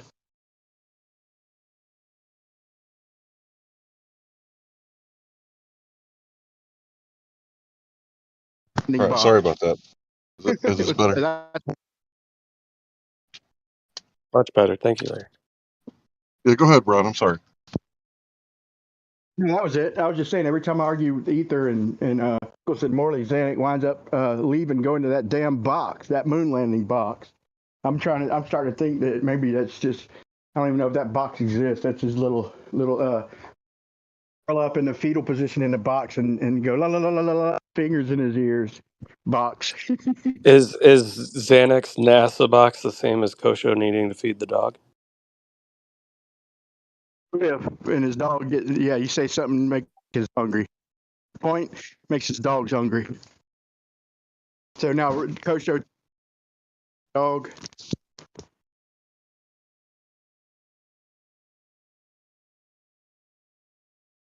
So, are there any anti-etherists in here who would like to explain the Schwinger effect and how it violates the first law of thermodynamics because there is no background medium to pull electrons out of? Oh, let me guess. I don't understand. You could totally pull electrons out of a vacuum, right? You could totally pull permanent particles that have positive and negative charge out of a vacuum. And I know, Brian, I know. We're just stepping into their worldview. But yeah, I would like to hear an anti-etherist come in and explain the Schwinger effect like I'm a child because I don't understand. And how you can pull particles out of a vacuum, out of an empty space, and that doesn't violate the first law of thermodynamics, conservation of energy and matter. Go ahead. These are virtual particles. They're not real particles, but you can think of them as particles that have energy. They don't really have the energy until they manifest the energy. But since they didn't have the energy to begin with, they are coming from a place of nothing. And it's perfectly compatible with all known laws of physics because the mathematics works. Okay?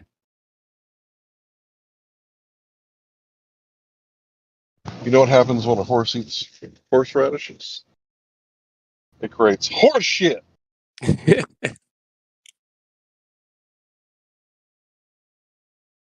You forgot to pepper in the word prediction 3-4 times. As accurately predicted by our mathematics that perfectly fits the most scientifically proven idea and concept that we call whatever we want to call it. That is correct. And we've known this forever. Everybody knows this. It's a known fact. And if you disagree with it, go ahead and try to get your Nobel Prize and show me your peer-reviewed papers that only get reviewed by peers that agree with exactly what I agree with. And if you don't agree with that, we don't want to review your shit. Okay?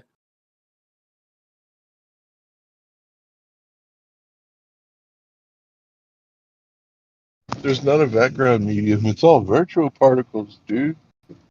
You just don't understand. And if I wasn't here, this would be nothing but an echo chamber. Me and my peer-reviewed peoples is nothing like an echo chamber. Trust me.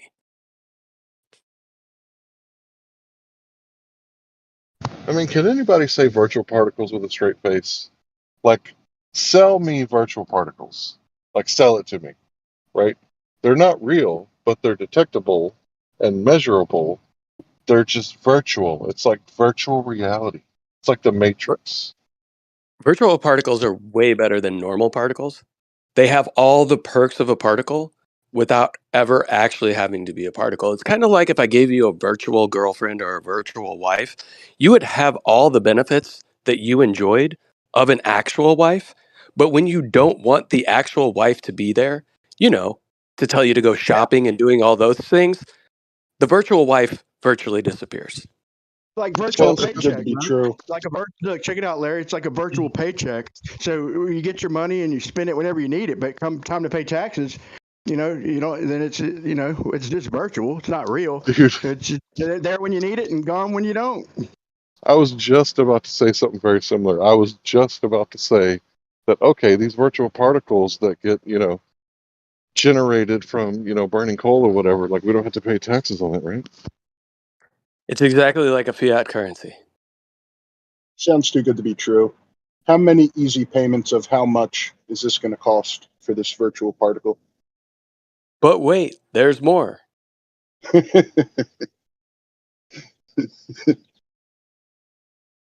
Right, so all this electricity, it's just, they're harnessing virtual particles. So I don't actually have to pay with it, or could I pay with, like, virtual dollars? I wonder what kind of harness you have to use for a particle that's virtual. Is it a virtual harness? It's an actual harness, but the particles are virtual. See? And since there's a gap in the harness that's not filled by an actual particle, we know that it's a virtual particle. And the virtual particles in counter space have nothing to do with each other. Counter space? What's that? The space between that vacuum.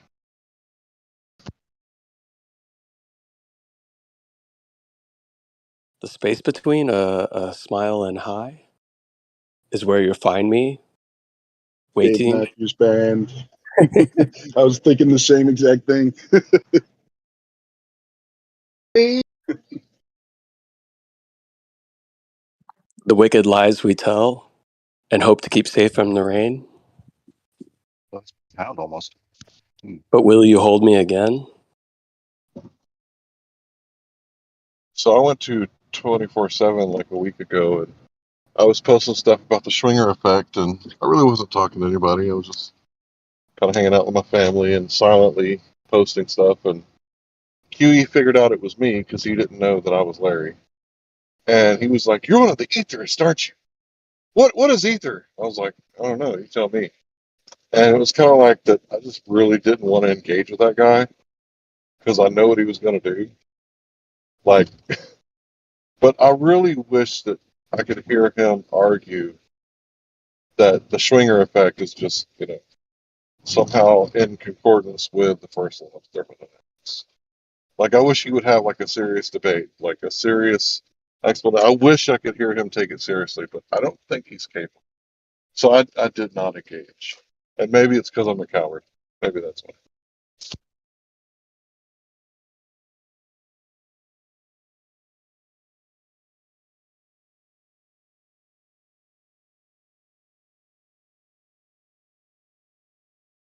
But I would like to hear Quantum Eraser tell me that quantum foam is not a background medium. I would like to hear that. I got two clips from after I called him out about the split. Him saying it's a demonstration. Like he no longer claims it's now the double slit and the delayed choice are demonstrations, not experiments. He just sneaks it in there too. The way he does it's kind of slick.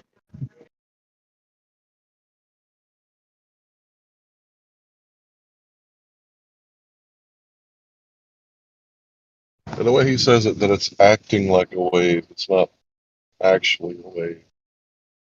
Well, couldn't you make the other argument that they're acting like particles and they're not actually photons?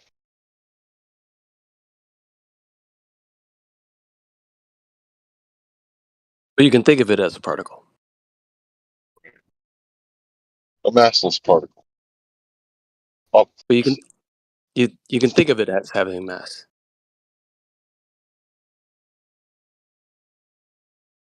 It has a negative mass because I need a negative in my equation.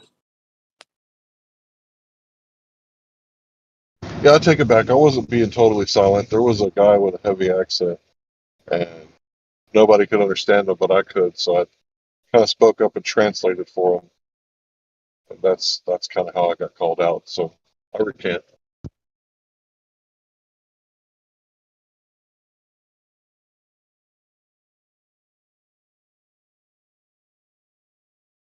But yeah, I just don't think that it would have been a fruitful conversation. But anybody could read those articles that I was posting about, pulling something out of nothing. I think Cat Williams, he has a bit out of that. Not exactly that, but Cat Williams has a pretty funny bit. Don't magicians do that with like a rabbit out of a hat? Where was the rabbit before? I don't know, but it's here now. Only anti-etherists and magicians.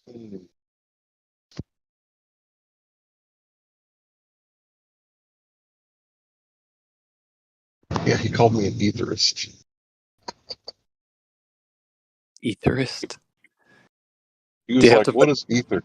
You have to put an ist on the end of it to make it like really dig into you. Yeah.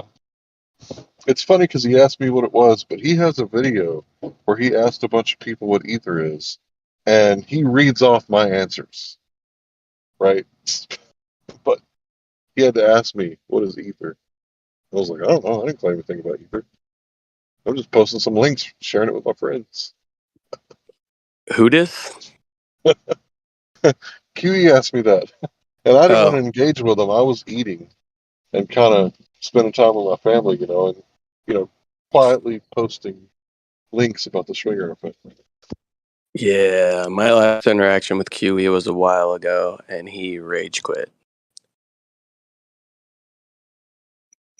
I just asked a simple question. What was that question? What's a virtual photon? Got him. Yeah. Wait, does he simp for quantum mechanics? Do you know what QE stands for? Quantum eraser. Do you know what that is? Yeah, of course I do. I think you just answered your question. Okay, so you're saying because he has the name quantum eraser that he must simp for quantum mechanics, and this should be obvious to me, right? Yep.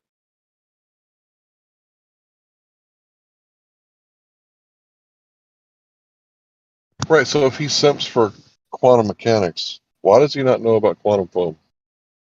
I mean, surely he knows about it, right? And when I brought up the Casimir effect to him before the Schwinger effect was validated, he was basically telling me there's nothing to see here. It's not a good argument.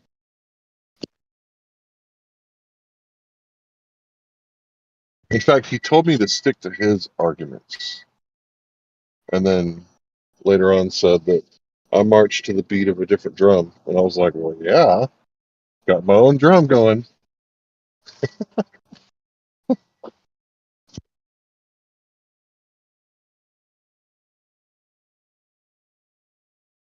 Does that avoid the awkwardness of the hippie drum circle when you march to the beat of your own drum? Yeah, I think everybody should have their own drum. I mean, it's okay to listen to other people's drums and maybe try out their drumming style or pattern or whatever, drumsticks. But yeah, I think everybody should have their own drum.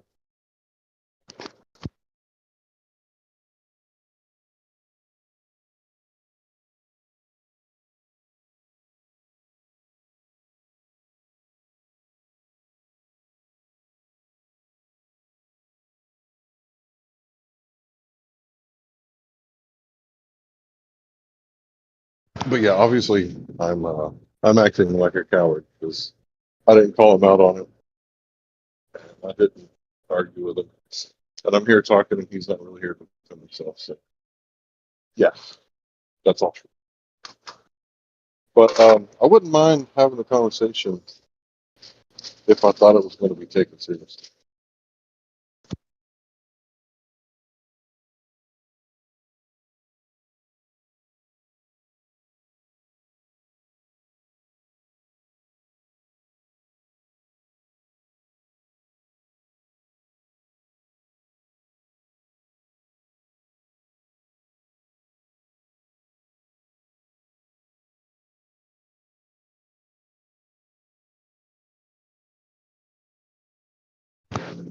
So, is there any ballers who would like to explain to me the Schwinger effect and how pulling electrons or whatever kind of particles you want to call them, right?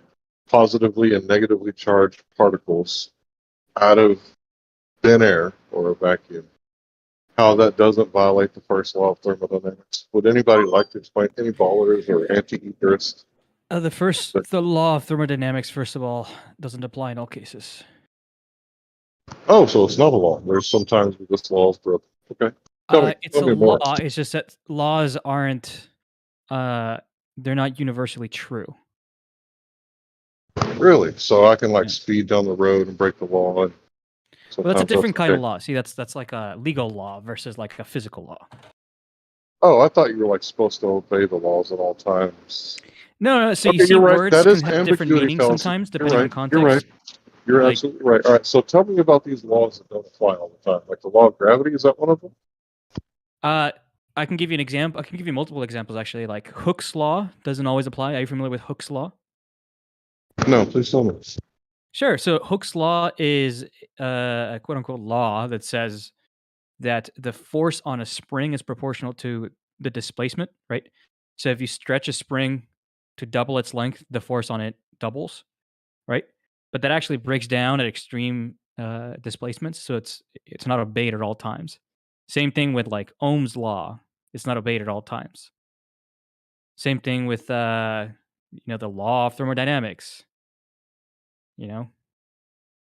So can you give me an example of where these laws of thermodynamics break down?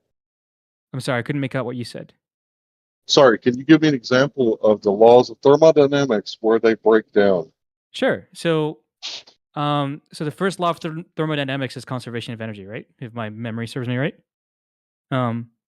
So conservation of energy doesn't always hold because conservation of energy, the law of conservation of energy is not a fundamental principle. It's actually derived from, or rather, it comes from something called Noether's theorem, right? Which says that whenever a system has a symmetry, that system must also have a conserved quantity. They're using probability.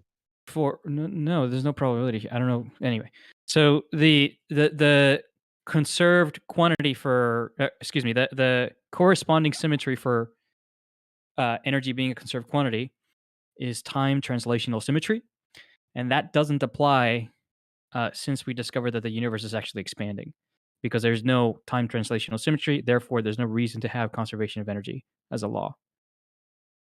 So you're telling me that in cosmology, where the universe is expanding, it violates the first law of thermodynamics? Correct. And you're okay with that? Like that checks out for you? Okay. Yeah. I mean, are you familiar with Hooke's law? Right. And it's possible that Hooke's law is wrong, right?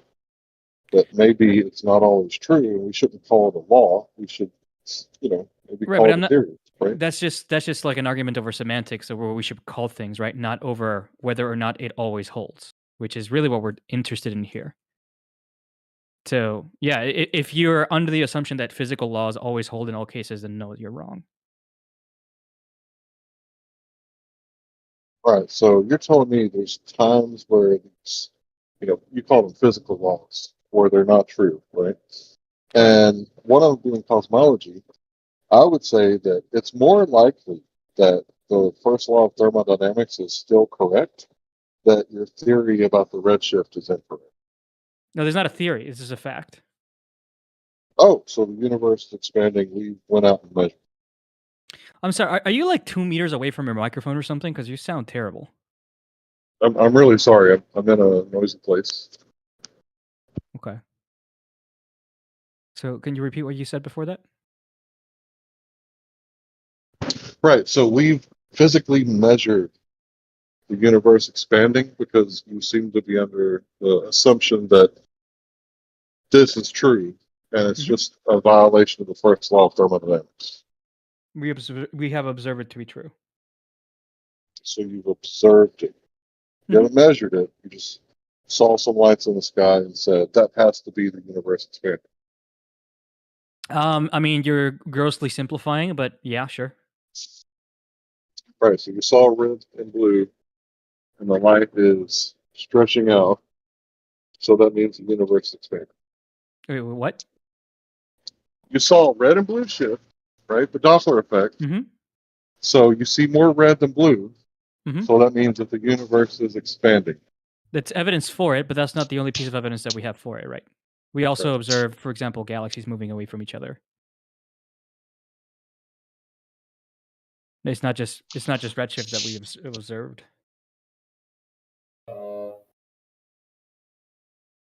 I'm looking for this Hooke's law. Hooke's law is not even an actual description; it's just a theory. So I mean, it's just that's not a scientific law, is it? Hooke's law is not a scientific law. I mean, the first thing when I looked it up, it says it's a theory. It's not a law. Isn't a theory. Law. I mean, again, you might quarrel over the semantics and over the dictionary definitions of words. Don't say it's semantics because it's actual. Excuse me, I was responding to your point. It's difficult to do that if you interrupt me. Thank you. So you might have an issue with the particular usage of words. I understand that. If you want to argue that, I'm not interested in the usage of the words, right? What I'm interested in saying, excuse me. What I am interested in saying is that colloquially, or rather how scientists and normal people use the word physical law, right? Everybody agrees that they are violated. That everybody agrees that they don't hold universally in all cases.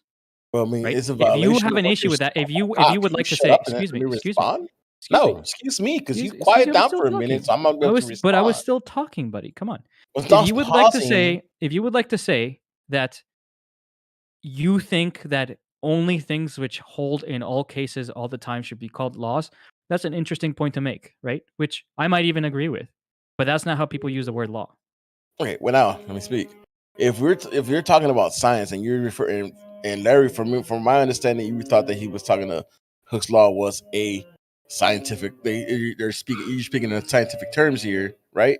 You're speaking in other words, scientific vernacular, where you're thinking that he's saying Hooke's law is something that is a description of what scientifically of what he's speaking, but then it isn't.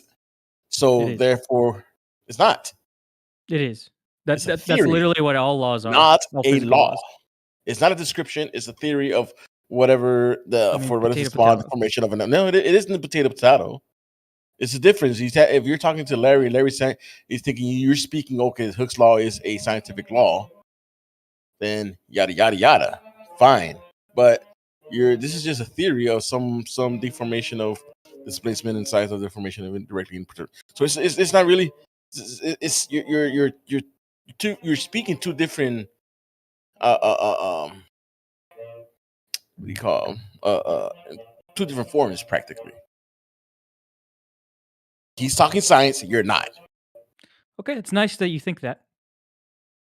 You're not. You're just talking theories. Ideas. Okay, it's nice that you think that, but it's not what I'm saying. Unfortunately, if you do a basic Google search, right, like for example Wikipedia, it very clearly says, in physics, Hooke's law is an empirical law which states that the force needed to extend or compress a spring by some distance scales linearly with respect to distance, right? I mean, I don't know how from that you're taking away that it's You said not that it doesn't. You said that it doesn't do that. Sometimes it breaks down. Excuse me? You're disagreeing with Wikipedia, and you're saying that it does sometimes, but sometimes it doesn't. Like if you really pull the string too far, right? Eventually, it's not going to have that linear aspect. Correct. I mean, first thing I found on Wikipedia, Hooke's law, the modern theory of elasticity, generalized Hooke's law. to say that. Why are you skipping over the very first sentence? The modern theory of electricity. So it's a theory, nonetheless. Why are you skipping over the very first sentence? Doesn't matter if you put this is what Hooke's blah blah blah blah an empirical law which states da da da da da, right? But then if you say you follow it up with this a theory, then what good is it? Right. Do you think that if something is a law, it can't also be a theory? No, yeah, it can't actually. Okay, well that's not how people use language. Well, Now we can use your fantasy language if you want, but that's not how people use if it. we're talking science, there's actual terms for different things. A law can't be a theory can't be a law. Of course it can. Science. No, it can't. Of course it can. It can't. Is gravity a theory or a law? Those are two different things. Newtonian gravity is a law, allegedly. And Einstein's theory of special relativity is a theory. Those are two different things. No, they're both laws and theories, right? The way that physicists and scientists and everybody else uses the words laws and theories is just the degree of certainty that they have that the thing is useful or correct. Okay, can you show me that? Can you cite your source for that? Because I've never heard that I mean, before. can I cite you a source in how people use language? No, I can't. That's not something that's like a study on. So you can't give me like a definition that goes along with what you're saying, right? Because that's what a dictionary does. Like usually if, I say that law can mean theory and theory can mean law, and these two are interchangeable, they're synonymous, I would probably have to cite you a source, right? Like if I said that boobs were the same thing as balls, right? And you said, no, I disagree, show me what you're talking about. I would have to cite you a source and show you that boobs and balls are synonymous, right? Well, I'm going to meme that.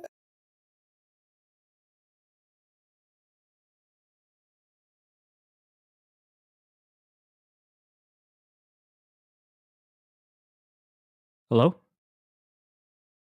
Welcome back. I'm here. I'm back from the NASA box retrieval. So to answer your question, like I'm not interested in like arguing over definitions, right? If you want to have that argument with somebody, go ahead and have it with somebody else. Like I'm telling you what I'm using as the definitions for the word law and theory, and that is the way that people usually use those words. State your If you source. disagree with that, that's fine. That's nice for you to disagree with that, but I'm not interested in having that argument with you. Well, are we talking science or are we just talking colloquial shit?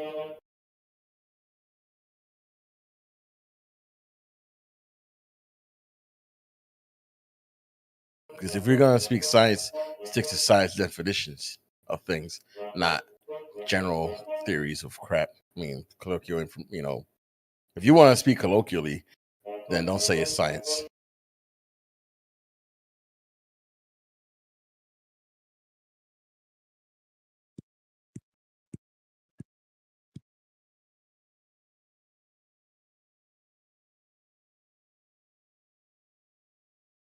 So what are we doing? Are we speaking in the realm of science or are we speaking in the realm of just colloquial? Colloquially speaking about science. What's in the box, Zanuck? You gonna live stream that to us? You Well, gonna it was turn your cam on? actually it was there's positives and negatives with this experience of retrieving the box. So we have some interesting things we found in there. However, unfortunately, it's not the moon landing. It was landing as far as NASA's involvement with all these types of primitive heads-up displays and periscope-type vision systems and the effects of binocular and peripheral monocolor, visual cues upon airplane performance and landing situations, this kind of stuff. So more about landing airplanes, because he was part of the STOL program as well as the shuttle precursor to the shuttle programs of reentry vehicles. So I thought there'd be like the lunar lander might be in there, but no.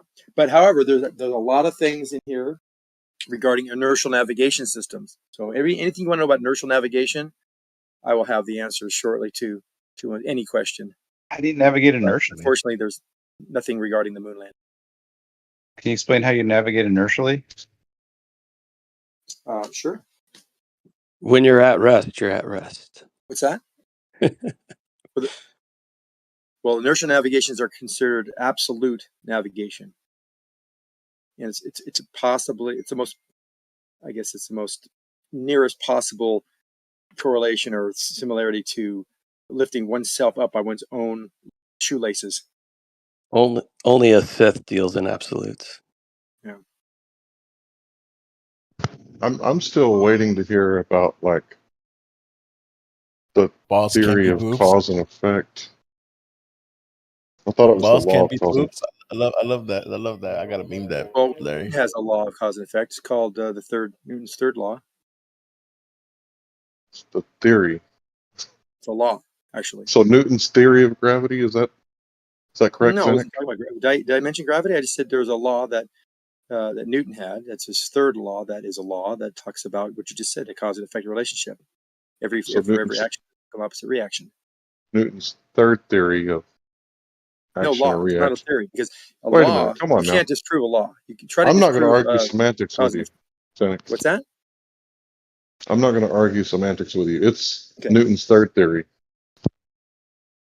Why are you making that up? I don't think everyone's ever He's said trolling Newton's you. theory. He knows that it's called the law. I know, but why is he saying that? I'm just curious why they Because he's consistently trolling compelled you. to say that. You missed the last few minutes of conversation. That's why. Senate. They're interchangeable, isn't there? Aren't they, Senate? Isn't law and theory interchangeable? No, they're not at all. They're both very different. Somebody just said they're interchangeable. No, they're not interchangeable. That's why they have the same word if they're interchangeable. They mean different things. That's why there's a law of gravity and the theory of gravity. You can think quite simply that the law is something that is not found to have any exceptions, and the theory is a reason, the causal agents for the things we observe to see. I think you're right, quite wrong about that. Wait a minute. You said that everybody agrees with this, but now we're finding people that disagree with it. Yep. So does that mean you're wrong? No, it means that he has a disagreement. I have no problem with anyone disagreeing with me. No. I think he means I'm wrong because he found one person that disagrees when I said everybody agrees, right? But I think Right. but I think that's a little autistic because you know that I don't actually believe that every single human being on the planet agrees with this, right? Because obviously you don't. So Well, I mean, I guess you were wrong. No, I'd be willing to back him up and say there's many theories that can be that word theory can be misconstrued or interchanged with the word law in some situations. why do you say that a law can't be demonstrated to be false? Because that's what makes it a law. Once a law is proven to have an exception, then it's not law anymore. But we have laws that we know have exceptions all the time, right? And there have been laws over history that have been called laws that have been proven wrong. Then they were. If it violates the law, your theory is wrong. Well, So the theory of the it all universe depends on what you mean expanding. by. So like the example, so one of the examples I gave, right, is like Hooke's law, right, or Ohm's law, right, or I don't know what else. That's like saying gravity is proven wrong when we see butterflies fly or something. I mean, I know that's actually true. I agree with you because there are laws that have been proven wrong, but in the context which that law is derived and described, I think that's what I'm talking about. There are exceptions. Okay, so if now you're going to say that, okay, the law includes the context in which it's correct, right? I also disagree with that. Oh, okay. Well, that's interesting. I mean, Newton's laws are a perfect example of this. Like they weren't known to have exceptions, so they were called laws, right? Mm-hmm. And then we derived a better theory because we realized that it's actually wrong, but we still call them laws. That's true. Right. So to say that it contained the right context all the time is I don't think it's true. Show me one of Newton's laws that was proven. Like Newton's third law. Was there ever an instance where that's been proven incorrect? Well, I wasn't talking about the laws of motion. I was talking about Newton's law of gravitation. Okay. See, but I mean, I actually don't know if like. I mean, I think we can go so far as to say how the flat earthers have made exceptions to certain laws, like even with gravity. You know, if the law of gravity says something and describes it very, kind of in a detailed fashion, and we find exceptions to that in a way of a different context, like, well, if gravity is real, then why do do helium balloons go up? Why isn't the helium balloon going too? And there's a reason for that, because of gravity, there's other things that are precluding that object from going down. In fact, it would go up for all the reasons of gravity. I mean, if that's what you're kind of pointing at, I agree with you. And there's other reasons too, because of now we find exceptions to that. If that was true, then we would also not be able to explain the paradox of things accelerating yet being inertial at the same time, and that causes a problem with the law of gravity. Newton's interpretation of the law of gravity. So I don't know. Maybe I was overstepping my bounds there by putting a nail in a stake in the ground. So I'll retract it. You're right. You start getting very accurate about these definitions, and there are exceptions to It's law. funny that Zanuck was ready. Zanuck was ready to disagree with me when he thought I was the one saying that laws and theories. Well, I was going from the things. But once he context of found out that it was another globe earther, then he changed his mind. I find that weird. I like when Charlie objects to things, because he gets very, he gets not in the weeds, but he gets very focused on the absoluteness of the response or definition, and technically he's kind of right. Are you calling me autistic? No, not at all. Although some I mean, because that's what an autist does. Yeah, that's one of their characteristics. It doesn't mean that someone who's a musical genius has to be autistic. No, he was saying you're artistic. You're very artful with the way that you use language. You should take the compliment, Charlie. Shouldn't you ban people for calling other people autistic? Who called someone autistic? He called me autistic. No, I didn't. You called yourself artistic. Yeah, I think you called me autistic just a few minutes ago. You called me autistic. So that's an autistic response to say that it's what's wrong going to on say here? that everybody Where are believes we? this, and then when we find one person is that this Earth doesn't believe it, Awakenings chat room? This sounds like we're in like the argument room. It's like, remember that Monty Python skit? Want an argument? Okay. No, you don't. Yes, I do. Yes, I do. No, I don't. Anyway, shouldn't right in the context for what I was using the word law form. That's why I was going. Yeah, if you want to get hyper pedantic about it or be very extremely accurate about it, yeah, you could say I was saying that exceptions. Maybe that's a poor explanation of a law. What would you say a definition of a law? Me? Charlie? Yeah. I would say that the difference between like a law, if the question is to distinguish them between theory and law, right? I would say that historically speaking, laws have a lot stronger evidence for over theories. But don't laws really describe like what happens, kind of without this quote exception, but the theories kind of explain the why that this phenomenon is actually seen, why it occurs. So laws are theories. Laws are descriptions, and your theory can have a law in it. I think what he's saying is that a theory is just the same thing as a law, except it's a layer less abstract, right? Like it's explanatory. Right. It's more concrete. I go with that too. It is, but we don't have to all be the law, arbiter of truth and know it all here. We can all just talk about what we. But a theory can include a law. A law cannot include a theory. Can you show me an example of that? Law including a theory? I mean, it's theory including a law. Give me a second. I can find one. Who's playing the clarinet? clarinet? So I got a theory. Right. The reason that hot always goes to cold, right, is because nature abhors a vacuum. Right. So if there is a no, that's not right. What's not right? Natures don't abhor vacuum, just like they don't abhor pressure. Why would they? So why nature, would hot nature goes likes to cold vacuums. Logic. Can you show me a vacuum in nature? Yeah, space. No, there's particles in space. It's not a true vacuum. Hold on. Vacuum doesn't mean particle. Vacuum just means there's the pressure that's lower than someplace else. So it's relative terms, like speed, motion. How do you know you have speed? Well, relative. Hold on. Relative. If I have speed, I'm being very clear about this. That if I have speed, velocity, that means it's relative to something. So just like vacuum is a term that means it's a lower pressure than something else.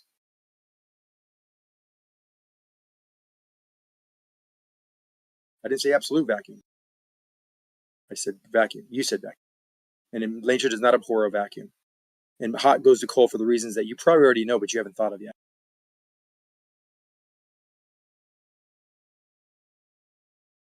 Can you guys hear me? Did I go down? Hello? Test? Yeah, give me a second. Okay.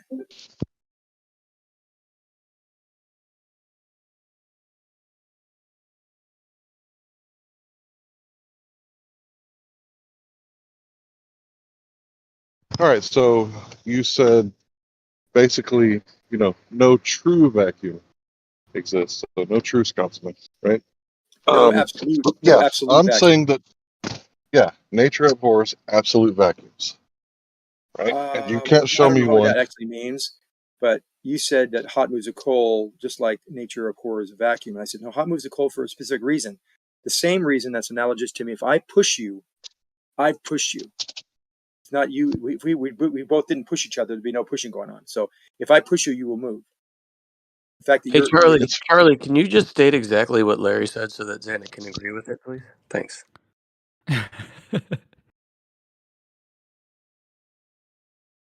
Sorry, I wasn't paying attention, but if he says it, I'll recite it. Okay. If something's moving and runs into something that's not moving, the not moving thing doesn't stop the moving thing. The moving thing moves the stop thing. That's why hot moves the cold, in essence. I think it's funny that Zanuck asked a question. I tried to answer it. Right in the middle of it, he interrupts me, disrupts the flow state, and then when I go silent for a second, he's like, "Where'd you go? How can we stop talking?" Maybe I stopped talking because you threw me off my groove. Sorry, Look, Larry. don't I throw the apologize emperor off for his that. groove, okay? I'm sorry. Nature abhors the flow state. Just go ahead. Yeah. Discord abhors the silence.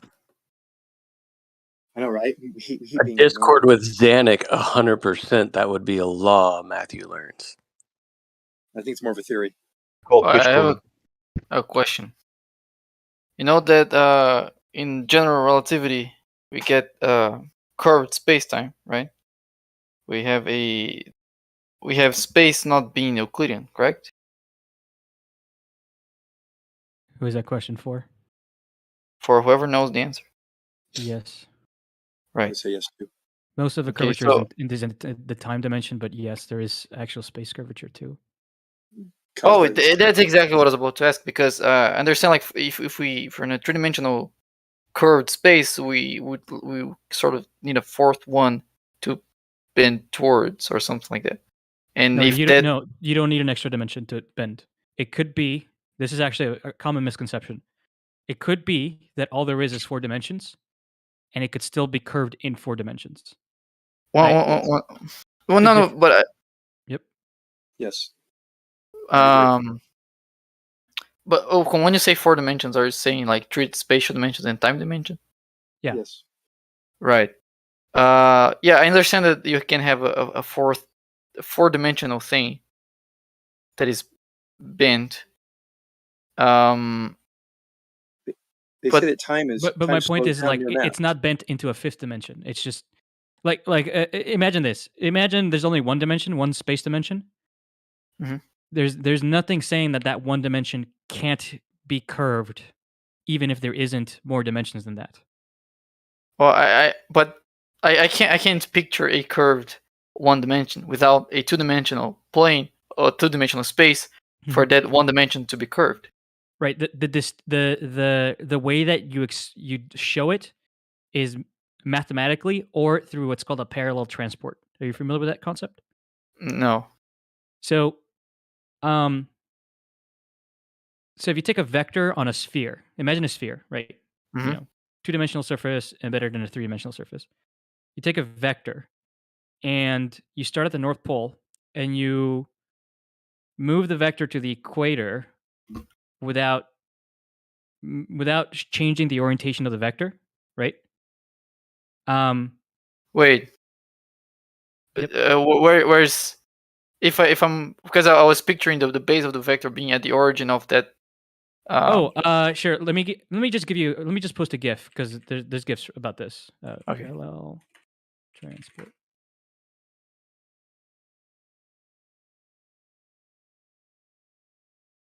Okay, perfect. This is exactly. I mean, it's not a GIF, but it's a picture that I think demonstrates exactly what I want. How do I copy it? I'll just post it here. When you guys are done talking about whatever you're talking about, can we go back to the Doppler effect and the expansion of the universe violates the first law of thermodynamics? Thanks. How does it violate the first law?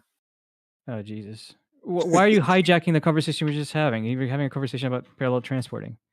Yeah, when you're done. Yeah, sure. Zanuck. So take a look at that picture, right? Mm-hmm. So just so I can understand, those vectors are three-dimensional vectors, or are they just extended vectors at the spherical surface? So those vectors live on the tangent space to the two-dimensional surface, so they're actually two-dimensional vectors, although they are embedded in a three-dimensional space. Does that make sense? I get it. It's like an extension of an azimuth, right? Yeah. But the whole point of parallel transporting, right, is that if you follow that path, right, like you go to the North Pole, if you go to the North Pole to B and then to A and then to N, and you compare the vector that you started with to the vector that you ended up with, they're actually not going to be the same vector. They're going to be pointing in different directions. Mm-hmm. So that's actually how you can detect curvature. Here you can clearly see it because it's a two-dimensional surface embedded in a three-dimensional space. Yeah, but you don't actually. But the whole point is that you don't actually need to be like, if you're an ant, you're not aware of the third dimension, right? But you can do this parallel transport and then notice, holy shit, my vector points in a different direction than when I started. That's how you can detect curvature if you don't have an extra dimension. I understand, but for this to be a spherical surface, that space has to be. No, I know that the space of the surface is two-dimensional, but the sphere itself is three-dimensional, and that's correct. Yeah, so even though that two-dimensional space, I wasn't saying that the space has to be three-dimensional, but the space has to, let's say, live inside of a three-dimensional space so there's space for it to bend. Nope. So, but that sphere exists in three-dimensional space. I know, but it exists in three-dimensional space just for the sake of you visualizing it, right? Because you can't visualize curvature otherwise, but you can run tests to detect it, right? So let me give you another example. Let's say that space curvature was very, very, very extreme, and you're in a square room, right? And you start facing, a corner in one of the rooms, right? And you start at the corner. And then I ask you, okay, using only strafing movements, meaning you don't rotate, right? Go around the room back to the corner, right? If the room is curved, you won't be looking in the same direction as you started. But notice how, like, you didn't need an extra dimension to curve into. Or rather, you have no perception of it, and it could be the case that it doesn't exist. If you want to read about this from people that know a lot more than me, look up intrinsic versus extrinsic curvature. When you say, like, you need an extra dimension, right, to have curvature, that's called extrinsic curvature. Right. But So curvature without an extra dimension is called intrinsic curvature. The whole point is that it could very well be the case that the universe has intrinsic curvature and there's no extra dimensions for it to curve into. Hey, Zach, because I got to go real quick. Is look at kinetic molecular theory of gases. So in this picture that you posted, that would be an extrinsic curvature, correct, right? Yes, because there's an extra dimension that the surface is curving into. Get it. Okay. Yeah, I get it, yeah. Thank you. No Are problem. y'all done? Yeah, I'm done. Cool.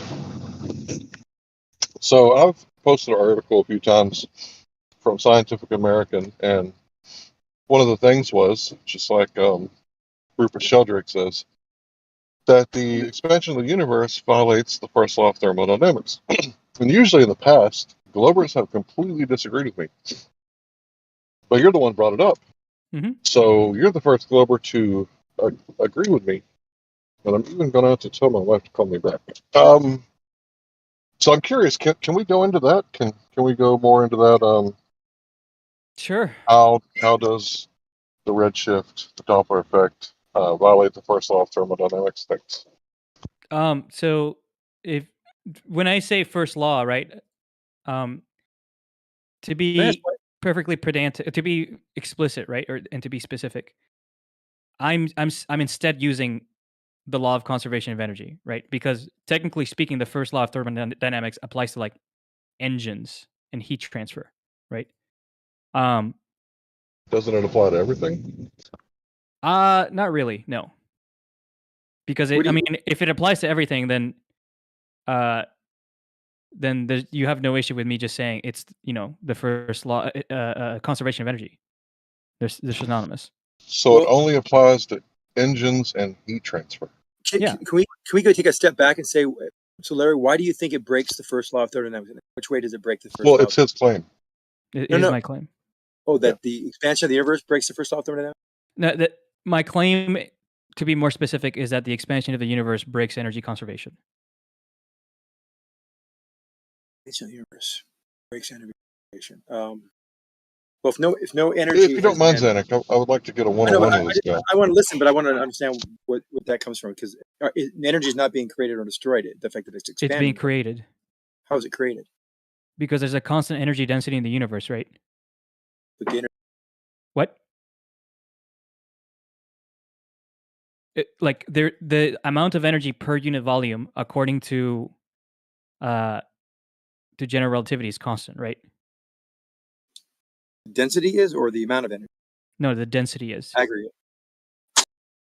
Okay, so if you agree that the density, which is energy per unit volume, is constant, and the volume is increasing, what must be happening to the total energy? It must be increasing. Wait, hold on though. Oh yeah, if it's constant. Hold on. Can you guys hear me? Yeah, sorry, I can. Sorry. Yeah. Sorry, Okay, did you just say that the density is constant? No, he said yeah. That's what the cosmological constant is. It's a constant energy density. It defines a constant energy density throughout the universe. Right. Then if that's and I didn't know that. That's actually yeah. So if that's the case, then I would say I misunderstand that. I misunderstand it as well, because I thought the Big Bang was or the expansion is a description of the decreasing density. No, you're wrong. Okay, I could be wrong. If you had the idea that the density is decreasing over time because the universe is expanding, no, that's wrong. Another way to think about this, which I don't strictly agree with, but you could think about it this way, right? Vacuum energy, it's a constant energy density, right? It doesn't diffuse. Like virtual particles don't get diffused because you spread space out. Right, it's a constant 0.5 or something like that, right? Right. It's some baseline constant energy density, right? And you're creating more space, therefore there's more energy overall. Right, so that's how it's a violation of the first. What form does this energy take as the universe expands? Wait, what? What form does this energy take as the universe expands? What form does the energy take? Yeah, is it mass? Is it gaining mass? Is it so are you aware? Is the temperature Are staying you the aware same? that in general relativity there is such a thing as absolute energy? No. So like typically when we talk about energy, it's always like a relative quantity, right? Mm-hmm. But in GR, it's actually absolute. Okay. And if you don't believe me about this, like I can show you like excerpts from like undergraduate level general relativity textbooks that say this. Like Sean Carroll's book, for example, very explicitly says this. So sorry, what was your question? Like what form does the energy take? Yeah, what form would if the energy is being constant, it's expanding. Mm-hmm. Where would how would this energy manifest itself as it had to be created or nothing? So there are different theories about that. It depends on who you ask, right? GR just says that the energy is there. It doesn't explain like what the energy is made from. But other theories try to explain, try to say like there are specific fields which have a specific energy, right? Like inflation, for example, explains sudden expansion via the inflaton field. Like they literally just made it up to explain it, right? And it's the energy in that field. Right. They made it up, huh? They didn't like verify it or twist it.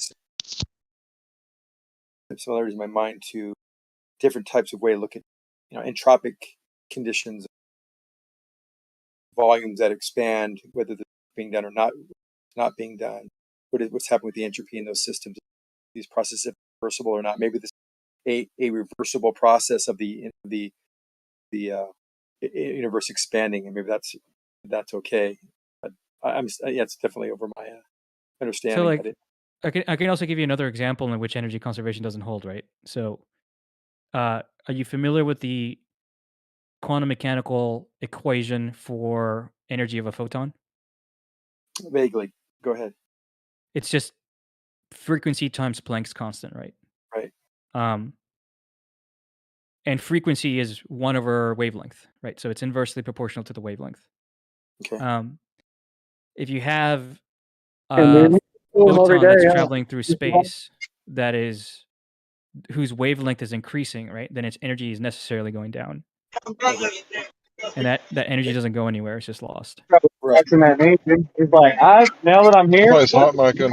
My God, what the heck? None of that shit no more. Hey, Who's hot Urbos. micing? Urbos. Raging Bull. So as that wavelength decreases, the energy is being lost. Sorry, the wavelength increases because it's being stretched out. Yeah. So the energy now is now less. Yes. And where did the energy go? Is it transferred, radiated somewhere else, or well, if it were to go somewhere, then it wouldn't be a violation of conservation of energy, right? Right. It's just gone. Maybe this feeds something we don't know much about, dark energy or dark matter. Maybe it feeds that. Maybe the dark matter temperature increases or something. Maybe the dark energy goes up. Correct, but the problem is if you assume that, you're right. It could be the case that there's somewhere there's a energy repository where we don't know where it goes, right? Right. The problem you get when you assume that is that you have to sacrifice some local properties of energy that we usually accept about energy. But that's what we do always anyway. For example, Gosh, gravity. It's almost Hey, like we have this reservoir of energy in a paraneutral state that we pull from. You hear me talk? Yeah. That happens with other things such as gravity. Things we see about gravity, regardless of the paradigm we subscribe to, are different on a local scale, different on a galactic scale, and also different on a quantum scale. No. I mean things like locality is no longer can't be respected if we assume that the energy goes somewhere, right? Like it would be like having to accept that the energy needs to somehow travel faster than the speed of light and be distributed throughout the universe. Like gravity does on a local scale. Gravity doesn't do that on the local scale. Sure, it does. No, Its it does not. instantaneity is definitely different than the speed of light on a galactic scale or on a larger scale. I mean, gravitational waves travel at the speed of light. Right, but on a local scale, they're instantaneous. They're what? Gravity acts instantaneous on a local scale. That's not. I mean, I don't know what you mean by that, but I So don't know this how guy, you. Charles, I don't know how you're an that actual. be true. You're an actual physicist, aren't you? Me? No. Yeah. What are no, you? I'm an engineer. Yeah. How you doing? Yeah, you're an engineer, so you're honest. I like you, bro. Cool. I wanted to ask you some questions, but I'll wait till you and Zanuck are finished. Sure. I just draw that analogy because I've studied that before too. Hello. Yeah, I heard you. Thank you for letting me finish. I've studied that too, and there is really what's going on? Can you not hear me? So, like, what do you mean by gravity acts instantaneously? Well, if I have something gets in the way of some other, like for example, the ground. Larry, what's going on, buddy? I think he's hot micing. Just sorry, I was hot micing. I apologize. Oh, okay. Right. So every time I started talking, he started talking. So things like removing something that an object is running in, like an inertial object falls and accelerates. We know that hits the ground. If the ground suddenly or if you're on the ledge of a building or something, or a plank on a boat, and they remove the plank, well, the reaction of gravity is instantaneous. As long as that force is keeping you from, there's probably a difference of opinion here, and I can back it up with some information. But as soon as that, so like, to me, it's like you're saying if I hold an umbrella blocking out the sun, as soon as I remove the umbrella, right, I'm gonna get hit with light. It doesn't have to travel the 8 minutes. No. So like, sure, gravitons, if they exist, have already been traveling up to your body, right? That doesn't mean that it didn't travel at the speed of light. They did. I agree with that. But on a local scale, if you have a force, a pseudo force that's created, just no different than centrifugal force. Suddenly the door opened on a centrifuge, instantly you flung out. There would be no delay whatsoever. Right, but it's instant because it's already there where you are. It's not instant because it travels instantly, right? When you say that the instantaneity of gravity, I didn't say the graviton. I didn't say that the gravitational waves. I talked about the effect of gravity has an instantaneity that is faster than the speed of light. No, I mean that makes no sense to me. What you're saying is that if two particles that interact are at the same spot, they're going to interact instantaneously. Well, sure, that's the case for all particles. What people mean when they say locality, or when you say something like faster than the speed of light, that implies traveling some distance at some rate. When you guys are done, I would like to talk to Charles, or maybe someone like Witsit would like to talk to Charles. But yeah, when you guys are done.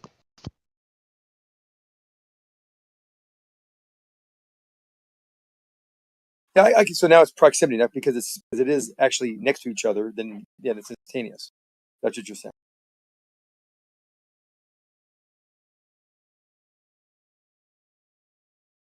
Have you guys come to an agreement? Distance to travel, so it'll be instantaneous. Is that what you're saying? I'm sorry, what? There's no distance to travel, so it is. Yeah, I mean, and to me, that's not a very interesting thing to say, right? Like, what is it that you mean for something to interact with something else that's at the same spot faster than the speed of light? Because there's no distance to travel. It could be an interaction between not only something physical, but something. It could be a field as well.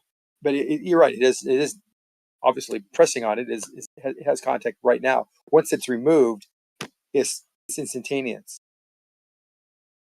And I think you agree, because you said if it's proximity, because it is already there. It doesn't have to travel there. And that's a good point, actually. I didn't like that. So how's it? So it's not interesting. Why is it interesting? For what was brought up before? Zanuck, are you filibustering, dude? Are you no. actually making We were talking about. He mentioned something. Now I got derailed because I. Yeah, my whole point is for two particles to interact, right? There needs to be like a mediating particle to interact, right? Sometimes it's the same particle, sometimes it's what's called a force carrier. As far as I'm aware, all of those travel at or below the speed of light. Right. I agree with you. Right. So I don't know what you mean when you say it interacts faster than the speed of light. Well, there could be a field that's creating a force. It could be this object but it's like an object on top of another object. One is acting on it with a proper force, a real force. The other one's a pseudo force. Once that pseudo force is, or once that both forces have to, once that force is removed, it moves instantaneously. Are you sure? Yeah. Yeah. Supporting it anymore. This is literally like listening to if baby unicorns are born with or without a horn.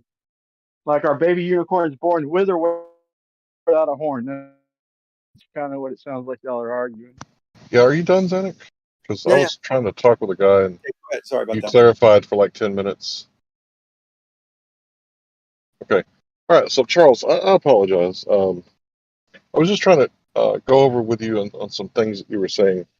You were saying that there are certain places where laws are incorrect, where they break down. And I would say that's where you have a theory that's wrong. So would you like to talk about that, Charles? I mean, if you wanted to find laws and theories that way, there's nothing inherently wrong with doing so, right? All I'm saying is that I was going by a certain definition of law and theory, and you were saying, no, you're wrong because I'm using a different definition of law and theory, which is not very interesting, right? If we agree on what law and theory means, then we can have a substantive, non-semantic disagreement. I agree. I would like to get there with you. That's where I would like to go. Yeah, right, okay. So you tell me what a law is and a theory is. So a law would be like something that would be a constant. Say, for example, if every time you dropped an object in a vacuum, it fell at 9.8 meters per second squared every time, and that was a constant, that would no exceptions be, whatsoever, right? Right, that would be a law, right? You disagree with that? I mean, there's no disagreeing with it. It's like me calling my son Bob and you saying, well, that's wrong. There's nothing wrong with it. It's just a name, right? So I mean, if you go by that definition of law, then almost nothing is a law. I can't think of a single one, actually. Right, because not everything falls in 9.8 meters a second squared. It's not a constant, and the speed of light is not a constant. According to Rupert Sheldrake, these things vary, right? And he made a joke that you could get your weekly constants, and it would be like the stock market, how they rise and they fall. Are we in agreement there? That the speed of light changes? No. Okay, well, it's actually changed several times, and Rupert Sheldrake discovered this, and he called on it. They said, is well, this an accepted fact? yes, it does change, but yes. Yeah, that they said it, well, it does change, the speed of light does change, but we've tied it to the meter, right? So if it did change, then the meter would change, and no one would ever know. This is a pretty well-known concept. Okay, you have a misunderstanding here. So what happened? If you're saying that the speed of light changed because of our difficulty defining an exact value for it, then sure. But I thought what you meant by that is that the speed of causality is changing over time. Is that what you meant? I mean that in different places, in different times, it's measured differently. And what they do is they cherry pick the ones that are closest, and they say these are good measurements, and the other ones that vary, they don't take those. Like, this is what Rupert Sheldrake said himself. There's memes about it. The constants aren't so constant. if you mean that light travels at different speed through different mediums, then sure, that's correct. But typically speaking, when people say the speed of light, that's not what I'm talking about. Okay. Well, as far as I'm aware, there is no accepted experiment that demonstrates that the speed of light has changed over time. Besides just changing the definition of it, by the way. And by the way, I'd like to point out that it's not so much that the speed of light is not tied to the meter, it's that we define meter in terms of the speed of light, is my understanding. Right. So if it were to change, go ahead. When they had meetings, they'd all get together, turn in their data, and their shit even changed where they were at, and it didn't match up with other people in different parts of the world. And like I said, it changed year to year. And so what they did to fix that is they just made the distance, the meter, like flexible. So it's very, very small. So it being impossible to argue or measure. They tried to hide it, and Rupert Sheldrake caught them just from inquiring, and they admitted it. They try to hide what? That they're getting different results year to year and place to place. Never the same. Varying constantly and everywhere. Hold on. To what degree? Like, how significant is the variance? How large is the variance, right? Measurable. I don't know. It's not negligible. It's measurable. Well, yeah. Please go to Rupert Sheldrake's website. I don't know who he is. Rupert what? There's been. Oh, he's a highly educated scientist. Rupert what? Sorry. And yeah, Rupert Sheldrake, like the dragon Sheldrake. Okay. And he doesn't inspire a lot of confidence just reading just a few seconds that I've spent reading. Oh, hopefully you don't judge a book by its cover. I don't. Surely you would look into his background. It's evidence against him, right? I'm not saying it's conclusive, right? But like this guy. But don't you think you should look at the argument and the data rather than hearing what someone has to say about him? No, there's too much data for that. Yeah, 2 sentences. He's a quack. Okay. I'm not saying he conclusively is, right? I don't know the guy. All I've read is like the first page of his Wikipedia page, right? But yeah, you went to his Wikipedia. I thought I asked you to go to his website. And, yeah, it seems to be pretty consistent that anybody who disagrees with the mainstream. Yeah, it seems to be pretty consistent that if somebody disagrees with the consensus, they're automatically dubbed a quack. No, I mean there are people who disagree with the consensus that I don't regard. Yeah, but you immediately dismissed him. Yeah, what's a sentence you read? I dismissed him as there's too many people who, if I were to apply the same standard of like I have to deeply dive into what everybody is saying, then I would be catatonic. I would get nothing done. There's just not enough time for me to do that, right? I have to use heuristics to determine who is a quack and who is not. And I argue that you actually do the same thing, because otherwise you spend all day reading about everybody's life. Charlie, can you read like the Einstein's a sentences quack. that We get it. made you think that? I couldn't hear what both of you said. I said, can you read the sentences that you read that made you think he was a quack? Sure. Other work by Sheldrake encompasses paranormal subjects such as precognition, research into telepathy, and the psychic staring effect. Okay, so you think that's nonsense, I guess? So you get into the supernatural when you're talking science. It kind of gives you a black eye. I think precognition is by and large nonsense, yeah. And so Okay, is so I have a different understanding, right? So I read this book one time, and it says, "Test all things and keep that which is good." Just to disqualify something because of the information where it came from or who it came from, and that's known as the genetic fallacy. So I think our conversation's done. Somebody else, please take them. Dun, dun, dun.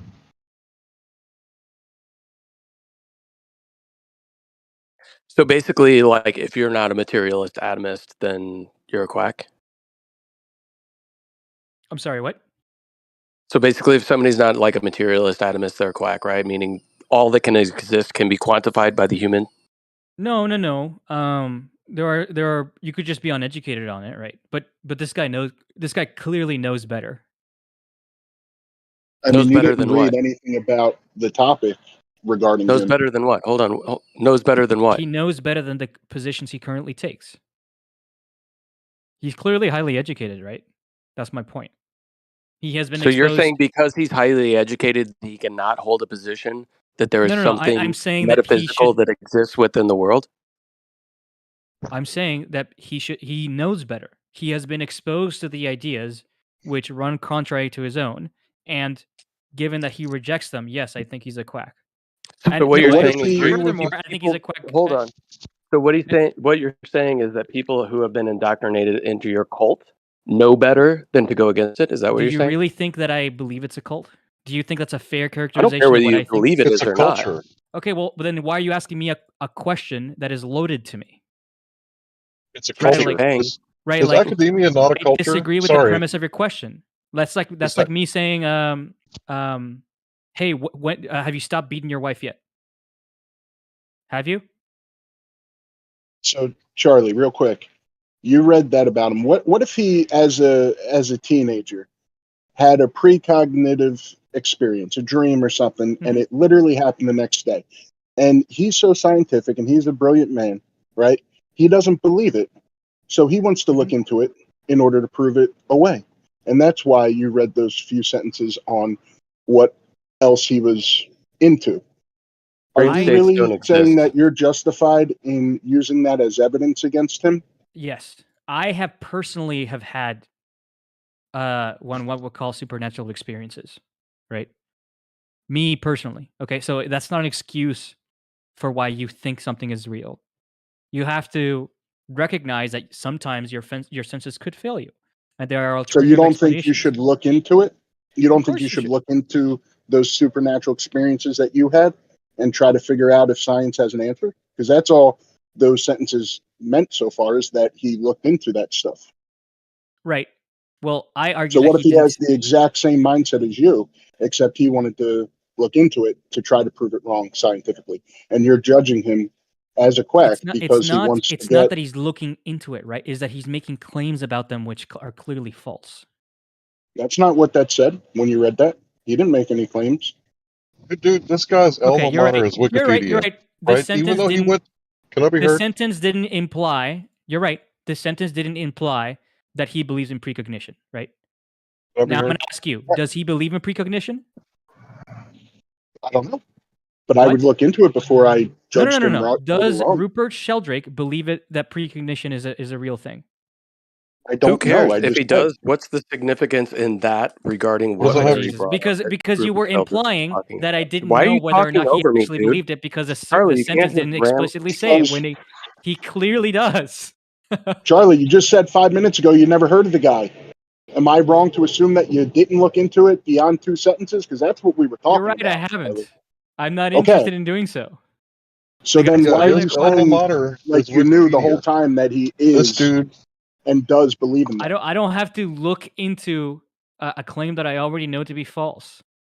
Because you saw it on Wikipedia. Aren't you No, supposed to because not my use Wikipedia? experience is such that makes things such as these supernatural claims incompatible with my experience, right? Charlie, Nobody if you goes use it as searching evidence, for the those 2 answers to sentences. questions they think they already have the answer to. You're a perfect Yeah, example of Charlie. that, Charlie. You already listen. think you know the I don't answer to so exclude the many different possibility that things my that there's previous no way experience is that you being have the wrong, ability right? to actually go searching for those answers. And I don't know if the room heard me because you literally just decided to talk all over me like you've been doing to everybody in this room. You came in and You're you were just literally the trying to first control person I it. do that Larry to keeps trying to get today. in, and all you're doing is monologuing. So, Larry, go ahead and ask him your question.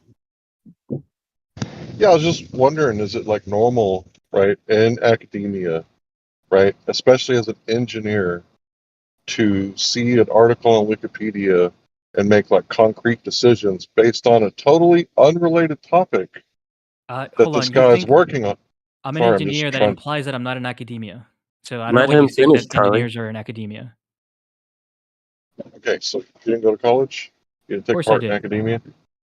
So what are you talking about? You're implying, Jesus. I mean, Charlie, you have a habit of focusing on the wrong things in questions.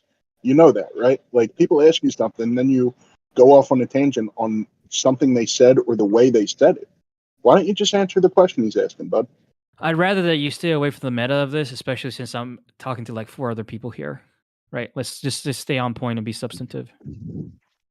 That's what I Right, like just the accused speed you of of not light doing. is what we're supposed to be talking about, not whether or not Rupert Sheldrake is a quack, right? Don't you think that the credibility of an individual that makes a claim is evidence for or against the claim? No, Isaac Newton was an alchemist. So if alchemy has been disproven, does that mean that Isaac Newton had nothing to contribute to the world? That's not what I said. Listen to my point. That's exactly what That you're is doing, right? exactly No. Listen to my analogous, question. Charlie. It's exactly analogous. Listen to my question, right? Or Dude, we actually, I'll ask you listened to this: it. what Don't do you imply think? that we didn't hear your question because I completely Okay, refuted great. Thank exactly you. what you Thank were you, just Napalm. trying to What do you describe. think And I evidence don't need you to is? talk over me when I answer the question, bud. What do you think evidence is? Because I think we disagree on a definition of evidence, and I think it would be useful for both of us to like iron that out, right? Charlie, Can you have evidence for a false claim? Dude. I'm not talking with you. how you're Larry's not trying to have a seeing. discussion regarding the speed of light Yeah, with I gave you, up. I just, but you keep So avoiding that. this has devolved now. Okay. Yeah. I thought, Larry, that you wanted Congratulations. to You have an actual devolved the conversation about conversation. this. Congratulations, Charlie. You devolved the conversation. Good job. yeah, I was trying to have a conversation with the guy, but once I saw him commit the genetic fallacy and not say, you know what, that is a genetic fallacy. We need to talk about the substance of the argument, not the conversation that Wikipedia has shown me. But I really see how effective the colleges are, right? Because this guy couldn't even have an intellectual conversation about the speed of light because he saw something on a Wikipedia article that triggered him to the point that made him incapable of talking about something outside of the accepted narrative, right?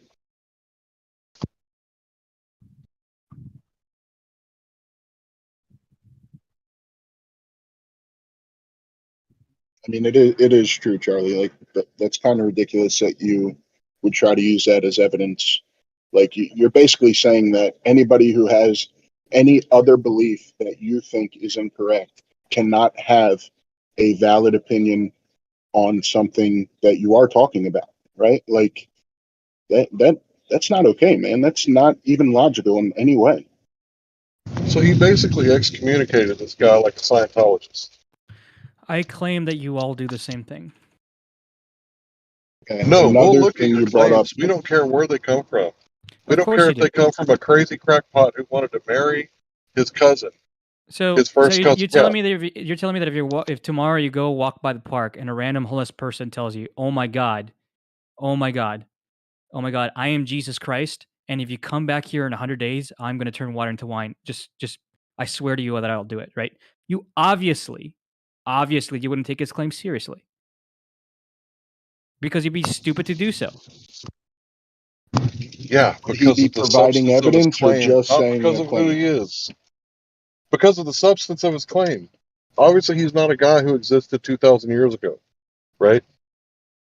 But I wouldn't Are you saying that discredit you take? him Are you saying that because you he's take a claims homeless from? guy. Are you saying that you take claims from homeless guys, like random crazy homeless guys, just as seriously Yeah, as they anybody could be else? right. Yes, I'm they not. could I be don't correct. disagree that they could be right. I'm saying, do you take them just as seriously? Not if there's no Is- if, evidence. if there's evidence for his claim and it makes logical sense and like logically checks out, why would I discredit him just because he's a homeless guy? That doesn't make any sense. That's a logical fallacy, bro. That's the genetic fallacy, right? A broken clock is right twice a day. CNN gets it right sometimes. You know that, right? Is that true? What? Do you know about the genetic fallacy? Were you not aware of it until this The genetic conversation? fallacy. I am not aware of it, so let's look it up. Genetic Yes, fallacy. please. Can I use Wikipedia, or are you gonna freak out if I do that? If you like. Well, because you freaked out about it earlier, but okay. The genetic fallacy is a fallacy of irrelevance in which arguments or information are dismissed or validated based solely on their source of origin rather than their content. In other words, a claim is ignored or given credibility based on its source rather than the claim itself. Yep, Okay. you've been arguing Excellent. fallaciously. Oh, hold So on. Do you agree that you did that, Charlie? Hold on. I absolutely did this.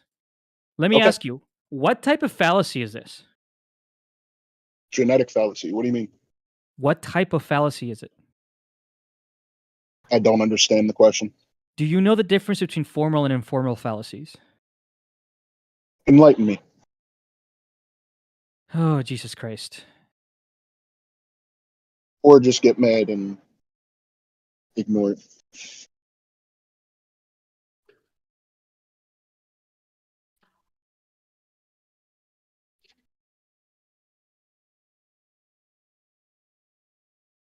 I have to go pick up my son. Do they both mean you're being illogical? Either one. If you use a formal or informal fallacy, are you being illogical? Either. Just asking for a friend. I think he just changes the subject like every time he gets put in a corner. So every time like something comes along that he doesn't like, he just goes to something else. Like we went from trying to talk about, theories and laws and the differences in between and trying to understand what a law is to Rupert Sheldrake is a quack because somebody on Wikipedia told me so. Yeah, I'll tell you what the difference between a theory and a law is. A theory has a cause for the effect. A law will have no cause. It's just a mathematical description of what happens in reality. So they're telling you like what happens. Like this effect happens every time. Right? That's all they say. They don't put a cause to it. If there's a law, there's no cause to it. There shouldn't be a cause to it if there's a law. But if you have a theory, that's when they've done the experiment and they found a cause for the effect. Plain and simple, nice and easy peasy. Well, in a world where there's chest feeders, I guess, it's all relative truth, right? Balls, boobs, what's the difference? If it's a woman, it's a woman, right?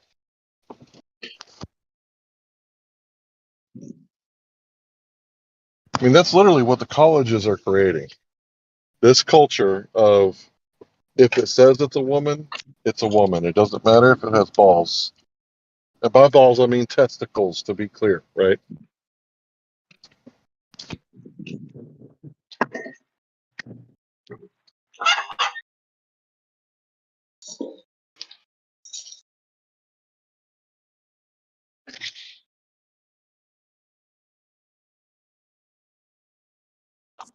Yeah, how does the phrase go? There's no such thing as chicks with dicks. It's only man with tits. Is that how it is? That seems right. But yeah, that's what the culture of the college is. Everything is subjective, right? Theories can be laws, and laws can be theories. That checks out. But if Wikipedia said this guy is, dabbling into stuff outside of the recommended doctrine of the colleges, then everything is whack. Like that checks out. That's logically coherent.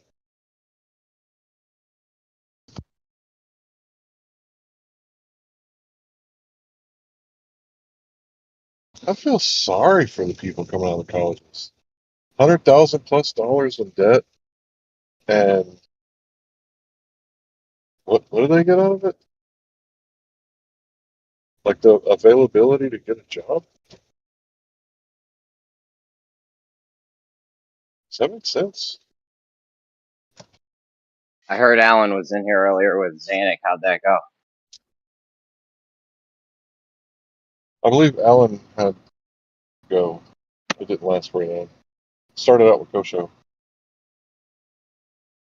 But I've noticed like a pattern. Like they will not let us get to the deeper conversation. Like if we can't even agree what a law and a theory is, like we can't even get past that. Like how are we supposed to have a conversation with these people?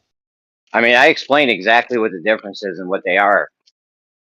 Was there an objection to what I said, or? No, nobody objected to what you said, but it's weird because I disagreed with the guy. And then when Zanuck came in the room, he was unaware. So I started using his position to Zanuck. I copied his position that, hey, Zanuck, isn't it true that laws and theories are synonymous? And Zanuck was like, no, you're wrong. And then somehow Zanuck found out that was his position. Then Zanuck agreed with him, which I thought was extremely weird. They're not synonymous. Why? Wait, whose position was that they're synonymous? Charles, the engineer. Oh my God, that is absolutely ridiculous.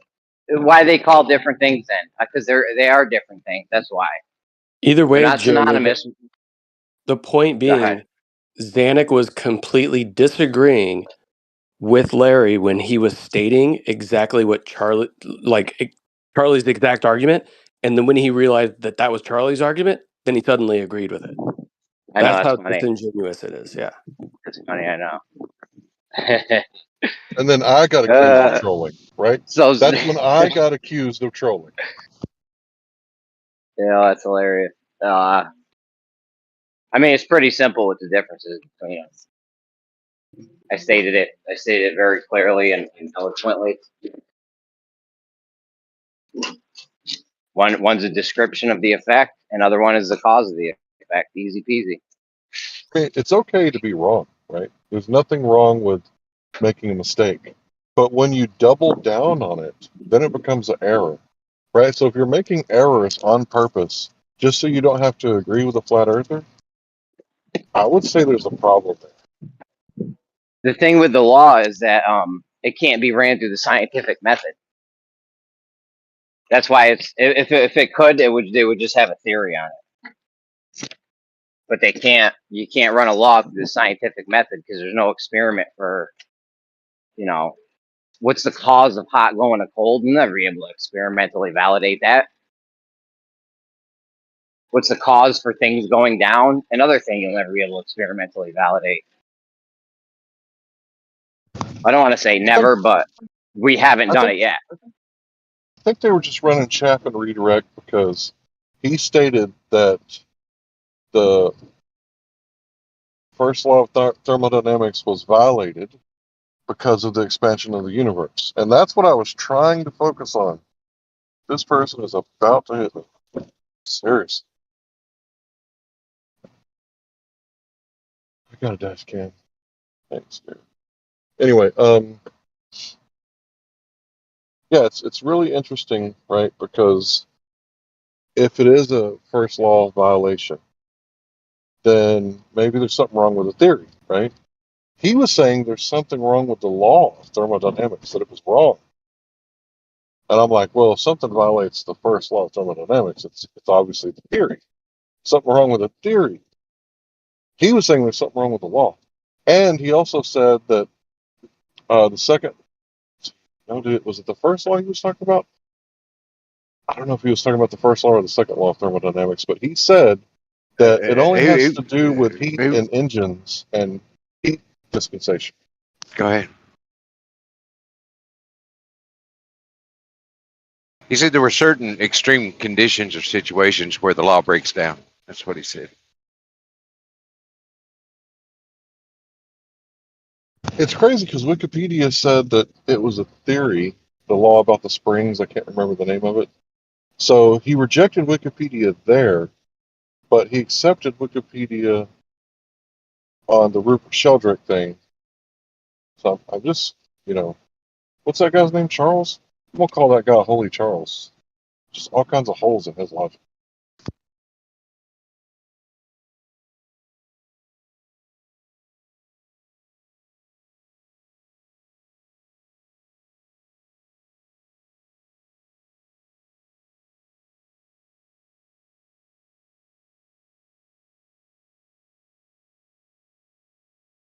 So the laws of thermodynamics only apply to like heat and engines, according to the engineer guy, the guy who claimed to be an engineer.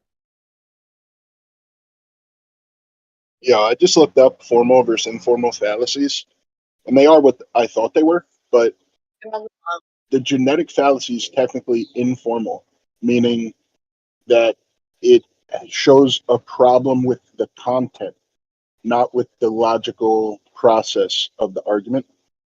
It is so hard to tell the difference between formal and informal. Like an ad hom, you would think would be informal, but it's showing up as a formal. So I don't know how a genetic fallacy is not a formal. Like it definitely seems like an error in the setup of the argument, logically speaking. Kind of bizarre. I can't tell the difference now between each fallacy, whether they're formal or informal. It probably comes from academia, so it's got to be right. True. You're right.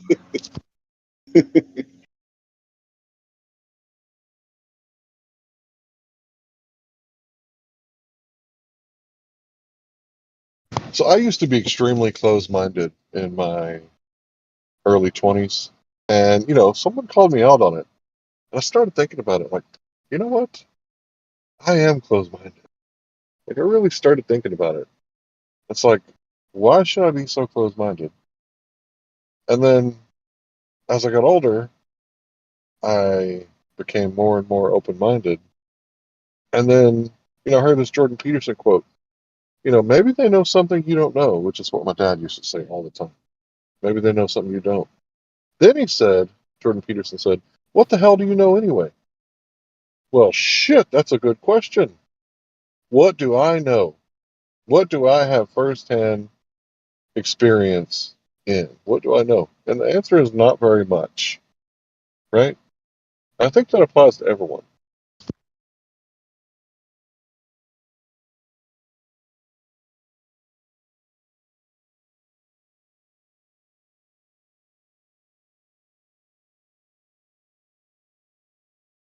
And if Rupert Sheldrake is looking into these things that are outside of science, then science can't prove it wrong if it's outside of science.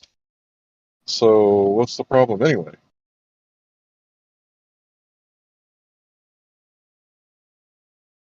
And if he's questioning things that no one else is questioning, isn't the first step of the scientific method to ask a question?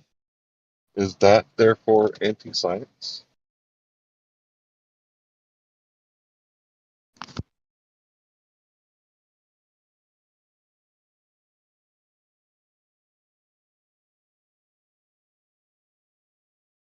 It's just like Witz said, you disagree with all of science. And then when you show them a scientist who disagrees with it, oh, he's a quack, right? Because anything but going against the narrative. And it's not a cult, right? We excommunicated Rupert Sheldrake and Michio Kaku because of the things that they've studied and said. But that's how you know it's not a cult. Because the evidence of the thing that proves us wrong is the thing we're going to use as evidence to prove us right. That's not a cult. Sure.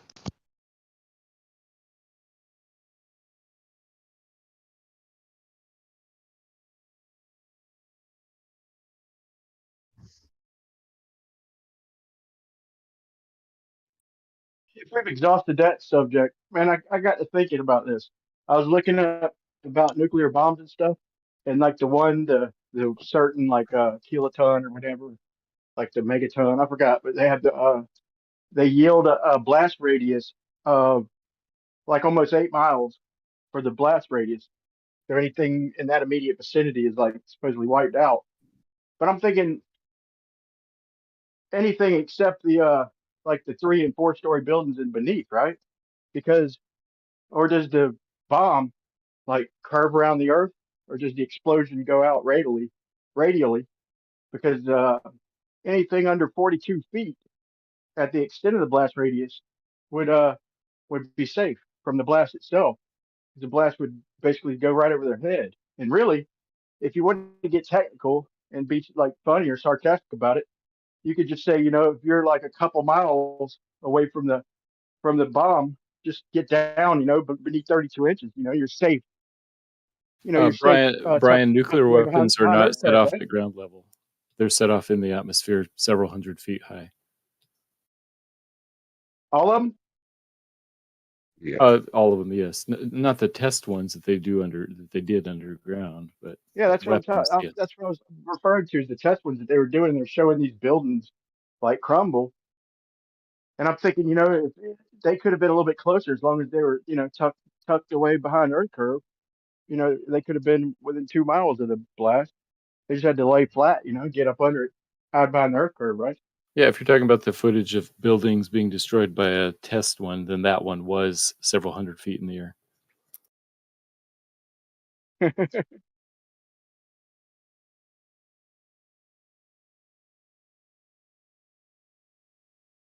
Or else we could lay down flat and avoid it, right?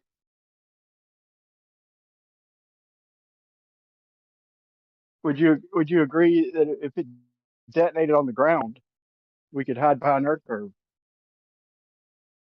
Oh, right. would you test it? You that sure Earth curve? I wouldn't. I wouldn't blame you. What about dark matter? What if we put you on a merry-go-round and spun you until you flew off, right? But you landed on like soft cushions like a bouncy house. And then next time we spin you like 10 times too fast and you could pray to dark matter and see if it saves your ass. What do you think? We try that? Yeah, nobody knows what dark matter is. We can just see its effects, but nobody knows what it's actually made out of. So Right, because it doesn't exist. That's why nobody wait. knows. Just because something is unknown doesn't mean it doesn't exist. But what else exists that's unknown?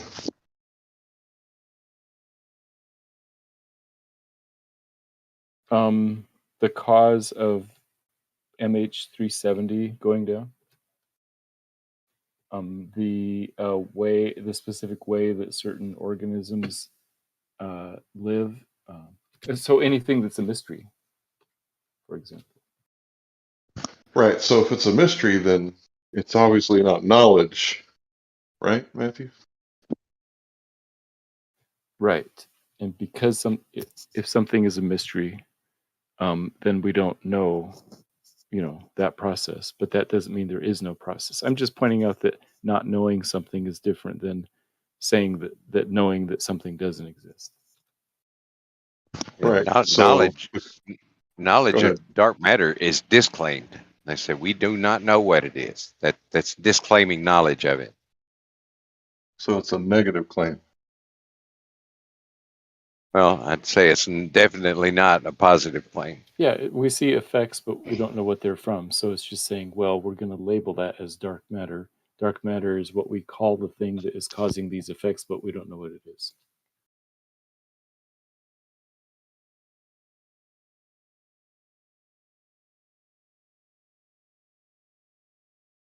Right, so these effects that we see of dark matter is that I really don't want to get into it because neither one of you guys want to go there.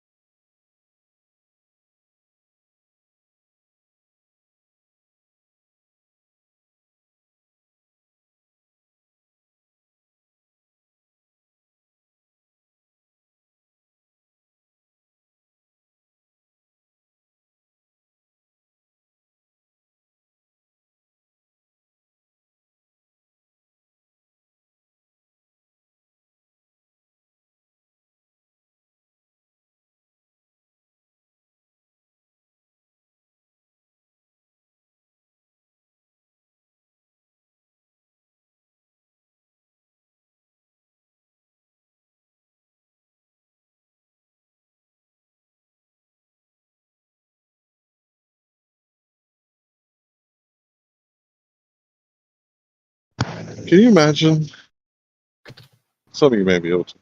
Can you imagine what it must be like to be in a religion and not know that it's a religion, and to like understand that all the stuff that you believe in comes from the government, and yet there's like almost unlimited examples of corruption in government, but yet you still believe what the government's telling you, even though it's corruption. But if someone, you know, who's properly educated comes up with something that goes against, you know, that idea, like they're automatically wrong.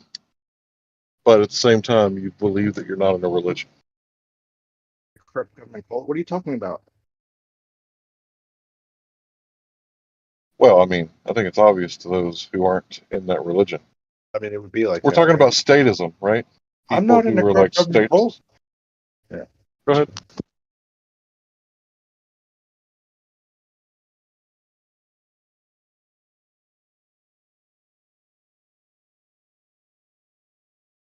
Like imagine like being an atheist and claiming there is no God, but acting like the state is your God. Meanwhile, thinking that you're not in a religion, but you're in the religion of statism. Like you think the state is your higher power. Other men who are just like you, like the 2 arms, 2 legs, and put their pants on 1 leg at a time, like they have more authority than you. And meanwhile, laughing at someone who disagrees with that and goes, "You're obviously created equal, right? And the only higher authority is the creator, unless we create a victim and give that person the right to use force against me to seek just compensation."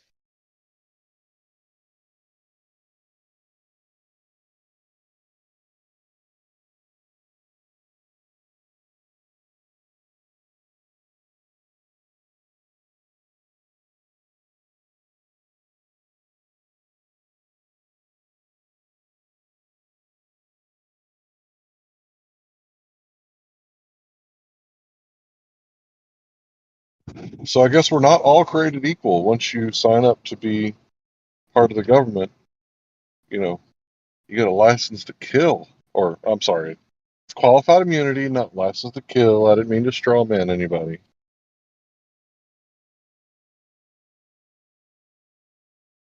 You got permission from the government. Atrocities.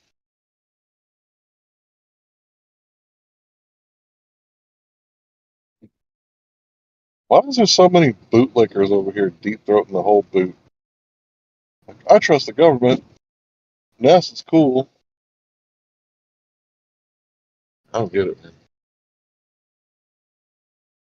I mean, I'm all for the rule of law, but I'm not really necessarily for the rule of, you know, legal opinions.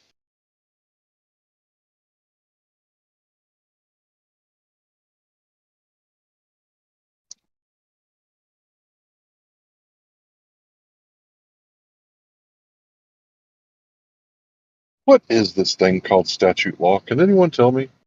What is statute? What does that mean? What is a statute?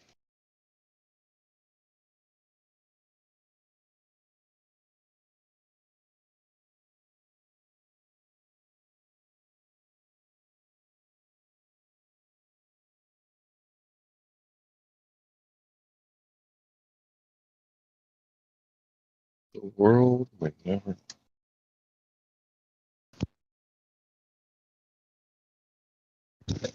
I'll get a definition. Isn't it just the opinion of men? Like just the opinion of politicians? Enforced by force of the state? Also, it's forced to the death. Like if you resist that force, they will resist your force to the death. That's what statutes are.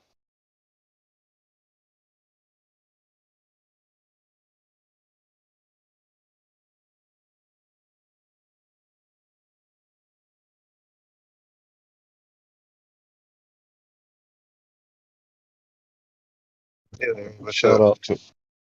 Go ahead. No, I'm just saying. Hey, what's up? Just thinking out loud.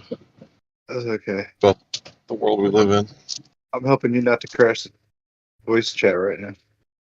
I'm real tired. What's going on, man?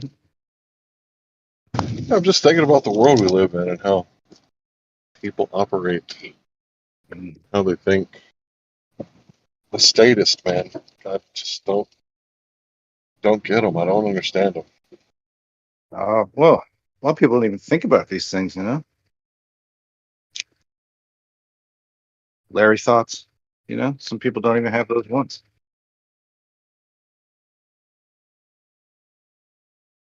You know, your grandmas and your and such. You know what I mean? A lot of people don't think about their country that way.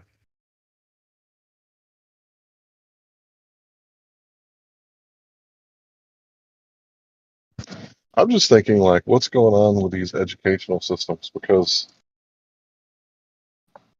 the subjective realist, the subjective truther, right? Like, it's all subjective. Like, there's your truth and then there's my truth. Like, how is that a thing? And these solipsists, you know, where they can't know anything, but they know the Earth is a globe and it's been settled for 400 years. Just, I don't get it, man. Question authority, Larry.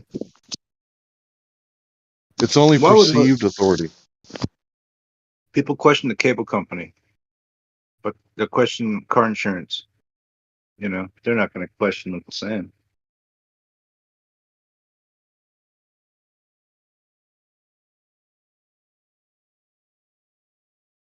That's maybe most people. No, maybe I'm wrong. Maybe more people do question it.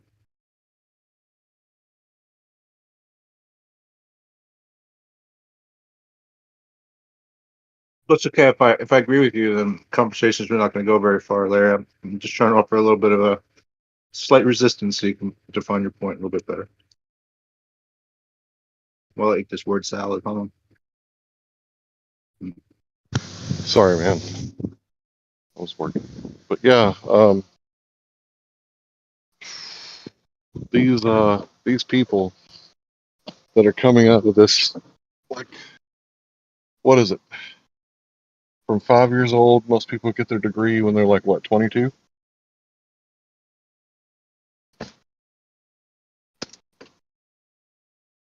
Like, that much information from the government and government sponsored, right? Because the government does give out grants and stuff to colleges and all sorts of money, right? So it's all kind of government funded schooling. And then anybody who kind of goes outside of that government prescribed way of thinking, like, they're automatically wrong, right? But flat earthers are the cult, right? Because they're thinking outside of the government prescribed way of thinking.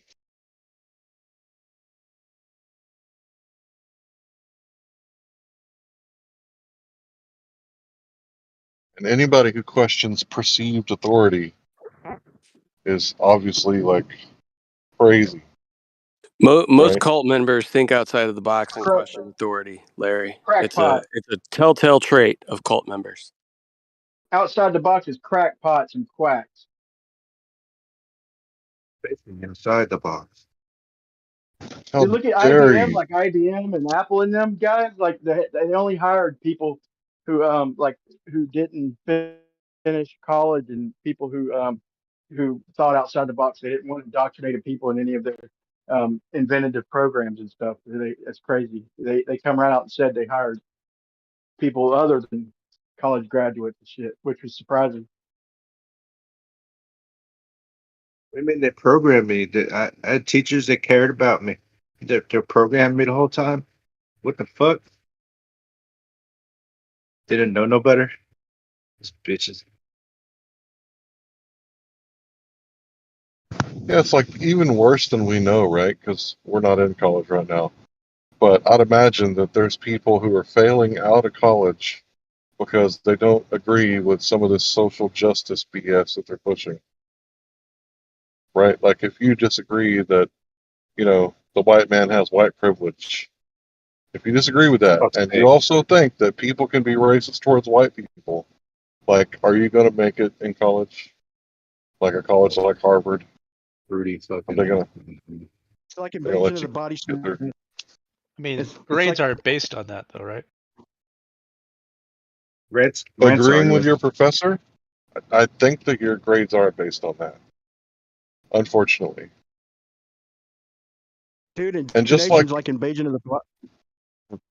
well, obviously, I don't know. I didn't get good grades, but usually I agreed.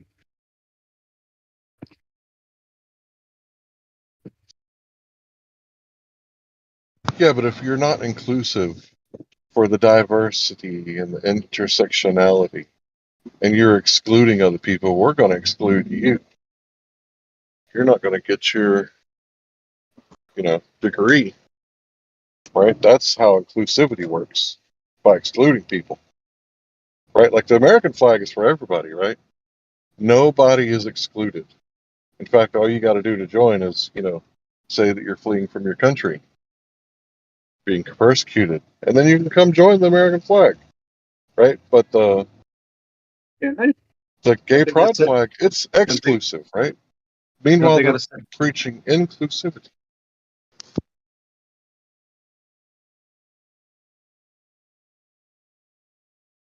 In a wrong echo chamber right now, I guess. Hold on.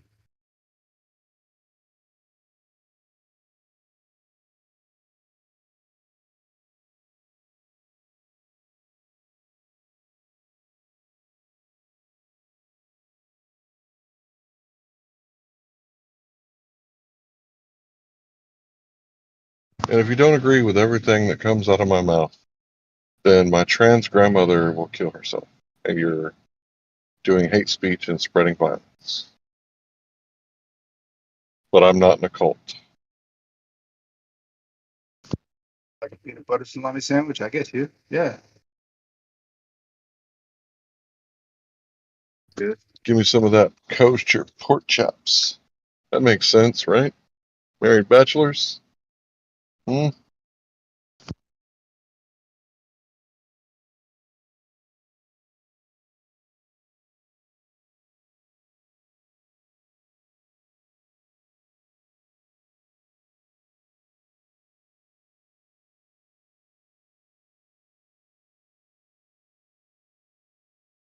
How many people listen to this on YouTube? Like, is there an audience? Are they actually listening to what we're saying? Do people hear this? I don't know. Why do you want Kosho's pork chops? I don't think there's an audience.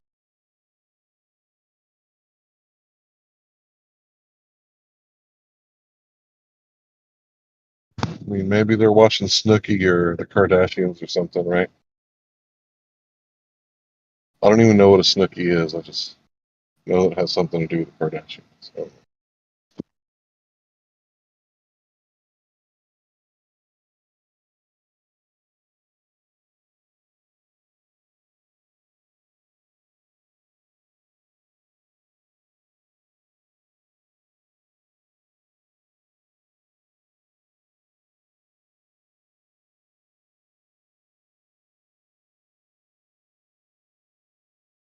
I know what you ballers are thinking.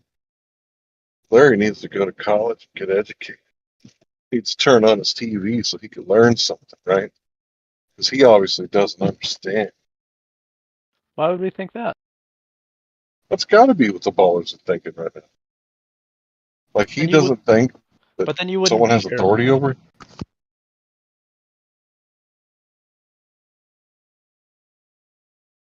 Go ahead, I'm sorry. I was going to say, then you wouldn't be here, though. Well, you guys are here. You watch TV and don't question authority, right? So if your logic was sound, you wouldn't be here. Well, would you say there's a difference between questioning authority and then 100% of the time believing that the authority is lying to you? Well, the Supreme Court has ruled that cops can lie to you. So why on earth would I assume that the cops are not lying to me?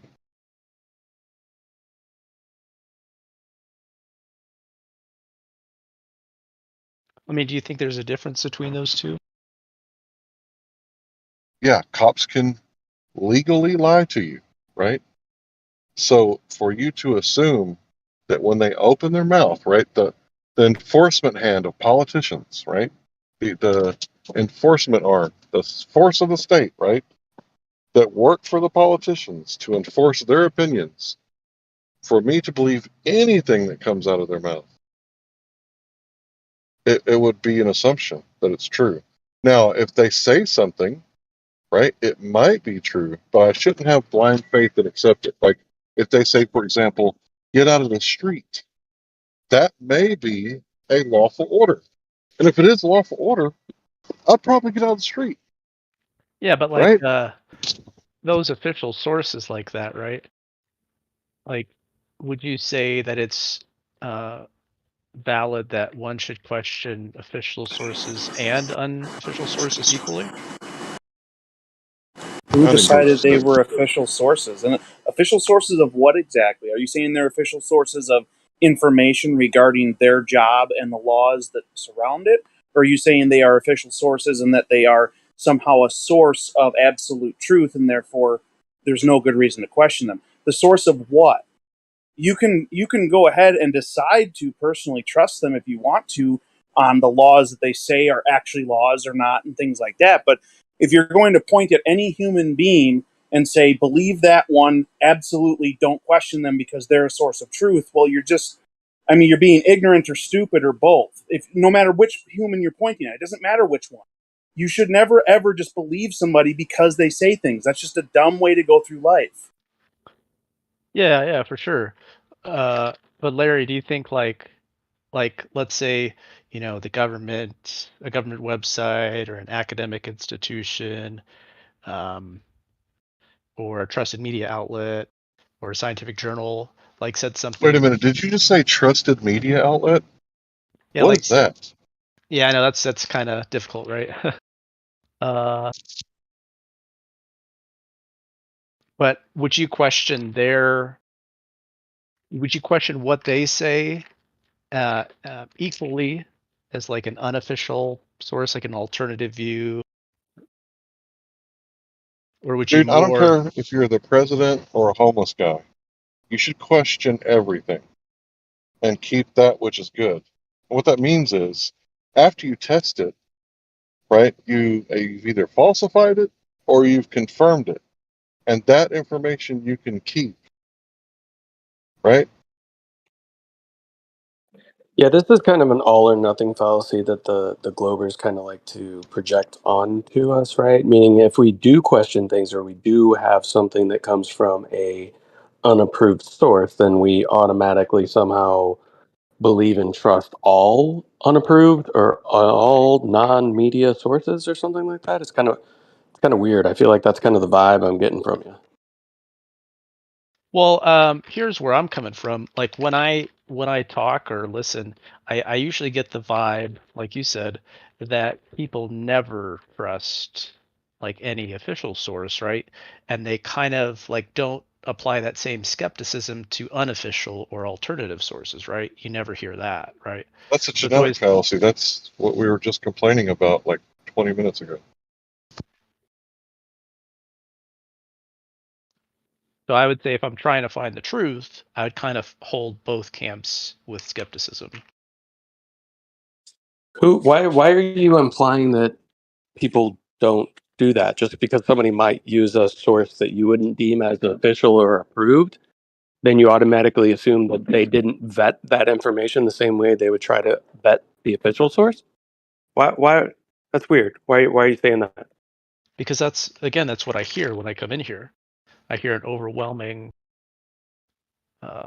lean. Just because you hear a refutation of the official narrative doesn't mean that anything that's not an official narrative is something that people in this room automatically agree upon or believe. That's just not the case. Yeah, there's probably a lot of people in here that don't believe in Bigfoot. right? And to think that those of us who do, which are probably few, those of us who do believe in Bigfoot, to think that we believe in it just because it's unofficial narrative? Like, is that what you actually think is going on in here? Well, it kind of seems that way to some extent, right? Because like a lot of doubt is placed on like official or government or science. It's like, did they ever lie to you? That's always the argument. It's like, have they ever lied? Has the government ever lied to you? And then it's like, then you get a carte blanche for they always lie to you 100% of the time, right? So it seems like No one that's says that. They don't lie to you 100% of the time. That's the implication, right? No, we're not implying that either. Sometimes the government tells the truth, right? Like they sent what, $1 trillion to Ukraine or some shit? Like, that's probably true. Now, what did Ukraine do with it? It's the most corrupt country in Europe. Like, who knows, right? Did all that money go to Ukraine? Like, who knows? We don't know, right? But to just, to conflate the difference between blind faith and automatic doubt, right? Like, I don't get what you did there, because we don't automatically doubt something. We just don't automatically believe it because so and so said it, right? So the reality is, like, all information is information. Could be good, could be bad. You don't know. You have to figure it out for yourself. So what does that mean? That means every time you hear something, you go, I wonder if that's true. I should look into that. Because I don't know. I don't have any firsthand knowledge on it. Now, if you do have firsthand knowledge, well, then you're going to have a bias towards it, your firsthand knowledge, right? But if you have no idea what the truth is, then you have to figure it out.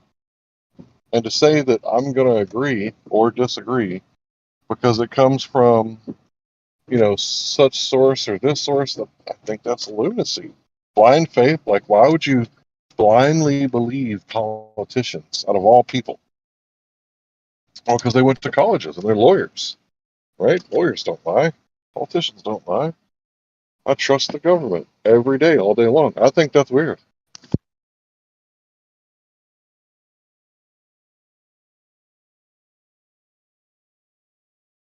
It's also equally as weird to say that if a politician is moving his mouth, it's a lie, right? I think sometimes Chip Roy tells the truth. Sometimes.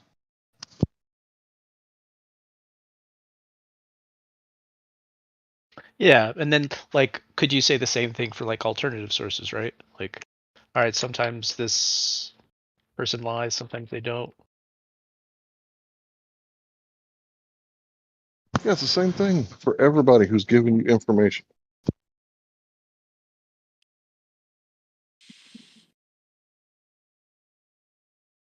Yeah, so it's just, I don't know, it's very interesting that you come in here with that kind of mentality, Bergoglio, where it's like, just because many times people in this room argue against specific official narratives doesn't mean that people who do that automatically subscribe to anything that is a non-official narrative. Like, oh no, I don't know about Bigfoot. Do you assume that I think that Bigfoot is real? Do you assume that the Loch Ness monster is real? Do you assume that I think that ghosts are real? Do you think that I believe in aliens? Or actually, if I believed in aliens, is that the mainstream thing now? I don't know. You tell me what everybody in here believes or holds fast and to being true. I just don't see the same skepticism being applied to alternative information that I see being applied to official. So that's an interesting claim. Do you have any, could you give me an example of somebody not having skepticism towards something that is unofficial? Yeah, like Because any if you're a alternative. proponent, but here's the thing: if you're a proponent of something that is an unofficial narrative, doesn't mean that you approached that without skepticism prior to being a proponent of it, right? So just tread lightly and make sure that you're not just trying to throw anything that we say out there as though we never approached it with skepticism. You know who truthers hate more than anybody? A bad truther. One that makes us look bad. Like an auto hoaxer, right? So let's say, for example, breaking news, such and such happened, X, Y, and Z. And someone goes, that whole thing is fake. The whole thing, I tell you. It's all a fucking false flag. It's a hoax. We hate that shit. Like, we really hate that shit.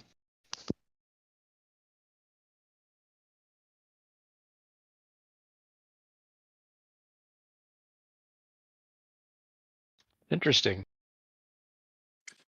I mean, I don't know if you're just not around here enough, but there was even times today where you will find people on the FE side of the argument disagreeing with one another on topics. It happens all the time. Unlike the Globe side, which typically seems to be a homogenous, I don't know, cult of people that seem to agree on everything. Now, when someone does like 3 months worth of investigating X, Y, and Z, and they come out and say, this is a hoax, this is why I think it's a hoax, here's the evidence, you know, like Loose Change, second edition, like that changed my life. Like I was already anti-war, right? But after that, I was extremely anti-war. And do you know why? I don't know who I'm talking to, Baller. You know why I'm extremely anti-war? Hello? No, I don't. 500,000 dead children in Iraq alone. That's just one country. 500,000 dead children.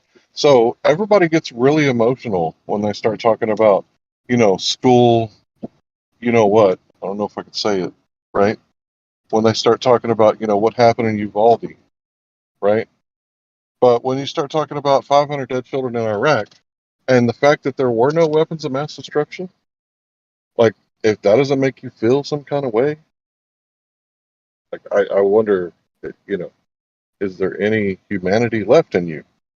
Right? Because when a certain government official was asked about it, they said, do you think it was worth it? And she said, yeah, we think it was worth it. Do you think it was worth it? Whatever happened on 9/11, I'm not saying what happened, right?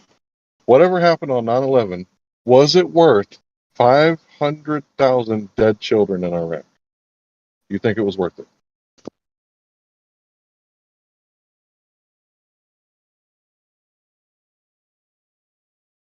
I'm asking you, Baller. I don't know enough about what you're saying. Okay, so you know about 9/11, right? Yeah. Okay. And you know about the weapons of mass destruction that was reported by NASA. They had satellite images, and it was reported to Congress. In 2003, we invaded Iraq. You know about that, right? Yeah. And you know they never found any weapons of mass destruction, and 500,000 children died because of this. Yeah, that's what you said. Right. That all checks out. That's true. Check. Right?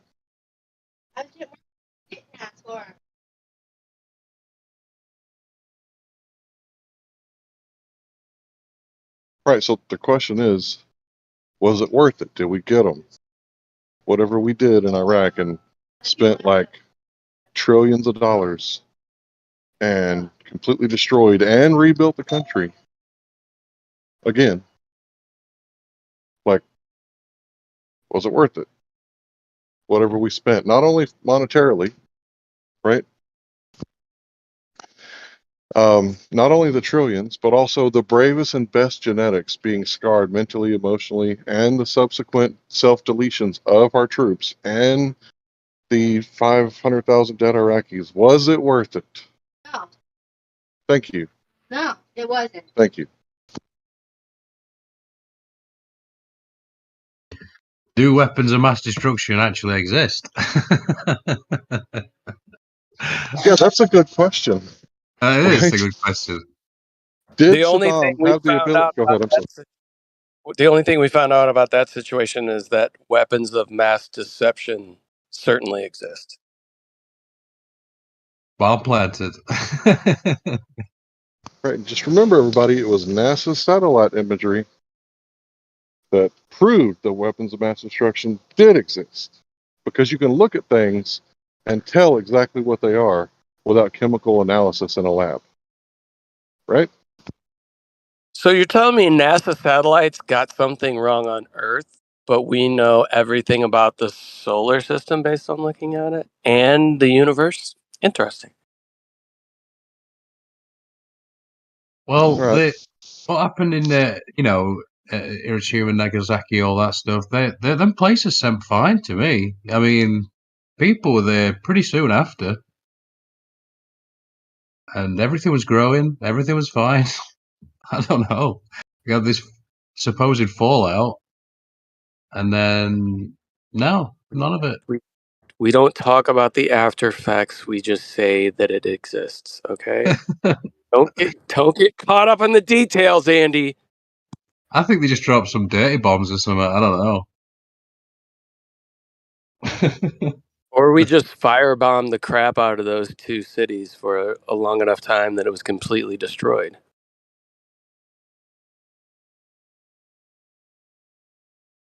I'm sure your country helped us too. It's okay. Yeah, I won't be surprised. We're in America's pocket.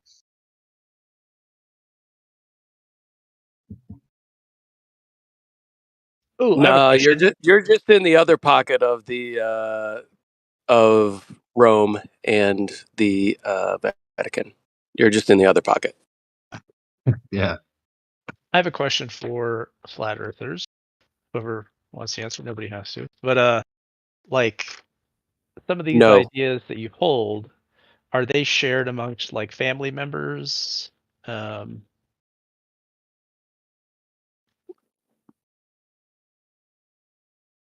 What do you mean? Which specific ideas? I mean, I hold a ton of ideas. Yeah. I guess I should be more specific.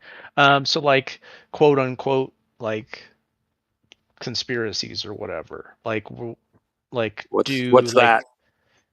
Well, like maybe there's an alternative narrative to 9/11 or JFK or whatever. Is that shared by like, let's say, your parents or? Depends on what you're talking about.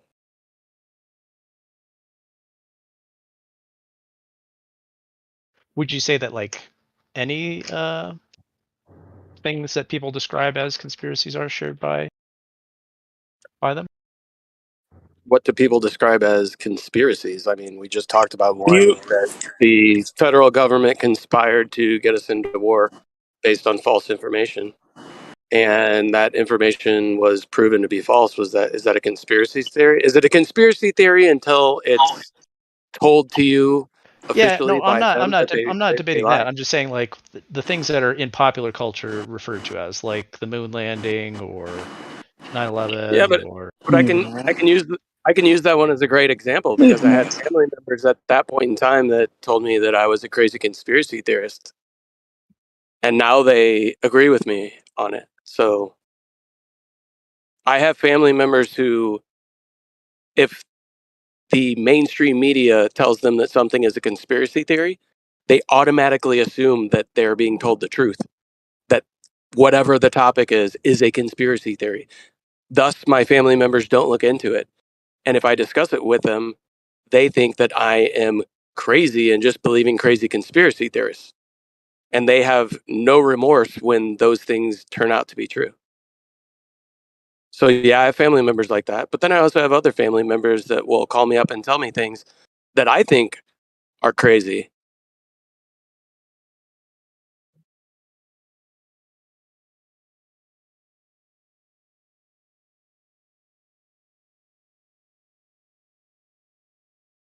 Did that answer your question? Yeah, it did. Thank you. No problem. Right? Be sure you're taking good notes for your book, I am not writing a book. your paper, thesis, whatever you're doing.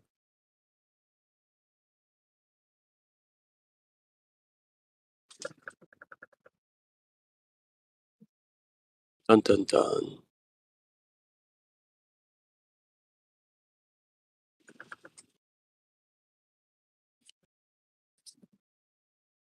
I'm just interested or curious to see like how much like parents share their beliefs with their kids, like, and how much that influences them. I know it does, like with like religious stuff, right? Like usually how you're born and whatever you're taught is usually how you end up dying. Like you're raised Christian, usually you end up living your life as a Christian.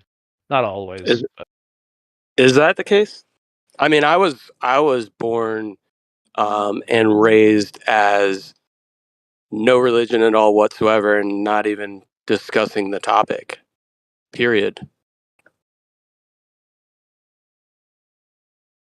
But I read the scriptures and I believe that there is a creator. So is that weird? No, I'm saying not everybody. Like, I mean, your story is different, I think, than what the I mean, majority I do. would say the vast majority of my friends that grew up as Christians are no longer Christians.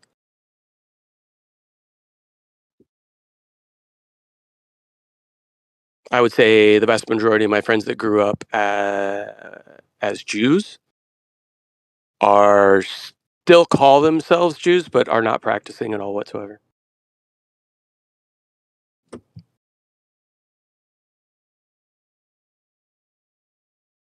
I didn't really grow up with any Muslim friends. Or Buddhists. Or Hindus. If that's a religion. Yeah, but you can kind of see what I'm saying, right? Or no, I just think you have a really shallow depth of perception as to how the world works, how people operate, and what people actually think. I see what you're saying. It's quite clear. Of course. Thank you. Why wouldn't you all agree with one another? Interesting. I mean, like if you go to a town like in Pennsylvania, like the Pennsylvania Dutch, and like isn't that where like a whole bunch of Amish people are? Like you don't usually find like an Amish people has like 10, they like 10 kids, and then like only one of them retains being Amish. Or you have a Mormon family, you don't find that like one of 10 kids like retains Mormonism. Like predominantly they're going to live, born, die Mormons as a result. So I was just curious how something like alternative views on narratives, aka conspiracism, Conspiracism. I was just waiting for you to use that term. Conspiracism. So it's interesting that you use the Amish and Mormons, and you could probably throw a few other Scientologists. Scientologists, or what's very similar to Mormonism. There's another one. They come to your door all the time. Jehovah's Witness. Yeah. You can certainly pick out those kinds of sects of what they would call Christianity, or whatever.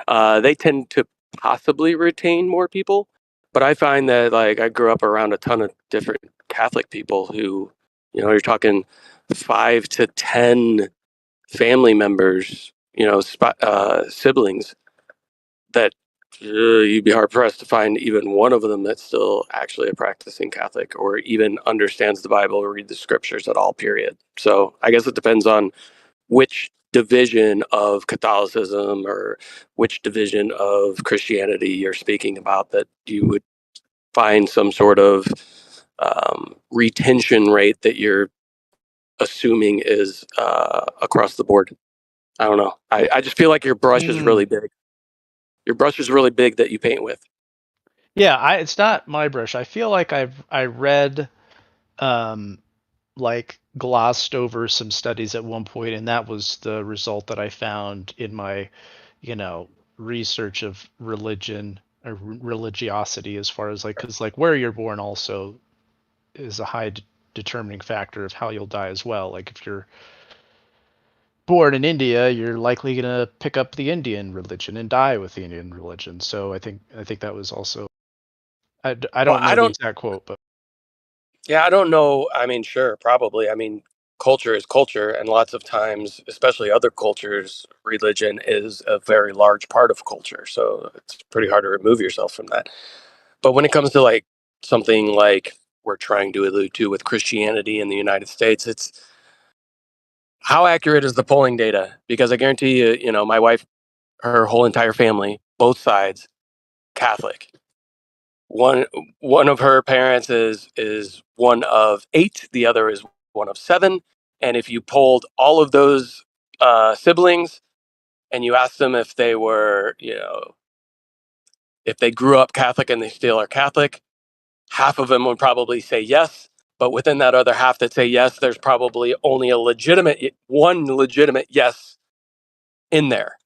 Meaning, even if you asked somebody like my wife right now, are you Catholic? She would say yes, but she would have no idea what Catholicism is, has never read the Bible, and I don't even know if she contemplates whether there's a creator or not.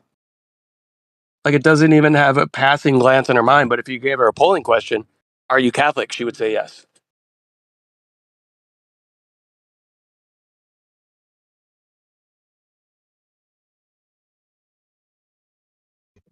Have I you know looked that's into just the? Have you looked into microcosm. the? Sorry, Nick. Have you looked into the heliocentric religion? It's going really well. It's kind of new, relatively speaking. Taken off really well. Dude, when Lion was reading something, I didn't stay long, but he was reading something from the Bible, I assume, and you called the chapter and verse Napalm. Was that right? I was listening. I was like, Yeah. that was pretty cool, dude. You must know it pretty well then. Nah, not really. I mean, I'm still learning and studying. Like I said, I did not grow up in a religious household at all whatsoever. None of that was imparted upon me. There was no, this is what you should or should not think or believe. So maybe that's why I have the ability to very easily just kind of think for myself. But yeah, none of that was foisted upon me as a child. And I've been studying it only as an adult, so I'm not very well versed on it. And honestly, I didn't like what I was doing today because I typically don't like to argue scripture at all whatsoever. Yeah. Are there any bits that you'd recommend to me? Because like I'm a bit, I don't know anything about it. I'm a bit of a know nothing when it comes to that stuff. Is there any bits that you'd be like, oh, that captured my imagination? You should look at that. Yeah, maybe. I think you might find Job interesting. Oh yeah. That's Norm Macdonald's favorite Job. Yeah, I kind of know that already though. All right. Well. Yeah, I should look at And that. even honestly, most people don't open the book and start from the beginning. But the creation story in there is pretty interesting, right? Genesis, and that coupled with extra biblical texts like Enoch, you might find interesting. I like this Bible gateway thing. This is pretty cool. I can just put in the chapter and verse at the top, and then you can choose from all the different things. I had to save this on a thing. I had to save it on a. Okay. Hands down, one of the best parts of the Bible is Genesis 18 and 19. I swear, you can never go wrong. Genesis 18, 19. I would listen to it in the new international version. What part is that, Kosha? That's when 3 visitors. Yeah, 2 visitors, right? No, 3 visitors, right? That's yeah. Yeah, one of them's God, I think. Supposedly, and the other 2 are angels. But yeah, it's actually So start at Genesis 18.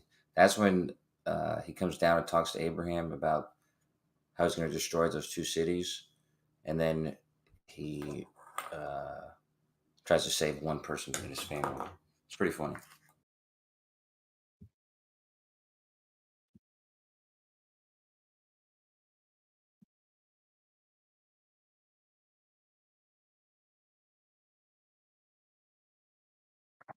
Yeah, I'm not trying to dip out on the combo, but I got to go do one of my things that I do. Y'all take care for a little while. Go and do your thing. Yeah. They can make a whole movie out of Genesis 18:19. They probably have made like animations or something, but When was Genesis written? that is different claims.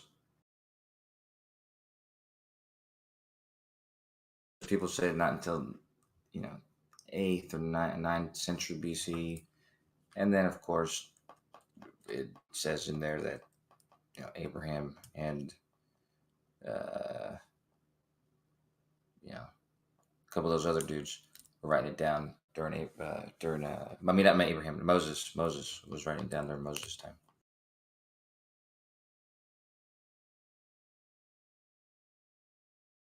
But it was probably more like 8th or 9th century BC.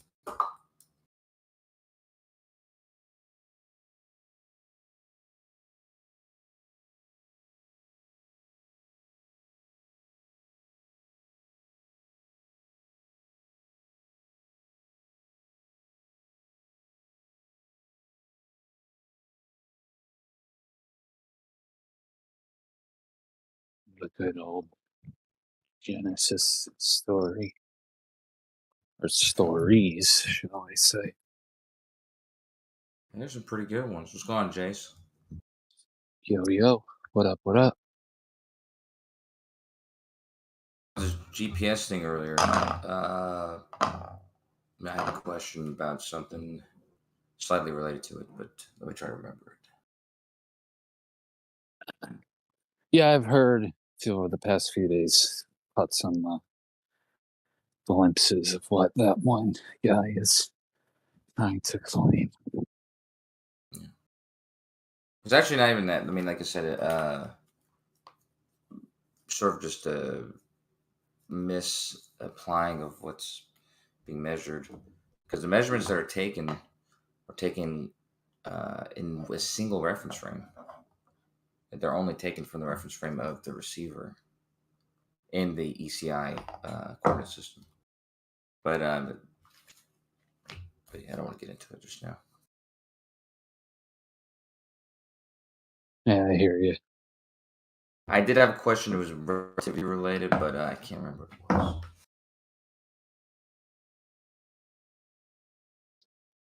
Yeah, I mean, I'm definitely more familiar with just pure general relativity in general than like the great specifics on how GPS works. Oh yeah, that's right. It was about the was there something? Okay, so this is what it was. I don't know how much of the history of the Michelson Gale, but there's a specific. I'm trying to narrow down where it is, but there's an assessment of the Michelson-Morley test. Basically, there was a dude. I think his name was I think it was Lauer or something like that. Yeah, And, Lau.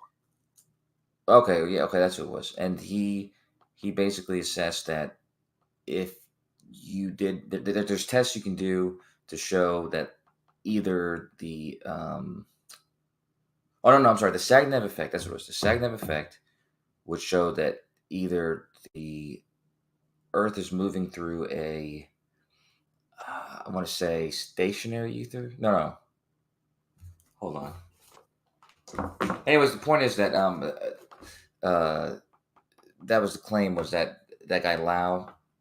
He said that in one case, it can be either that special relativity is confirmed and the Earth is moving through, I want to say stationary ether, or that we have an ether wind or whatever, ether drag, right? Or is it the other way around? Say that again. The one case is that there's a special relativity Oh yeah, is confirmed, but there's a stationary. Yeah, that's what it was. That either there's a stationary ether or there's a ether drag, like basically the ether's dragged with the Earth's movement and special relativity is also confirmed. Yeah. So it's either right? Is that what it is? Yeah. Anyways, the question though was that also was a contradiction to Michelson-Morley though also, right? Like if they confirmed that, then that would also confirm that there was no ether in the case of Michelson-Morley. Trying to find out because basically Michelson had said this indirectly in response to like Lauer's assessment. But I'm not sure where to find that quote. Yeah. It was like Lau or Louis, however his name is pronounced. So he in like I want to say it was like 1911, 1912-ish, right? He he formulated the Sagnac effect as like a special relativity effect because obviously at the time Einstein was still developing GR, and he wasn't very he was along with it, but not in a great way, not in the way that we know nowadays. So it wasn't until like the 20s, 1921, where he formulated it in like as just a purely general relativity kind of effect. And so with that is where like all these things about the ether, because they were kind of trying to keep the ether thing around as the Earth dragging it around and stuff. But once it moved into the realms of general relativity, all that kind of died. Yeah. Okay. I'm just trying to find. Because basically Michelson had claimed that before the results of the Michelson-Gale test, he claimed that those results would basically confirm that there is no ether. Okay, so it's like either the Earth is rotating, which is what it measured, or there is an ether, but then that contradicts the Michelson-Morley test. So it's sort of like a self-contradicting. Like it contradicts itself, and so it basically only confirms relativity. And it's just there's a quote by Michelson that affirms what I'm saying. I just can't find it. Yeah, I mean, they had a lot of issues because they first were trying to prove it as a stationary ether, but then that didn't work out, and so then they had to have the ether being dragged around, and that didn't work out, and then they had to have the ether moving, but then that didn't work out. It's like they made many different kind of ways to try to save the ether idea, and a lot of them contradicted each other, and one experiment would kind of not line up with the prior, and like it was all just a big mess.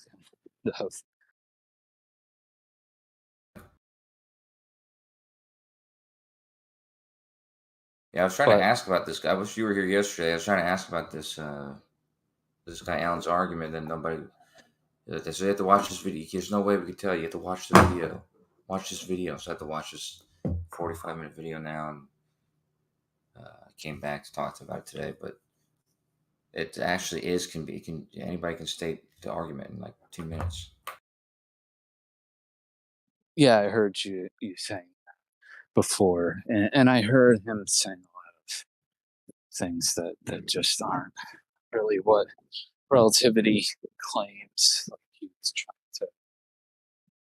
He's really just using the special relativity postulates of like the speed of light being the same in all inertial reference frames and stuff, but like that's a special case. It's a limiting case. It's not true in the general case. So there was just a few things that stood out to me. But as far as like the internals of how GPS works, I don't know enough about that stuff to really say anything. But as far as relativity, I do. Well, that's the thing is that the simple description, like you just use a very simple description of what's happening when you're pinpointing your location from 3 or 4 different satellites.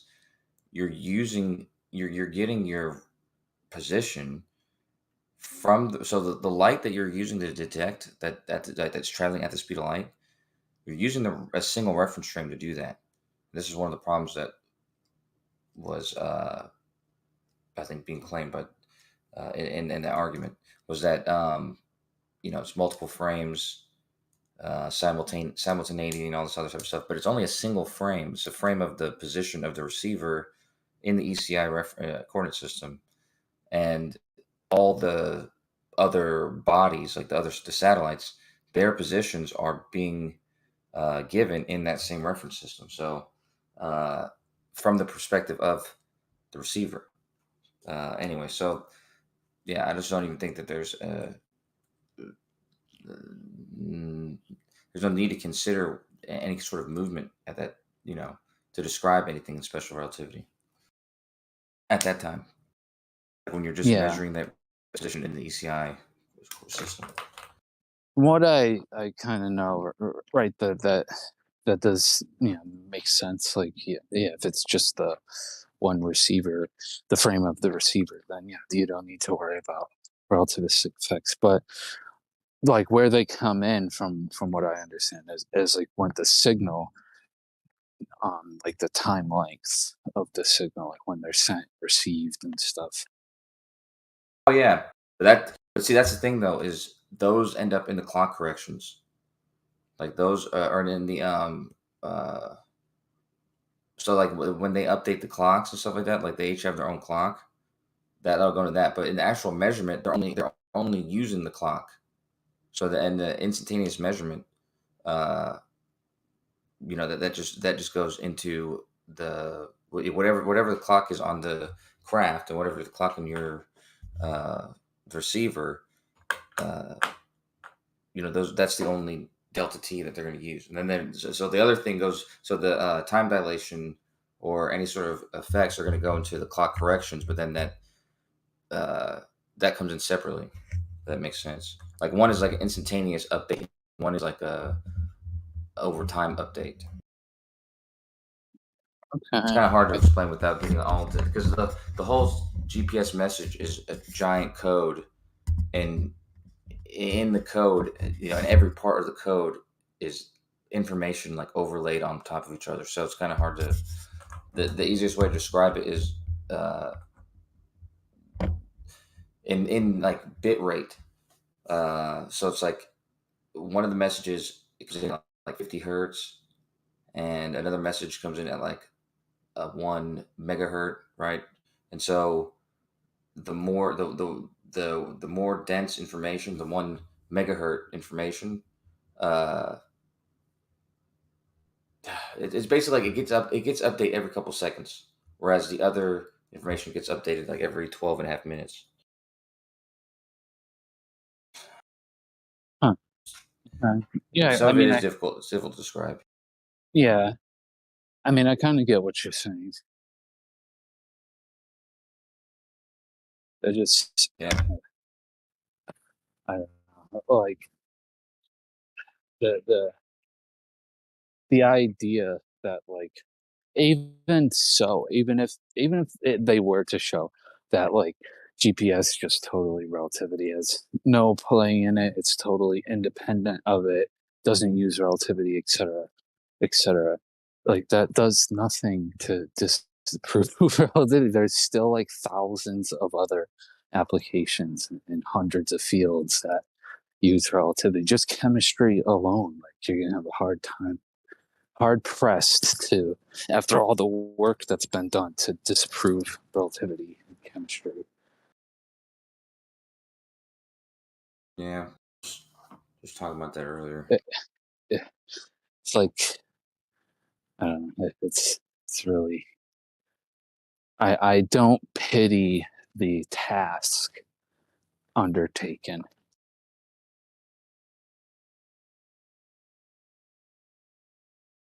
Well, I mean, I haven't been here the past couple of days, but every time I was listening in, all I heard was people were saying that no Globers are jumping in.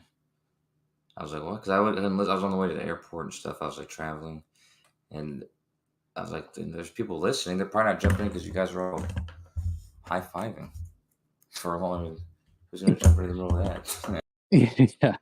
Yeah, I mean, I joined. I was doing some NMRs yesterday, so I popped in for a minute. I didn't say anything, but yeah, at that time there was the guy was doing. I don't know if it was yesterday or Friday, but he was doing his little presentation, and so I caught some of it. But yeah, a few of the other times I jumped in celebrating.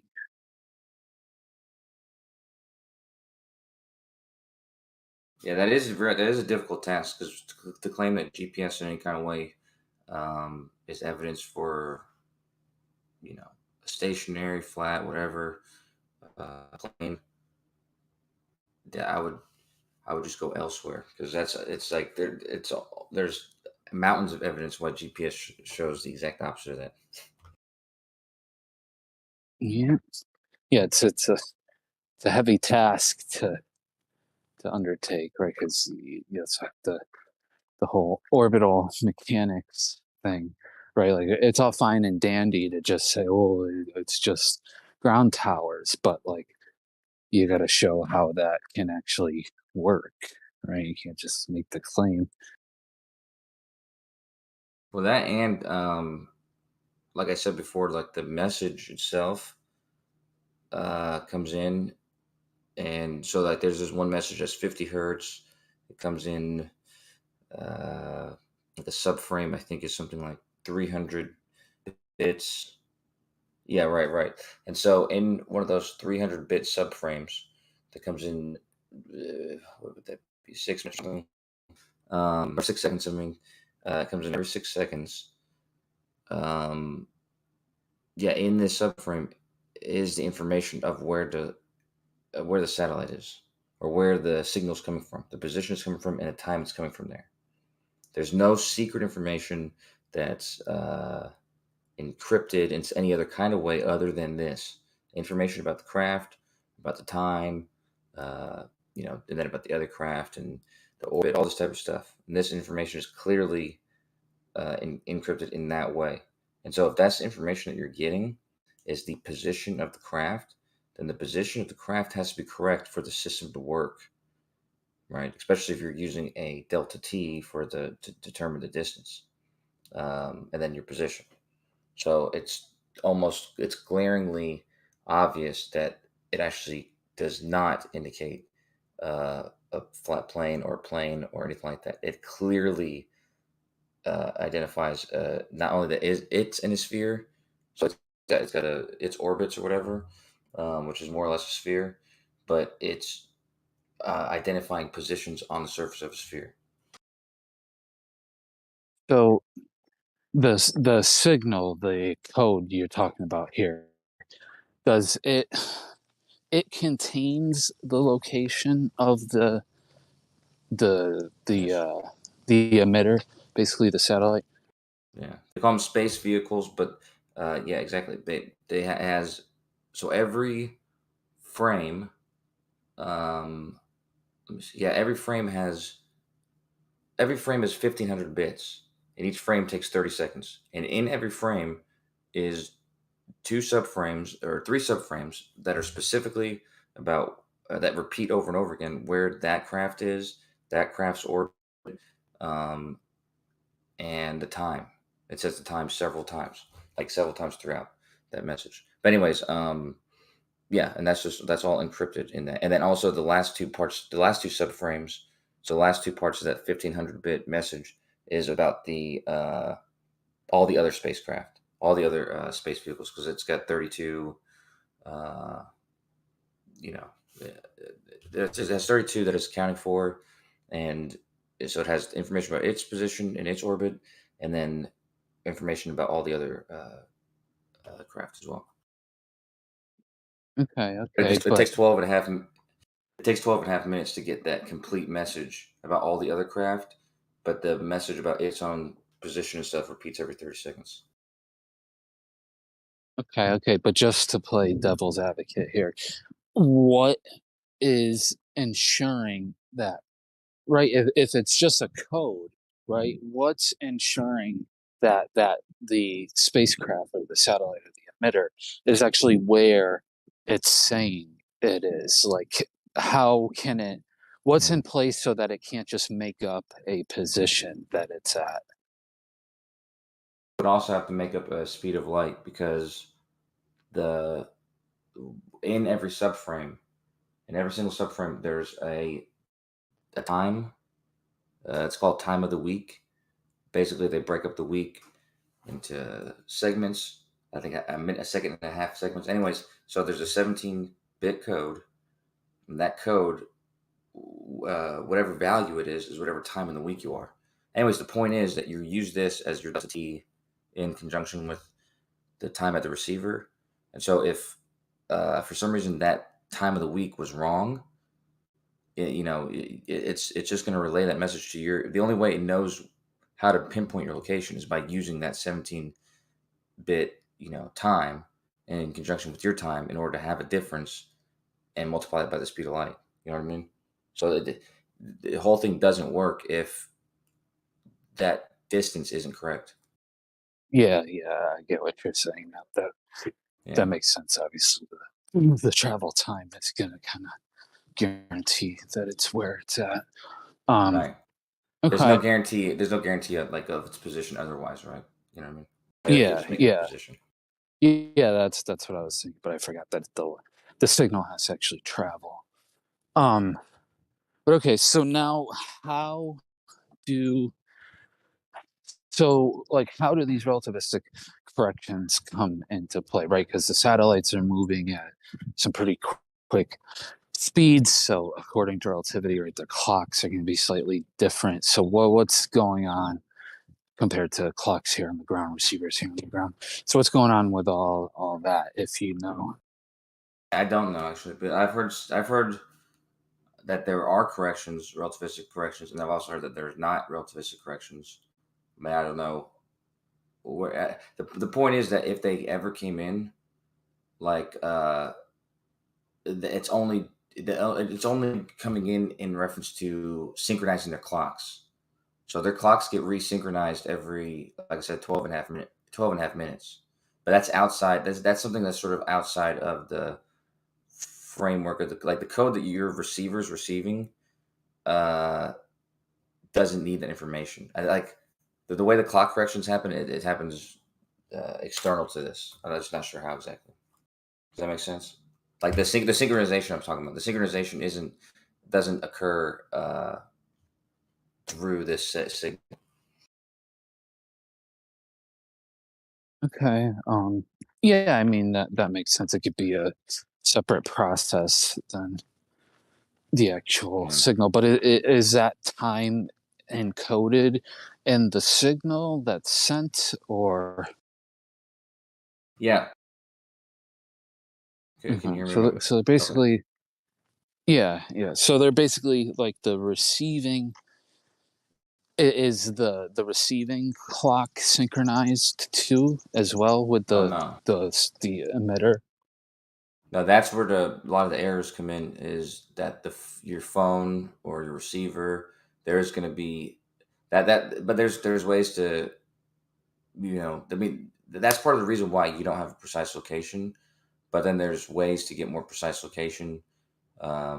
This is part of the reason why they use a fourth satellite, because technically you could get pretty close to your position with just 3, but the fourth one is sort of there's a question that they use to sort of that your receiver actually does. Like this stuff that it's not in the code either. This stuff that your receiver is doing to get a more accurate location. But I forgot what your question was, but yeah, the point is that's why it's not accurate. Okay, no, you got it.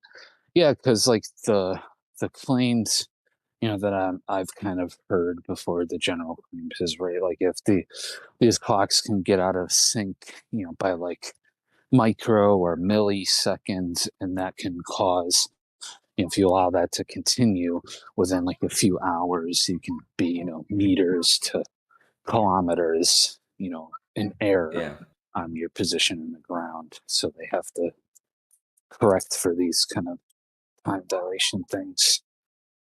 Yeah, and like I said, there's synchronization that occurs. I just I think it happens outside of the system. Like I know that, like for instance, they get updated every 24 hours. I don't know if that's also synchronized clocks or what it is, but they also, like, part of the information that comes from the satellites is their position and their orbit that they're in, because they have a eccentric orbit that changes by like, I don't know, 1 or 2 or 3% or something. It's like a 3%. It's like a 2% eccentricity, uh, and so there is differences in its velocity. I just, like I said, I'm going to assume that that is entered externally and fed up to the craft. Okay, that's interesting. That's something I'm going to have to look into when I have some time. Yeah. But yeah, as far as like the Sagnac effect and all the stuff that that's been talked about lately, and even just over time, right? Like from things I've looked into, right? Like you were saying, there could have been options. Like Michelson was, a heavy proponent of the ether and stuff, but by like that guy Lau in 1911, 1912 or whatever, showed that there could be the ether in some way, shape, or form, but also the Sagnac effect is like a relativity thing. And then later on, once general relativity was out, he really concreted that in like the 20s, that like the ether thing is not really going on. Yeah, that's right. Okay. So, that's right. So I think of Sagnav himself, sort of, had thought of that idea as a proof for the stationary ether, like the Sagnav effect. But that's what Lauer had said, was that it shows either a stationary ether or the special relativity is correct, as opposed to the ether drag. But then, like I said, if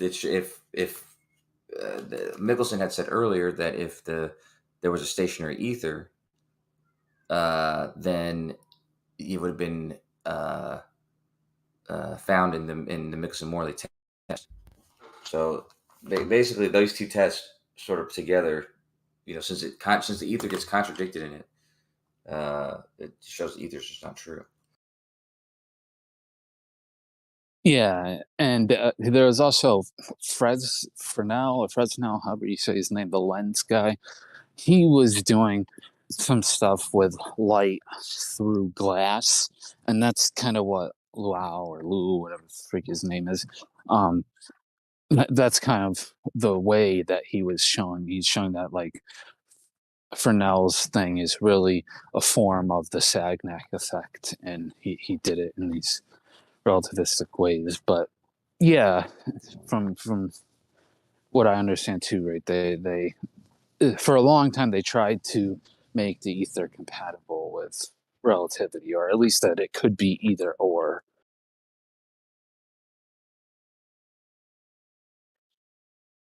Quote Einstein. People pull it up sometimes, but Einstein says something about the ether. You know what I'm talking about? He says he kind of proved that there is an ether, but he's obviously talking about space time, right? Yeah. The Einstein, you gotta be careful with Einstein quotes because he flopped his mind around on a bunch of things a bunch of times. Oh, yeah. But yeah, if it's like post 1915-ish, then obviously he's thinking of the ether in this context of space-time and relativity, because that was his, that was his thing. Hey, what's that channel? Because I heard Charlie say something earlier, and it reminded me of that channel that I was telling you we should watch and discuss or whatever. Dialect. Yeah, dialect. That's what it is. Yeah, because I remember also that I had seen a lot of the videos that show that gravitational attraction can be described as curvature in mainly the time coordinate or time axes in space time. Like it's majorly like a time or warping or whatever, or time curvature. Anyways, I've heard that, and then Dialect made a video where he was like, he went over all the people who were claiming it on YouTube, and he was saying that they were all wrong. But anyways, I was wondering when we watched it, because I wanted Charlie to watch it too, because I want to see where he stands on that as well. Because I don't know what to think. I thought that was true, that gravitational attraction was due to time curvature, but the Dialect says it's not true. Yeah. I don't know what you. Right. But when I originally watched that video, hopefully you don't hear this background noise. When I originally watched the video, I was skeptical of what he was saying. Right. I was like, huh, I don't know about this man. But as I watched more of his videos and watched that video again, I do kind of agree with him and get what he's saying. Right. Like, in a way, yes, time, the deviation in time has a role to play, but a lot of those videos are taking like a space-time diagram, which is a depiction, and they're kind of taking it to literally, right? The actual you have to put the whole picture together. You have to have Einstein's equations for the gravitational potential that's happening, and you have to have the geodesic equation for the object that's moving around in that potential. And that forms the whole picture.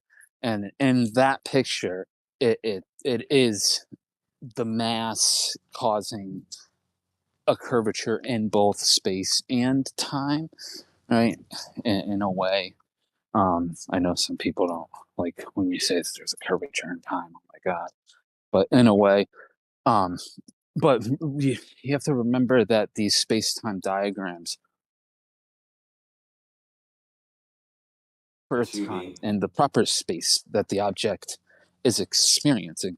It's not there's a way to convert in between the diagram and the actual time coordinate the object would measure and the space coordinates that it would measure, but the space-time diagram is not the exact depiction of what the object is actually experiencing. You have to remember that there's a conversion between the two, and I think that's what a lot of those videos are kind of leaving out. They're like, look, go ahead.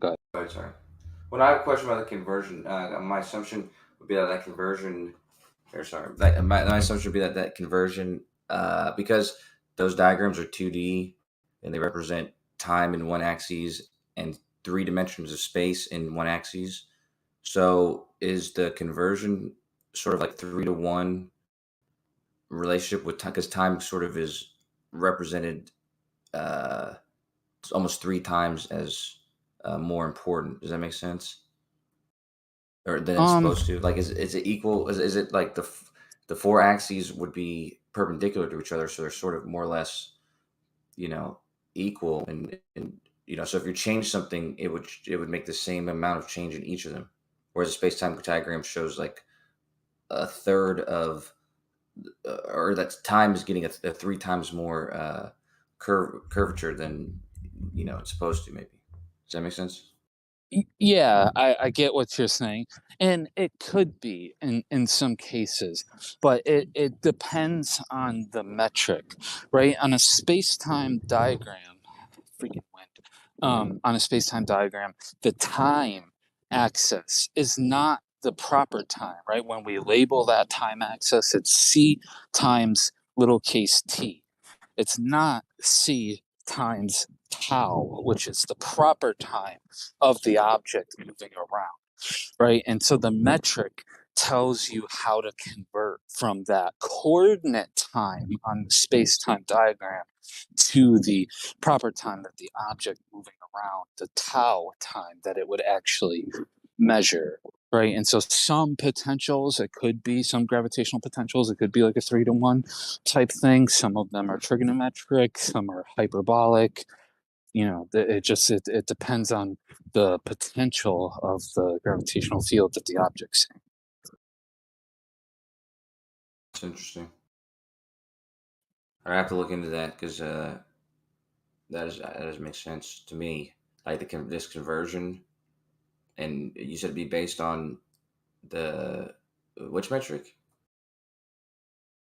The metric, the metric can change depending on the potential of the gravitational field, right? Like there's a Minkowski metric for flat space-time, which is just -1, 1, 1, 1 on the diagonals. So the time coordinate is -1, and the 3 spatial coordinates are +1, and that leads to an equation, a geodesic equation, that is just -CT plus x plus y plus z, and the square root of that. And that's how you calculate how things are moving around.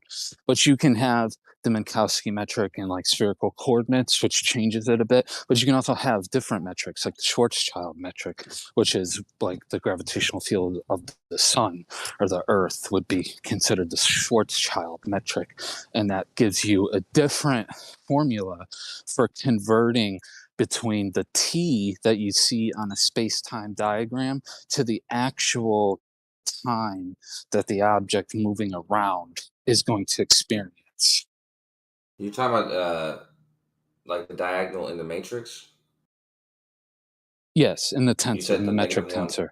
The tensor, yeah, the -1, 1, 1, 1. That's a diagonal. Yeah. Okay. It's a 4x4 diagonal matrix. Okay. Yeah, it's interesting stuff, man. It's above my pay grade.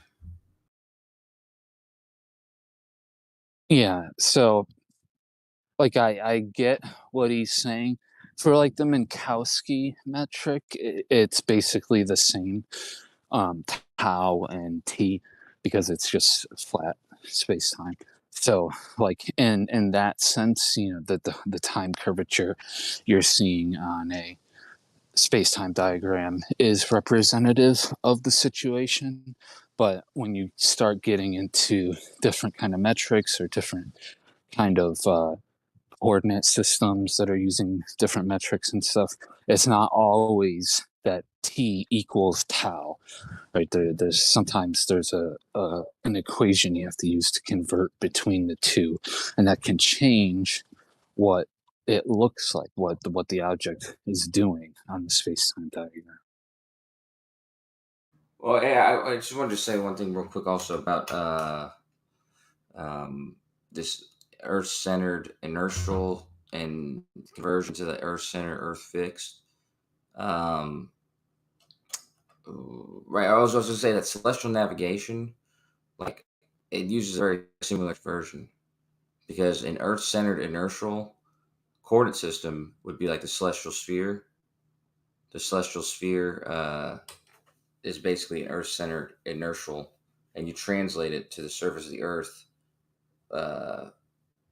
by rotating it to wherever it's supposed to be. Anyways, yeah, that's it. Because I just wanted to make it clear that in the relativity, like relativity, bringing it into GPS, it doesn't come in when you find the Earth-centered inertial coordinate, and it doesn't come in when you translate the Earth-centered inertial to the ECEF, which you can easily convert to longitude and latitude. So nowhere in there would you need to bring in special relativity. Although, there may be other places where it goes into correcting the clocks or whatever, but it's just not in the message. I know I told you that already, but I was just making that clear. I made it clear to the room because. Oh, that's interesting.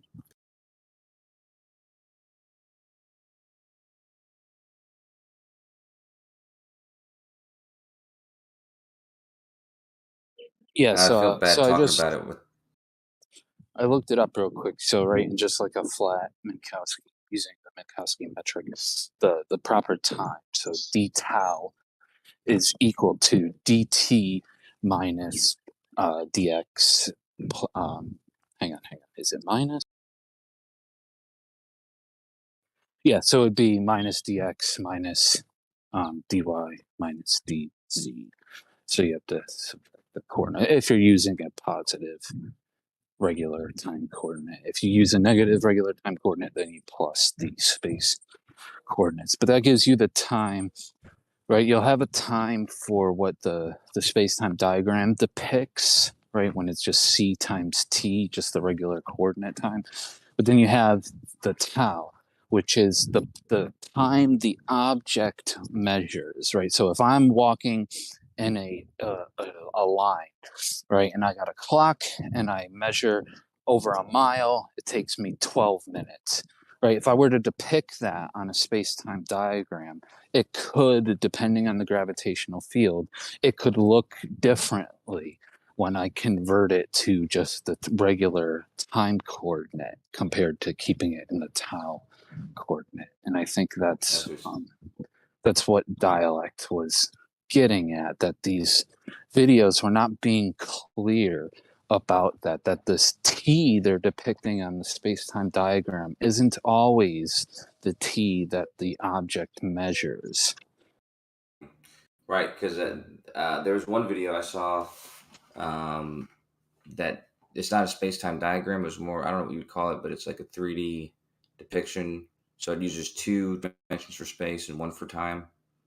But it's the time is always perpendicular to whatever the space is, right? So, yeah, it can't be the case that that any of those depictions are accurate even most of the time, right? Yeah, and also having time as the vertical axis to, like, another point you could make, which I'm not sure if he made this point, it's just a convention to have time as the vertical axis. And so when you do that, that makes the path look curved, like it's getting pulled down to the ground in the diagram. But that's just a convention. You can have time be on the horizontal axis and have your space axis be the vertical, and then it looks totally different. Now it's getting curved sideways, so that's like another way to, like, not take, you have to get the information that the diagram's meant to give you from it, and you shouldn't read more into it than that. Right. Like, look at that curve as being accurate anyway, because, like I said, that curve represents a perpendicular in one, like in the case of a 3D diagram, is perpendicular to a 2D spatial plane meant to be representing 3D as three dimensions of space, right? So it's like that curve that's coming out of it can't be accurate. It has to be inaccurate in most cases, just because the relationship between the time axes and the space axes isn't being correctly. Yeah, it would be a cone, right? It would be like a curved cone if you had actually 3 spatial axes, but you can't really represent 4 dimensions in a 3D thing. It's even hard to represent 3 on a flat piece of paper when you're drawing these diagrams. So, but yeah, if you were to, true to form, represent all 3 spatial dimensions as well, it would be a cone. So you have like a curved cone. So, like, it's really pushing the boundaries there. I got a good idea for a Hold meme. on a second. Get old Obi-Wan. Go ahead, Larry. Sorry, go ahead. No, I was just saying I'll be right back. That's what I was saying, but I said sorry, Larry. Okay, yeah, get old Obi-Wan, like the one from the 70s where he's doing these aren't the droids you're looking for. You could put a caption, these aren't the horizons you're looking for. The horizons.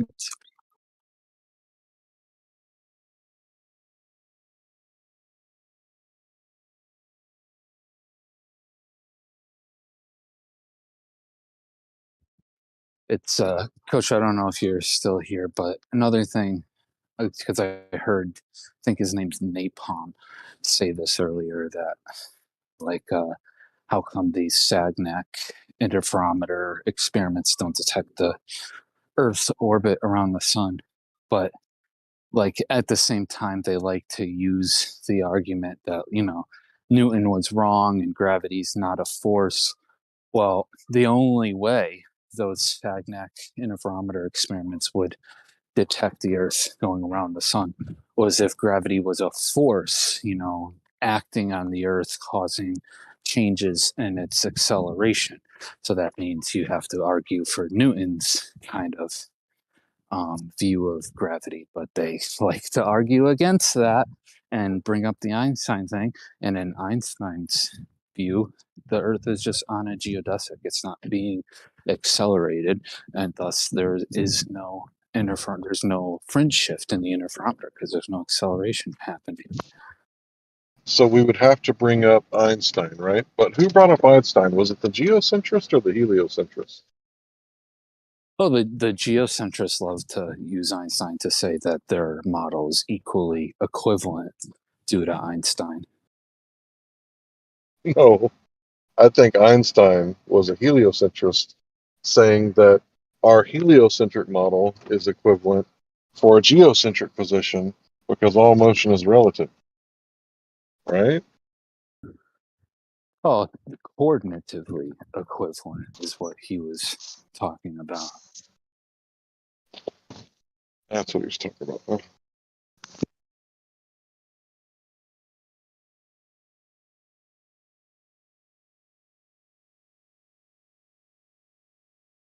Yeah, he was, that was his whole shtick.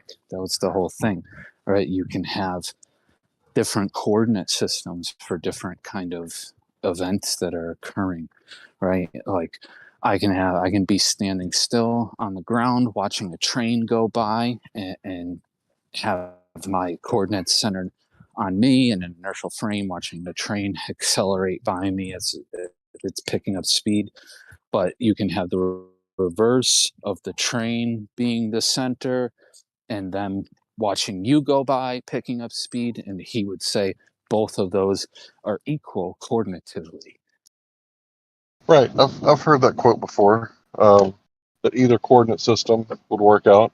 So if that's true, then why do we teach it as if it's only heliocentric and any other, model doesn't make sense because of epicycles or whatever, excuse they want to put in there? Why would y'all even say that if that doesn't even jive with your own shit? Well, I was taught about different models like geocentrism and stuff, and as I was coming up through school. But as you get in, deeper into it, you start to see like, yeah, you could say at the beginning, like, oh, these are just superficial philosophical arguments that, like, you have these epicycles, but if you put the coordinate center on the Earth, right, a lot of the motion that you see in the solar system doesn't really, there's no rhyme or reason to it, and that doesn't, it's not what's the word, harmonious or parsimony. It's not the most parsimonic explanation. But then when you go deeper than just the surface level, right, you start to run into like Kepler's laws are being violated. You start to run into observations that can be independent of coordinates, right? But when you tack on coordinates to those observations, they only match up with the Earth being in a heliocentric position. The values that we measure here on the Earth, if you make the Earth the center, they're not the same values when you do out the calculations as the Earth as the center. So there's layers to it. I agree with some of the stuff you said there, but you contradicted yourself in other places. So either A, either coordinate system works, or B, they don't, and one of them has a violation of Kepler's laws, right? And assuming that Kepler's laws are laws and they are true 100% of the time, that would be a violation of theory, which, if that's true, then that would be a violation of Einstein's, meaning either coordinate system works just fine. So which one is it? It seems like we have something that's mutually exclusive here. Well, I didn't contradict myself, right? You can tack on, coordinate. You can have the Earth be the center of your coordinates. You can have the sun be the center of your coordinates. You can have Mars be the center, Venus, Jupiter. You can have this tree 10 feet away from me can be the center of our coordinate system. All of them are valid. They're valid coordinates. There's nothing wrong with the coordinates. It's when we start to take measurements and make observations, that's where the discrepancies arise. If I have this tree as the center of my coordinates, it could make the measurements different compared to if the sun is the center of the coordinate system. Right, and the next thing you just said it again, that there's going to be different values. There's definitely different values from a geocentric position. 80% of the matter is not dark matter, and 96% of the universe is not dark matter and dark energy in the geocentric perspective. So yeah, there's definitely different values for things, and if the universe is expanding, then every time it expands, it's creating more energy out of nothing because we know that there's a vacuum energy. So that's a violation of the first law of thermodynamics, conservation of energy and matter. So yeah, there's definitely different values with each model. But if it is true that Einstein says that either coordinate system works just fine, then it seems like the one that's making up the most values would be the one that's wrong, because Occam's razor basically, it's a violation of Occam's razor. The more theories, the more complicated theories you have to make your model work, the less likely it is that your model is true. You've made many points there. Number one, Occam's razor is not the more theories you have or whatever. It's when you have two hypotheses with equal explanatory power, you should go with the one that requires the least amount of assumptions. That would be the most parsimonious. Right. Like But dark when we're matter and dark talking energy. about values, we're talking about coordinates. It's talking about coordinate systems. Dark energy and dark matter have the same value in a geocentric coordinate as they do taking the measurement from geocentric coordinates compared to heliocentric coordinates. Doesn't change the value for those measurements. So that's wrong. And then I forget the other point that you made. Yeah, it's all right. Trying to remember it myself. I guess it would be, the thing about Occam's razor, right?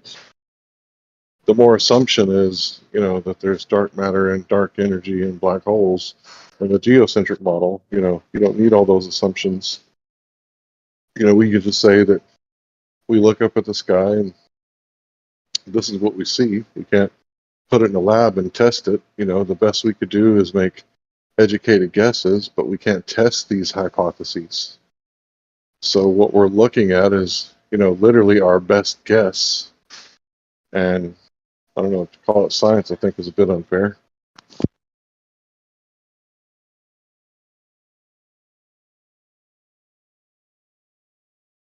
Is Zanuck there, or is he? I'm here. Not? Hey, did you ever open up the box? I did, What's up man. with the I NASA got box? all these notes about why he got fired because he said he was a flat earther. It's like crazy. Yeah. I That heard sounds about right. heard there was a pair of high heels and lipstick in there too. There was. Crazy. I knew it. No, I opened it up and it was a lot of information regarding studies of effects of vision,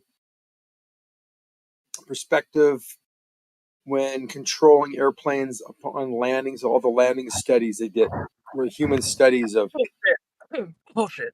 different type of artificial vision systems, the effects on the quality of and the quality of their ability to control the aircraft visually. Then there's also a whole binder on inertial navigation systems, and Douglas, the DC 8 and DC 10 flight controls, and also pneumatics, hydraulic system, service manuals, everything. But nothing really nothing with relating to the moon landings. It was landings as far as airplane landings. Did you see Wheeler's title, his new title of his video he posted? I think it was last night. No, he's talking about the atomist Vatican. The atomist Vatican. Yeah, atomism's Vatican, the LCH Hadron Collider. Yeah. Yep. Yeah, he did a video on it. It was pretty good. What was he saying? He was talking about the Higgs boson particle and how they call it a Mexican hat trick and or some shit. And it's a Mexican hat potential. Yeah, not a trick. Sounds like a trick to me. What else was he talking about? I don't know. You gotta watch it. It was pretty funny, dude. Check it out. That sounds quite comical. I mean, the title in itself was fucking classic. Who would have ever thought to call it your fucking Vatican, dude?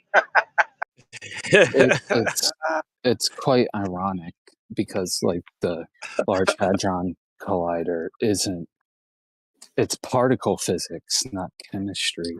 So like it's not involved with atoms. Hey, Jace, I have a question for you, bud. Go ahead, man. Go ahead. Hit me. Yeah. What makes you laugh? Oh, lots of stuff. Yeah? Yep. Like slapstick comedy or specific comedians or anything like that? I don't know, jokes, what normal people find funny, probably the same things you laugh at. All right, Appeal cool. to normality fallacy. See, things like that. See, Like that was funny, right? Come on. Like normal people funny. Was that normal people funny? I don't know. Can't take things too seriously when they're just a joke. Yeah, I wouldn't take life too seriously because you might not get out alive, Oh, of course not.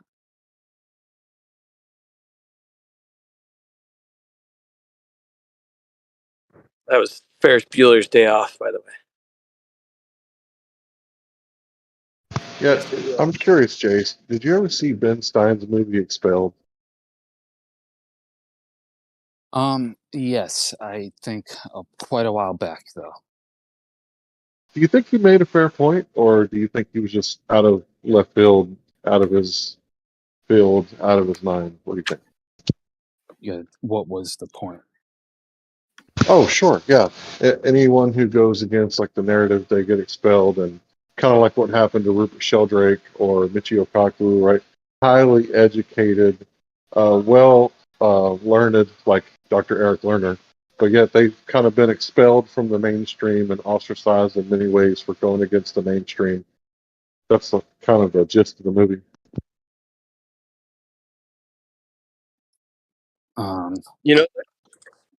Larry, I saw that in the movie theater.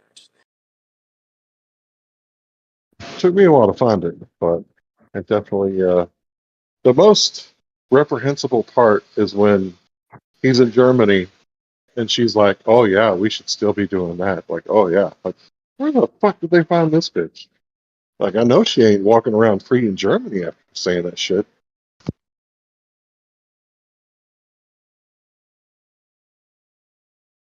But that wasn't my point. Do you remember the movie now, James? That talking about if you go against like evolution and and other types of theories that you can be expelled out of academia and be labeled a quack. Do you think that's legit? Do you think there's kind of a blackballing system going on there?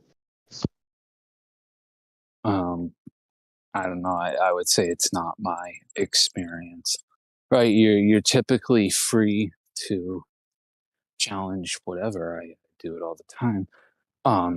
But if you're going to challenge something that's quite established, and it's shown to you that what you're challenging it with isn't quite right, it's not, rigorous enough, and you just refuse to basically take no for an answer, or make it more rigorous, or correct what people are pointing out should be corrected, and you just spiral into telling the general public that you're the whatever disprover, and you've been blackballed, and da da da da. I don't think that's the right way to go about it. That's typically what I see. Do you got a lisp case, or you just naturally hiss a lot when you talk? I don't know if it's that forked tongue or what, but holy crap! Do I naturally what? Maybe it's your microphone. I just hear a lot of hissing when you talk, like you overemphasize your emphasis or something. I don't know. Well, maybe he needs a better microphone, but let's keep the ad-homs down to a minimum. But Sorry. yeah, I love you, it's all Jace. good. It's all good.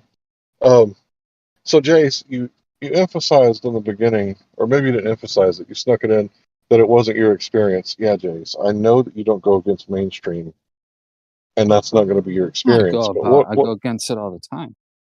For example?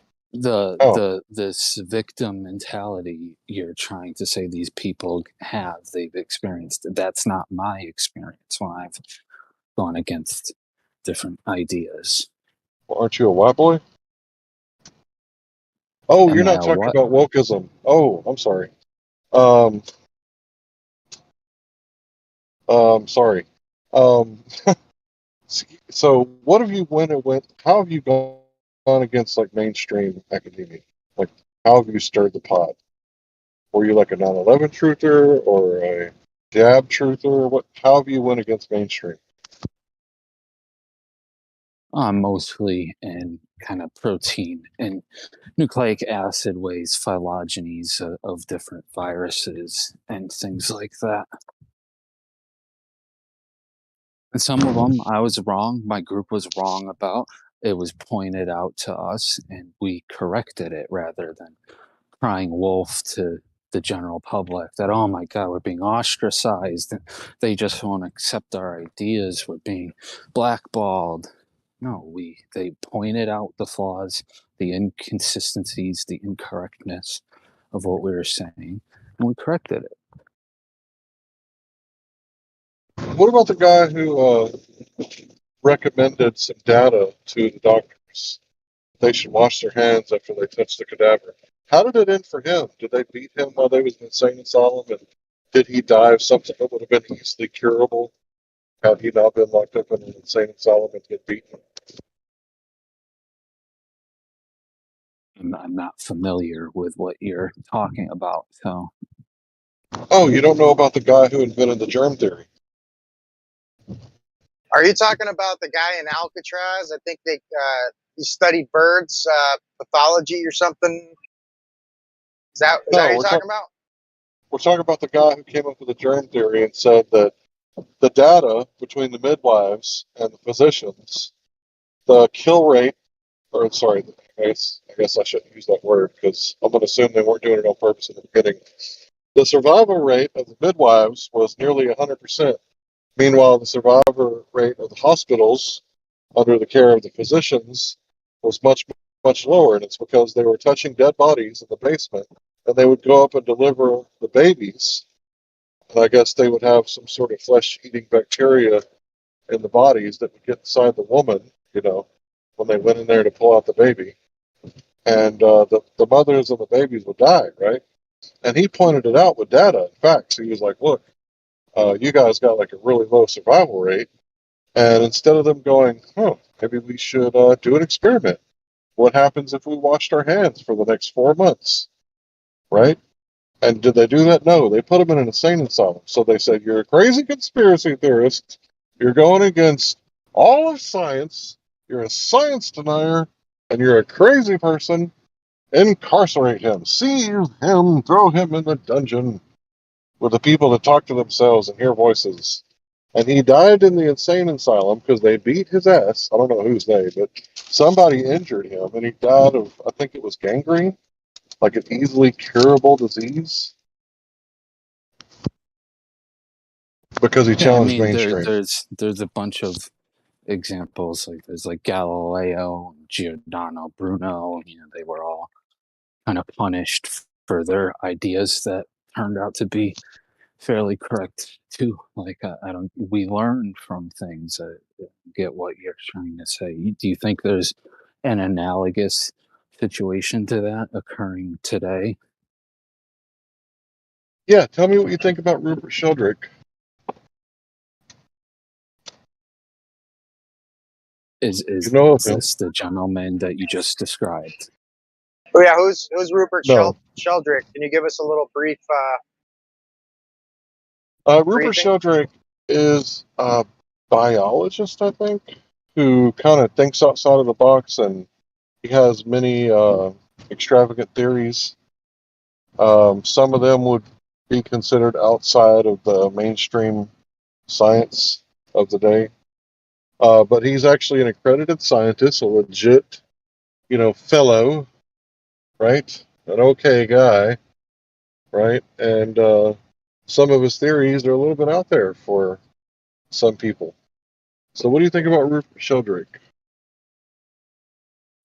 Like, do you think he's a Like I quack? said, I think we need people who put theories out or hypotheses out that are different from the norm, have different angles, and all that sorts of stuff, right? Like I said, I tend to do the same. The group I'm with, we don't just go with the standard narrative, right? There's no fun in that, and we need people like that in science. But there's there's a great distinction between that and just putting forth demonstrably wrong ideas that are shown to you to be wrong, and just being stubborn and then playing the victim. There's a big difference.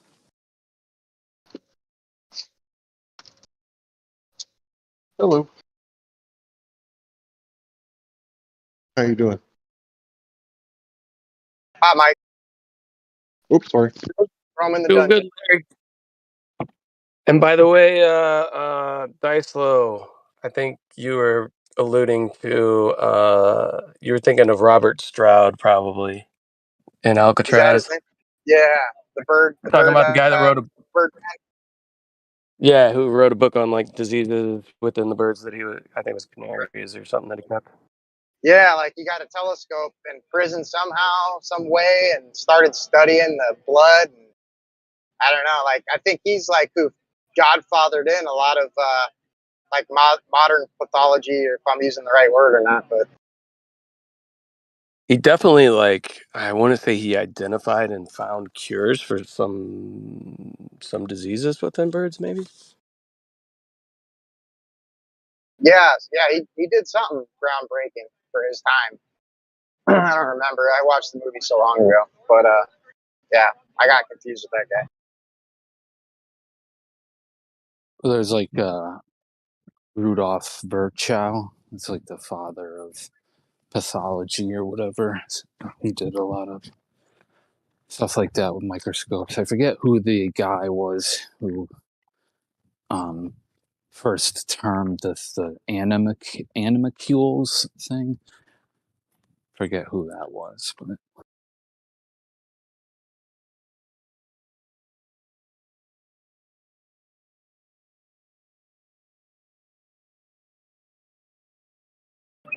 How do you feel, Jace, about GPS displaying no activity in the globe model? your mic was a little screwed up there, but I think it's heard what you said. Yeah, me and Coach were just talking about that earlier.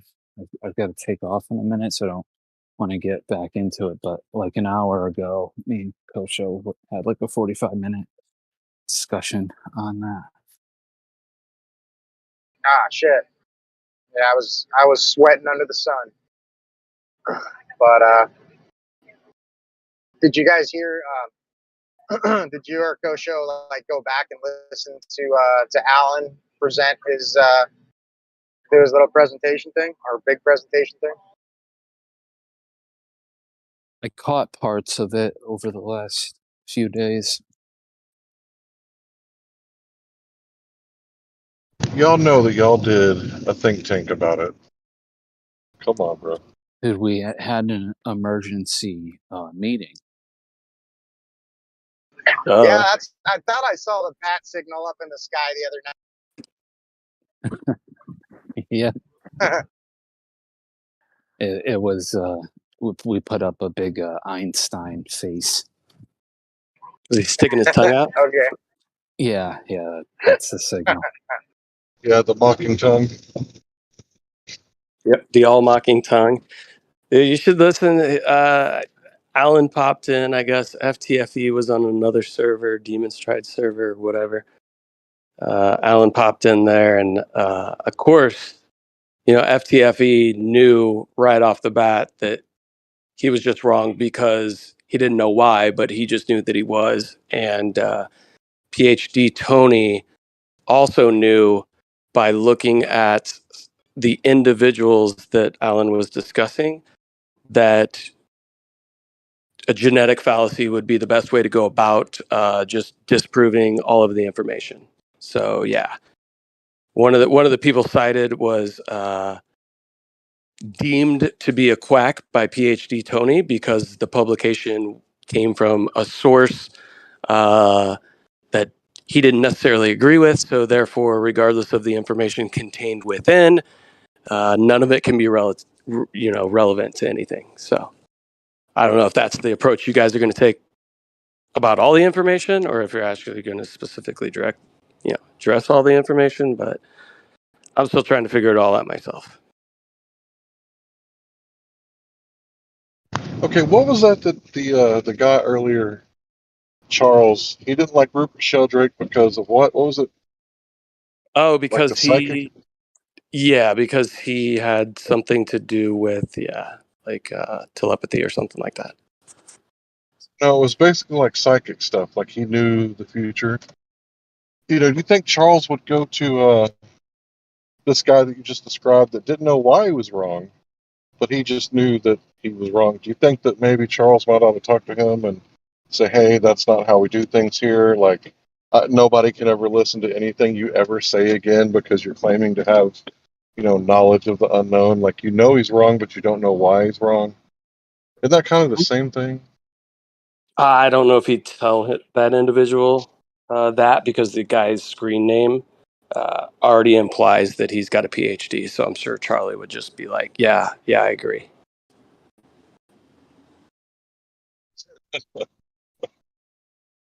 Because the best PhDs are the ones that put it in their Discord screen names, just to let you know. You ever heard that George Carlin clip?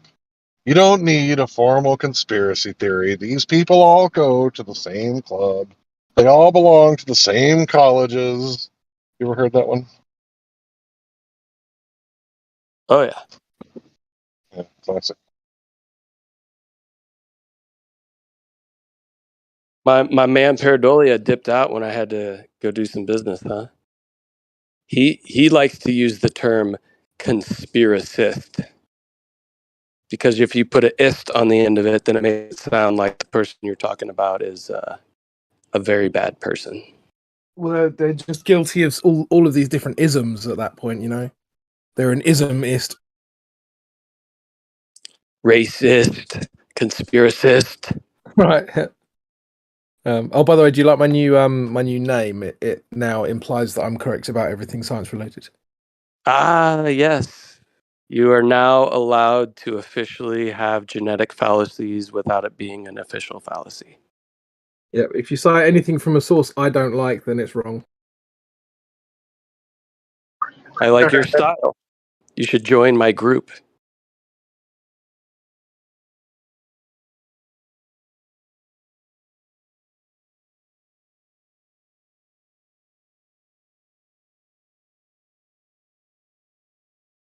Yeah, I think you were talking about somebody just now, but they do know that, like, the mainstream version that's written in the official 9/11 Commission report is a theory about a bunch of guys led by Osama bin Laden who conspired to attack America's financial systems.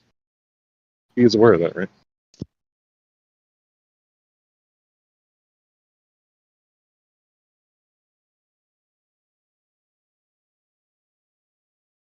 But I bet he doesn't have a problem with that conspiracy theory, because Henry Kissinger was the official chairman of the official 9/11 Commission report, and it's official because Henry said it was. But don't worry, he stepped down before the book was published, and his name isn't on any of the literature. But if you do your research, you'll find out that Henry, you know, the guy who's been in the White House for like the past, 50, 60 years, he makes it official. It's an official conspiracy theory.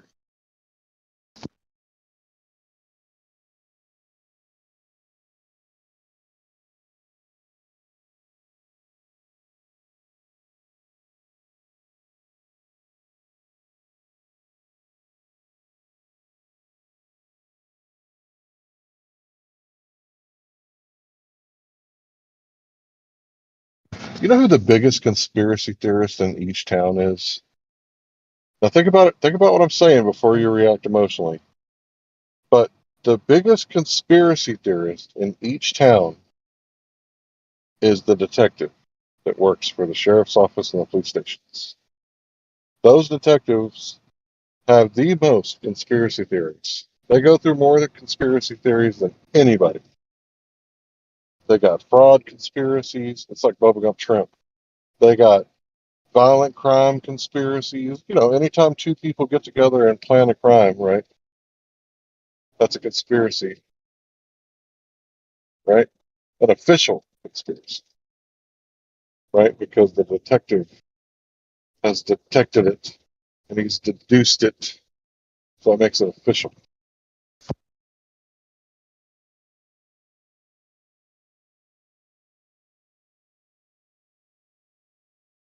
But you know who's supposed to be the biggest conspiracy theory in each town? The investigative journalist. Ah, you didn't think about those. The journalists, they're in the Constitution too, you know. They actually show up before. Sure. I think I have some right also. I'm a human being. You have to take it. You know. Who told you you're a human being? Who told you that? My tick. Are you a human being? I thought you were a man. Yeah, but man is a human being also, right? But what does human mean? Man with a tick is a human being. Color of man. Just like you can operate under the color of law, meaning you're not actually operating under the law, you're under the guise of law. So the color of man would be operating as if you're a man, but you're not actually a man. Human, yeah. And a woman can be a woman is also a man, right? It's strange. No, if she's got a womb, then she's a woman. Maybe we should just bring back the silent letters, you know? Maybe a woman is for the man, if that you want me to say. Or something else. I thought you were going to say, let's bring back silent women then. I'm not sure. I'm not sure where this shit is going, but silent women. What's that? It's like an oxymoron. You ever seen a silent woman? I'm wondering, what is a woman? What is a silent woman? Like even in the silent films, they were bumping their gums. Oh, yeah. Betsy, did you hear what Henry said? Did you say? What do you tell a woman with two black eyes? Did you say solid woman? A solid woman? So you don't tell her anything. You already told her twice. Exactly. Thank you. Oh shit. Oh, forget it. Did you get that joke, John, or were you too busy rambling? No, I don't want to talk about it more. It's over. Okay. I'm wondering what are you talking about? I said, what do you tell a woman with two black eyes, Johnny? What can I tell to a woman with black eyes? Get a bra. Two black eyes. What do you tell her? Do you want to care? Nope. You don't tell her anything because you already told her twice. Oh, shit. Oh, I'm not into it. Oh, of course.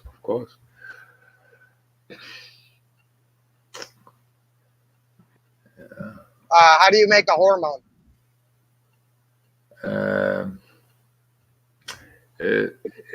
Tell her she can't go shopping. Tell me about it.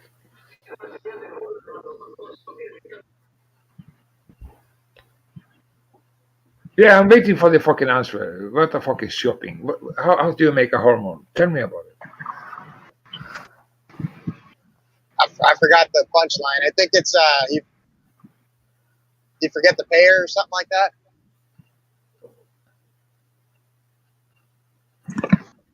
I just heard it yesterday. My bad. You can ask her. What did you do this time? It is not working so far.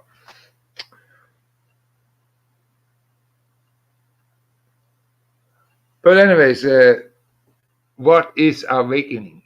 What's the right way to wake up?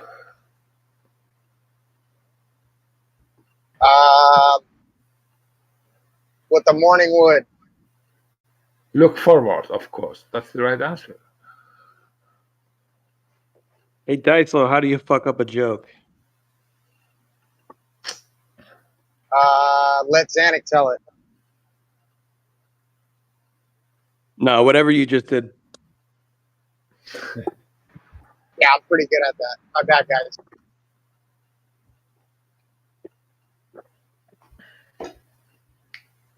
It has 4 balls and always fucks you.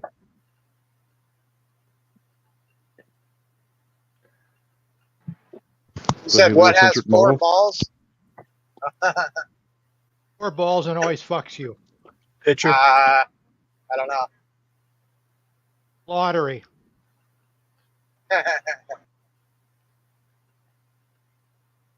That's pretty good. Yeah, I get gas probably more than most people. And there's always some goof in there gambling with the state. And, you know, it's occurred to me that Texas Lottery supports the schools. And I don't think the schools are teaching people how to calculate odds, because if they did, who would play the game with the state? Like, why would you gamble with the state? It's obviously that it's a racketeering. If you want to gamble, all you have to do is don't put any cash on the table and play with chips, and then, you know, square up after the game is over. That's not legal advice, by the way.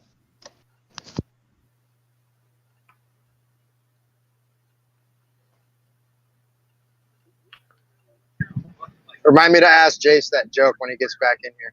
Guarantee he's gonna say like ATCP and fucking enzymes or some shit. Who is the strongest globe-tart in the house?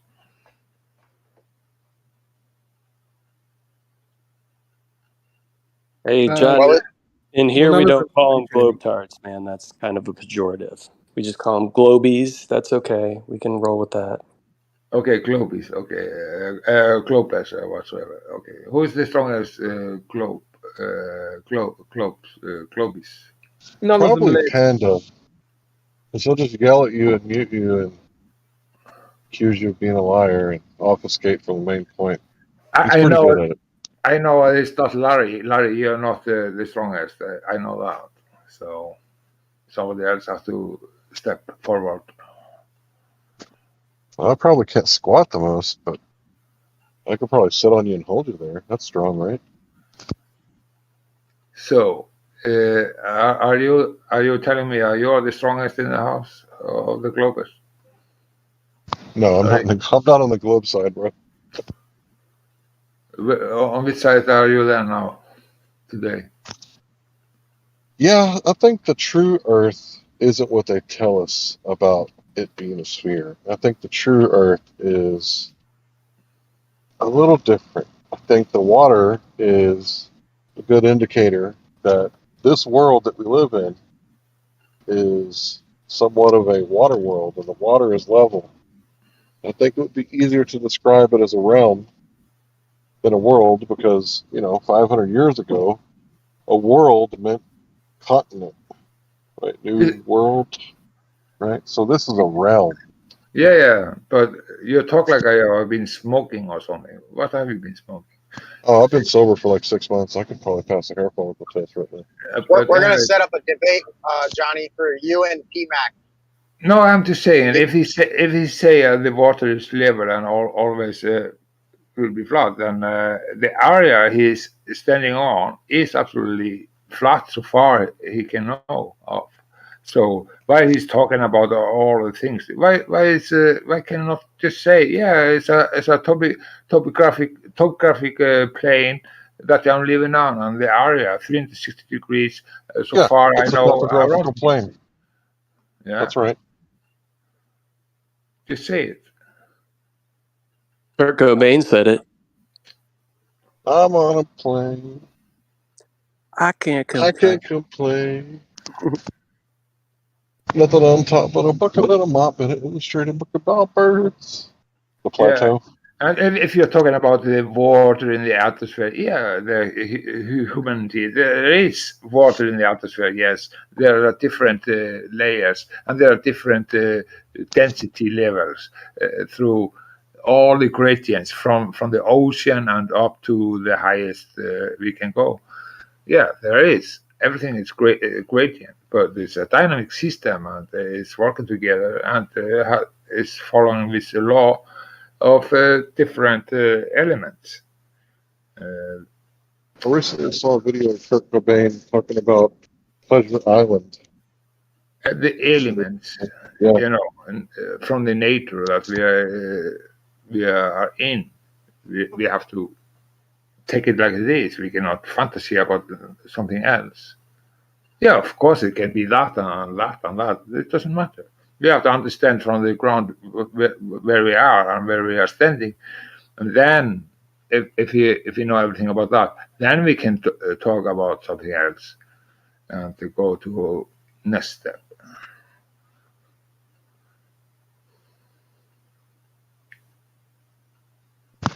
Yeah, Kurt Cobain. I think he might have been killed for talking about Pleasure Island. Yeah, of course, we need some barrier. Everybody is questioning, oh, we cannot have atmosphere and have some space. Of course we don't. We can't. What is the barrier? Oh, what is the barrier? Of course, the barrier has to be, of all, all the knowledge I know of, it has to be crystallization of gases and extreme cold. It's very, very cold plasma, electricity and magnetic state, and gases extreme cold. Then you will get barrier just because of that, because the gases will crystallize and make a barrier. That's no question about it. It's just logic. It's not fantasy. It's just logic. And I think I know what's wrong with the education. So in colleges, I've heard that it's like a place that you could go and like drink like a lot, like a whole lot. So they're drinking all that tranny piss. I mean, Bud Light, and I think it's causing brain damage, right? Because when your brain swells, is that good for you? where are you going? I'm not with you. I'm not following.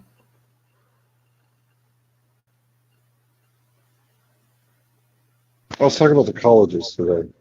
Like, don't people that go to college like go to like crazy parties where they drink a lot of Bud Light? Yeah, the college, but the knowledge is in the university, and they know that in the university. They know what I'm talking about now. They know really about it, but the agenda and so on is they cannot teach that.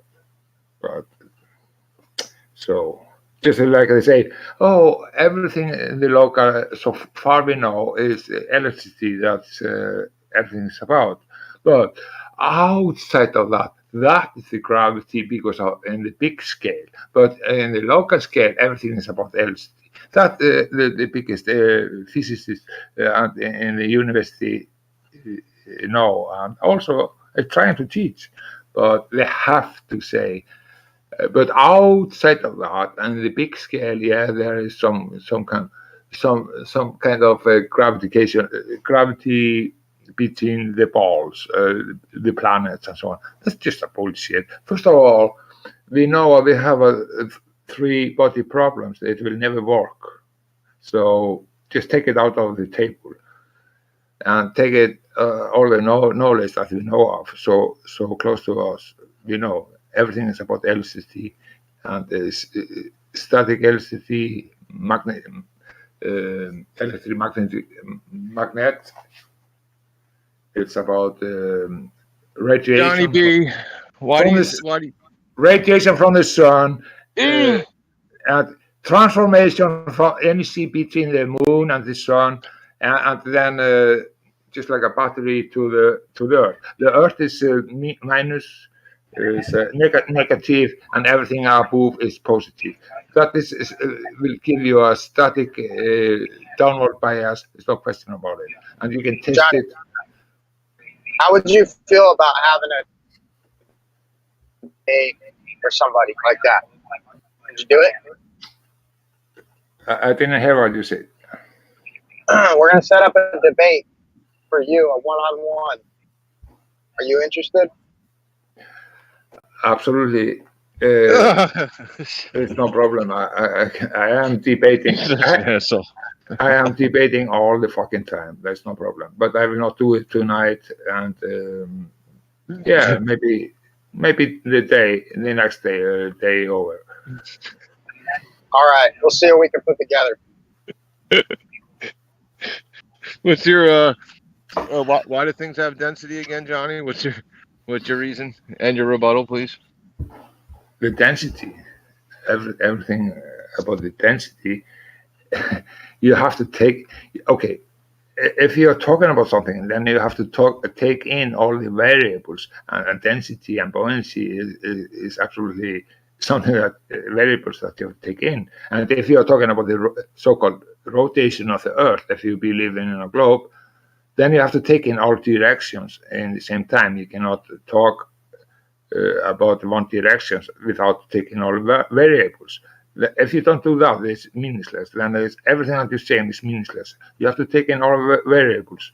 And also, if you say the atmosphere is in a lockstep with the rotation of the Earth, then you have to take out all about Coriolis. And you have to know Coriolis is not what people are saying a Coriolis is. Coriolis has nothing to do with rotation. That's illusion effect from a second reference frame. And people don't know that. And they take it out. They took out the real definition of Coriolis from Google. You cannot find the right answer today. But for 2 years Johnny, ago, there is no Earth-based Coriolis, brother. People don't know what Coriolis is. Coriolis has nothing to do with it. But that they are saying it is because of the force, because of this moving and the Earth is moving and so on. Then they are more talking about the effect from centrifugal force or something like that, but not really, but more close centrifugal force than Coriolis, because Coriolis is not a real thing. It's just an illusion. It's just a No, you're wrong, Johnny. The Coriolis is a real thing. It's just there's no Earth-caused Coriolis. You think that, and you are not alone with that. And many flatterers also believe Coriolis is something about that. But it isn't. It is just about illusion from rotating reference frame to inertia to the sky. Everything has to be reflecting and bending away from you. Something that's going in a straight line you will see it like it has a bend pattern. That is not happening in reality. Therefore, we don't have any Coriolis effect in the sky. And there's definitely Coriolis effects in the sky. if the Earth is rotating, then everything has to be bending away from you. The everything in the sky, every fucking airplane, every fucking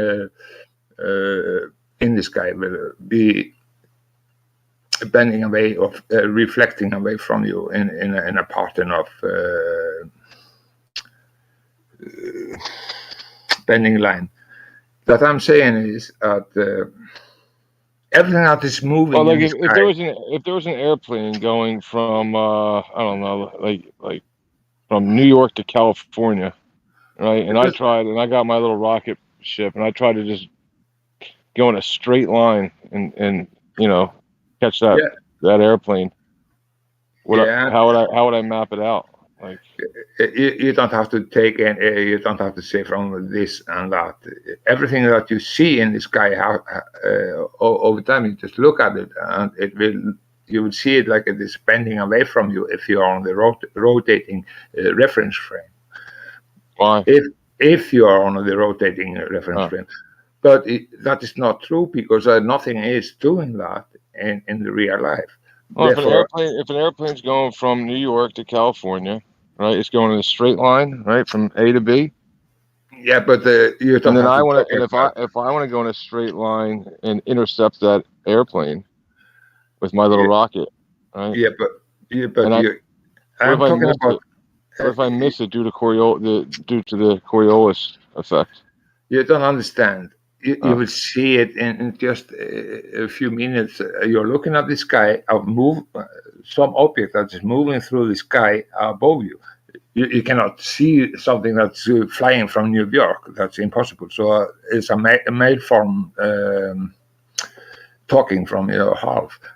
Everything that you're looking at, it's going to be a deviation from the straight line. That's what you're saying. It's a deviation from the straight line. So the airplane's going from New York to California in a straight line, and then I try to intercept it in a straight line. Am I going to, at all points, be able to intercept that airplane on the straight line? Yeah, you're absolutely right. But you don't have to talk like from a big distance like that. You will see it just like that above you from over a short time. Everything will bending away from you all the time. Therefore, it's wrong to say from this long distance to other, from A to B. No, you don't have to say that. Everything that you look at up to the sky will be bending away from you, reflecting away from you in a pattern of everything will be bending. But all the objects that you are looking at is going in a straight line, but you will see it like it is going in a curve or bending. So the sun, in reality, so like the sun is going in a straight line. Yeah, but it's not happening in reality, okay. Right? Therefore, we don't have Coriolis effect. Coriolis effect is real, but it is not showing up in the reality. The sun does, like where I'm standing, right? If I were to track the sun, like from where it rises and sets, it appears like it's going in a straight line. Yeah, but the sun, and the sun, if the Earth is rotating, then it will go backward. So if I were to try to run my rocket from the ship sun, yes. Yeah, if I were to try to run my rocket ship into the sun, because the sun's going in a straight line, and I just try to drive my straight line and run into the sun, am I going to hit it, or is the straight line deviating, and I'm going to miss my target? The sun is not going in a straight line. But it appears to be going in a straight line. The sun is going in a circle, but it's not going only in a circle. It's going through something that I cannot talk about because there are some hocus pocus with the sun. Oh, you don't gotta tell me. I know. And it's apparent. Let me see. Is Jeremy in here? And it's also going in a different. No, we're safe. We're safe. Speed from in the south, and different speed in north. But it is going in 50 degrees of circle. But we have dilemma there because the sun is going up and down. I cannot explain it exactly, but the sun is not going exactly in a straight circle of equal altitude. That I'm trying to say. So, but I don't know everything about it, but I understand. For example, it appears to be an elliptical circle, but you're saying that it only appears to be an ellipse, but it's actually a perfect concentric circle. Yeah. How Okay. can that be? More can start. Coriolis, I wonder. There's no Coriolis about. Yeah. It might. You can. But you cannot see Coriolis effect about the sun because of this, the Earth is not rotating, and you need two reference frames to get Coriolis effect, and the surface that you're standing on has to be rotating to get the Coriolis effect. So there is no Coriolis effect at all. But that I'm telling you, in Africa, for example, the sun light goes off just 1 hour, and it gets dark directly, and Australian also, and so on and so on. But in north, for example, in Iceland, you have twilight. You have much longer time of light on twilight. It doesn't get dark just like that, like in Africa. And